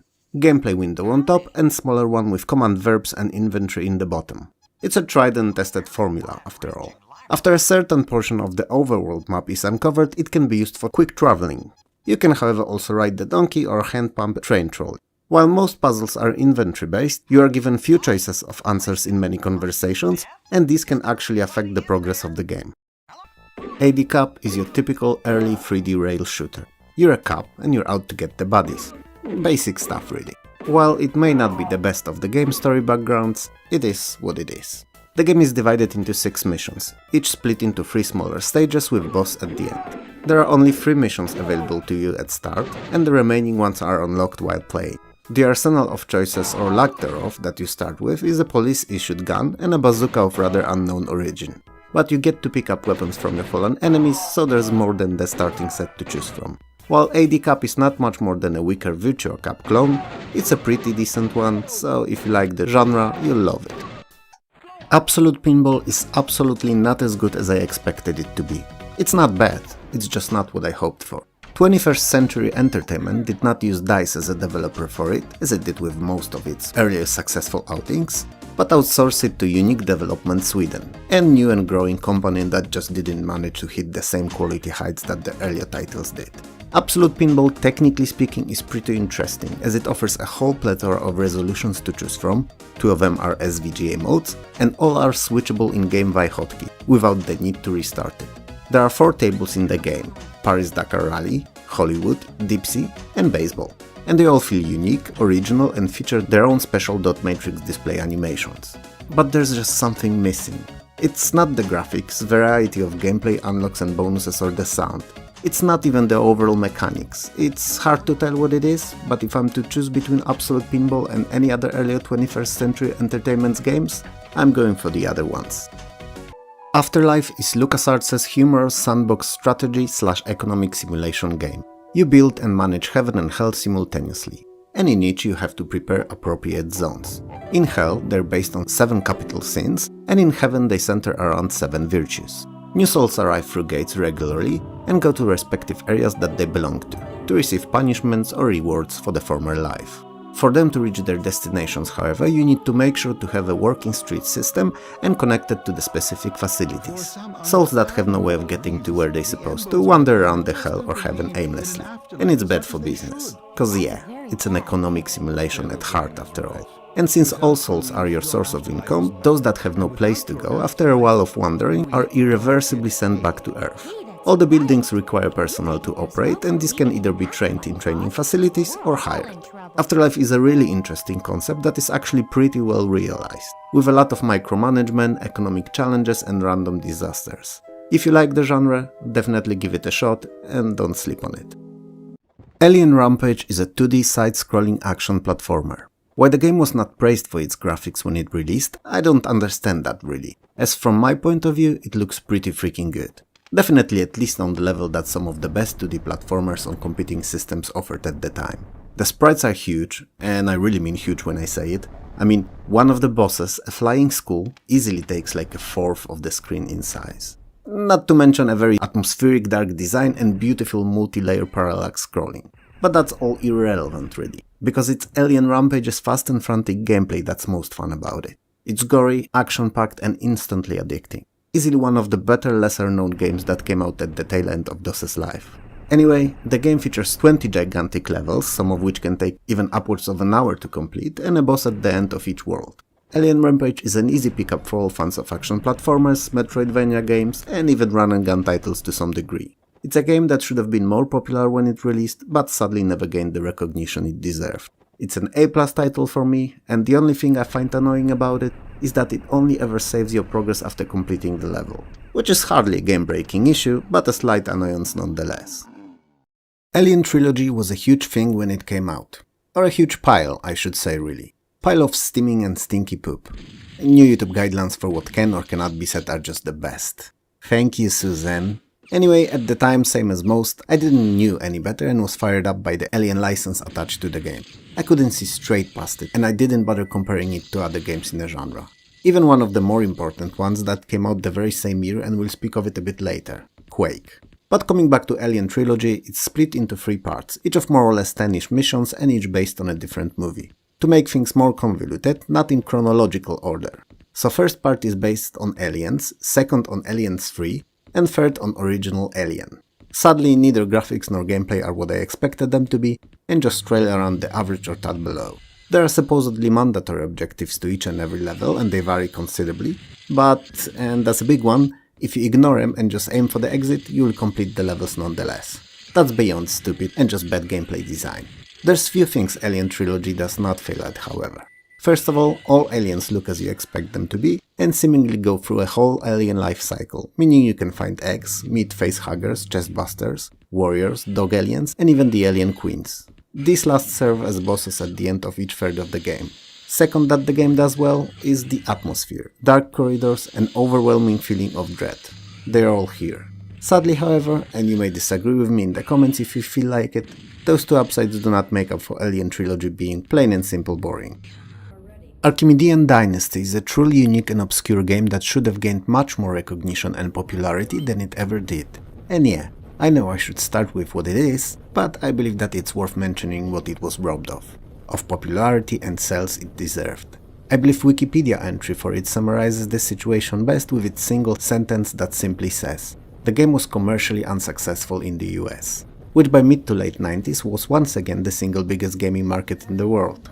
Anyway, Archimedean Dynasty is an underwater first-person simulation/shooter that takes place on a post-apocalyptic Earth underwater. The surface is irradiated and unfit to support life anymore, and you're a mercenary and you run a series of story and side missions. I'm not gonna tell you anything about the story though, as it's shockingly good for a game that's largely a shooter, and is honestly worth experiencing firsthand.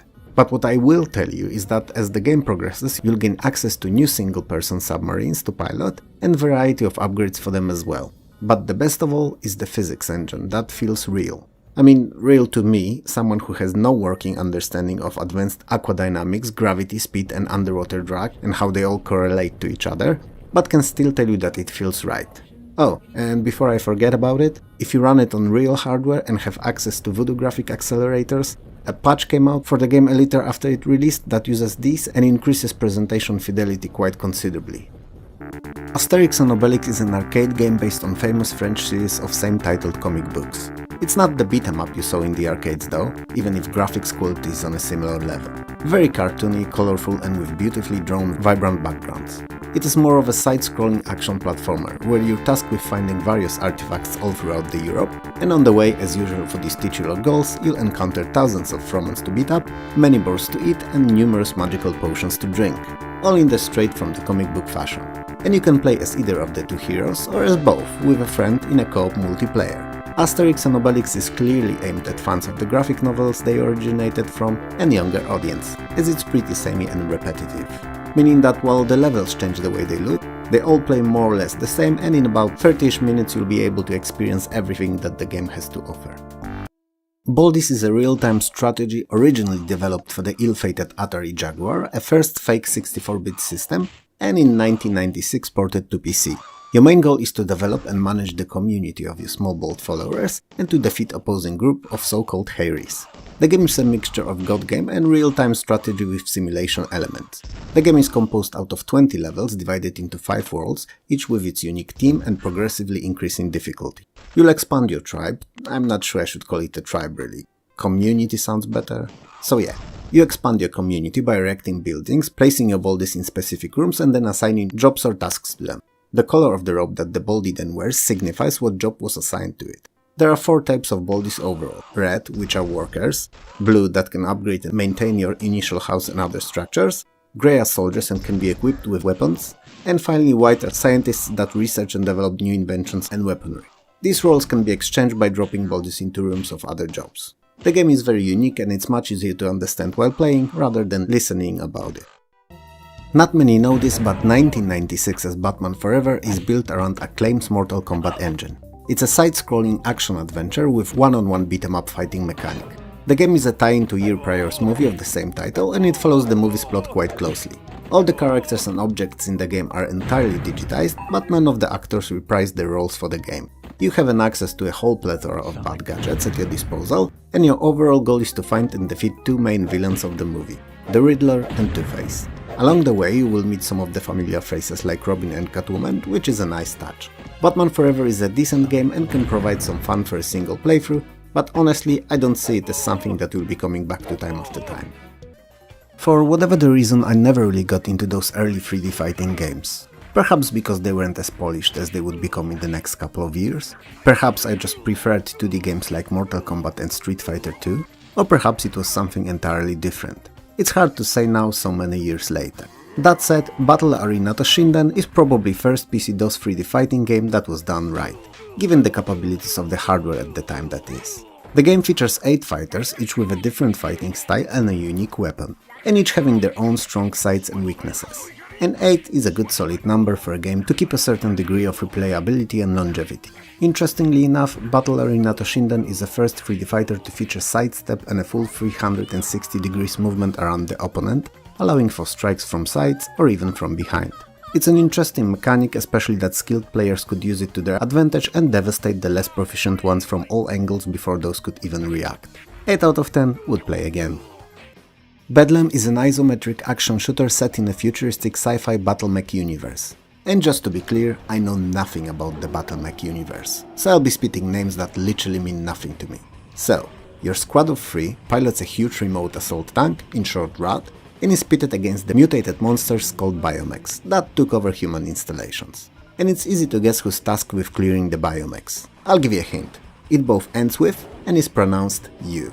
Anyway, the easiest way to describe Bedlam would be to compare it to Crusader No Remorse we spoke about in the last video, or Crusader No Regret that we'll cover in this one, with the difference that you're not going around the huge complex, but are exploring a map filled with bodies. Controls are more similar to those of Syndicate though, with left mouse button to move, right to shoot, and you can switch weapons with the number keys. Your RAT is about the size of a small bus, and not unlike in Crusader, nearly everything on the screen can be destroyed, which is a little something I always enjoyed in shooters.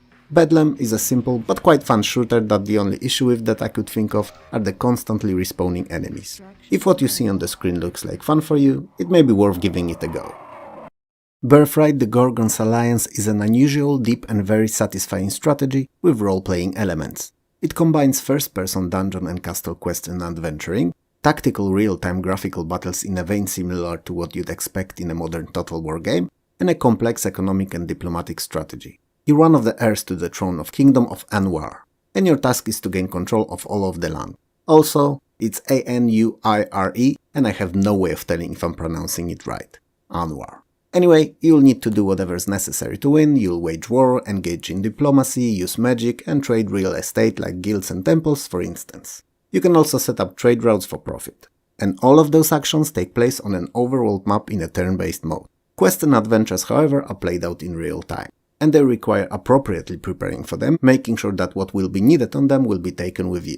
A game of a scope of Birthright is impossible to properly describe in just a few sentences, but if you enjoy strategies at least a little, you should definitely not sleep on Birthright and try it out. Cause chances are it's one of those games that you never knew that you needed in your life. Blood and Magic is real-time strategy set in AD&D's Forgotten Realms universe that puts unit management and combat in the forefront, placing base construction aside. The game depicts conflict between two factions over a set of 15 missions divided into 5 separate storylines, and playable from both factions' points of view, so in total there are 30 missions to complete. It is played from a top-down 2D perspective and is a style-based engine. You start with ability to create the most basic and in the same time most important units, Basal Golems. They are your main source of power as they generate mana. When enough mana is saved up, it can be spent to transform one of those golems into a stronger fighter unit, or much less often a building. The story that you follow is all tied to the missions and unveiled part by part with each one completed. Blood and Magic, while quite fun, is considerably slower than most modern games like World of Warcraft 2 or Command & Conquer, which is something worth keeping in mind as not everyone likes those scroll-paced games. Fans of the genre should enjoy it though, I think. I'm not big on RTS, so can't recommend it really. Basta Move Again, aka Basta Move 2, aka Puzzle Bobble 2, is an arcade tile matching game by Taito. It builds on the idea behind Original by adding a tournament-style variation on the two-player game allowing to play against CPU or another player, and branching map in a single-player mode, so that you can choose sets of levels to compete in. Other than that, it's still the same brilliant little arcade puzzler. And the gameplay is that simple to figure out, but at the time devilishly difficult to master. You're in the middle, at the bottom of the screen, and you shoot marbles at the top, where more marbles are attached in various pre-assigned patterns. You have to clear out the screen of all marbles by shooting yours at the ones above. That's it, that's the whole philosophy behind it.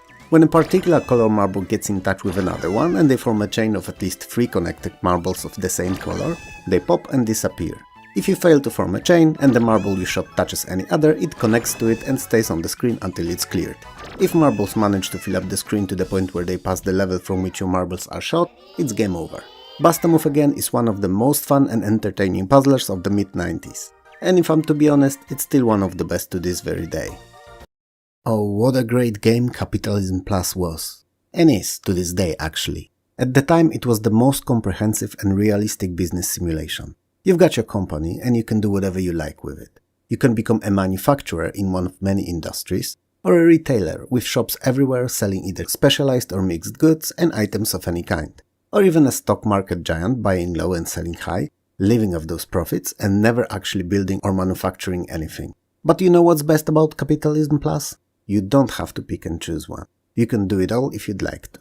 In fact, you can have as small and simple company as possible, cornering a very small niche of the market, in a tiny plant manufacturing small components for some bigger products that others make. Or you can manufacture all the parts in one plant, then assemble them in various other products in other plants, and finally sell them in a chain of your stores. You can go as big as you manage to become too. It's a true American dream simulator where what you do with what you've given will result with what you deserve. And anyone who has an idea can spot an opportunity and exploit it, can become a millionaire. Or billionaire even. I freaking loved Capitalism Plus and spent hours figuring out various different scenarios, business ideas, and trying to optimize my chains to milk the proverbial corporation cow of all the money she could provide. And more. It's amazing, and if any of what I said sounds remotely interesting to you, you should definitely give it a go as it's just ace. The Plus version of Basic Capitalism brought quite a few new features like enhanced graphics, increased number of products, mainly in high-tech sector, new random events like revolutions and earthquakes, real-world maps of different business regions in Europe, USA and Asia, map and scenario editor, pre-made historical and futuristic scenarios, and lastly, multiplayer option via PBEM, so play by email, which was an interesting concept with highly annoying execution in any game I ever saw it in. It just took way too long. Anyway, to summarize, until Capitalism 2 in 2001 and then Capitalism Lab in late 2010s were released, Capitalism Plus was the best game in this very niche offshoot of business simulation genre and is hell fun to play, even to this day. Some might say more than Capitalism 2 is.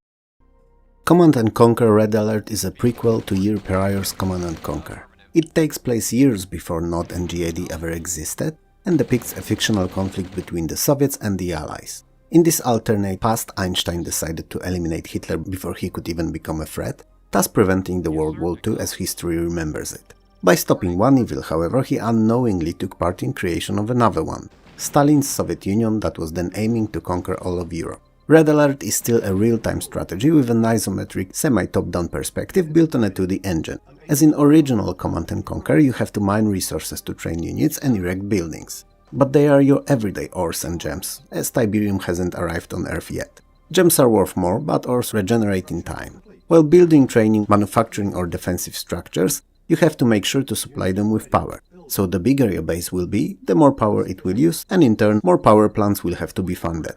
In Red Alert, you can capture and use enemies' unit training buildings, if said building is critically damaged, but not destroyed, and you have an engineer in vicinity to do just that. Did I mention spies yet? Oh, they're a gameplay dream and work as you hoped that they would, 007 accent and all. But only in single player, where no unit other than dogs can detect them. In multiplayer, they're visible all the time, so their usability is questionable at best. And this is where we've landed on the biggest issue Red Alert has. While it's an amazing and really playable game alone in single player, it's not as good in multiplayer. At least compared to Warcraft 2. It's not bad, just feels dated. But since it allows for a local multiplayer skirmishes between two players with just one copy of the game, I'm ready to overlook all its shortcomings as most developers were not as friendly as Westwood was with this approach towards its customers. Conquest of the New World Deluxe Edition is a historical strategy covering the colonization period of US history, and you can play as either French, Dutch, English, Spanish, Portuguese, or even natives. Each of the nations having their own specific bonuses allowing for slightly different gameplay effects to take place. All nations can also form trade alliances and engage in diplomacy, as you'd expect in a strategy like this one. Anyway, after landing on a new world, you have to find the best possible spot for your colony, preferably where it would allow you to grow crops, mine and expand, if you're lucky with some map bonuses to production too. Features like gems, jade mines and medicinal herbs provide just that. You can obviously expand on your colony by erecting farms, mills, smiths, churches, houses and many other structures, and they increase your population, income and overall well-being of your colony. City expansion is good and all, but at some point you'll have to raise military to defend your settlements and find suitable locations for the new ones too.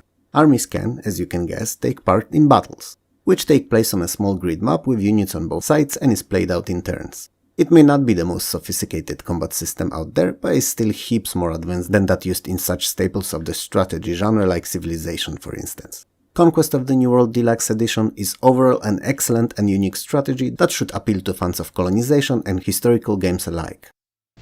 Crusader No Regret is a direct sequel to year prior's Crusader No Remorse. It assumes that you've completed the first game and won, and starts its story just under 2 days after the first one's concluded. You're in an escape pod and heading for the moon where the World Economic Consortium's base of operation is established and where there's the sole power governing it. Learning about your rival, Evil Corporation's chairman Dragon and his forces are trying to hunt you down, and you once more have to not only survive but defeat the overwhelming evil. Compared to previous game, No Regret cut down the levels from 15 to just 10, but they're more complex and well thought out, so completing the game should take more or less the same time. There are a few new moves that your character can make, and some additional death animations, all to add the flavor to this already fine game. Within the new weapons, Crystallizer and Broiler are definite highlights. First freezes your opponent, or crystallizes them to be precise. Aimed shot at such immobile opponent ends up with him bursting into hundreds of small pieces. And second, liquefies the enemy, for the lack of a better word, melting him with microwaves. In short, what was good in the first game is great in the second. And overall, No Regret offers a lot of fun and engaging isometric shooting. If you like the first game, this one's even better. Deadline is a real-time tactical game with strategic planning, viewed from top-down isometric perspective. You're in charge of a special unit of soldiers and you're pitted against various dangers in series of missions. So you'll be facing fanatical cultists, drug dealers, escaped prisoners and terrorists among others. In most missions you'll need to save the hostages and try to disarm and capture as many enemies as possible. Full-on guns blazing approach is neither recommended nor expected if you want to complete the mission successfully. As each mission has an extensive background history, you can research everything about it before attempting it, because even the smallest bit of information may be helpful. On the other hand, you have a set amount of time for it, so you'll have to split it wisely between preparation and execution, so that the hostages are not executed before you even start the mission. Deadline offers ability to communicate with terrorists in a limited manner, either via vidphone or in a negotiation mode. Upon its release, Deadline wasn't very popular. It's hard to tell why, as it's not a bad game at all, but such is life, I suppose. If you like tactical games and have some time to burn, Deadline is a decent choice and you'll most likely enjoy it. I love Death Rally. I have very fond memories of it, playing it with my younger sister and a friend, and having a blast of a time doing so. It's a top-down arcade-style racer that's in its design similar to Micro Machines or supercars, but more expanded upon what these offer. For one, you don't only win races by being the first, you can win by being the only one left driving. Because as the title may have given it away, there's more to Death Rally than just racing. There are weapons, active and passive, and 4 different levels of car upgrades. Engine to increase the top speed, tires that improve traction and reduce drifting, and armor that reduces incoming damage of all kinds. Before each race, if you can afford it, you can buy these, and also mines and rocket fuel. But your opponents are not sleeping and they're preparing for the races as well. The game offers 19 tracks and 6 cars, each next better than the previous and upgradable. There are 4 cars in each race and only first 3 earn money for it, the last one goes home with nothing. If he survives, that is. Unless he picks up any while racing, as there are ammo charges, rocket fuel refills and money drops popping up on each track, and whomever picks them up first gets to keep or use them. Monetary bonuses picked up from races depend on the car that you're driving, and the better the car, the more you will get.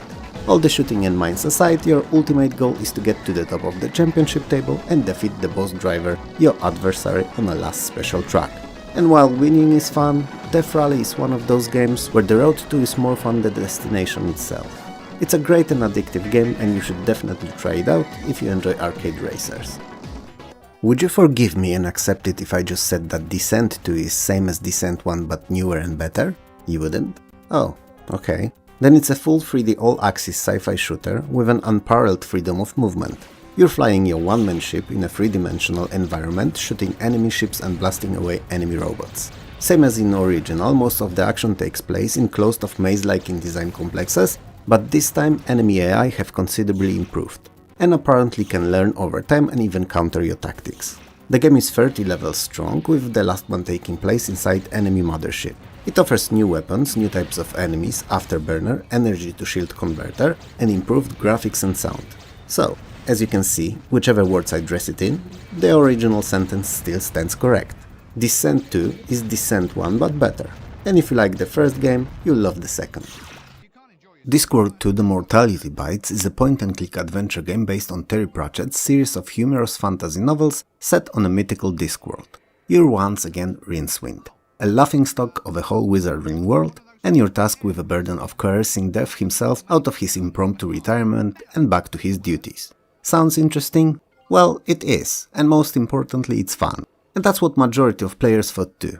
And Discworld 2 was big, if not bigger commercial success than the first game. Obviously, as in most other adventure games, both conversations and inventory puzzles are required to progress, and they are as hilarious as you can expect them coming from an earlier game. While sound design is on comparable level to the first game, the graphics have been hugely improved and are now in full high-resolution SVGA mode. And if I'm to be frank with you, they look as if they were taken straight out of a cartoon. They're just beautiful. But personally I like those older pixelated ones better. That's me, however, and objectively speaking, Second Discworld's overall presentation is on much higher level than previously. Discworld 2 came out in an interesting time when adventure games were slowly being phased out, with other genres overtaking them in popularity, especially RTS and FPS that were the new it. So if you're a fan of adventure games, it's one of the few last good ones. F-22 Lightning II is an arcade simulation of a F-22 jet fighter. I know, saying arcade simulation is like saying straight curved. They're mutually exclusive, but hear me out. F-22 is a simulation, but one with a very easy approach to that simulation part of it. Meaning you do get to fly this amazing plane from a cockpit and complete various missions in lush, beautiful SVGA graphics, but the physics, especially flight physics, are not extremely realistic and are tuned down to have more of an arcadey feel. Which, you know, for hardcore fans of the genre might be a bummer, but for Sunday pilots like myself not only make the game more approachable, but also more fun. Novalogic claimed that they worked with Lockheed Martin to have flight dynamics, avionics and airframe properties as close to the real thing as possible, but it doesn't feel like other simulations I've played. Perhaps F-22 is just a very easy jet to pilot. Then again, it's not important to me. What is though is playability, and I loved playing F-22 back in the day. You can play the game as either single missions or in a campaign. That's a string of those smaller missions tied together. The campaign is not dynamic in any way, so your performance in previews does not affect the starting parameters of the following ones. Enemy AI is surprisingly good, and you'll have some fun in dogfights most of the time. Sure, every now and then the glitch or an odd enemy behavior may occur here and there, but in general there's not much to pick on here. It's a good fun jet fighter arcade simulator, and I wholeheartedly recommend it. Fable is a point-and-click adventure game developed by largely unknown Symbiosis Interactive and published by Sirtex Software of Jagged Alliance, Wizardry and Realms of Arcania fame, just to name a few. And I gotta say that for the dev team that I've never heard of, Symbiosis Software did hell of a job on Fable. You're quick for, and you have to leave your home and travel through 4 fantasy worlds, each based on a particular element, to find mystical gemstones, and all that in order to learn about now extinct mythical race known as Mikubards. Most puzzles in Fable are inventory based, and the interface has been streamlined to the extreme as well. So instead of traditional verbs at the bottom, all of the screen real estate is dedicated to gameplay, and hovering your mouse cursor over an object changes it to the most appropriate action. If you want to pick another one, instead of left clicking, you have to right click for a list of available options. It's a very intuitive and non-intrusive choice for controls, and I like it. Graphics wise, Fable is in full SVGA high-res high-color mode and is just a pleasure to watch while playing. It's a good game that's plagued by one issue only, at least in my eyes. Same as in Sierra's titles, your character can die, so the game can end abruptly. And that's just something I don't particularly like in adventure games. Fantasy General is a turn-based strategy game set in a fantasy world with some steampunk overtones, and it's based on Panzer General's engine. It's not a simple reskin, however, but a full-fledged game that stands on its own and is my most favorite out of all games in the SSI's General series. Story-wise, as in most games in a similar setting, evil has taken over the world, and you're summoned as a champion to dispose of it and set the world free. There are 4 heroes to choose from, each representing a different realm of power, and each having access to 10 unit types with multiple upgrade levels each. Well, not each, as actually some of the units are not upgradable, but definitely most. Majority of game takes place on a hexagonal overworld battle map, and is working in the same way as it does in other General Series games. So requires taking into account terrain features your units are on, and making sure that your army has the right mix of units to be viable in all situations. There are however separate screens for unit recruitment, research and financial management, but that's pretty much it. Everything else happens on that aforementioned overworld map. Fantasy General is excellent, it looks great, it plays great, and most importantly, it's hella fun, both in single player campaign and single battle multiplayer skirmishes. Another year, another FIFA, eh? Actually, back then, each next iteration of FIFA really brought noticeable changes to the way the game worked or looked, or both even. Unlike nowadays, when each next version only ever improves on how EA can monetize it with micro and macro transactions, and maybe adds an extra speck of sweat to players' models' foreheads. So, FIFA 97 based all its 3D player animations on Newcastle's own David Ginola, or Ginola, I don't really know how to pronounce his name, and for that I am sorry, and featured revolutionary at the time motion blending tech that seamlessly morphs animations together. For instance, one of the running with the ball into passing, then receiving the ball into dribble, and finally a shot. It looked more real than ever. Not as good as it does today, but that was over 25 years ago and was an achievement for the time. All that didn't come free though. The game not only required a beefy Pentium or a compatible CPU, but also at least 16MB of RAM and 1MB SVGA graphics card. FIFA 97 was an upgrade over FIFA 96, no doubt about that, but was not what everyone hoped for nonetheless. And not the FIFA that would eventually become the most popular football game ever. That would come years later, but I suppose EA knew what they did, just waiting through those weaker years releasing game after game, getting us used to buying a new one each year. And that, ladies and gentlemen, is how you make money. Well, that and microtransactions, but back then, just that. Released 2 years after its original inception on the Amiga, Franco the Crazy Revenge is just that, a simple, very basic story of a revenge told via side-scrolling beat-em-up. I'm not sure if it's the best genre to tell any stories, but it's a good vessel for fun, action-packed ROM. It's a game for 1 or 2 players that can play as either Franco or Alex, a pair of buff dudes living in Stettin, in Poland, in very early 90s. In a time when the country just freed itself, crawled from underneath a communist Soviet's heel, and slowly started exploring what it meant to be truly free. Not necessarily in the most reasonable way, but after years of hardships, it's difficult not to choke on the freedoms you try to indulge yourself in like a child. It was a transitional period that was important to all Poles and led to years of progress that sadly are criminally wasted nowadays, but let's leave politics aside and come back to our game. Our hero's friend is killed by a local mob tax, and Franco and Alex depart on a bloody trail of revenge. And that's what the game is best known for. Its brutal, gore-filled depiction of fights. It's a standard and not too creative beat-em-up, but that brutality alone made it rather well known. Is that enough to warrant a success? Clearly it isn't, but it's a decent game for 2 play through. One alone and another with a friend. Preferably over drinks. Gender Wars is a futuristic sci-fi squad-based shooter bearing certain similarities to Syndicate. In the future, the planet is decimated by a number of civil wars, and the population is forced to move into vast underground cities. Caused by numerous stretching long years conflicts, people divide into 2 factions, male and female, and the disputes that they had soon turn into full-fledged titular gender wars. And this is where the game starts. You can play as either male or female side and have to lead it to ultimate victory. It is done by leading a small group of up to 4 soldiers through a series of increasingly more demanding missions. There's 14 for each side for a total of 28, and they all have different primary and secondary objectives. The first needs to be completed for the mission to be successful, second only raises your score count upon mission completion. Soldiers who survive missions intact, with all their organs and limbs still where they're supposed to be, gain experience and raise through the ranks, with the squad leader being the highest of honors. And the squad leader needs to be present during each mission, regardless of how many soldiers participate in it. Missions cannot be run without them. And when the last one dies, the game is lost.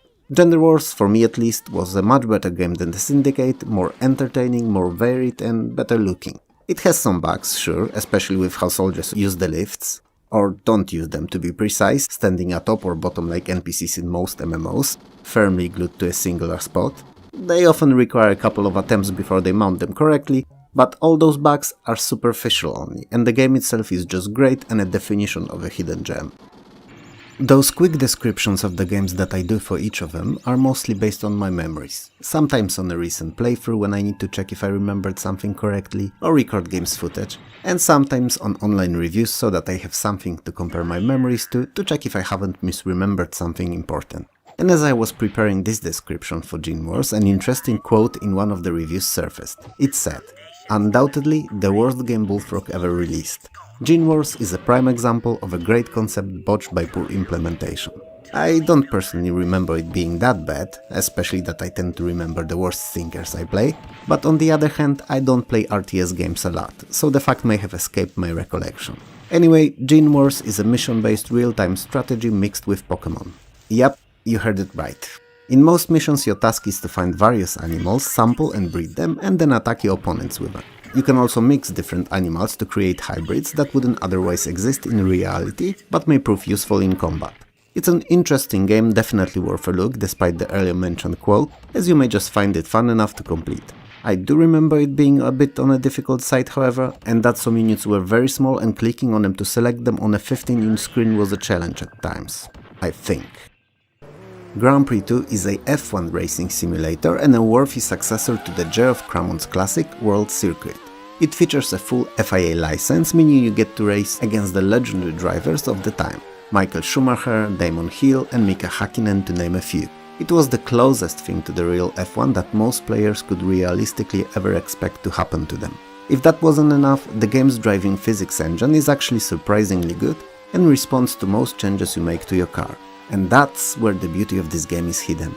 Now, I am not a car fanatic and don't claim to be knowledgeable when it comes to tuning in any real way, but despite that, I can tell you that any and all modifications that you make to your car's brake bias, gear ratios, wings, sway bars, packer springs and a damper can be felt when driving and impact the performance and handling. And since we're on how the game feels, I can't omit the presentation. It's fantastic. Not good or great, fantastic. Sure, when compared to games of today it looks blunt and blocky, but in 1996 it was something else. I mean, take a look at the replays if you get a chance. They look so good that on a small 15-inch CRT it could be argued that the game was close to being photorealistic. Grand Prix 2 set a new standard for F1 simulations in 1996, and it was on a similarly high level of quality to IndyCar Racing 2 that we'll cover in this video as well. It's 1953, you're Steve Mason, but you don't know about it, any of it. You just woke up, you're in the North American town called Harvest, but have no recollection of anyone or anything.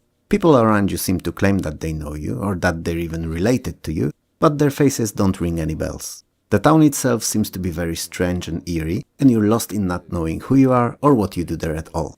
But you're determined to learn everything about yourself and the odd place you found yourself in. Harvester is a horror point-and-click adventure depicting just that, your story from the point that you woke up. The game features many full-motion video cutscenes, and all the characters are digitized and placed on a pre-rendered backgrounds. Most puzzles are inventory-based, but quite a lot of talking to other characters is required too, to push the story forward. Unlike in most adventure titles, however, among other commands, there's a weapon-shaped one that allows you to attack other characters. It's a plot-related action, however, and cannot be used everywhere willy-nilly. If you enjoy darker and heavier stories in your adventure games, Harvester may be something down your alley.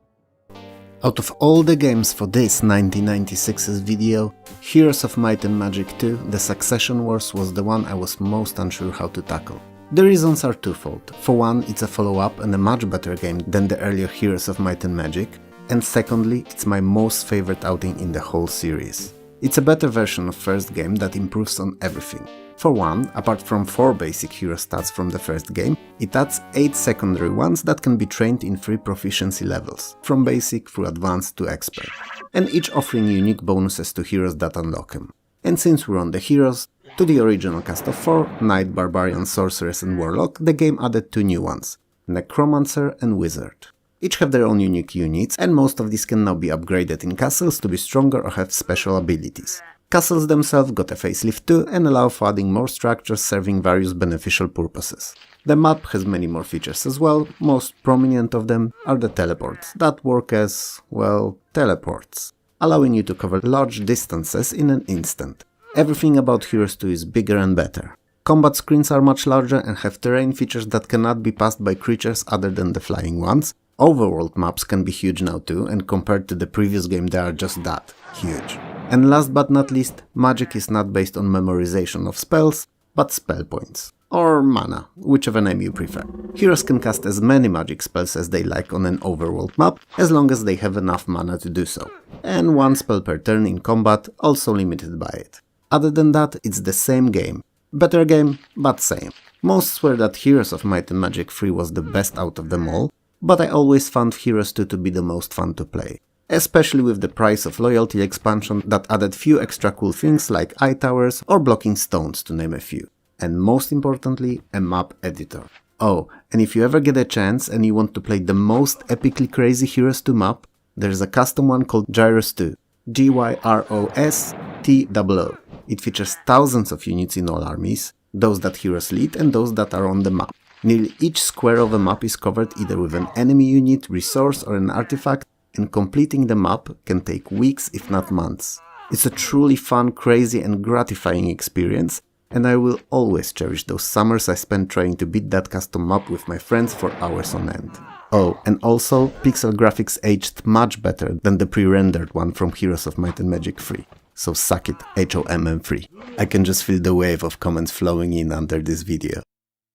IndyCar Racing 2, a follow-up to earlier IndyCar, is a very fun racing simulation by Papyrus. It uses engine improvements they've introduced with their NASCAR racing and features beautiful high-resolution SVGA graphics, multiple camera views and excellent 3D modeled cars.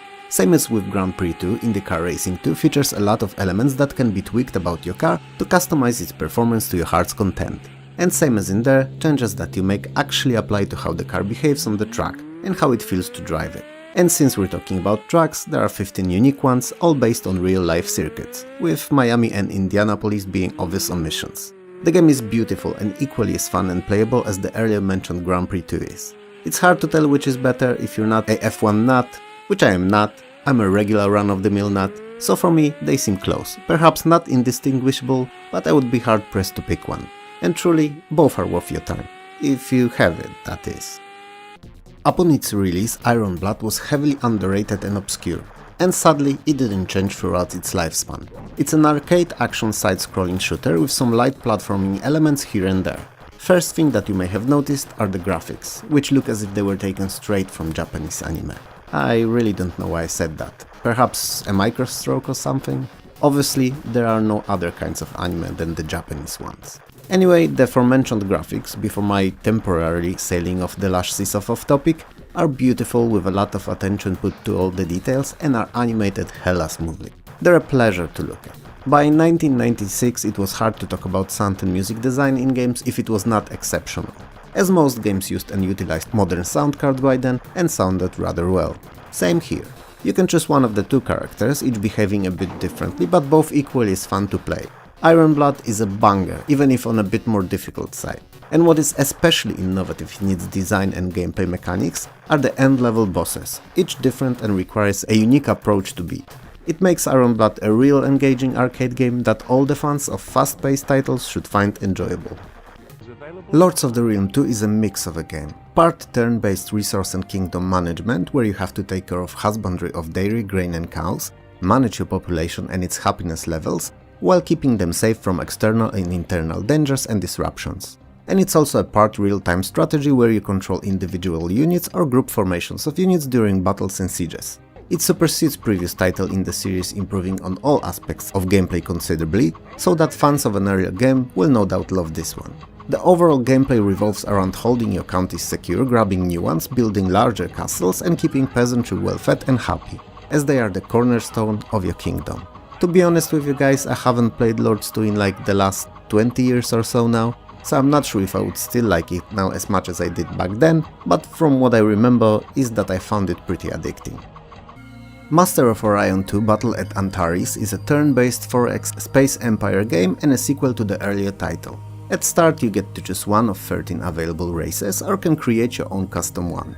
Unlike in the first game, however, you can play it either in single or multiplayer. You'll need to explore the galaxy with scout ships and then expand your influence using colony ships, creating new settlements on discovered planets. Then you have to manage those planets and their resources, building new facilities, improving upon production and research, and commissioning new ships for your fleet.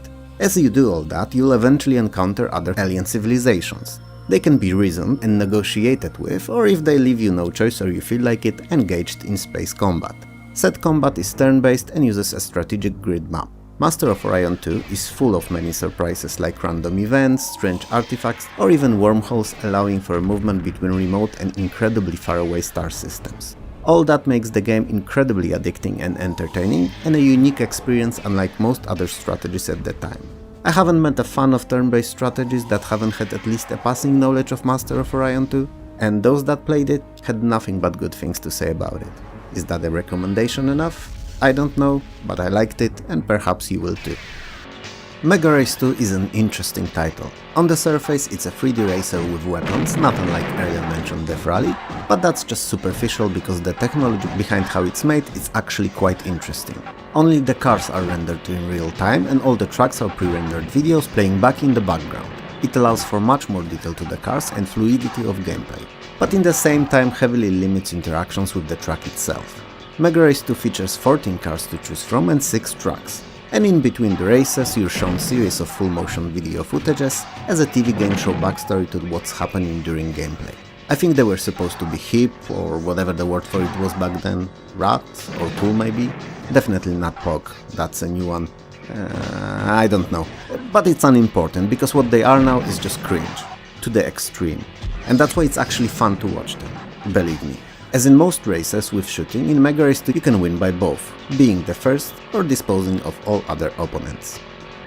NASCAR Racing 2, as it's easy to guess, is a sequel to NASCAR Racing, albeit much improved and better than the already fine original was. It sports a brand new graphical engine with realistic damage model, SVGA graphics presentation, improved gameplay mechanics and apparently excellent multiplayer. I say apparently as I never had a chance to test it out myself, so I'm basing this only on what I read online. It's obviously a NASCAR racing simulation, and while it can be approached as is, just by firing it up and racing around some tracks for a little while, to truly succeed you won't only need to learn all the tracks, but also how to tweak your car to them. Because when you learn how to do it, your best bet for winning is to prepare before every race, setting up your car for each individual circuit. It's that degree of realism that may be off-putting to some, but with NASCAR Racing 2 it's actually worth getting through the initial learning period, as the game underneath all of it is genuinely awesome and deserves to be experienced, at the very least by fans of the genre. NBA Live 97 is the first 3D installment in EA's series of basketball games. Upon its release it was praised for the quality of graphics, wide array of moves and plays, and a very simulation-like feel to it. Speaking about the graphics, all players are polygonal, and not flat like in the first 3D FIFA for instance, looking much more realistic than they would have otherwise, and exceptionally impressive for the time in replays. You can pick from any teams of 1996 season, create a team with your own custom players, or choose a team formed by all-star players from East or West Coast. Created players can be modified to a certain degree, and all that adds up to the replayability. Personally, I'm not big on sports, I know the rules and all, but don't watch them or play them in real life. But I do remember trying out all those first 3D sports games from EA, and surprisingly to me, I had fun playing all of them. So I can't vouch for the quality of the game for those who are into basketball, but haven't heard anyone complaining either. Unlike most people for whom first real rally championship love was Colin McRae Rally, for me it was this, Network Q RAC Rally Championship. And no wonder really, as it was developed by Magnetic Fields, the very same company that gave us all Lotus and Supercars series of games. They clearly knew their craft. Even if jump to 3D was a huge risk for them since all their previous games were entirely in 2D. Well, I'm happy to let you know that this first attempt was a success, and NQRRC is stellar. The graphics are very nice and detailed, featuring different road surfaces and weather effects, and all of those actually influence how each of 6 available cars behaves while driving. There are 28 real-life RAC rally tracks included, and an add-on released a year later that added another 10. The game is a complete package for both simulation enthusiast and arcade racer nuts, and while objectively speaking may not be better than Colin McRae Rally, I have much fonder memories of it. Normality is one of the most unique adventure games of the 90s. It's a humorous take on George Orwell's 1984. You're Kent, an independent individual living alone in a city of Neutropolis. City controlled by a totalitarian regime that prohibits its citizens from expressing any emotions that would deviate from the so-called norm, especially happiness. And that is precisely why you were arrested, for whistling a happy tune. In prison you learn that there's the resistance group somewhere in the city that is looking to overthrow the dictatorship. You decide to help. Normality is a point-and-click adventure game made entirely in 3D in first-person perspective and basing most of its puzzles on inventory management. It's an interesting story with an unusual presentation, but I suppose it's cause it tried to stay relevant in a world where FPS games reigned by using the same perspective. Did it work? Hard to tell, but the game itself is quite fun. Phantasmagoria: A Puzzle of Flesh is not a sequel to year prior's Phantasmagoria, but rather a standalone follow-up telling a completely different but similarly disturbing story. And believe it or not, but A Puzzle of Flesh is actually quite chilling and even scary at times. You're Curtis, an everyday Joe that had anything but everyday life. Your mother went insane and it drove her to commit suicide, and your father was shot. On top of that, you've spent most of your adolescent years in closed-off asylum. Now, as you're out, a grown-up and working, so that you wouldn't thought that your life could be too easy, a mysterious murders seem to be breaking out all around you. It's all grim and dark already, and it's what you learn before you even start playing. A Puzzle of Flesh is much more of an adventure game than the previous Phantasmagoria was, meaning more attention is put on conversations, inventory puzzles and story building rather than just the FMV sequences. Which there are still quite a lot of, but they're not the main means of storytelling. If you dig horror movies or games, Puzzle of Flesh is worth your time. Privateer 2 The Darkening is much more of a Wing Commander game than Privateer. Let me explain. Privateer 2 forgoes on nearly limitless freedom of the first game in favor of more story-based design, so it features a stellar cast of actors and plethora of FMV sequences. They're there to tell a plot and push the story forward, and this design philosophy change made it more linear but also in the same time more well told. I suppose something had to be sacrificed so that something else could be added. One way or another, even if a bit more limited than previously, the freelancing spirit of Privateer is still here, and you can still buy, sell and haul cargo between the planets and engage in everything you could before. Just not on the same scope. Privateer 2 features beautiful 3D graphics with more ships to pilot and fight against and quite a few planets to enjoy as compared to the first game. And overall, it's a blast to be had if you like space operas. The only thing I could really pick on would be the absence of random mission generator, severely reducing the potential replayability of the game. It could be argued that while Wolfenstein created the FPS genre, Doom popularized it with its polished and enjoyable design, and Quake changed it forever. It was the first ever fully 3D first-person shooter, and first that featured all of its elements built in an engine that did not use 2D sprites. So not only levels, but also all enemies and objects present in the game are polygonal, which while a bit more demanding hardware-wise, also allowed for much more realistic enemy animations and lighting, and most of all, simulated in-game physics. So fallen enemies drop to the ground more realistically, grenades bounce off the wall, just to name a few. The game consists of 4 episodes split into smaller levels. They feature many different kinds of enemies, human, monster or otherworldly, and pretty decent selection of weapons to choose from. Or to collect really, as there's not much choice, you just have to find them and pick them up. Quake was one of the first games natively offering support for multiplayer over the internet rather than just LAN, and it had 6 arena maps designed specifically for this multiplayer madness purpose. Quake was a huge stepping stone for the future of FPS games, and regardless if you liked it or not, its importance cannot be understated. Screamer 2 was my most favorite racing game of the mid to late 90s. It may have not been the most advanced technically speaking, especially closer to the end of the decade, but for me it was most fun. All because I have very fond memories of it. My father and I used to play it religiously, competing for the best times on all tracks, and it was fierce. We would switch seats and just try to beat each other's scores, and we were on such similar level that nearly every race or two one of us would overcome another. Or he was just letting me win from time to time. But I doubt that, as he was as competitive as I am. Still, it was a lot of fun and is a cool memory for me to cherish. And if I haven't bored you to death yet, let me tell you a little bit about Screamer 2. It's heaps better than already fun first game. It dropped the modern city setting for rally type of racing and features tracks that all feel entirely different. Not only presentation wise, but also because of the types of surfaces you'll be driving on and how they're built. They're a definite highlight of the game. The cars are not real whatsoever, but nicely and distinctly modeled and divided into 3 generic classes. Rear-wheel drive one is the fastest, forward-wheel drive is the easiest to steer, especially on those tight muddy turns, and 4-wheel drive is somewhere in between. Screamer 2 was fun, challenging and most importantly really addictive. And the fact that it added a split-screen couch multiplayer was just a cherry on this already overwhelmingly sweet pie of a racer. That said, that split screen in SVGA required a beast of a system. My AMD K5 PR133 with 16MB of either RAM and S3 Trio 64V plus 1MB SVGA card was not able to offer a playable experience. It was jerky and unpleasant. At the first glance, Seek and Destroy may seem difficult, especially few level scenes, as it's very hectic and a lot can happen on a screen at once. But if you give it time and familiarize yourself with both controls and where to use each of available weapons, you'll learn to appreciate it. Seek and Destroy is a multi-way scrolling arcade shooter that was originally released 3 years earlier on the Amiga.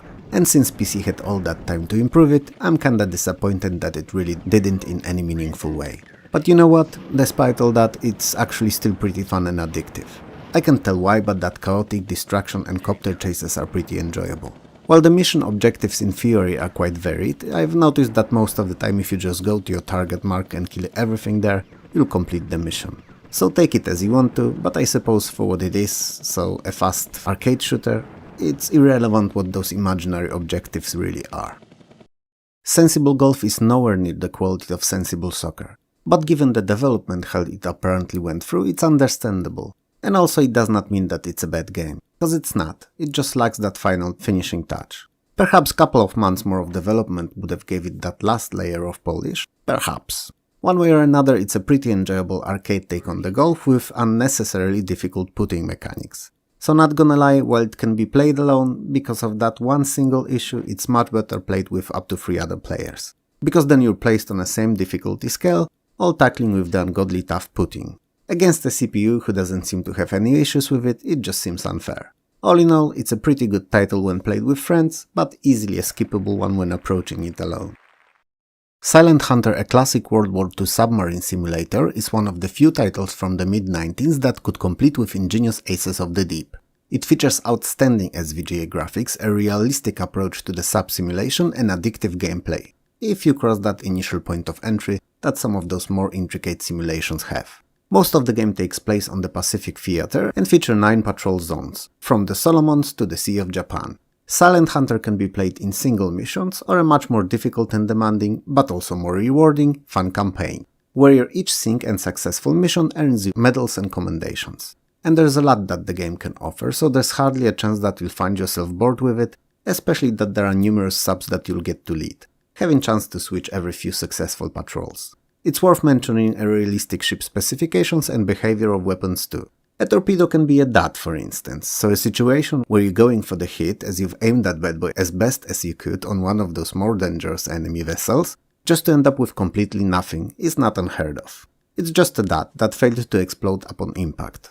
Silent Hunter is a really good sub-simulation, and I'm sure I don't have to convince fans of the naval combat about that, but if you're not one and are on the fence about the game, it's worth giving it a shot, even if it's quite difficult.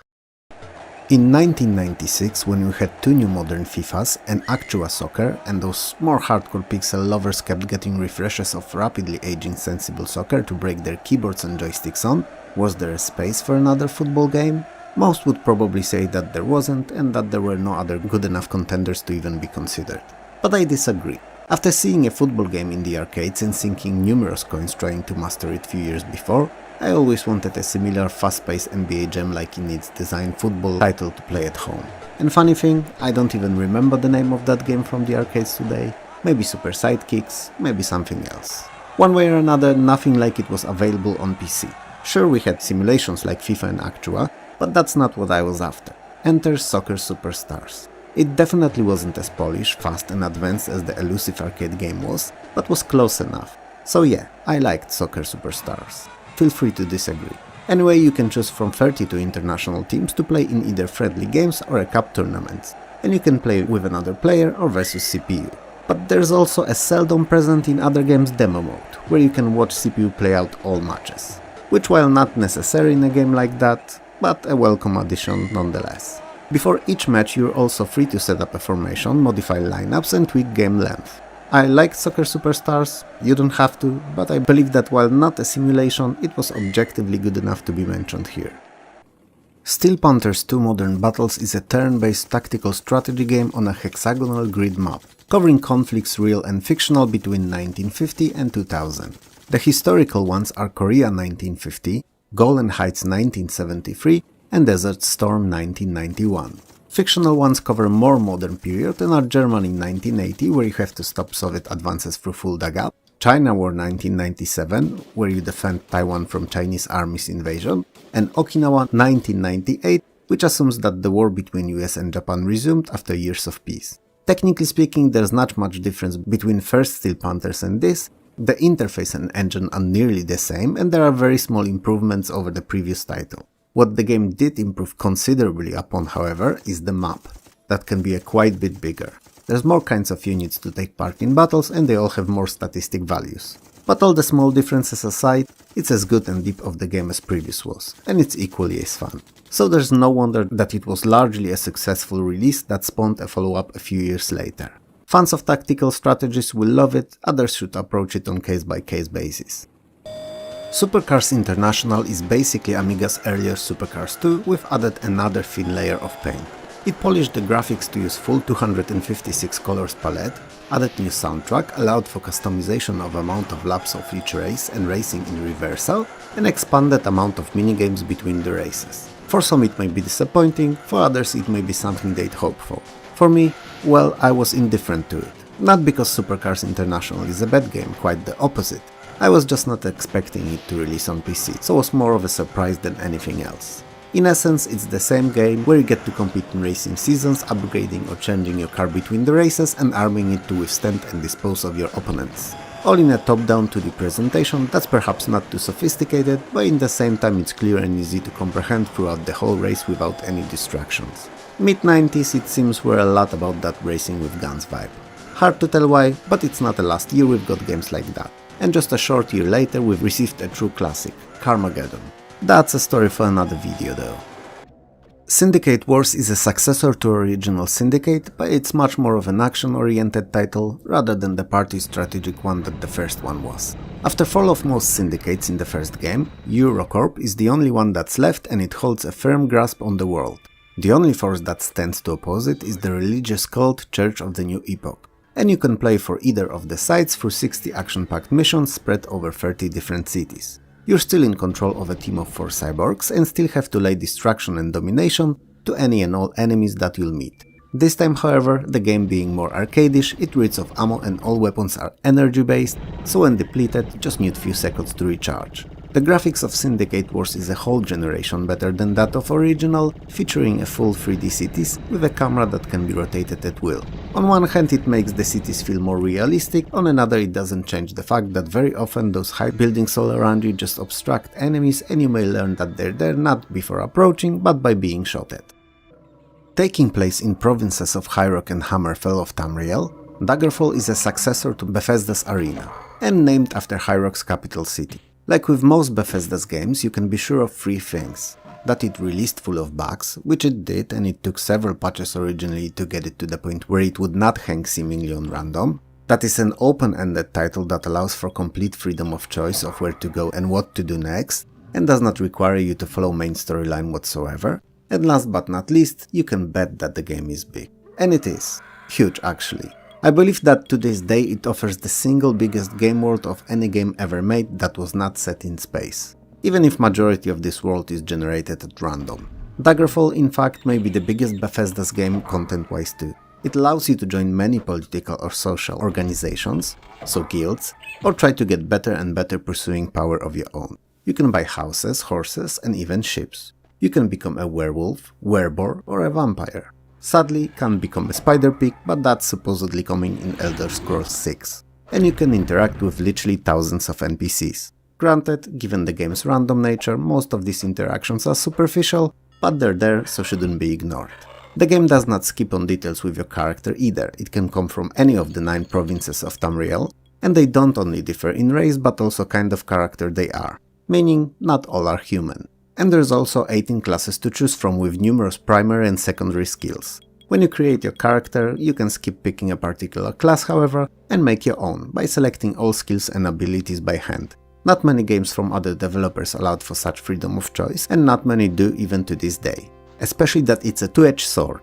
You can create a character that could potentially be much better than any of the ones included by default, but you can also make one that's going to end up being borderline unplayable.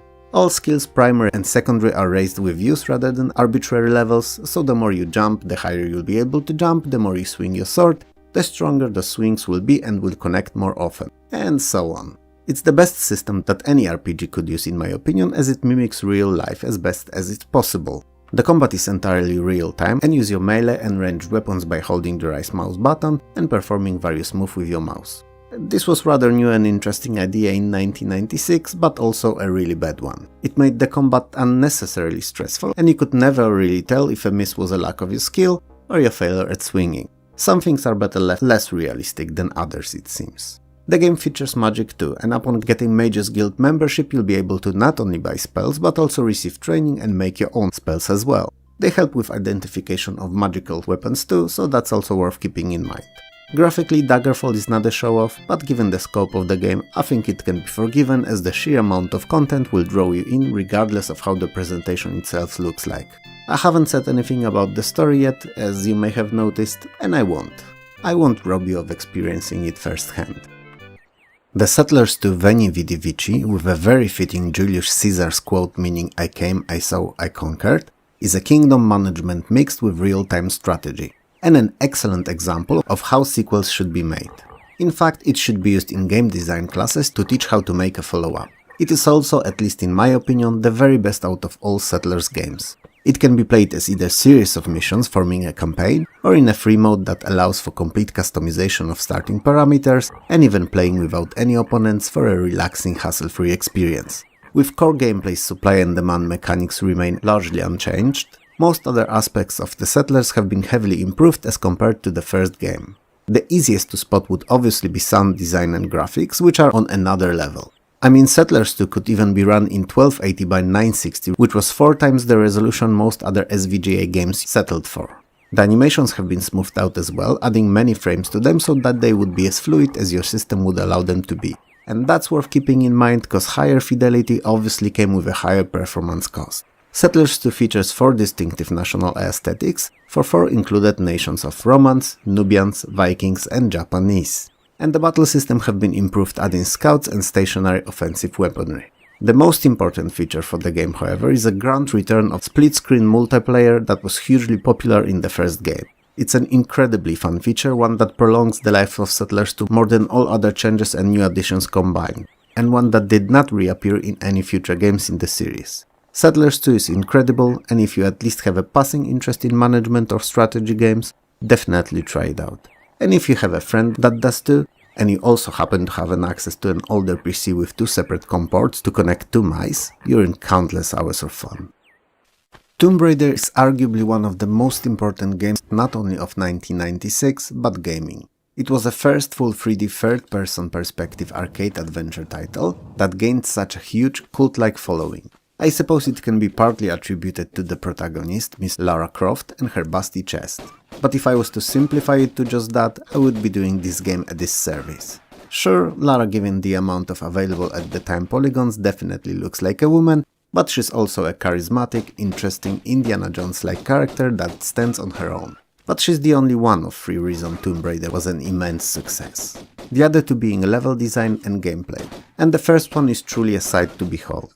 Well, perhaps it isn't anymore, but in 1996 it was awakening imaginations of millions of players who got the arcade Indiana Jones game they always wanted, but never got a chance to experience, with all the treasures, traps, exotic enemies, tombs and even secrets to discover. And gameplay was even better. In this new, expertly executed full 3D environment, Lara could easily run around, jump, climb, swim and fight through hundreds of enemies. And all those moves were so fluid, so lifelike, most of us couldn't believe it, and everyone who could run it at a reasonable frame rates played Tomb Raider, whether they liked the arcade games or not. Lara can wield and use different kinds of weapons and items, and switching between them is just a matter of a key press. Tomb Raider was a hit, a huge one. It was one of those games that changed the world and pop up maybe once or twice per decade. It was the same thing for 3D third-person arcade adventure games that Doom was to first-person shooters.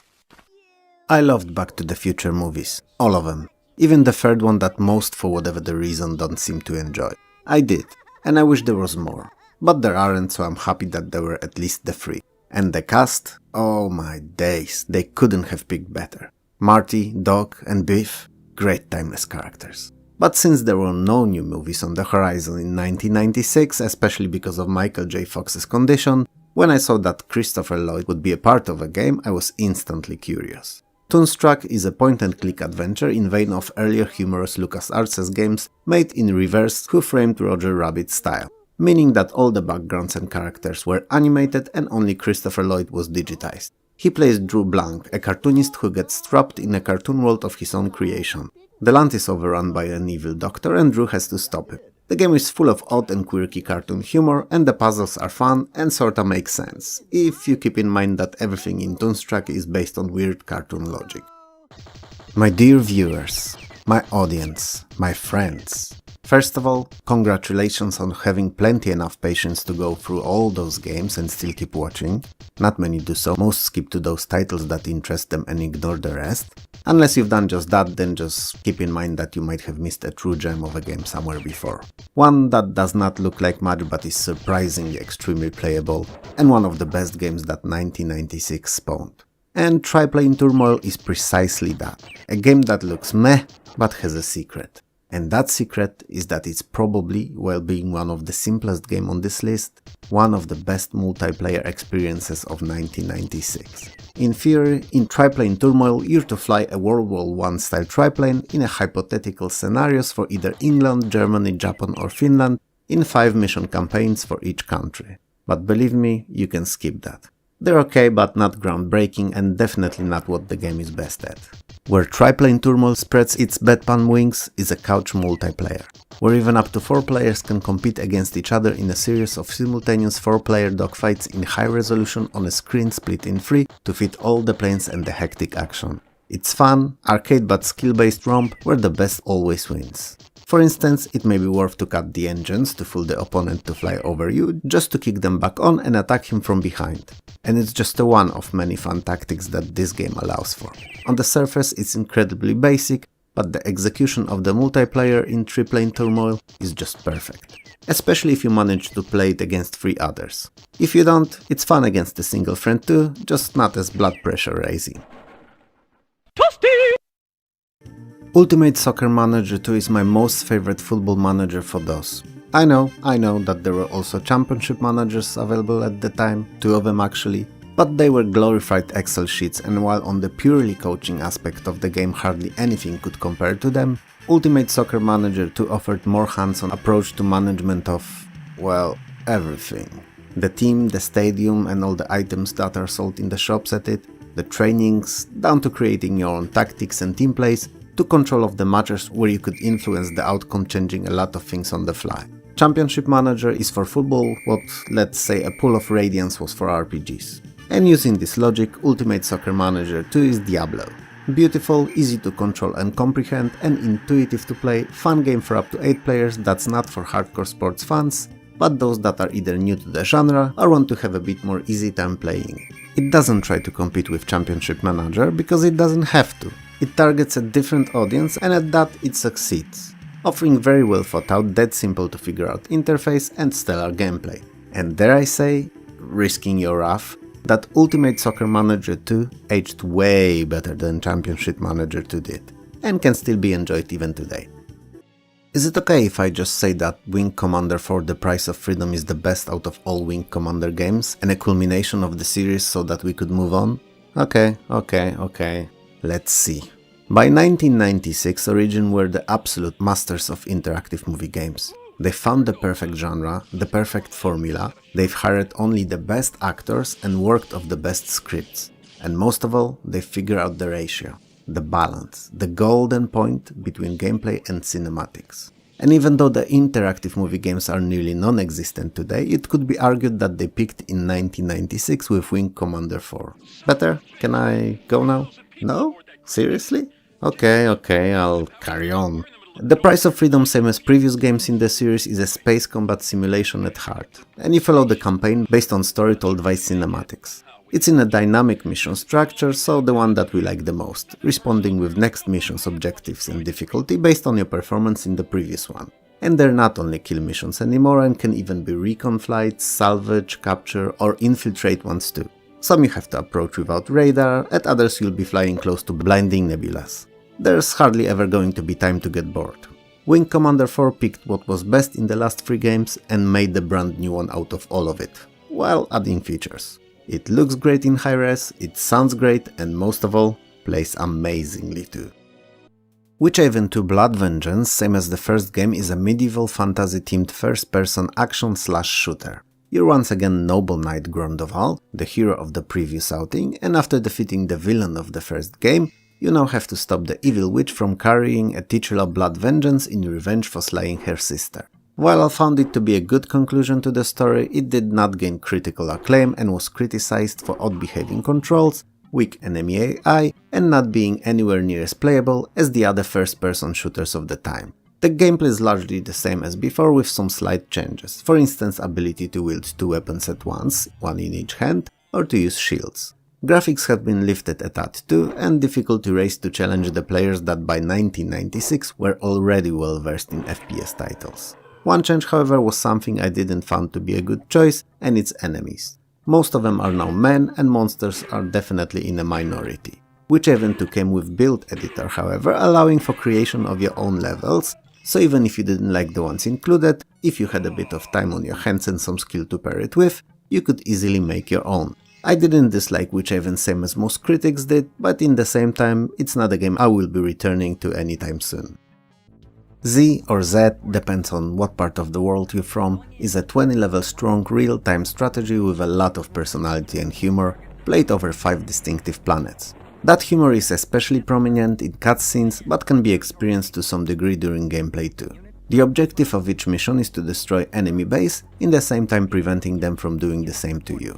But Z is not the same as any other run-of-the-mill RTS. It emphasizes territorial control and capturing manufacturing plants, rather than building a huge army and stacking up kills. So it's a balancing act all throughout. Your army is comprised of robots, and there are 6 different ones, each with a unique weapon, armor and speed. And they can be used as is or in vehicles such as jeeps and tanks. It's an interesting take on RTS genre and one filled with tongue-in-cheek humor that most would probably enjoy.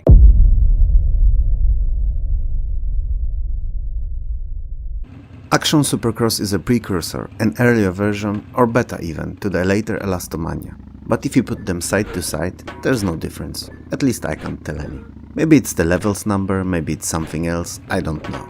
But what I do know, that it's super fun. In essence, it's a side-scrolling trial bike obstacle course that uses semi-realistic physics in entirely unrealistic environments. They're so over the top that creating any of this in reality is borderline impossible. I mean, we could in theory sort of have all those ledges attached on one side to the wall, make them extra wide, but what am I even talking about? It's a game, and henceforth uses game logic. And game logic allows for anything game designer's imagination can spawn. So, Action Supercross is that precisely, super and full of action, on a cross bike. Each of the 47 levels is more convoluted than the previous one, and some of the latter ones seem like little puzzles to figure out before even attempting to complete them in the right way. Some may require you hanging by one wheel on certain ledges, other may seek for Daredevil-worthy acrobatics, or even smart planning of the order in which each part of the level should be completed. All because it's not a racer. You're on a stunt course and have to collect all apples. But while it sounds simple, it's anything but. I've wasted weeks in Elastomania competing against a friend who sadly by now passed away. But that memory of us trying to figure out the levels and then beat each other's times is what I'm left with. And that's good enough, given the circumstances. It's a brilliant little game, and those who never played it should give it a go, as it's much more fun than it looks. Amulets and Armor is an interesting title because it went through the development hell. It took way longer than it should have, and because of that it missed its window to shine. In a time when most games took months to a year to complete, Amulets and Armor needed over 2. And when it released eventually, it wasn't technologically superior in any way to what was on the market already. But it doesn't make it a bad game in any way, shape or form. It's actually excellent, looking similarly 2.5D engine-wise to Bethesda's Daggerfall, and sporting pretty nice if a bit pixelated VGA graphics. It may not be as big as Daggerfall, but it's not randomized, and all of its content is carefully curated. You have to defeat the evil necromancer who's deep in the catacombs of castle areas. Come to think of it, are there any good necromancers? And if there are, what do they do? Do they raise skeletons to polish their bones to shine? Or zombies to help them with bad BO? Or perhaps communicate with the dead to learn their last wishes? And if that's the case, are mediums who claim that they can talk to the dead necromancers too? That's a tough one. Anyway, Amulets and Armor offers a large campaign spread over 30 levels, features 3 different magic schools and 11 character classes. And it all sounds fun and all, and trust me, it's a good game. You may wonder about something else. I did say that it was excellent after all, and so far it just sounds like any other real-time dungeon crawling RPG of the time. Well, Amulets and Armor offers a very innovative and basically unseen in the genre cooperative multiplayer for up to 4 players via IPX or modem, to complete the adventures and dungeons together, forming a real party. Sounds cool, doesn't it? It is. But what this game also is probably the best example of an obscure title that I ever spoke of. In its initial release as shareware in 1997, it sold less than 100 copies. Yeah, you heard it right. 100. and it only ever gained a fraction of popularity and recognition it deserved years later when it was shared by all the modern abandonware sites. Assault Trooper is an isometric shooter with tactical and stealth elements. Kinda like my cat, who while not a trooper is definitely a assault unit who mastered both stealth and tactics. I mean, no one ever could hide as well in a disposable shopping bag as he can. But coming back to our game, you're a Special Forces trooper sent on series of missions that are actually quite varied and can be rescue operations, document retrieval, destruction of military targets, sabotage or even assassinations. That last one is also something that my cat performs whenever he spots a rogue mosquito or a fly at home. Before each mission you have to select equipment you'll take on it, keeping in mind that there's a weight limit to how much you can carry.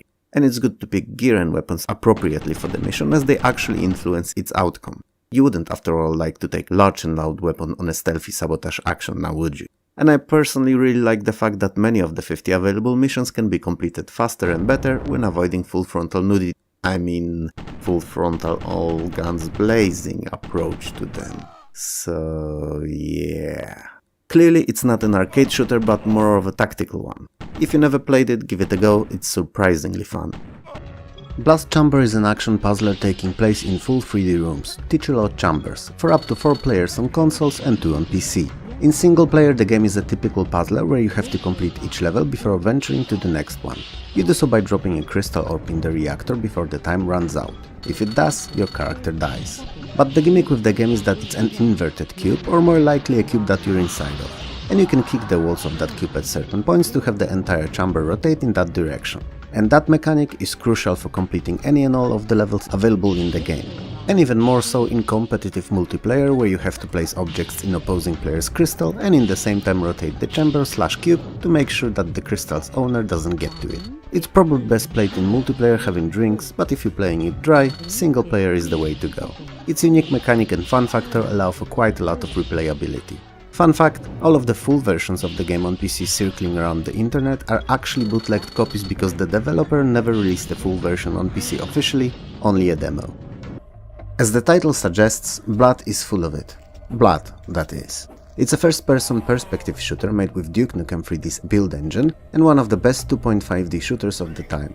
It's excellent, it oozes grim and gloomy atmosphere, it has a very dark sense of humor, memorable enemies and a lot of very imaginative weapons to choose from.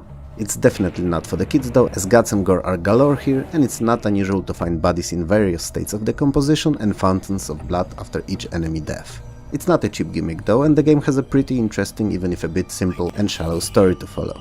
Levels are designed in a very clever and memorable way, often having numerous hidden areas behind destructive walls or moving objects and floors. Enemies are not your typical soldiers or hell monsters, but mostly undead of various kinds that you dispose of using appropriately themed weaponry, with pitchfork, voodoo doll and aerosol can to name a few.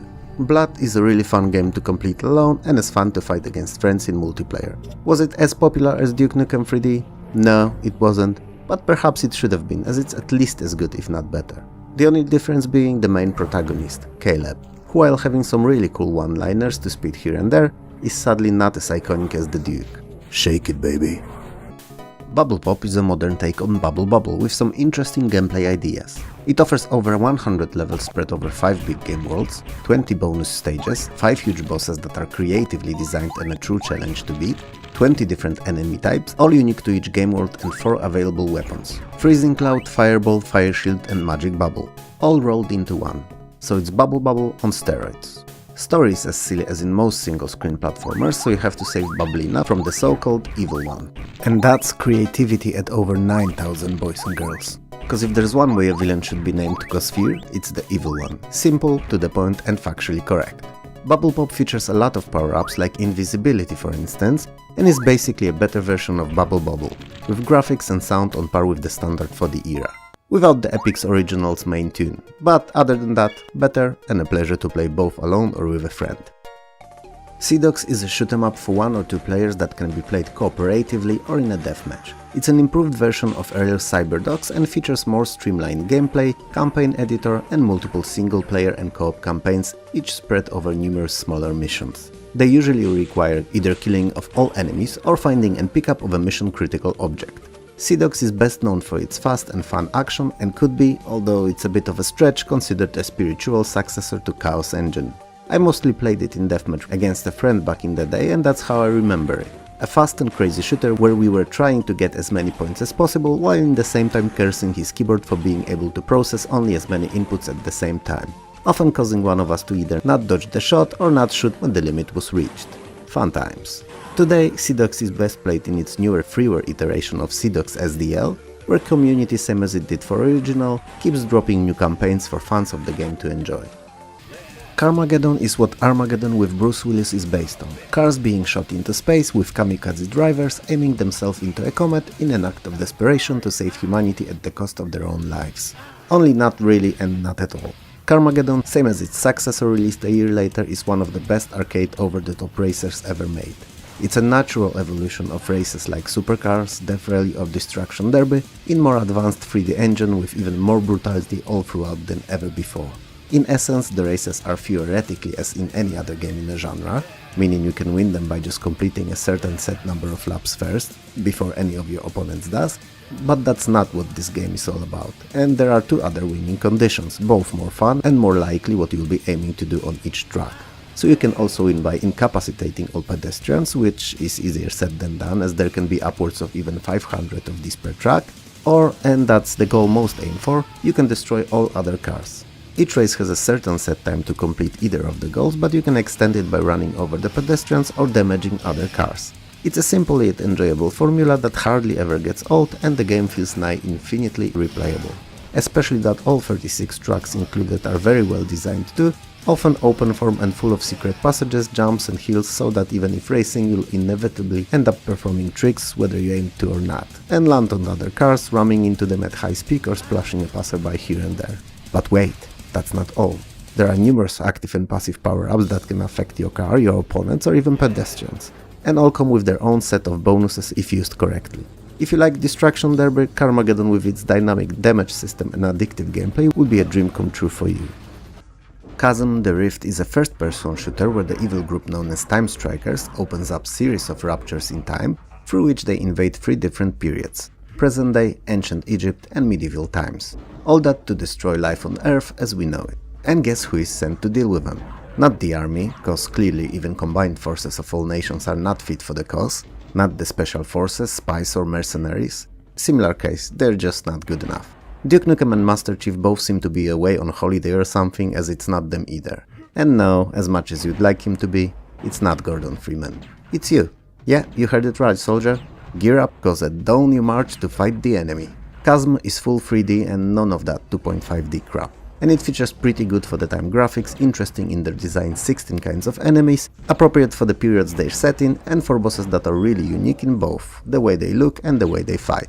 It's a pretty fun and well thought out shooter that would have no doubt been more successful if it released a year or two earlier. In 1997 we had Quake 2 for Windows, and Chasm, while pretty competent and fun game, was just not Quake. You may not know it in 2023, but 10 years ago in 2013 Earth was attacked and conquered by aliens, and it took them mere weeks. Humanity was enslaved and our planet was assimilated and appropriately renamed to Colony 28.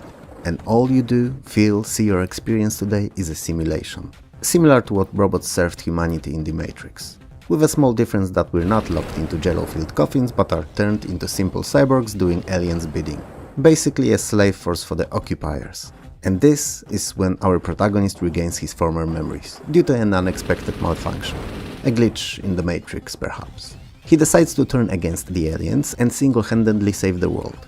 Because why not? If movies from the 80s taught us anything, it's that one person against the whole army of invaders is always unfair. But not to that one person. Because by a random chain of events, luck, or the way the stars are aligned that particular day, that person always ends up being secretly the biggest badass humanity has ever spawned. Oh, and that's you. Colony 28 is a side-scrolling action platformer where you control a cyborg and fight against the invaders. The game is divided into multiple levels, each of these is considered completed when all the tasks assigned to it are done. One of the arms is equipped with a machine gun that can use 3 different kinds of ammo, and if that ever runs out, you can always use your fists to combat the enemies. Fights are more strategic than in your typical shooter and employ similar to that used in Blackthorn's shoot and hide mechanic, meaning full-on all guns blazing approach is not really a viable option in Colony 28. Comanche 3 is a third of Novalogic's RAH-66 Comanche attack copter simulator where you fly in revered Griffin Squadron. The game, same as previous titles in the series, features a very sophisticated and true-to-life physics engine, and it is said that US test pilots ensured the quality and realism of the simulation. I have no way of confirming it now, so you either have to take my word for it or ignore it entirely. Comanche 3 offers full-featured tutorial and easy and advanced flight models for those less and more proficient pilots respectively. Naturally, all environments are rendered by Novalogic's own voxel Space 2 technology that provides a very natural-looking jungles, forest, mountain ranges and sand dunes. If you love combat flight simulators, you'll like Comanche 3 too. If you don't, I don't know. Try it if you feel like it. All is fair in love and war, and construction is war. And that is the prevalent theme in Constructor. In essence, it's a fun, tongue-in-cheek business simulation where you're the estate developer competing against other companies in the same line of work. The game is played in an isometric perspective and allows for construction of 40 different structures. So you'll be raising housing estates for all classes of citizens and also workplaces, services and amenities that would keep them happy, employed and in line. But what you'll also be doing is fighting off the competition, and you really don't have to play fair. In fact, it's probably best if you don't. You can set fires to opponents' buildings, capture said buildings, send hippies ghosts, yes, ghosts, or even tax to opponents' properties. And you can even employ thieves to steal from them. In the same time, you have to prevent opponents from doing the same to you by assigning police patrols to key areas to secure your properties. You need to keep your tenants happy and comply with their requests as best as you can. Constructor is a balancing act of growth, prosperity and a little sabotage. All in a very fun, similar to Theme Park in the way the people behave and act, environment full of funny situations and quirky personalities. But don't let the laughs fool you, Constructor is anything but shallow, and the underlying economics model is, while humorously approached, actually pretty sound and solid. Counteraction is a real-time strategy riding on the wave of popularity of behemoths of the genre like Command & Conquer and Warcraft, but set in East Front during World War II. And you can lead either of the sides, Russian or German, each with a separate 14-mission-strong campaign. Interestingly enough, Counteraction omits building management and resource gathering present in other RTS titles entirely, and the only thing you really have to focus on is commanding your forces and using them to the best of your abilities. I don't want to lie to you here guys and tell you stories about the game I don't know much about. I only know what I read online and saw in reviews and YouTube videos. So, it looks interesting. Most of the reviews from Gaming Max were rather positive when it released, but not all. And if you like what you see and think it may be something for you, give it a go, what's there to lose in the end, right? Upon its release, Descent to Undermountain was scolded for its poor design in terms of both graphical presentation fidelity and performance. Even the fastest systems of the time struggled with running it smoothly in full screen mode, and graphics it displayed did not justify such a state of affairs in no way. If that wasn't enough, the game was ridden with bugs and stripped of promise to gamers before launch, online co-op multiplayer in AD&D setting. So, as you might have guessed already, it didn't fare very well with either critics or gamers. But that was years ago when people still cared for it and what it failed to deliver. And we're here now, today. And as a retro role-playing title, it's not as bad as I made it out to be. Sure, all the aforementioned issues prevail, but we have a much faster systems now and much higher border of acceptance when it comes to fidelity in old classic games. To the point that often certain low-quality assets are fondly remembered.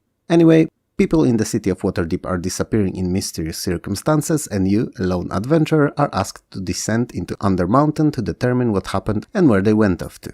In the process, you also have to find 8 pieces of an amulet that's used to control the legendary flame sword of Lolth. The sword grants its wielder power to command infinite army and save Waterdeep. Descent to Undermountain is played from the first-person perspective, and while it's not the best game in the genre by any metric, it's probably more playable now than it was when it released. Hail to the king, baby! And the king I am not, as if I was one, I would have remembered about Duke Nukem 3D in the previous video for 1996 when it actually released. Funny thing, I had the footage, I've written the preview for it, and only when I was putting the video together in the editing software, I forgot to add it in. So yeah, Duke Nukem 3D, you should be hearing about a couple of weeks ago, is a fun and full of dark humor and pop culture references 2.5D first-person shooter that you definitely know of already. You played and loved it when you saw it first more than 20 years ago. The end. Well, that was easier than I thought. Seems like talking about the game everyone knows can be both easy and I don't have to touch the subject of said game at all. At least with the footage in the background running and me spitting random sentences in the air. You haven't commented on it yet, so clearly it must be working. Duke Nukem 3D was the first FPS I played in multiplayer against friends. And while I did play earlier games in Deathmatch 2, it was actually not on their original release dates, and Duke was my first. Wow, I just realized how bad it sounded. Anyway, I don't think I've ever rediscovered the same feeling of fun in multiplayer shooters as I had when playing Duke. It was just great. Hiding somewhere, checking the cameras, trying to snipe that buddy of yours who seemingly disappeared, just to have him jump out from behind and shot you straight up, because he was following you stealthily, so that whenever you looked for him on cameras, they didn't spot him because he was not far and well hidden. It was bliss. A feeling I don't get from today's shooters. Oh, and I loved Build Editor too. I actually remade my home back then in it with obligatory secret passage behind the toilet. Because why the hell not? In the end, we've watched some Duke Nukem 3D footage for the last couple of minutes. I've talked for a while, not necessarily about it, but I did. And we had fun, and I can get back to other games in a more serious manner. Dungeon Keeper is an oddity. It's a part real-time strategy, part settlement management, part tower defense minus the towers, and finally part first-person combat game. And when these parts combine, I am Captain Planet... Oh, my bad, wrong video. Obviously, I meant that with all this combined, what we're left of is amazingly addictive and a very fun game that's a pleasure to play today, as much as it was originally. You have to construct and manage a dungeon, recruit and train minions to defend it, you mine for gold and gems, set traps, build rooms, each with its own unique purpose and use case, and cast spells. I know that these last two sentences were a lot to process, but Dungeon Keeper is all that and more. Your main task is to defend your dungeon hard, cause when that falls, you lose.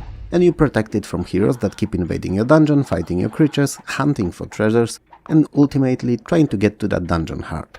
The heroes are not boring knights only either, and can be among others, giants, wizards, or even samurais. As you progress through the game and unlock new rooms and creatures, you'll keep finding new ways to experience, enjoy, and progress within the world of Dungeon Keeper and its 20 regions to conquer. Each of the creatures you build the rooms for is different both in stats and their behavior, and some are natural enemies, so you should not build rooms willy-nilly just wherever it suits you, but plan ahead. Spiders and flies are natural enemies, for instance, so keeping them close will never yield good results. Dungeon Keeper is amazing. It may not look like anything special in this short preview video, but believe me, that it's so good that not many games of 1997 could compare to it in terms of playability. Especially that up to 4 Dungeon Masters could play it together via modem or LAN. It's a gem. Earth 2140 is a real-time strategy by seemingly unknown at the time Polish developer Topware. Today, obviously they have a lot of great titles behind them, but back then they weren't as well known. The game depicts futuristic conflict between two opposing factions, United Civilized States and Eurasian Dynasty, for the remaining Earth's resources. Sounds like something you've heard before? Because it's not far off from Command & Conquer's plot. And it doesn't really have to, because it's not the plot people play RTSs for, but the gameplay loop. And here it's pretty standard formula of gather, build and fight. Both sides have unique buildings and units and play a little different, so completing the campaign with either is equally as fun. Earth 2140 offered novel at the time features as well, something that we've grown used to by now, but then they were the new thing. Like ability to recruit special units that would cloak all other friendly units around it, or another one that could convert damaged enemies to your side. While Earth 2140 may not have been the best RTS in 1997, it was definitely worth a look if you were into this. Ecstatica 2 starts directly after the first one and is still a survival adventure horror with action-based combat. This time, however, the game world is much bigger and features some free roaming areas. You can use various weapons and in time spells either by found magic scrolls or an equipped magic staff. It's a bigger, better and more impressive version of the first game and should be a definite pickup for fans of survival horrors. It's still using rather odd but interesting sphere-based engine. After saving Ecstatica, her and protagonist of the first game hear about archmages summoning demons to our hero's homeland, slaughtering or transforming people living there into brutal killing machines. To defeat the evil archmage, the hero has to find all pieces of the Elder Sign scattered around the land and use it to banish the demon forces. All of them but the last are protected by the Dark Sorceress, and last is kept along with kidnapped Ecstatica by the archmage himself. War. War never changes. And the great nuclear war that wiped most of life from face of the earth was no different. Brutal, devastating, but also a short one.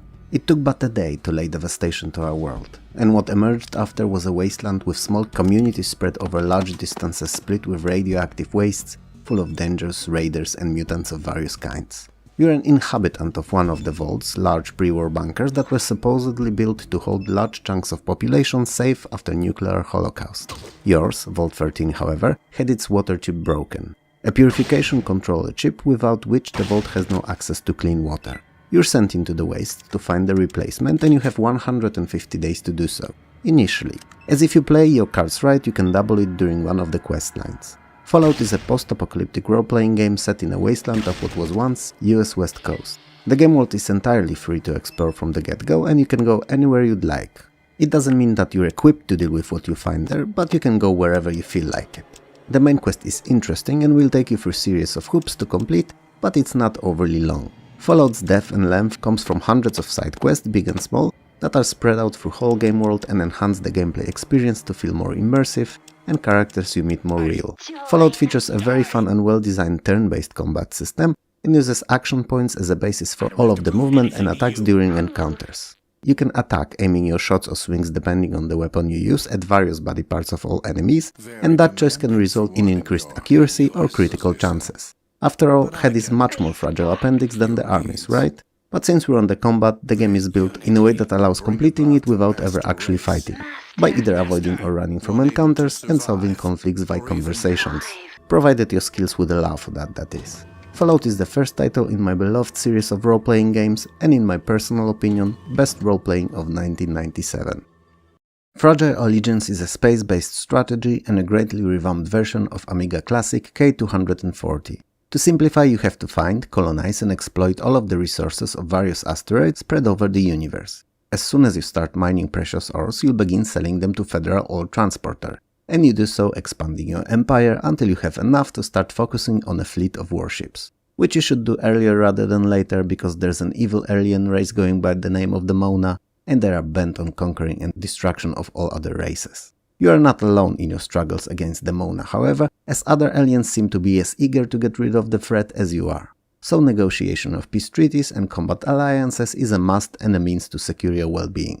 Especially that biological combat is one of the means that both you and the Mauna may use on each other's asteroid colonies. Space combat is rather fun and well executed too, with fleets that you can fully customize to suit your needs, so for once it's not an afterthought in a 4X title, but a well-crafted part of the game. If you've never played Fragile Allegiance and are into strategies, especially those set in space, it's definitely one not to sleep on. Grand Theft Auto is the first in the series of blockbuster from zero to anti-hero games, where you as a small-time criminal aim to become the big mob. And I have to say that for the first attempt, it's amazing. I've spent hours upon hours playing it back in the day, and completing more and more demanding missions, unlocking new parts of and the cities, and it felt really rewarding. There are 3 cities overall, divided into 6 parts. Liberty City is based on NYC, San Andreas on San Francisco, and Vice City on Miami. Funny enough, all these were to become settings for individual 3D games in the series few years later. Missions are picked up by answering phones or entering special cars, and they can be anything from robberies to assassinations. Completing a mission raises your score and is called multiplier, so if you complete few of these in a row without failure, your score should stack up quite rapidly. Nothing comes free though, and as you complete more and more daring felonies, your wanted level will grow and police will send more and more units to grab you. You can escape by respraying your car in the shop, but the nature of the game will have you running from them quite often one way or another. The cities are fully explorable and viewed from the top-down perspective, that's zooming out when you're in a car for easier controls at high speed. There are numerous different weapons available, from pistol all the way to the rocket launchers, and they can be found either lying around in back alleys or in one of the multiple spread around the city crates. There are other bonuses too, so you may end up picking armor, extra lives, police bribes and even get out of jail free cards. And last but not least, basically any vehicle seen in the game can be driven, so that's everything from small cars through police and fire truck vehicles all the way to buses and even a tank. Grand Theft Auto was the game that placed DMA Design on a path to become Rockstar, one of the most beloved and most successful developers out there, and it's easy to tell why. GTA is amazing and as playable today as it was in 1997. Halls of the Dead, aka Fairy Tail Adventure 2, is the light role-playing follow-up to earlier first Fairy Tail Adventure. Same as in previous installment, you control 3 brothers, who this time are teleported to a mysterious foreign land and have to save it from evil powers that are ravaging it. The game is half adventure, half role-playing, and its best and most beloved by the fans of the first part feature is still present, and it's even better: the game world. It's huge, Gigantic even, dynamic and densely populated. There's seemingly always something to do somewhere, plenty of townsfolk to talk to, interesting main quest and hundreds of side quests. It's just a pleasure to immerse yourself in. Especially that it's not very demanding, and also why I initially called it a light role-playing, because it focuses more on storytelling and adventuring rather than raising stats and carefully optimizing your character builds. One difference to the first game is that now you can actually control all three brothers at once, and they can be kept together or separated to be sent off to different parts of the map. House of the Dead is an excellent experience for those who are either new to action RPGs or those that like games with involving story and well-crafted characters. Gaimo is a side-scrolling action platformer similar to Alien Carnage but less brutal. To summarize the story, entity known as Nectarion conquered Bitland and declared his will to destroy humanity. And you're Gaimo, a lone hero who will prevent it. Because you will. You won't fail and the world will be forever in debt to you, right? Right. Gaimo features beautiful console-like graphics, lush backgrounds and smooth animation. On the adventure you'll face many different enemies and monsters, but you can blast them with your trusty gun, which is not your only means of defense as there are a total of 10 different weapons to find and many power-ups. The levels are big and feature many active and passive obstacles like fireballs, moving platforms and traps, and secret passages that are opening up new passageways for more varied subsequent playthroughs. Gaimo is really fun, but coming from a Brazilian developer and having very little recognition outside of the country, it never received the acclaim it deserved. Especially because aside from really well-crafted gameplay loop, it also introduced many features not seen in other games in the genre before, like sidekicks that follow you and can be issued simple orders, and enemy AI that will have monsters running for reinforcement when in danger and track your movements, as opposed to your typical in-platformers pre-assigned paths-based traversal. And last but not least, Kid difficulty level that handles all the obstacles and movement in chosen direction, so that the child could focus on shooting and picking the direction to take. It's a great game for anyone and everyone in all age groups. Imperium Galactica is a 4X strategy with sci-fi storyline and adventure game elements. It features narrative story introduction and cutscenes throughout the gameplay in various points and upon receiving promotions. You start the game as Lieutenant, assigned to get the war-ravaged colony of Achilles back online. As you do that and other smaller missions, you'll get promoted to Captain. This will earn you a better ship and enable access to production screen. It's used to develop spacecraft, weaponry and starship equipment technologies. At the next rank of Commander, you'll be allowed to research new technologies. You also get a flagship to command, and space combat itself will become deeper and better, allowing you to pick battle strategies before fights. Finally, a promotion to Admiral unlocks more storyline progression than the previous promotions did.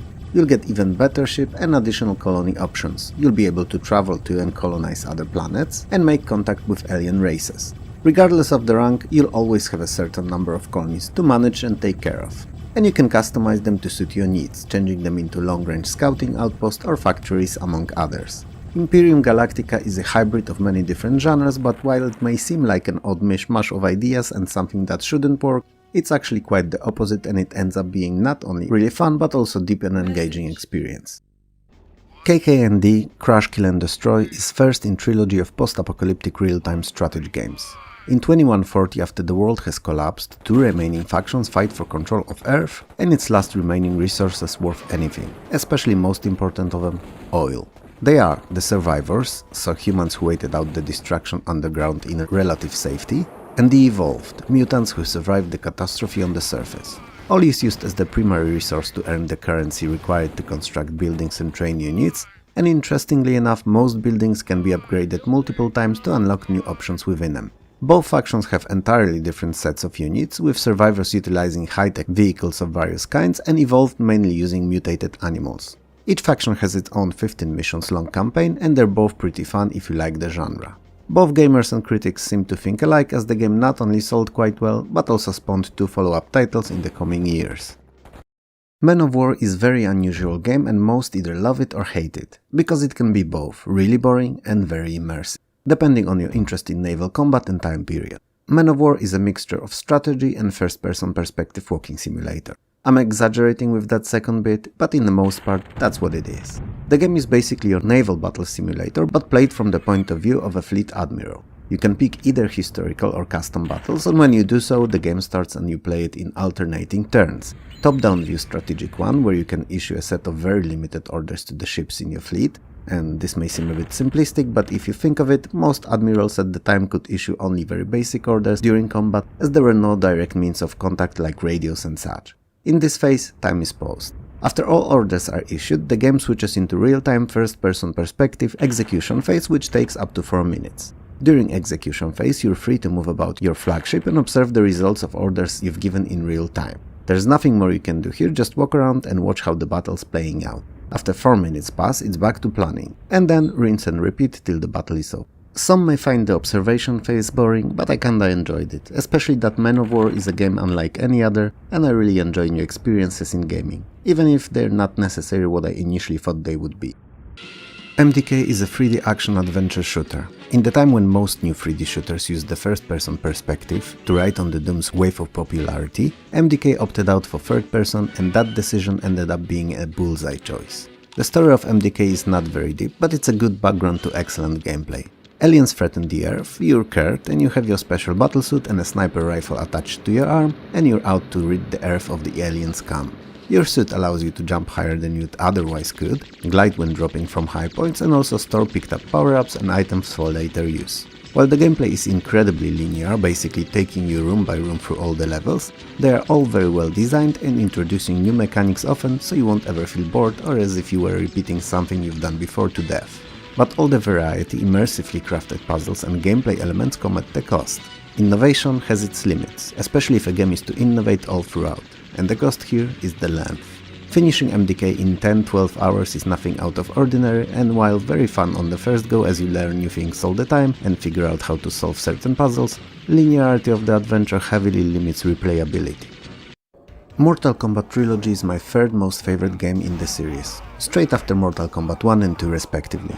Sadly, I did not fancy Mortal Kombat 3 at all. So, the trilogy gathers up all characters and bosses from 3 earlier games and tackles them against each other. So not only you get to play as bosses from previous outings, but can also take part in fights between same characters in 2 different iterations, like old Sub-Zero versus the new one for instance. Trilogy uses improved engine from Mortal Kombat 3 and all character sprites apart from the Johnny Cage's ones were converted from earlier games to it.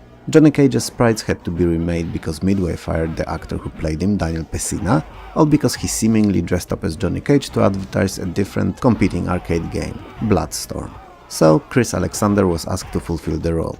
I don't think that there's any story in this one, at least I don't remember it, but if you liked 1 and 2, the trilogy should be nearly as fun to spend some time in, especially if you have someone to fight against. Nebula Fighter is a side-scrolling space shoot-em-up not unlike R-Type. The story behind the game is that at some point in time all the terrorist groups united, because why not, game logic for the win, and formed one huge unstoppable army. Now if you think of it, the idea is beyond stupid. Do you realize how good it would be if all terrorist groups would unite and form a single big unit? I mean, they could be wiped off the face of the earth in one sweep move. Well, it's not the case in the game though, and they somehow took over the world. Shortly after, alien race visited Earth, which led the group to realize that there are other worlds to conquer. They've captured an alien ship, built a fleet and sent out a single pilot to break through alien defenses. And that pilot is no one else but you. Yep, you're playing for the bad side this time. Same as in most games in the genre, you upgrade your ship by picking up energy pods that drop after defeating enemies. There's 21 levels in Nebula Fighter, and despite the god-awful plot behind it, the game is actually pretty fun and a treat to the fans of the genre. By a set of unfortunate events, our 3 heroes from the first game, Eric the Swift, Olaf the Stout and Balog the Fierce, are sent through time again, and they have to find their way back home once more. This time, however, their abilities have been slightly altered, and along the way they meet 2 new friends who help them on their quest, werewolf named Funk and dragon named Scourge. Other than that, the game plays same as it always did, and it's a side-scrolling puzzle platformer where you have to get to each level's end to progress further. It may, however, require solving some environmental puzzles or collecting specific items. Only 3 out of 5 characters are ever present in each level, and the levels themselves are designed in a way to require use of all of the 3 skills to complete. Unlike in original, The Lost Vikings 2, you can actually play with a friend in simultaneous co-op where each of you controls one character and any of you can switch to the third one at any given moment. Which may not sound like much, but for avid fans of multiplayer experiences same as myself, it was a huge upgrade and guaranteed subsequent playthroughs. What I don't like about the game though are the graphics. In original, all sprites were pixel artsy and carefully crafted to show as much detail as possible in a limited resolution available to the machines at the time. Here, sprites are pre-rendered, which at the time may have appeared great looking, but pre-rendered assets age much worse than pixel graphics. When our protagonist Abe overhears that his race of Madokons that's been enslaved by the evil Glacons to work in their huge corporations is actually a delicacy, a source of incredibly delicious and popular meat for the Glacons, he decides to run away and save as many of his brethren as possible.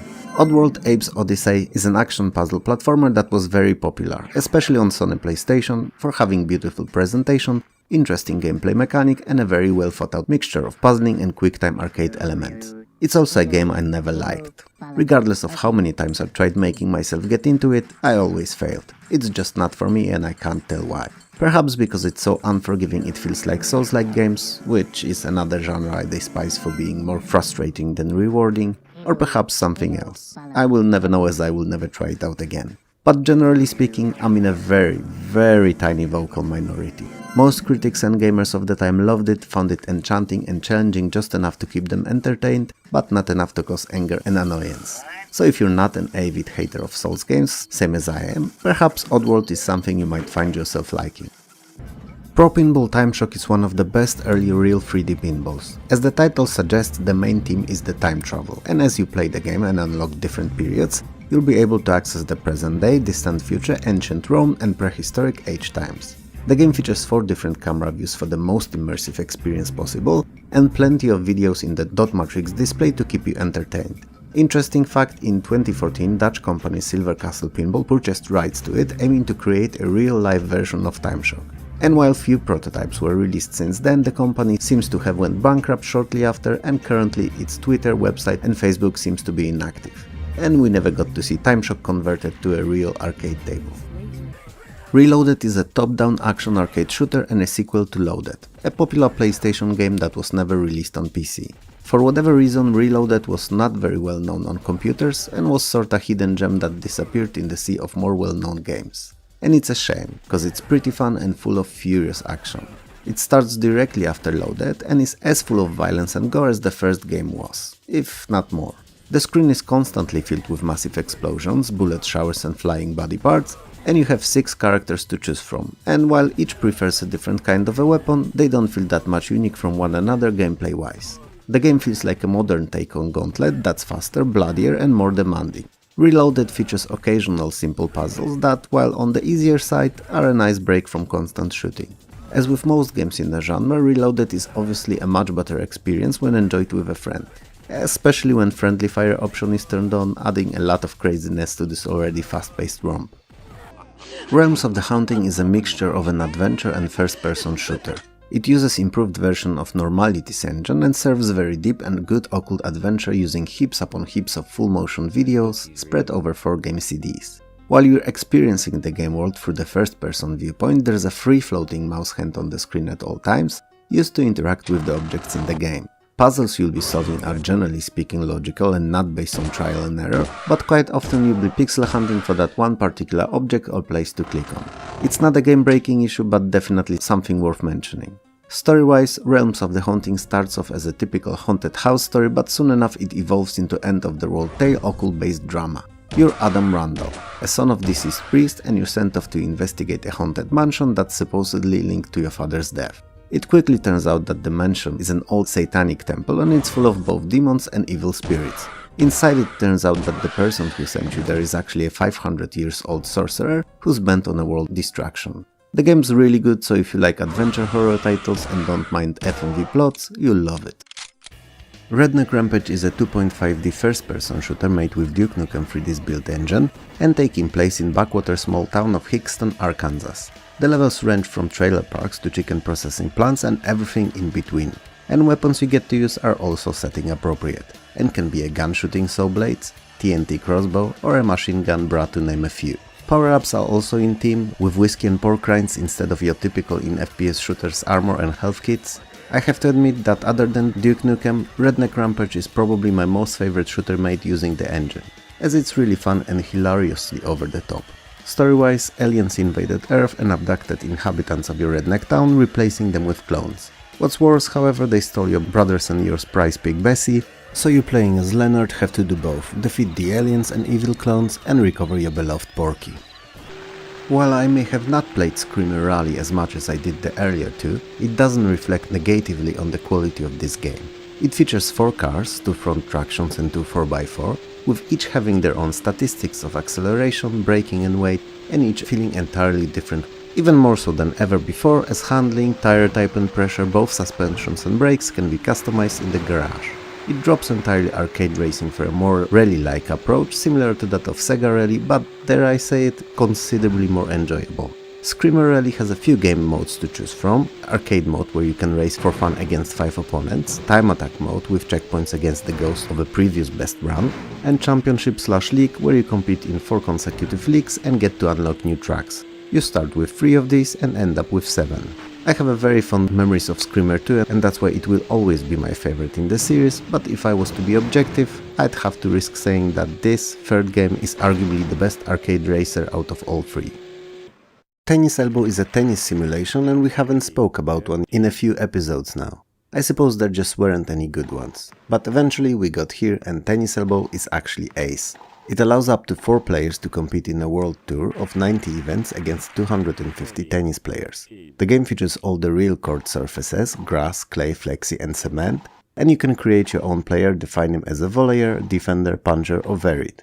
And as you play the game, his abilities will improve, resulting in real and actually noticeable difference in his running speed, serve accuracy and bigger jumps. Controls use arrow keys and 2 buttons and allow for performing slices, 3 different types of lobs and subtle drop shots. There weren't many good non-football sports simulations released in the second half of the 90s, but Tennis Elbow is definitely one. So if you're into tennis or just like sports games, this one's a good one. Terrifier is a multi-directional shooter with beautiful ray-traced graphics, parallaxed backgrounds and undeniable similarities to earlier game Thrust. Unlike in most other shoot 'em ups, you're not limited in movement to just one direction and can move freely in 360 degrees arc. The game features 27 levels and every 4th is a special bonus level similar in a way it's played to another classic, Asteroids. Normal levels feature gravity and are completed by locating a nuke hidden within them and dragging it out to the top of the level. The gameplay in Terrifier is less hectic than in other shooters with much more sparse enemies and no bosses. It also focuses most on finding and disposing of nukes rather than combat with the enemies. It's a really unusual shooter but one that's surprisingly fun to immerse yourself in. If you're looking for a different kind of arcade game, this may be the one to try out. The City of Lost Children is a difficult game to gauge. On one side it's a tie to a very intriguing and disturbing movie that features beautiful graphics and smooth gameplay in perfectly realized dark 3D world, and on another it's very short. Many of the things you do in the game feel as if they were repeating, fetch quests especially, although using the word quests is not really appropriate in this particular case. And even worse, most of the story behind what's happening in the game is not explained in it at all, so you either have to watch the movie first or know it beforehand. I'll do you a solid and summarize it for you, so you don't have to worry about it.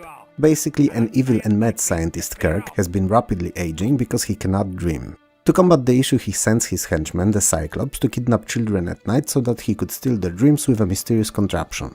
All in hopes of reversing or at the very least stopping the rapid aging.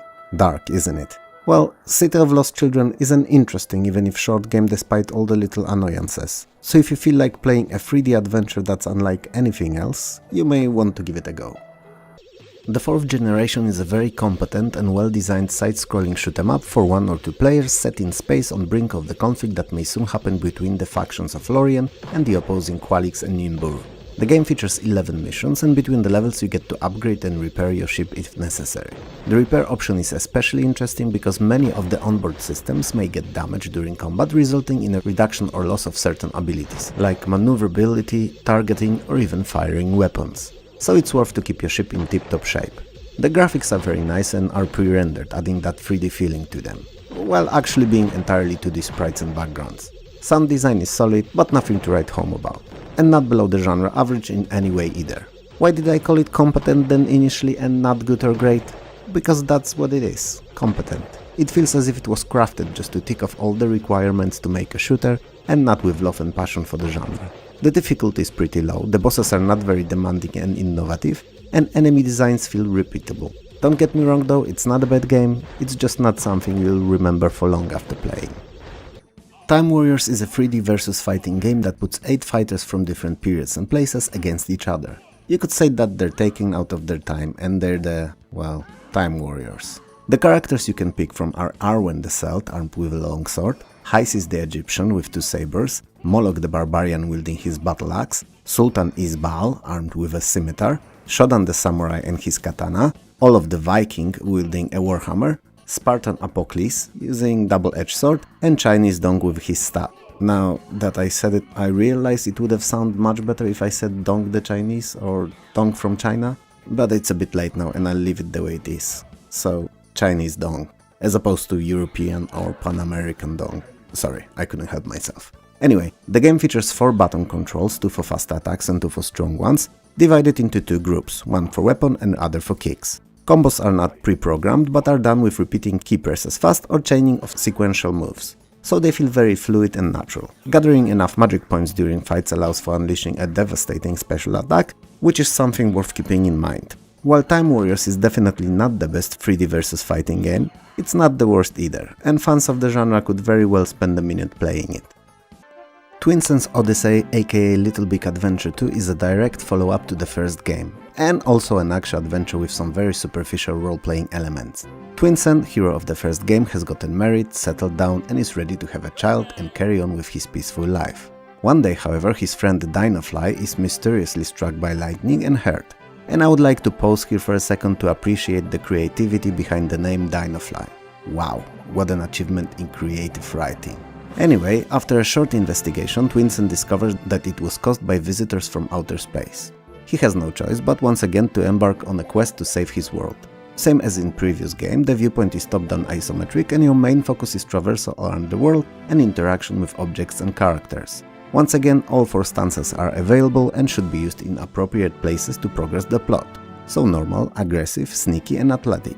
The game world is much larger this time, offering side quests and many optional objectives, and the only difference from the first game apart from story and scope of the world are the graphics, which are now rendered in real 3D and not pre-rendered. Twin Sense Odyssey is an amazing game, same as the original was, and a very underappreciated title that deserved much more recognition than it ever received. If you like action-adventure games, you'll have a lot of fun with this one, I promise. Vanguard Ace Vertical Madness is a vertical scrolling shoot-em-up not unlike Raptor or Raiden. It has beautiful pre-rendered graphics, super smooth animation and multi-layered parallax scrolling. The game features a lot of weapons and upgrades for them and uses unusual for the titles in a genre HP bar instead of a single hit death system, meaning a single bullet does not destroy your ship but only reduce your HP bar. It makes the game easier than its arcade counterparts, but that's for the better, as I always found the one-hit death systems very limiting and suited more for the arcades than home games. Vertical Madness is definitely a title for the fans of the shooters, as it's genuinely pretty good. But if you're just a Sunday shoot-em-up player and don't spend your waking hours dodging thousands of bullets and mowing down the bosses, then there are much better games available for those. And while Vanguard Ace is fine, it really shouldn't be the only game in the genre that you'll be playing. Waterworld is not a very good game. At least I never found it to be entertaining, and as far as I know critics didn't either, as it received negative reviews in grand majority of cases. It's a 25 missions long real-time strategy based on a movie of the same title. Basically, you're a war chief of a group of survivors in a water-covered post-apocalyptic world, and you lead a task force of 2 to 14 men, depending on the mission, against the opposing group of smokers, all to return the world to its former glory. So you'll be amassing fresh water, known in-game as hydro, food, weapons and critical information on smokers' location to evade them when possible. I'm not a big fan of real-time strategies, but I can appreciate and even enjoy well-crafted experiences in the genre, so games like Warcraft 2 or Red Alert. I can't recall if I ever found anything enjoyable about Waterworld, but I definitely don't see anything I would enjoy in it now. It's only here because it was an important movie tie-in and it takes place in an interesting setting. Other than that, it actually sucks. War. War never changes. No, sorry, wrong script. Let me start again. Where do I have it? Oh, here. Okay, let's see. War. War never changes. Ah, god damn it. Hey Google, where's my XCOM Apocalypse script? I couldn't find anything related to X, Pack of Squid. Oh well, seems I'll have to improvise a little. So, XCOM Apocalypse is a third game in original XCOM series and a direct follow-up to Terror from the Deep. It's also a game that turned the entire franchise upside down, and my second most favorite DOS game of 1997, trailing only behind Fallout. After the last war, things have not gone well for humans, and most live in a huge self-sufficient city of Mega Primus. It took a while to rebuild, and as soon as everything appeared to be finally changing for the better, strange portals started showing up in the sky over the megapolis. And surprise surprise, it's the aliens again. And this time, they're even more of a threat than ever before. So naturally, XCOM is needed once again to save the day and humanity at the same time. The main core of the series is sustained in the apocalypse, meaning research, development, resource management, micro and macro tactics during missions and in the sky combat respectively are all preserved. A bit changed but still present in the game. As usual, you will also have to carefully manage your budget, as not very often you'll be in a situation where you have too much cash lying around, and soldiers, vehicles and scientists all have to be recruited and equipped to the teeth. Now, for what's different, and there's a lot. For starters, beautiful SVGA graphics replaced older, lowest tile-based 2D engine and allows for much more to be seen at once on the screen, which makes for those longer missions easier to manage without the need to constantly scroll through huge maps all the time. And since we're on a combat, it can either be turn-based or real-time. It's clear that the game was designed with this new real-time approach in mind, but even turn-based lovers such as myself will quickly learn to adapt and either use it or stick to tried and tested turns. I did. Played it in turns, that is. And didn't felt as if I was missing anything or being handicapped because of that. There are many more interesting mobs in Apocalypse to fight with the aliens now too, so you'll be tackling outwardly threat in slums, corporate buildings and headquarters, glass-encased farms, factories, apartment buildings and in wreckages of downed UFOs. Just to name a few. Most weapons, upgrades and vehicles are entirely new as well and a pleasure to manufacture and then use against the invaders. Aliens themselves are also different, meaning there are a few new kinds of these and some even are really imaginative and clearly inspired by Alien franchise of movies. The city of Mega Primus feels alive. There are mega corporations in it that are constantly at odds with each other and it's them that you have to protect to secure the funding for progress. Not really interest of one of these will be directly opposing to the other and you'll need to make difficult choices along the campaign as it's impossible to please everyone. And if you anger one enough, it may not only become your enemy and engage you in combat, but also even join the alien side. Same goes for small day-to-day occurrences in the city. If you hire scientists or purchase something, anything, all these have to be delivered to your base and don't just magically appear in it. So transports, as they are on their way, are susceptible to ambushes and attacks and have to be protected. As much as Apocalypse never received as wide popularity and success as two earlier games did, it was an amazing, even if underrated title, and all fans of originals, if they only give it a chance, will most definitely love it. It's a true sequel and not only an add-on / conversion that Terror from the Deep was, and a good time for weeks on end. X-Men Children of the Atom is one of the last great versus fighting games that released for DOS. And it's really that good that the word great was not misused in the first sentence. You have my word. It's a port from the arcades, but from what I can tell, nothing was lost in conversion. Sprites are as big and colorful, backgrounds are appropriately lush and identical to those in the arcades, and all character moves seem to be present in DOS version and the game itself runs as smoothly, if not smoother, than it did originally. Children of the Atom was developed by Capcom and published by Acclaim, and it's the first Capcom's game to include licensed X-Men IP characters, both good and bad. And they are in no particular order: Colossus, Cyclops, Iceman, Psylocke, Storm, Wolverine, Omega Red, Silver Samurai, Spiral and even a Sentinel. The bosses are Juggernaut and Magneto. And Street Fighter's Akuma is a hidden unlockable character. All of these have very unique moves, both basic and special, and are very faithful and respective to the source material representations of Marvel characters. X-Men Children of the Atom is really fun and figuring out all the best strategies with each character is really addictive, especially for the fans of Marvel as big as myself. But it's multiplayer where the game obviously shines, and I have to say that if you give it time and master all the characters, the game feels really balanced. If you're approaching it from a get-go with no knowledge of skills and tactics, some may feel better than others. It's easily my favorite DOS versus fighting game of the second half of the 90s. Following the events from a previous game, the seal on the evil wizard Paltivar has been broken, and his return to the lands of Yendor is imminent.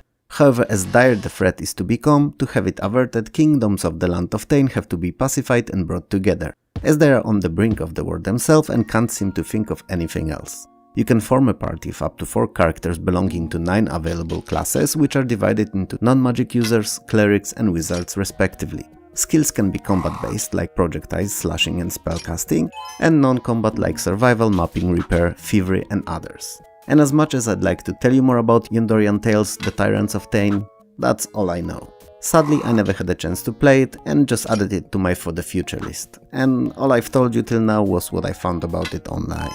It got pretty decent reviews, especially from the gamers, so I decided to include it despite my obvious lack of any real knowledge about it. Hopefully, you'll excuse me for this little shenanigan.